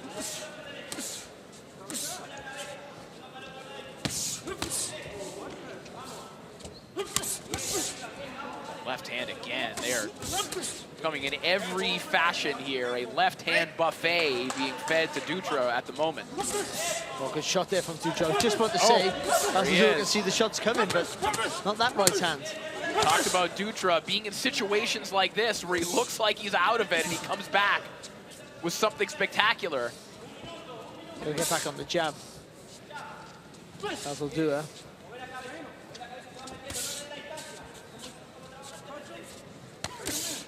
Lovely left hand. He just steps back when he throws that left hand, so he just takes a little bit of sting out the punch. Right, he's not punching through the target like he was mentioning earlier. And you don't have to step forward with it, no. Just, again, let's go back to what I've been saying all day. Just turn. Full twist. Yeah, keep the feet Just a where full they are. twist, full momentum.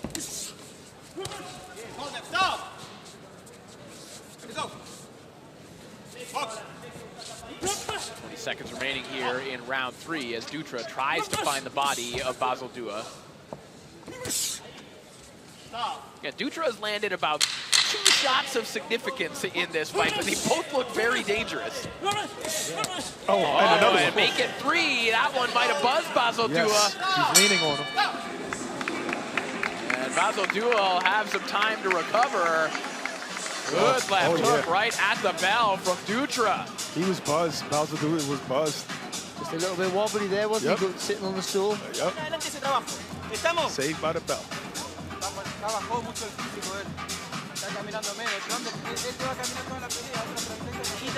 And again, I think for Dutra, it's that ability to stay calm. You know, he's getting totally outboxed, let's be honest. But he stays calm, so he doesn't get despondent when he's getting hit or worried about when he's missing the shots, and just carries on with what he's trying to implement his game plan. It's not working, but when it does work, the shots that he's landed with have been significant. Confident about his power. That was the shot, left hand. That caused Basil Dua to hold. 2 men from fighting families. Alan Dutra, trained by his father, Ruben, who had 11 fights as a professional. Kristek Basil Dua. Well, his sister, Perla, was a spectacular amateur as well and recently signed a long-term deal with Top Rank, just the 3rd woman to sign a long-term professional contract with the legendary promotional outfit. Right hand down the middle there from Dutra.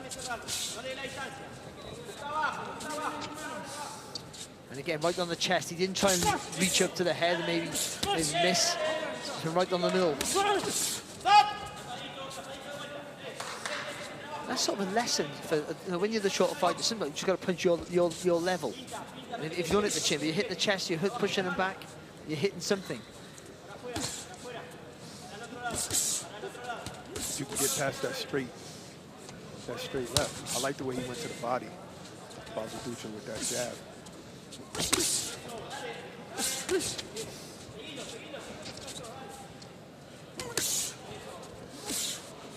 That single jab, I would try and come back with a 3-punch combination straight.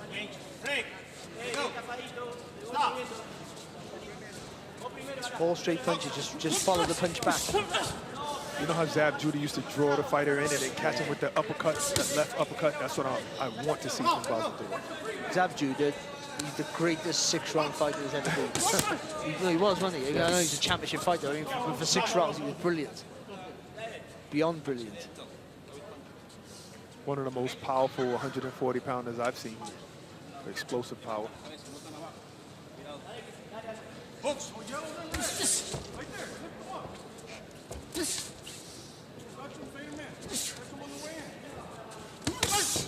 There's an uppercut to the body again. To your point, Brock, you have to think at some point he's going to bring that shot just about 2 inches higher. Yes. Oh my goodness! Down goes Basel Dua, and this one is over in an instant. Alan Dutra does it again. Like I said earlier, confident in his power. Whoa. What a fantastic shot that was. Oh, that is a frightening knockout. Let's hope Basel Dua recovers well. He's back on his stool now. He's back on his stool. Oh, we hope that Basel Dua is okay. The oxygen administered right away. He's up on the stool. Those at least positive signs, but oh my goodness, what a knockout from Alan Dutra. But again, Dutra, that ability to stay calm, not panic when you get in a box, you know, and just, that, as you said, Brad, just that belief in yourself. Look what it means to him. And there's no bones about it. He beat the good kid there. Yes. A really good prospect. And Alan Dutra has made a career. We've talked about it, doing exactly this, being in this kind of situation. You think of knockout punchers through the years that have kind of taken that arc. Randall Bailey, Curtis Stevens, guys that look like they might be out of it. Yep. It takes one shot, and suddenly it's over.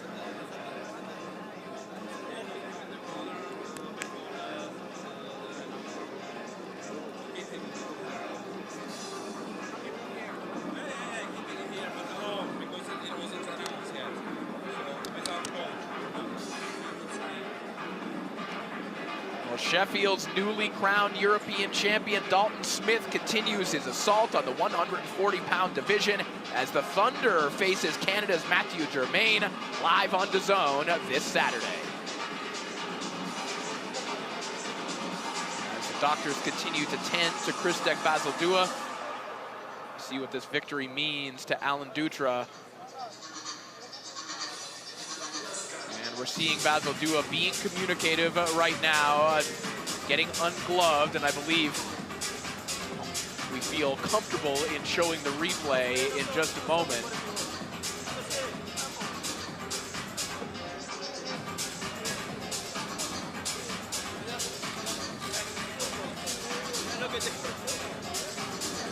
What a way to make a statement, eh?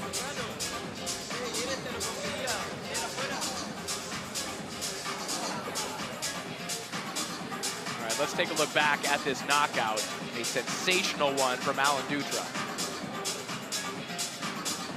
Oh, that's just a really, really fast sweeping left hook.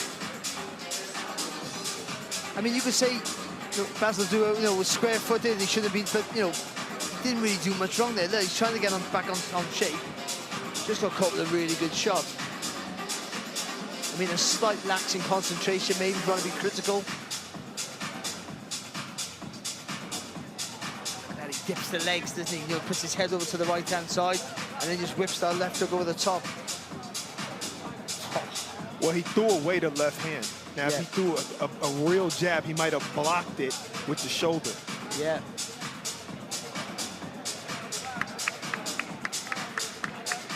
All right, we are ready to make this one official. Let's send it back up to Thomas Schreiber. Ladies and gentlemen, here is the official time. 1 minute 58 seconds of round number 4. Your winner by way of knockout and still undefeated, Alan Dutra. So Alan Dylan Dutra with a knockout of the night, a spectacular finish. Taking the undefeated record of the blue chip prospect Krzysztof Bazaldua, and that is how unforgiving the WBC Boxing Grand Prix can be.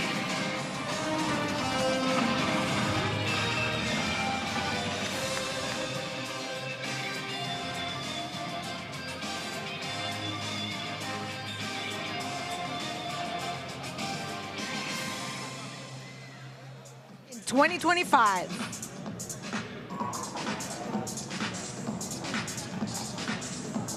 Hey, listen up. Let's have it. We know you've always got your eye on the prize, the championship belt. And why wouldn't you? You're a finely tuned, well-oiled boxing watching machine, capable of consuming over 185 fights on the zone every year.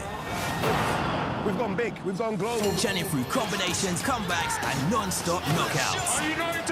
With big fights every week, you're the best in the world. So go on, get that belt, champ. The zone, undisputed. And we'll also be stateside this Saturday for the return of undisputed flyweight queen Gabriela Fundora as she takes on Marilyn Badillo.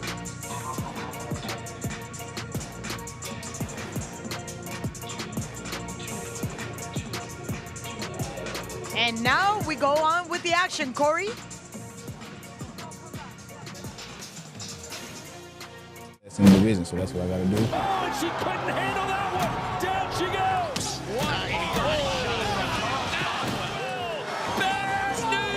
Undisputed champion of the world, Sweet Poison.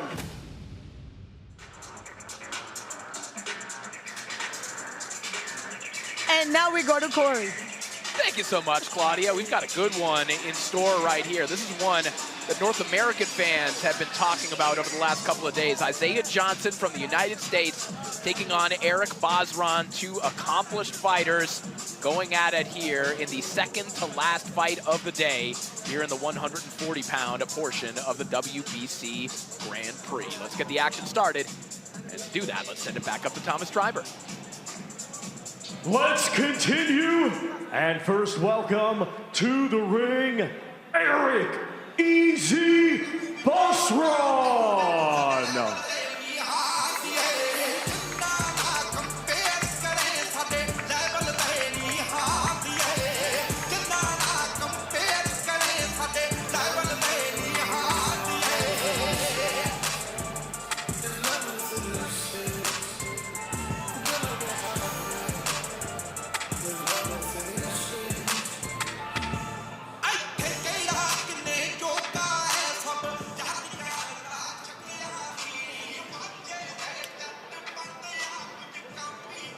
And now let's welcome to the ring, Isaiah Johnson. Like 16, when I got my hand on my chopper, they killed my father. So it's war like Israel, it's God's to be hard to swallow. When his body's on the page, you follow. Saying war like every day, that she gon' make me a monster. I'll be like, who decides war? This is where niggas get murdered. Just from walking to the store, you ever really lose a homie? You gotta walk into the morgue and still be strong with his mother. Why she fall on the floor, knowing damn well you won't fall out with her. But it's war. Out in Haiti, they kill ladies and the babies. What it's for? If they show it on the news, they say it's gangs. Tell us more. Tell us why people going crazy trying to die. Make it out the hood and go to the army, need 9 lives. Only got like 4 left, they try to kill me 5 times. They gon' laugh if you fell, but if you win, it's high five. And you wonder why I be looking all funny with the side eye. I'm like, who decides war? I'm at war with myself in the mirror, like, are you sure? Some war, I was taking a risk for a rock below. And some brand new forces crazy, they lock my door. I'm at war with the system. Ladies and gentlemen, this bout is scheduled for 6 rounds in the super lightweight division. The judges are Nawaf Al-Mohamed, Yuji Fukushi, and Daniel Vandeville. Our referee in charge will be Don Tehran. Introducing to you first, fighting tonight out of the green corner, he comes to the ring wearing green trunks and weighed in officially at 140.3 pounds. Undefeated, he has 7 wins, 3 of his 7 wins coming by way of knockout. Representing Canada, here is Eric Easy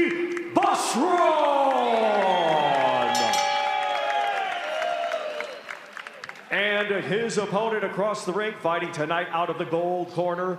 He comes to the ring wearing gold trunks and weighed in officially at 140.7 pounds.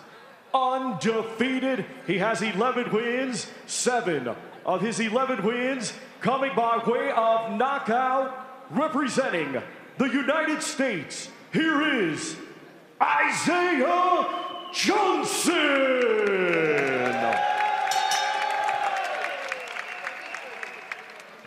Boxers, obey my instruction all the time. I don't want to see any rabbit punches, kidney punches, or below the belt.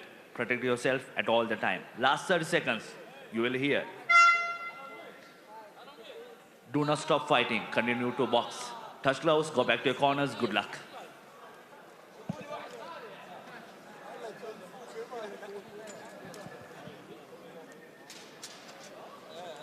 A good-looking matchup here between Isaiah Johnson, the 11-0 prospect from Philadelphia, Eric Bazran, 7-0 former Commonwealth Games bronze medalist, who back in 2017, a year before he won that title, became just the 5th Canadian to beat a Cuban in the amateurs. So Eric Bazran, a very talented operator, as is Isaiah Johnson, who has been a real menace in the Team Combat League, Barack, where he helped the Philly Smoke win the TCL championship last year. Yes, he did. And that whole conglomerate over there is very, very entertaining. Now, this is entertaining because it's 6th round, but imagine you got to shoot your load in 1 round.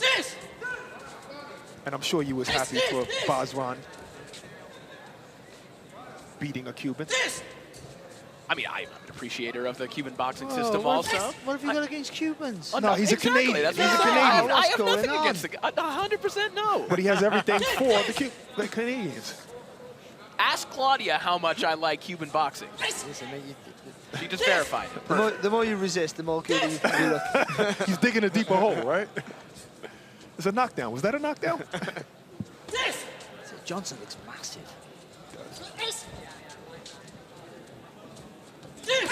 Both of these guys are super fast. Yeah, Johnson has fought up at welterweight. Bazran has never weighed more than 138.5 for any one of his professional fights, so it would make sense if he appears visually bigger. Basically 2 weight classes. Oh.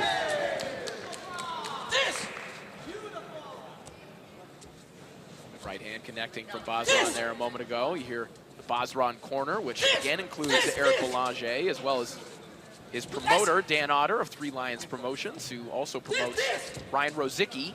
Unfortunately had to pull out of the Badu Jack fight. Very active with that lead hand, Johnson. That's a good thing, but don't get confused with the noises. He's not actually hitting with most of these shots.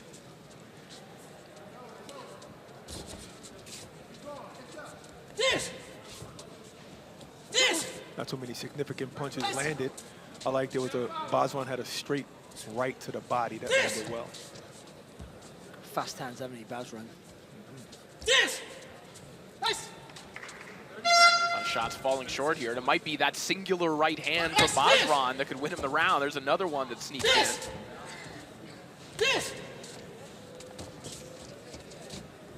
So 2 fighters in opposite stances, guys, that like to do very similar things here. So they're kind of mirroring one another. Just cancel each other out, don't you, quite easily. I see what Johnson's doing. He's switching up the length of his jab. Probably trying to draw Bazran in so he can actually reach him with the long jab that he has.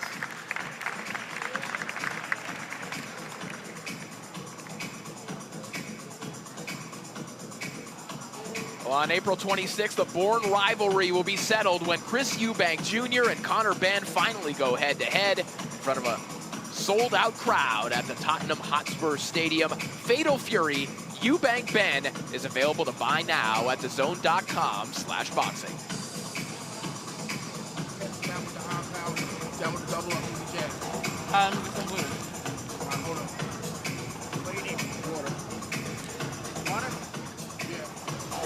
We got it. Go.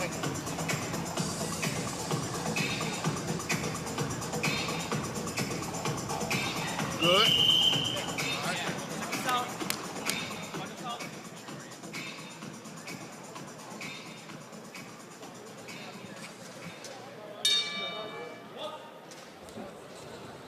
The action here in round 2, Isaiah Johnson and Eric Bazran. Two very athletic counterpunchers here, trying to find openings. That could be difficult to find on either of them. Both men trying to lance with that lead hand.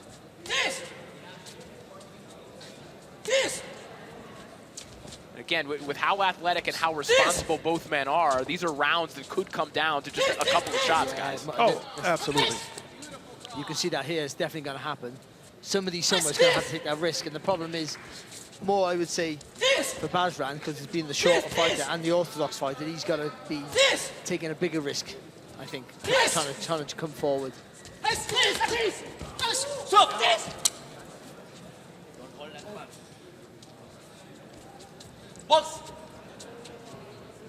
Johnson just missed with that check hook. Bazran advanced.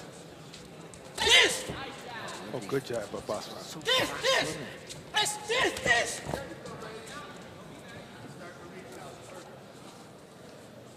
Your Bazran's corner telling him that Johnson's starting to reach a little bit. That's what they're looking for. Really, again, going back to our point, it comes down to who's going to overreach first. And also, the tension rises in yourself when these rounds are close. You're not sure if you've done enough.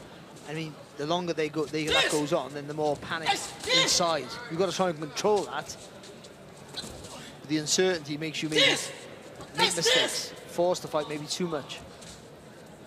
It'll be interesting to see the impact that the WBC's open scoring has on this kind of fight, because, you know, without open scoring, these are two men that probably think they're doing exactly what they want to do. They might not stray from this game plan at all. Will they, if one of them finds out that they're behind on the scores? Yeah, I think this is the kind of fight it's for. You know, because I'm sure Johnson probably feels like he won the first round, and probably Bazran took that for one punch more. Probably winning this round. And a little combination and all there, Johnson. Yeah, left hand to the body of Bazran there a moment ago.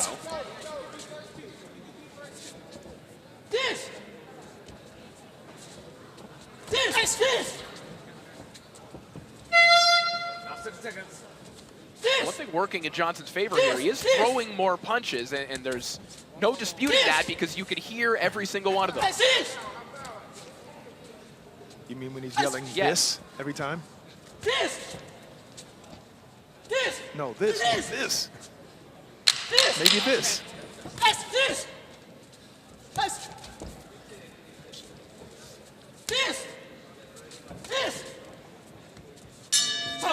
And that'll do it for round 2. A little shoulder bump as they head back to the corners.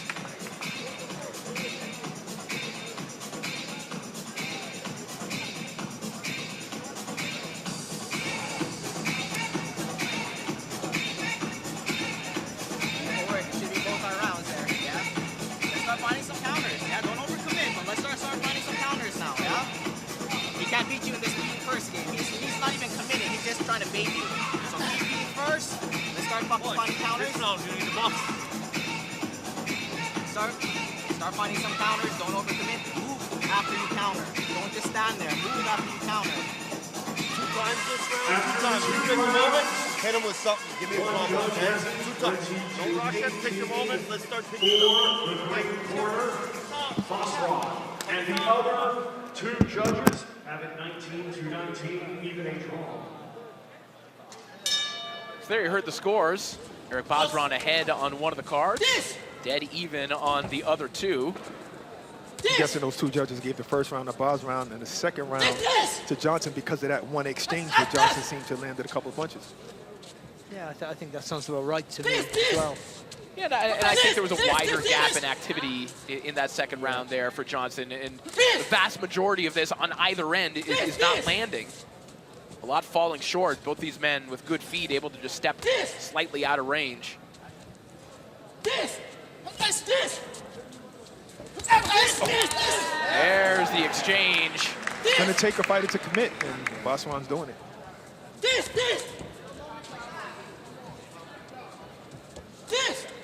Bazran technically qualified for the 2020 Olympics to represent Canada. However, because of the pandemic, the qualification system got thrown out of whack, so Bazran was not able to fulfill his Olympic dreams. Instead, opted to turn professional, stationing himself primarily in Montreal, Quebec, which is really the hotbed for boxing in Canada. Nice left hand to the body there from Johnson, who's from his own boxing hotbed of Philadelphia, Pennsylvania. He and his two brothers, Nahir Albright and Kadir Albright. Of course, fans might remember Nahir's fight against Keyshawn Davis. He gave Keyshawn a pretty good fight. Those are his brothers? They're half brothers. Oh, wow.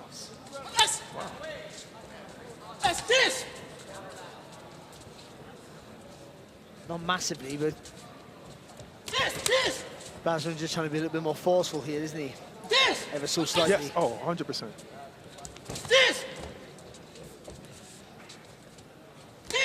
But you see the speed of Basran's feet to be able to get in and get out without getting caught by a fast Johnson. The referee telling the guys to get involved. What they say, slow. You got to slow up a little bit. Get involved. Hit each other. Did he really say get involved? I didn't say that, but I can paraphrase, yeah. Can you guys punch each other and not the air? Well, right now he's talking to them about their front foot, because there's a front foot battle going on here where, you know, a little toy trying to step on one another's toes every once in a while. But when you're trying to get your foot on the outside, that's a natural thing anyway. It's not always intentional. But sometimes it is. Yeah, it is, yeah. I know Sergio Martinez would never admit to it, but he did it quite well.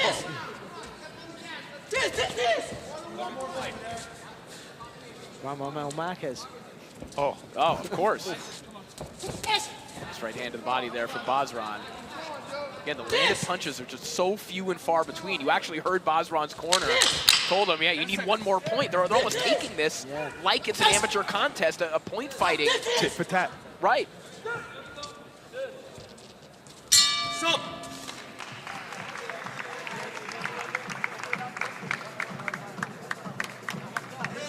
I mean, your style is your style. I understand that. I mean, we all have it. So you don't want someone to do something that they can't really do. But somebody at this point has to try and take the fight by the scruff of the neck. Otherwise, it's going to be this to the very end, which ends up being a disappointing performance for both. And one stupid mistake or one silly punch will lose you the fight. Right. Right. Style or not, you only win by connecting punches. You got to get inside. Yeah. Do you just lose the fight and do nothing, or do you have a go and maybe lose the fight wide, but at least you've had a pop? Right. I mean, it's a difficult choice to make, that is. More than one jab. And a technically good fighter will always, their brain will always get in the way. I think Basran is attempting that a little bit more by being the sort of guy trying to get inside. I don't know how effective that is to the judges.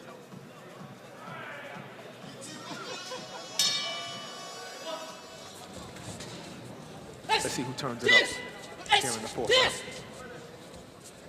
Well, it may take another update of the scorecards for either man to think that that's actually necessary. Again, going back to the impact that the open scoring can have on a fight like this.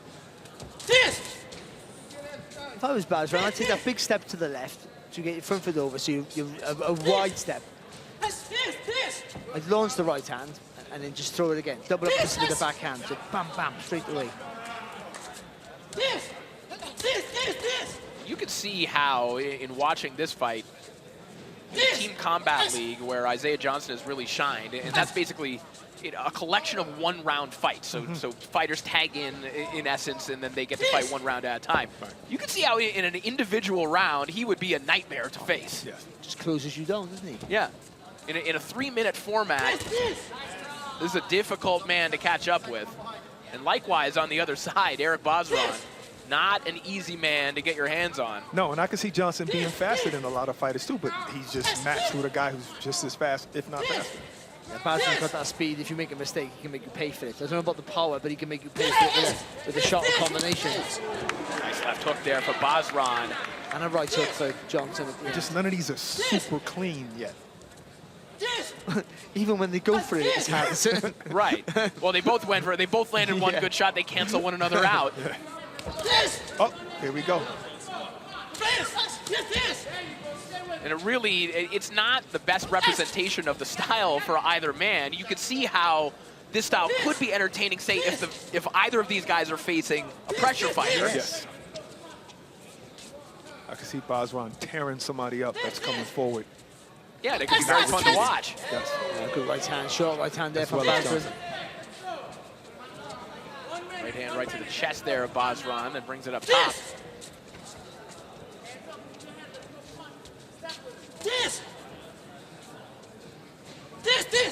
But see how I think your fighter works?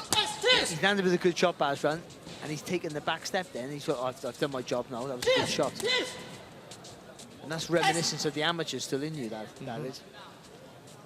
We saw Basran even do that old amateur tick there, Barry, where he landed the right hand and he sort of raised it up to illustrate to the judges, yes, that one landed. See that point?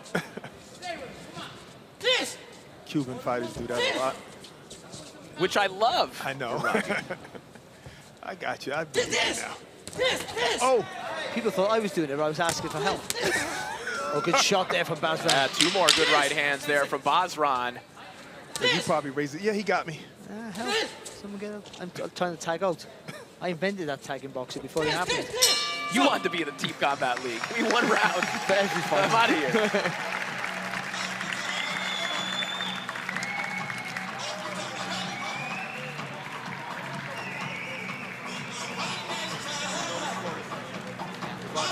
I didn't like that last attack though. That needs to be tighter. That needs to be way tighter. Yeah.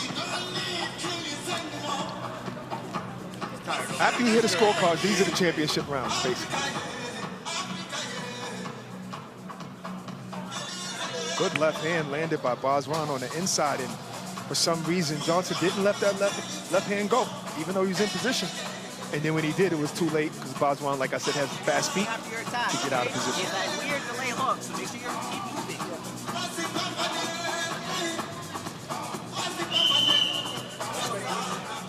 After 4 rounds, one judge has it even 38-38.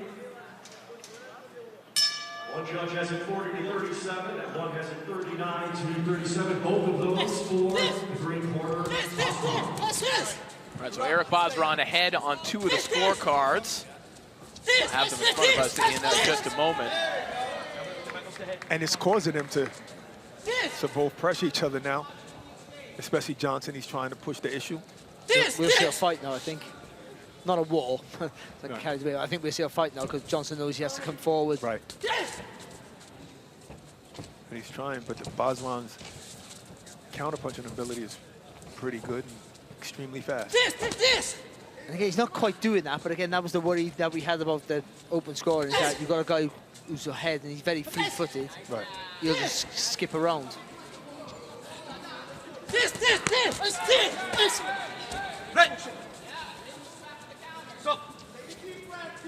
We have the scores in front of us now. Yeah, 40-37, 39-37, both for Basran, and then 38-38, dead even.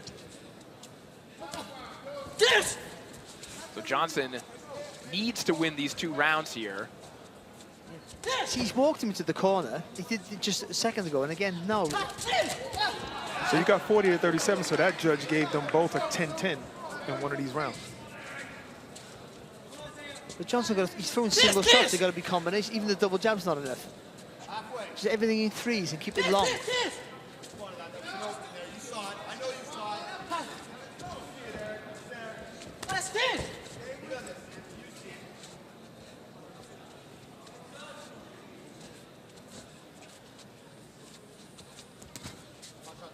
Basran, as you might imagine by watching some of these movements, said for a period of time he was watching exclusively Roy Jones and Sugar Ray Leonard tapes. You could see kind of some of those ticks, some of those habits, where the inspiration is coming from, of course. Especially his springy speed that he has in and out. Nice like a Roy Jones Jr. People forget how nasty Leonard was. Oh, man. Yeah. I mean, a great fighter knows when to switch their brain off. I know that sounds weird. But, you know, just the win's not enough. When he switched his brain off and really went for it, he was vicious. Vicious. This was a quick round.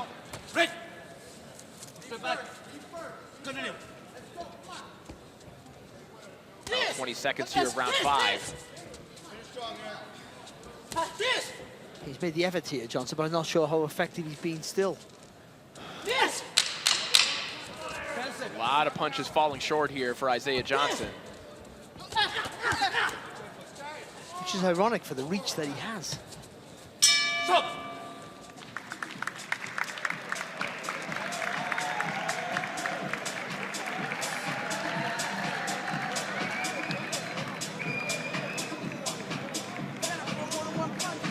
Gotta get your respect off this guy. No, you haven't hit him with a hook. Say what we talking about. No hook. Touch the body, then come across with that high power, bro. It's the only way you're gonna do it. The only way we're gonna win, man. We can't win no other way. He goes away from you, hook him to the body. Hit him with a hook. Sum it up. Dig down deep, baby. We said he did for Cairo. Let's go. This is it, man. Yeah. This is it, baby. Fall for the bag of marbles. We gotta go get him. Mark him down. Touch him. Touch him. Let's see what those instructions do for Johnson, because this is literally the round right before he might lose his oath if he doesn't make a drastic change.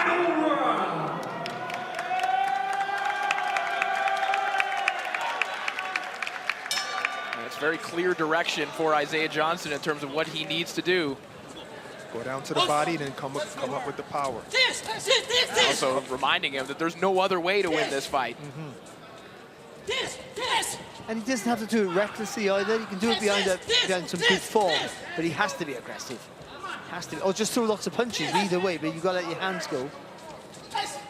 Listen, we are one fight removed from a fighter in Alan Dutra who was getting comprehensively outboxed, scoring a knockout to win the fight. And I know this is in the sixth final round. And Eric Bazran, going back to his MMA days, he wanted to be an MMA fighter originally. Went into boxing instead. Still has a pretty good takedown.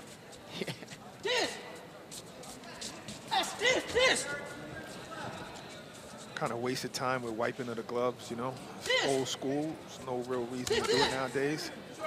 And you wipe both their gloves. Wasted a good 4 seconds, 5 seconds. Yeah, but if there's something on the canvas, it goes in your eye and all those things. I'm not sure how good that is. At one time there was, but okay. I guess we can still do it. Bazran trying to triple up on that hook, but that last one landing behind the head of Isaiah Johnson. Half a round to go here. I think Johnson has to walk him down to cut off the ring just a little bit better than that. Position himself for that power. That power right. Quick combination there for Bazran. It's Johnson that needs something big, but when he opens up just a little bit, Bazran is there waiting for him with that hand speed. Well, Johnson landed with a nice three-punch combination and then sort of switched off. I don't know why that happened, and then Bazran did the right thing and countered it with that hand speed and that foot speed.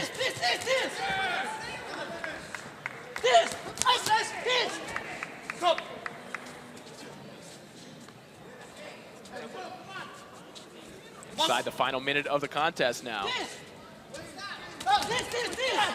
Pot shot right hand there from Bazran.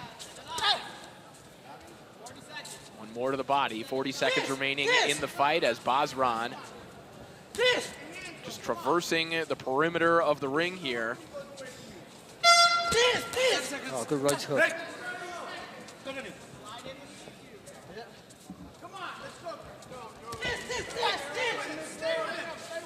Bazran knowing he's ahead. This is the issue of that. Yes. Again, there is a broader goal here for Bazran. It's to win this tournament. If he can get out utterly unscathed. One final right hand perhaps there from Bazran. Might have sealed the round with that one. And that might have just punched his ticket to the second round.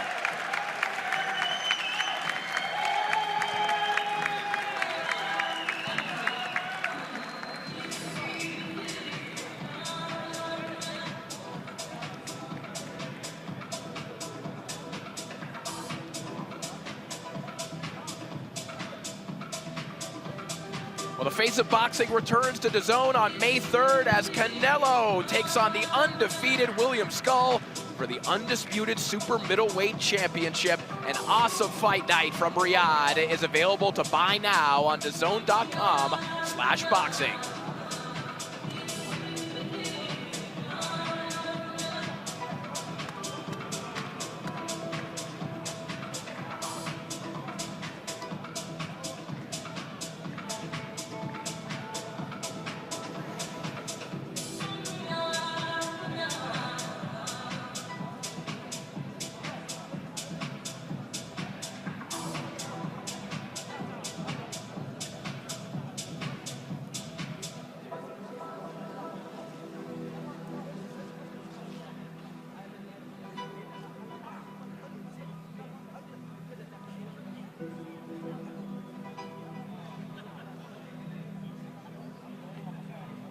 So a bit of a messy style matchup here between Eric Bazran and Isaiah Johnson.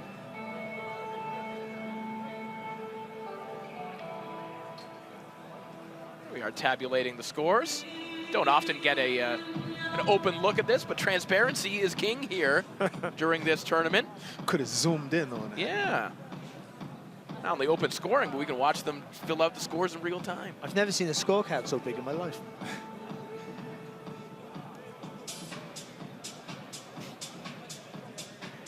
Got the Denny's menu of scorecards.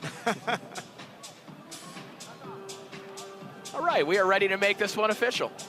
Let's send it up to Thomas Treiber. Ladies and gentlemen, after 6 rounds of boxing, we go to the judges' scorecards, and we have a split decision. Judge Yuki Fukuchi scores it 58-56 in favor of Isaiah Johnson.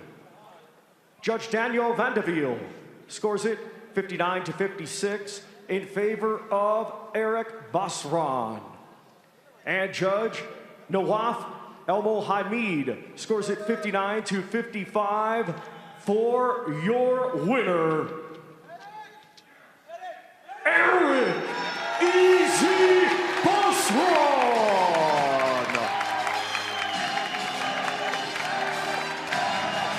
So Eric Bazran, the second Canadian fighter of the day to advance to the second round of the WBC Boxing Grand Prix.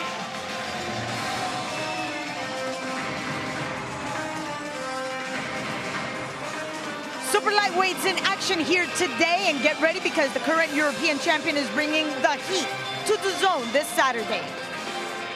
The world awaits for you now, Dalton Smith. Big attack! I dare you. Simply too good. I would sling him in with anyone.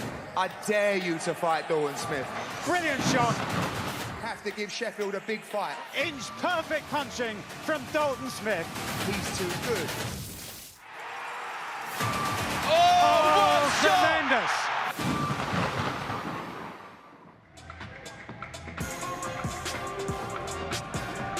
Dalton Smith versus Matthew Germain is part of a doubleheader on Saturday from both sides of the Atlantic.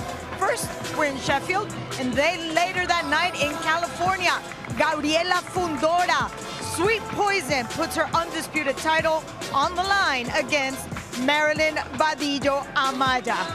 And now we go to our final bout, and for the announcement, we go to our friend Tom Treiber. Let's first welcome to the ring, Joseph Aboudi.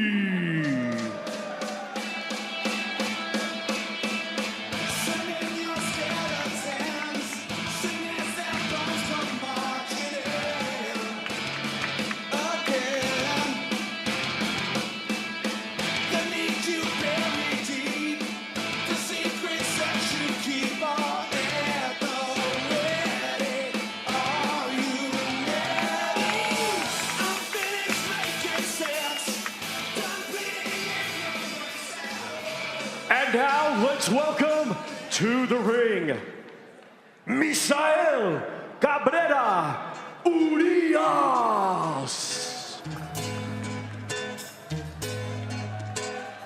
No sé qué fue lo que pasó. Algo en la sangre me nació y solo quiero ser mejor. Miro a nadie alrededor. Hoy encaminado desde audición de con el cargo yo.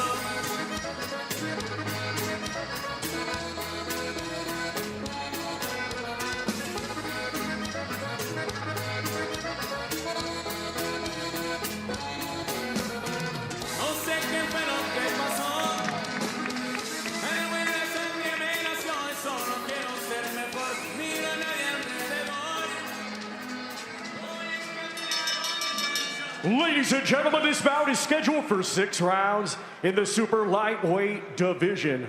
The judges are Barry Lindenman, Juan Carlos Pelayo, and Predrag Alexic. Our referee in charge will be Joel Campuzano Jr. In Introducing to you first, fighting tonight out of the green corner, he comes to the ring wearing green trunks and weighed in officially at 140.7 pounds. Undefeated with 6 wins, 3 of his 6 wins come by way of knockout. Representing the United States, here is Joseph Aboudi. And his opponent across the ring, fighting tonight out of the gold corner, he comes to the ring wearing gold trunks and weighed in officially at 141.2 pounds. His professional record consists of 15 wins, 2 defeats, 1 draw, 11 of those 15 wins coming by way of knockout. Representing Mexico, here is Misael Cabrera Urias. You got your instructions in the locker room. I want a good, clean fight. Obey my commands at all times, defend yourselves at all times, and do what you came trained to do, some good, clean boxing. Got it? Touch gloves. To your corners. So our final fight of the day, Misael Cabrera taking on Joseph Aboudi. Misael Cabrera, the most experienced fighter in the tournament, 15-2-1. Saw him last time out here on DAZN, fighting to a draw against Randy Leon Aloaiza, being on the Hernandez-Lugo undercard. Joseph Aboudi, multi-time Golden Gloves champion, just 6-0. Another California-based prospect. For Misael Cabrera, you know, it may seem unusual that he's included in this tournament, given how many fights he's had and given the opponents he's faced, guys like Coriano Torres and Matthew Germain, who you'll see on DAZN a little bit later on. But this is almost chapter 2 of his career. He suffered a back injury a couple of years ago that was considered to be career-threatening, but with the help of a doctor named Sergio Martinez, but not Maravilla, in Ciudad Obregón, he was able to make a full recovery. So this is almost a rebirth of sorts for Cabrera. Booty's fighting nice and tall. Good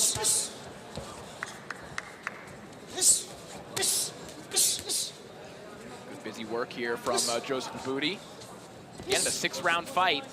If you have an opponent like Cabrera right now, who's just kind of allowing you to get your hands off, every round matters, and even more so in a truncated fight like this. Yeah, Cabrera's just looking to explode into a combination, but just saw it then, a little bit too far out. And that just makes you a little bit more readable. So you've got to try and slide him a bit of guile, feint the jab or jab itself, and then get yourself closer. Break!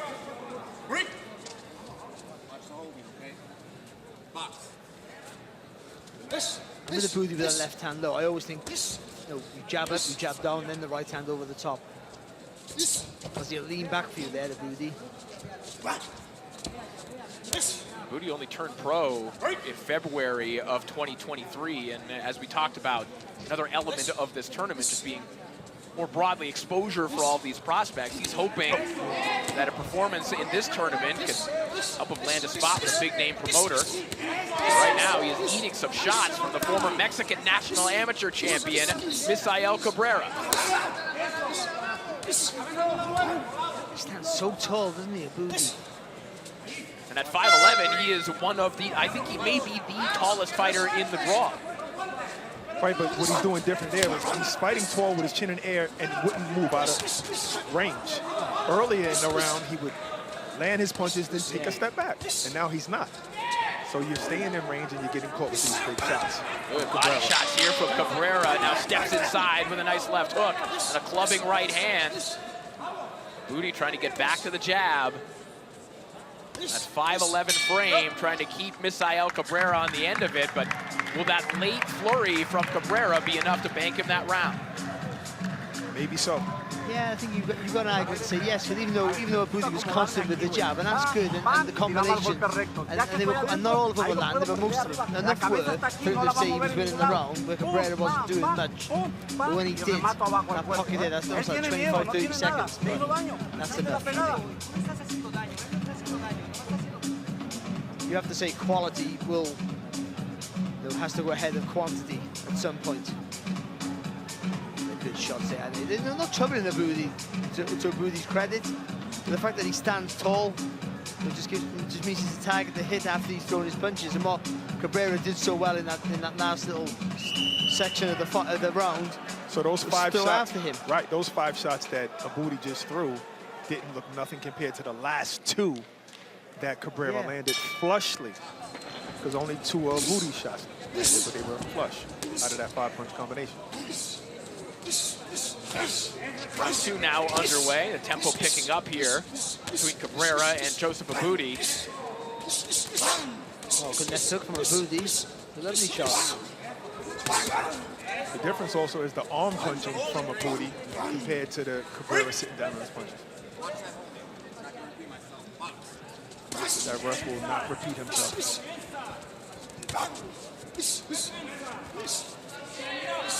Shot there from Cabrera a moment ago as Abudi goes downstairs to the body. He's got to get lower, Cabrera. Especially when he throws that right hand. Just get really low with it. And that's the movement. Now throw it. Nice hook to the body there from Abudi. Really sat down into that one. Got the angle right, didn't he? Oh, I think it might have hurt Cabrera. It might have, and he's going back there. Abudi is working off of that hypothesis as well. You see Cabrera tucking that left arm a little bit tighter, but maybe playing possum as he comes over the top with a right hand. I think he's trying to act like he's not hurt, but he's hurt.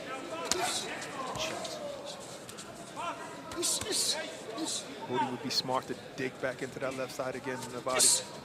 That's the punch for Cabrera. It wasn't. It's a little bit out of range, but that's the right idea.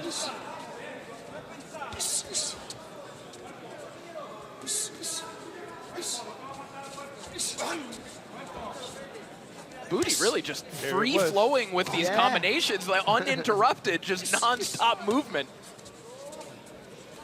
Again, there's not a lot on him. He threw a couple of meaty shots to the body, but nothing on the head shots. But it's constant work, isn't it? Yep.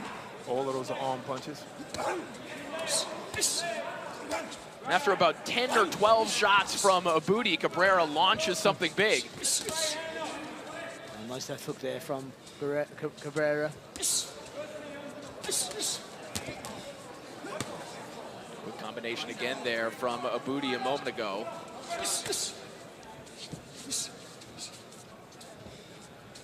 is what Abudi talked about wanting to do in this tournament. He said very explicitly, I want to use my size, my length, and I want to throw in volume, and that's exactly what we're seeing. It's a combination of attributes, if you could put it together, that could be very difficult to deal with, as Misael Cabrera is finding out tonight. It's hugely frustrating. Because that ball was shot. Big left hook there from Cabrera, but back comes Abudi. Cabrera comes back immediately with another right hand. And again, a late little stand there from Misael Cabrera, but wasn't enough after just getting peppered for about 2 minutes and 50 seconds. It's crazy, isn't it? Because again, he was so busy in that round, Abudi, and more effective with the shot. I mean, nothing hurt Cabrera, but he landed more shots than he did in the first round, I feel.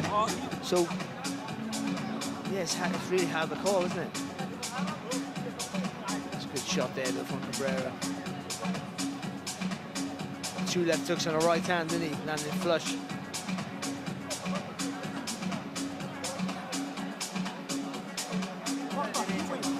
El momento que tú te decidas, bueno, vas a parar. 19 to 19. One judge has it 20-18 for the green corner, Abudi. And one judge has it 22-18 for the gold corner, Cabrera Urias. All right, so very different interpretations from all 3 judges as to how this fight is going, and somewhat understandable. Again, like sheer volume for volume's sake, or are you looking at what seemed to be the most impactful punches? And Barry kind of brought this topic up earlier. Yeah. How do you qualify what is the impactful punch if it doesn't visibly hurt a fight? Yeah, that's right, it's true. But if you're knocking your head back, I think that even that's if a good it's hurting, sign. that's a good sign. Even if you're taking it well. Good start here, though, for this round from Cabrera. I mean, try to match Aboudi for output. I mean, you sort of got to get the balance. You can't match it because you might tire out very quickly. But you got to try and get the balance a little bit in between, keep the quality. I think he's taking a rest right now because of that little flurry in the beginning of this round. A couple hard shots to the body from Cabrera a moment ago. And Cabrera typically, I mean, he has historically been a good action fighter himself. That fight against Coriano Torres was a fun one on Pro Box TV, but he's used to going forehead to forehead with a volume puncher of a different kind, not a lanky one who's punching with volume moving backwards. Right. But I just can't. No, I mean, you could throw the same punch against Aboudi, I feel, because the way he stands so tall and that left hand's low, I think you get away with throwing that right hand over the top every time. You get your foot in the right position, and you can disguise it with the jab or the feint.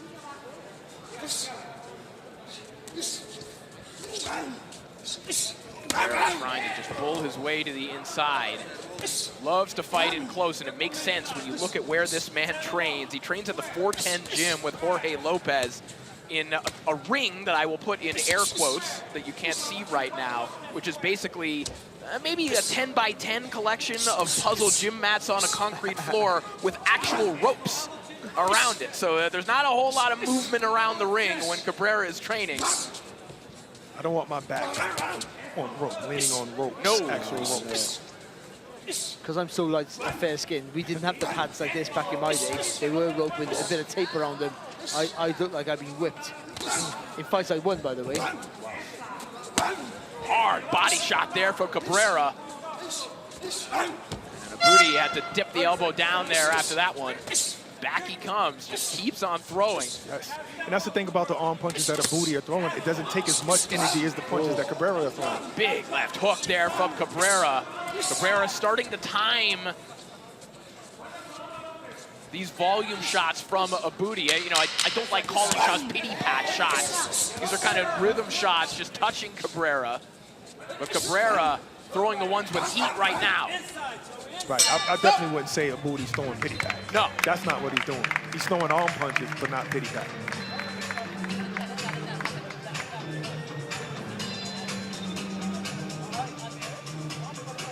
Good left hook there from Cabrera, but then Aboudi fighting back with the right hand again with that standing tall chin up. And when Cabrera stays low like that and throws over the top, he's having more success that way. And I think, you know, the corner or he's got to figure it out for himself that that's the way to go forward. Try and upper body movement to get close, and then rip over the top every time. So you aim low, go high. Now that shot was with his eyes closed, and you know why? Because Aboudi keeps his head in the same position. Yes, exactly. Doesn't move. But he confuses you with output. I think that's what he does.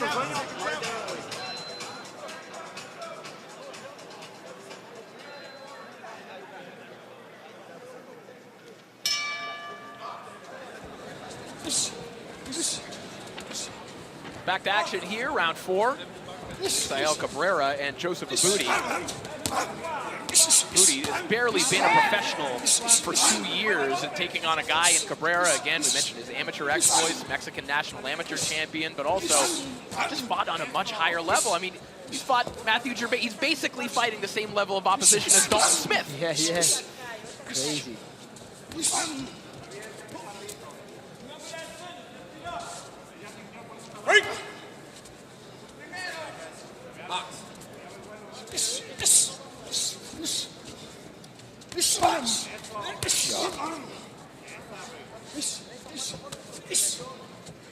Aboudi's a tough kid because he's taking some hard shots up top and to the body. And none of them seem to phase him yet. Hasn't been as accurate in this round though, Aboudi. A bit more head movement than natural movement here from Cabrera.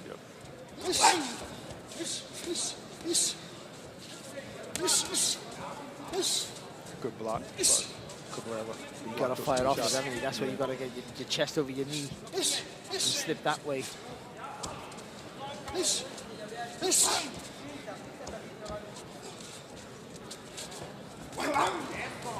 Right hand over the top there from Cabrera.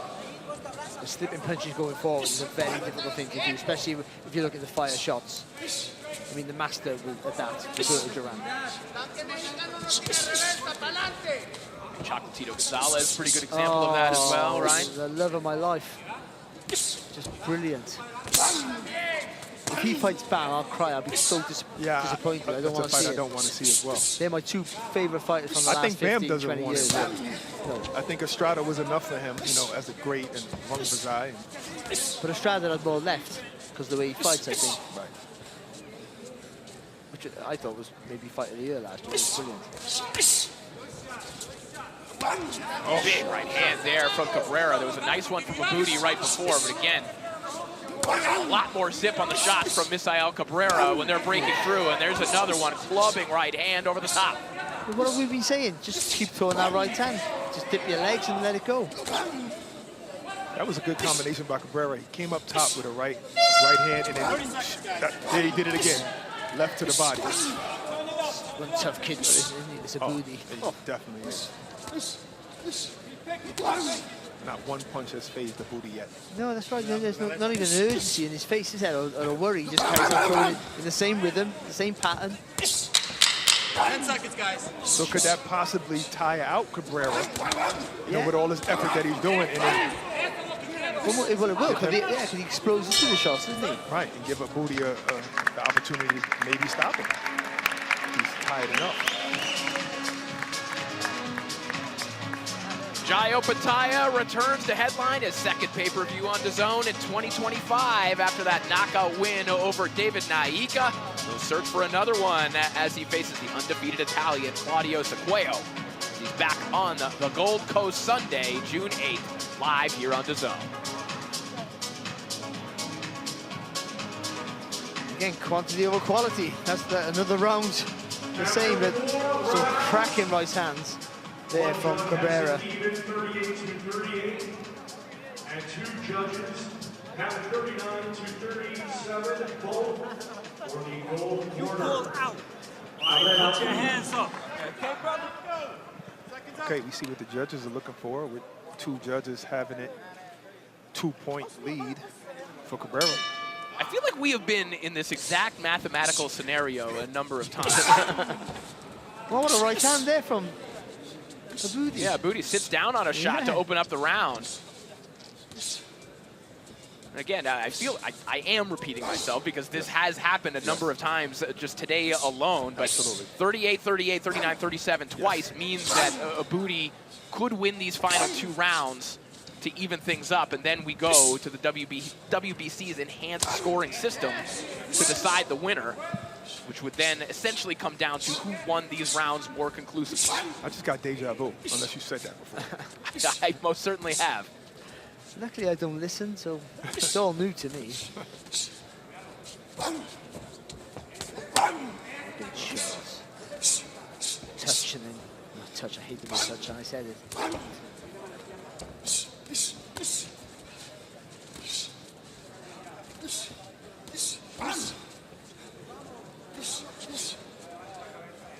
Just have to push his punches a little bit here, isn't he, Abudi? After a number of those shots to the body, you'd have to expect him to slow down just a little, and also just the volume of punches he's been throwing. Perhaps you get a little bit arm weary at a certain point. Shot to the body again there from Cabrera. But this is where he needs that energy the most. He's got to win this round, hasn't he? I think if Abudi would have known the impact that his body shot earlier in the fight had against Cabrera, he'd go back to the body a lot more. Yes. I don't even think he was aware of that. No, he wasn't.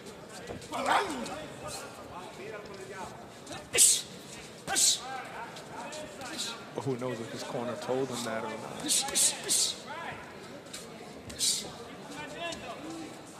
We referenced the cross-arm defense a little bit earlier on. You're seeing Cabrera kind of use it in spurts like that and then popping up with that left hook. But we said it's better when you come forward and you're rolling into shots.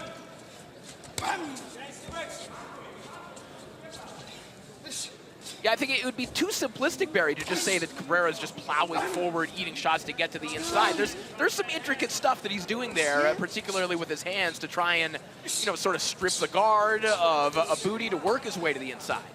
And also, just changing their levels every now and again, and that makes it hard for Abudi to let those punches flow.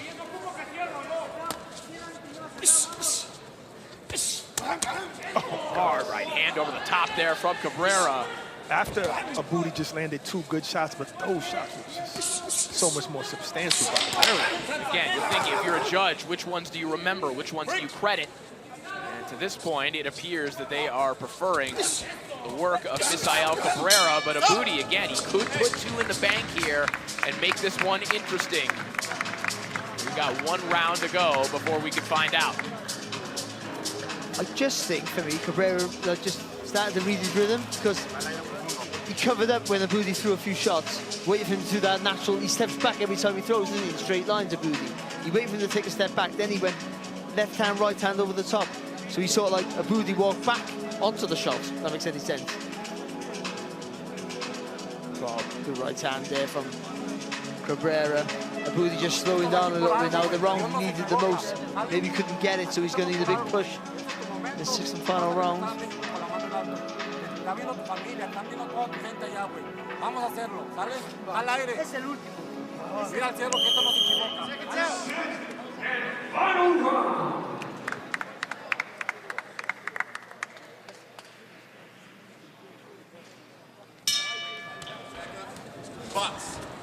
Sixth and a final round here between Misael Cabrera and Joseph Abudi in the final round of boxing of the day here from Riyadh at the WBC Boxing Grand Prix.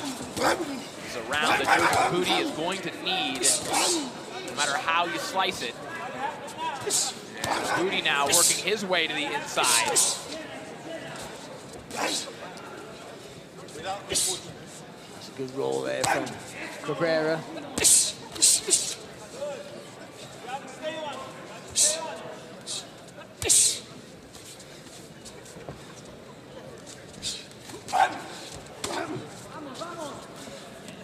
Body shots from Cabrera, they have been consistent. Cabrera, who, like Roy Jones Jr., raises roosters for cockfighting and says that he takes inspiration from the birds, just like Roy. Is that legal? In Mexico it is, yeah. Okay. I'm not endorsing it, I'm saying that's what he does.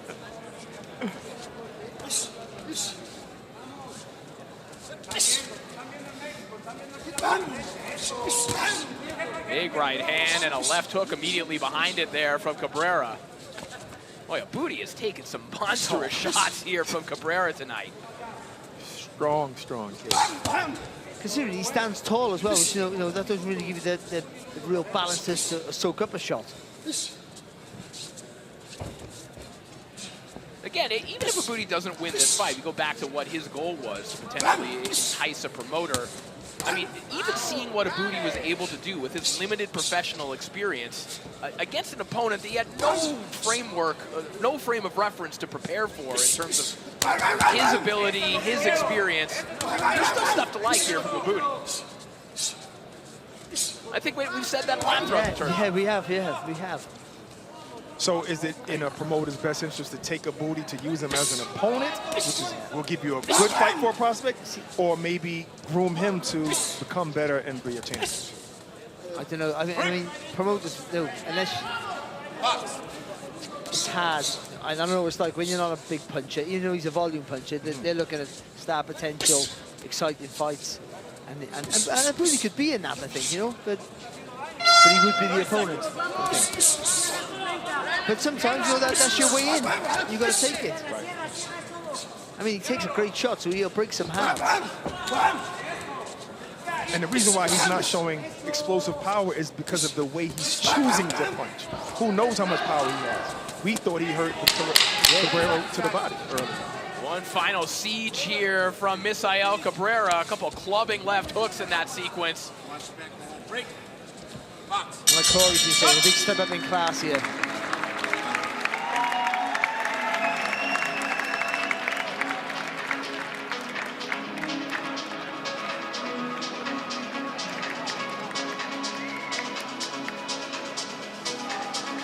Take a look back at some of the action from the final round.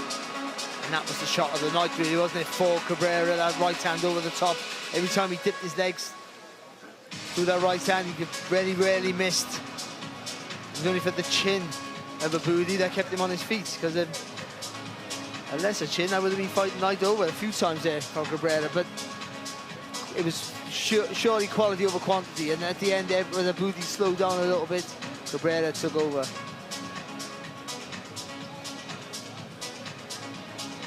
Ring Magazine brings you Chris Eubank Jr. versus Conor Benn. This eagerly anticipated showdown has been years in the making, and it'll finally go down at Tottenham Hotspur Stadium on Saturday, April 26th. You can buy it now at DAZN.com/boxing.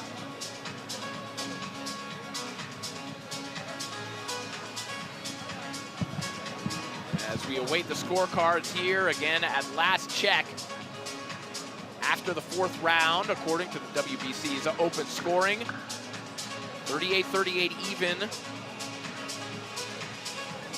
on one scorecard, and then 39-37 on the other two. So a mathematical possibility here for Abudi to have evened things up, but a lot of good work from Cabrera in those final two rounds. We're ready to find out how this one was scored, so let's send it back up to Thomas Schreiber.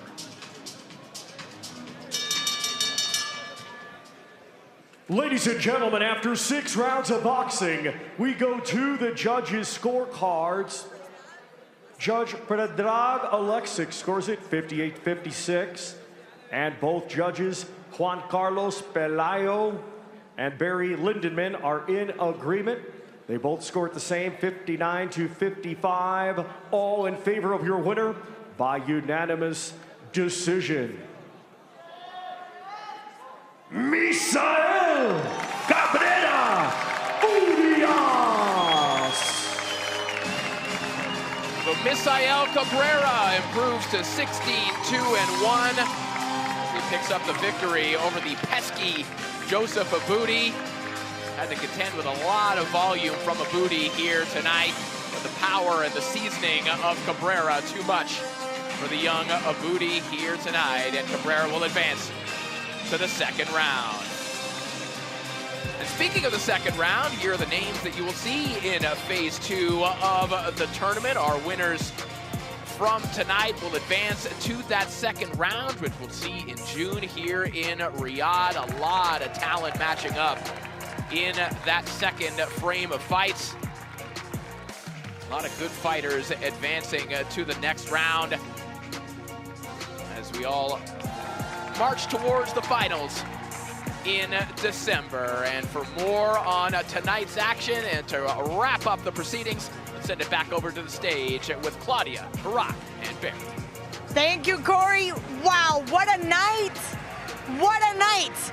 This is a super lightweight, but let me tell you, there's some serious giants in that ring tonight. Are you guys happy with the results? I'm definitely happy with the results. I mean, we came up 12 pounds. We got the same amount of knockouts we had last night, but also very, very competitive fights. Split decisions, majority decisions, very, very competitive fights. And fighters coming back, down on the cards, finding the power for the knockouts to get the finishes, and also we've had, I can't see a better fight. The Krenzer fights. There were excellent fights. As a matter of fact, we have to call on one in particular, the one that was between Krenz from Argentina against Crisalito. You mentioned it right now. That was literally a war with 2 immediate replays that actually called the fight. It could have made a difference big time. Yeah, massively. I mean, you like a little bit of spice attached to a fight, but the commitment for those two was just fantastic. Just not a quarter given. I mean, 2 fantastic chins. Beltran's chin especially. Some of the punches he took and didn't blink was tremendous, but a great fight and a privilege to be at. There was a moment where Barack mentioned that if Beltran wouldn't have had the chin that he had, this fight would have been a lot easier. Absolutely. I mean, this was definitely the fight of the night. I thought the fight could have went either way. True. I thought it was that close. In the beginning, I loved the style of Beltran, but I seen how Krenz just brought it to him, closed that distance, had better range, and just made that fight that much closer, and then won the fight. And also, sorry, I was impressed with Krenz, the fact that a big puncher usually is getting people to get the results or they're showing that they're hurt and they panic and he can bully them. But it didn't happen, and he still kept on. And and that takes a resolve. And moving forward for him, that's a real plus that he doesn't give up on his power, even though he might not be hurting the guy that he normally does. And usually, obviously, we don't give a lot of credit to chins. But the one thing that Krenz did do was give him a lot of credit. He said, not only did he take my punch, he dished it too. I just could take it. But there was a point when I mentioned to you guys that he was bleeding from his nose. He was swallowing a lot of blood. And he said, it was very uncomfortable, but I knew I had to dig deep. So in that instance, you would know, Barry, how deep does a fighter like that need to dig? Yeah, well, you see, you don't know how you're going to react in parts of adversity. So you think you're going to react in the right way, but until it happens, you don't know. The fact that he's been in that situation before, he will learn and grow from that, because he'll know when the going gets tough in any scenario, he's got something to draw on, and he'll know what it's like. When whether things are going your way or not, you're uncomfortable and you have to adapt. And that's a sign of a quality in a championship fighter. So you're saying chin of the night goes to either a Booty or Beltran? I agree, 100%. Chin of the night. Chin of the night, but guess what? Yeah, we don't have chin of the night and we don't have knockout of the night, but we definitely had a knockout that we need to just bring back, because I gotta tell you, I had to get up off my chair because I was in awe. And we're talking about that Dutra knockout, and it was against Basaldua, and Basaldua was outboxing Dutra. Yes. And he, again, talking about trusting his power. He was winning the round, and I believe I might have said that earlier, that he was trusting his power in that particular fight. And just to go to show that it was the knockout of the night, there were 3 other knockouts that we forgot about. Yeah, no, we didn't forget. We just had to choose one.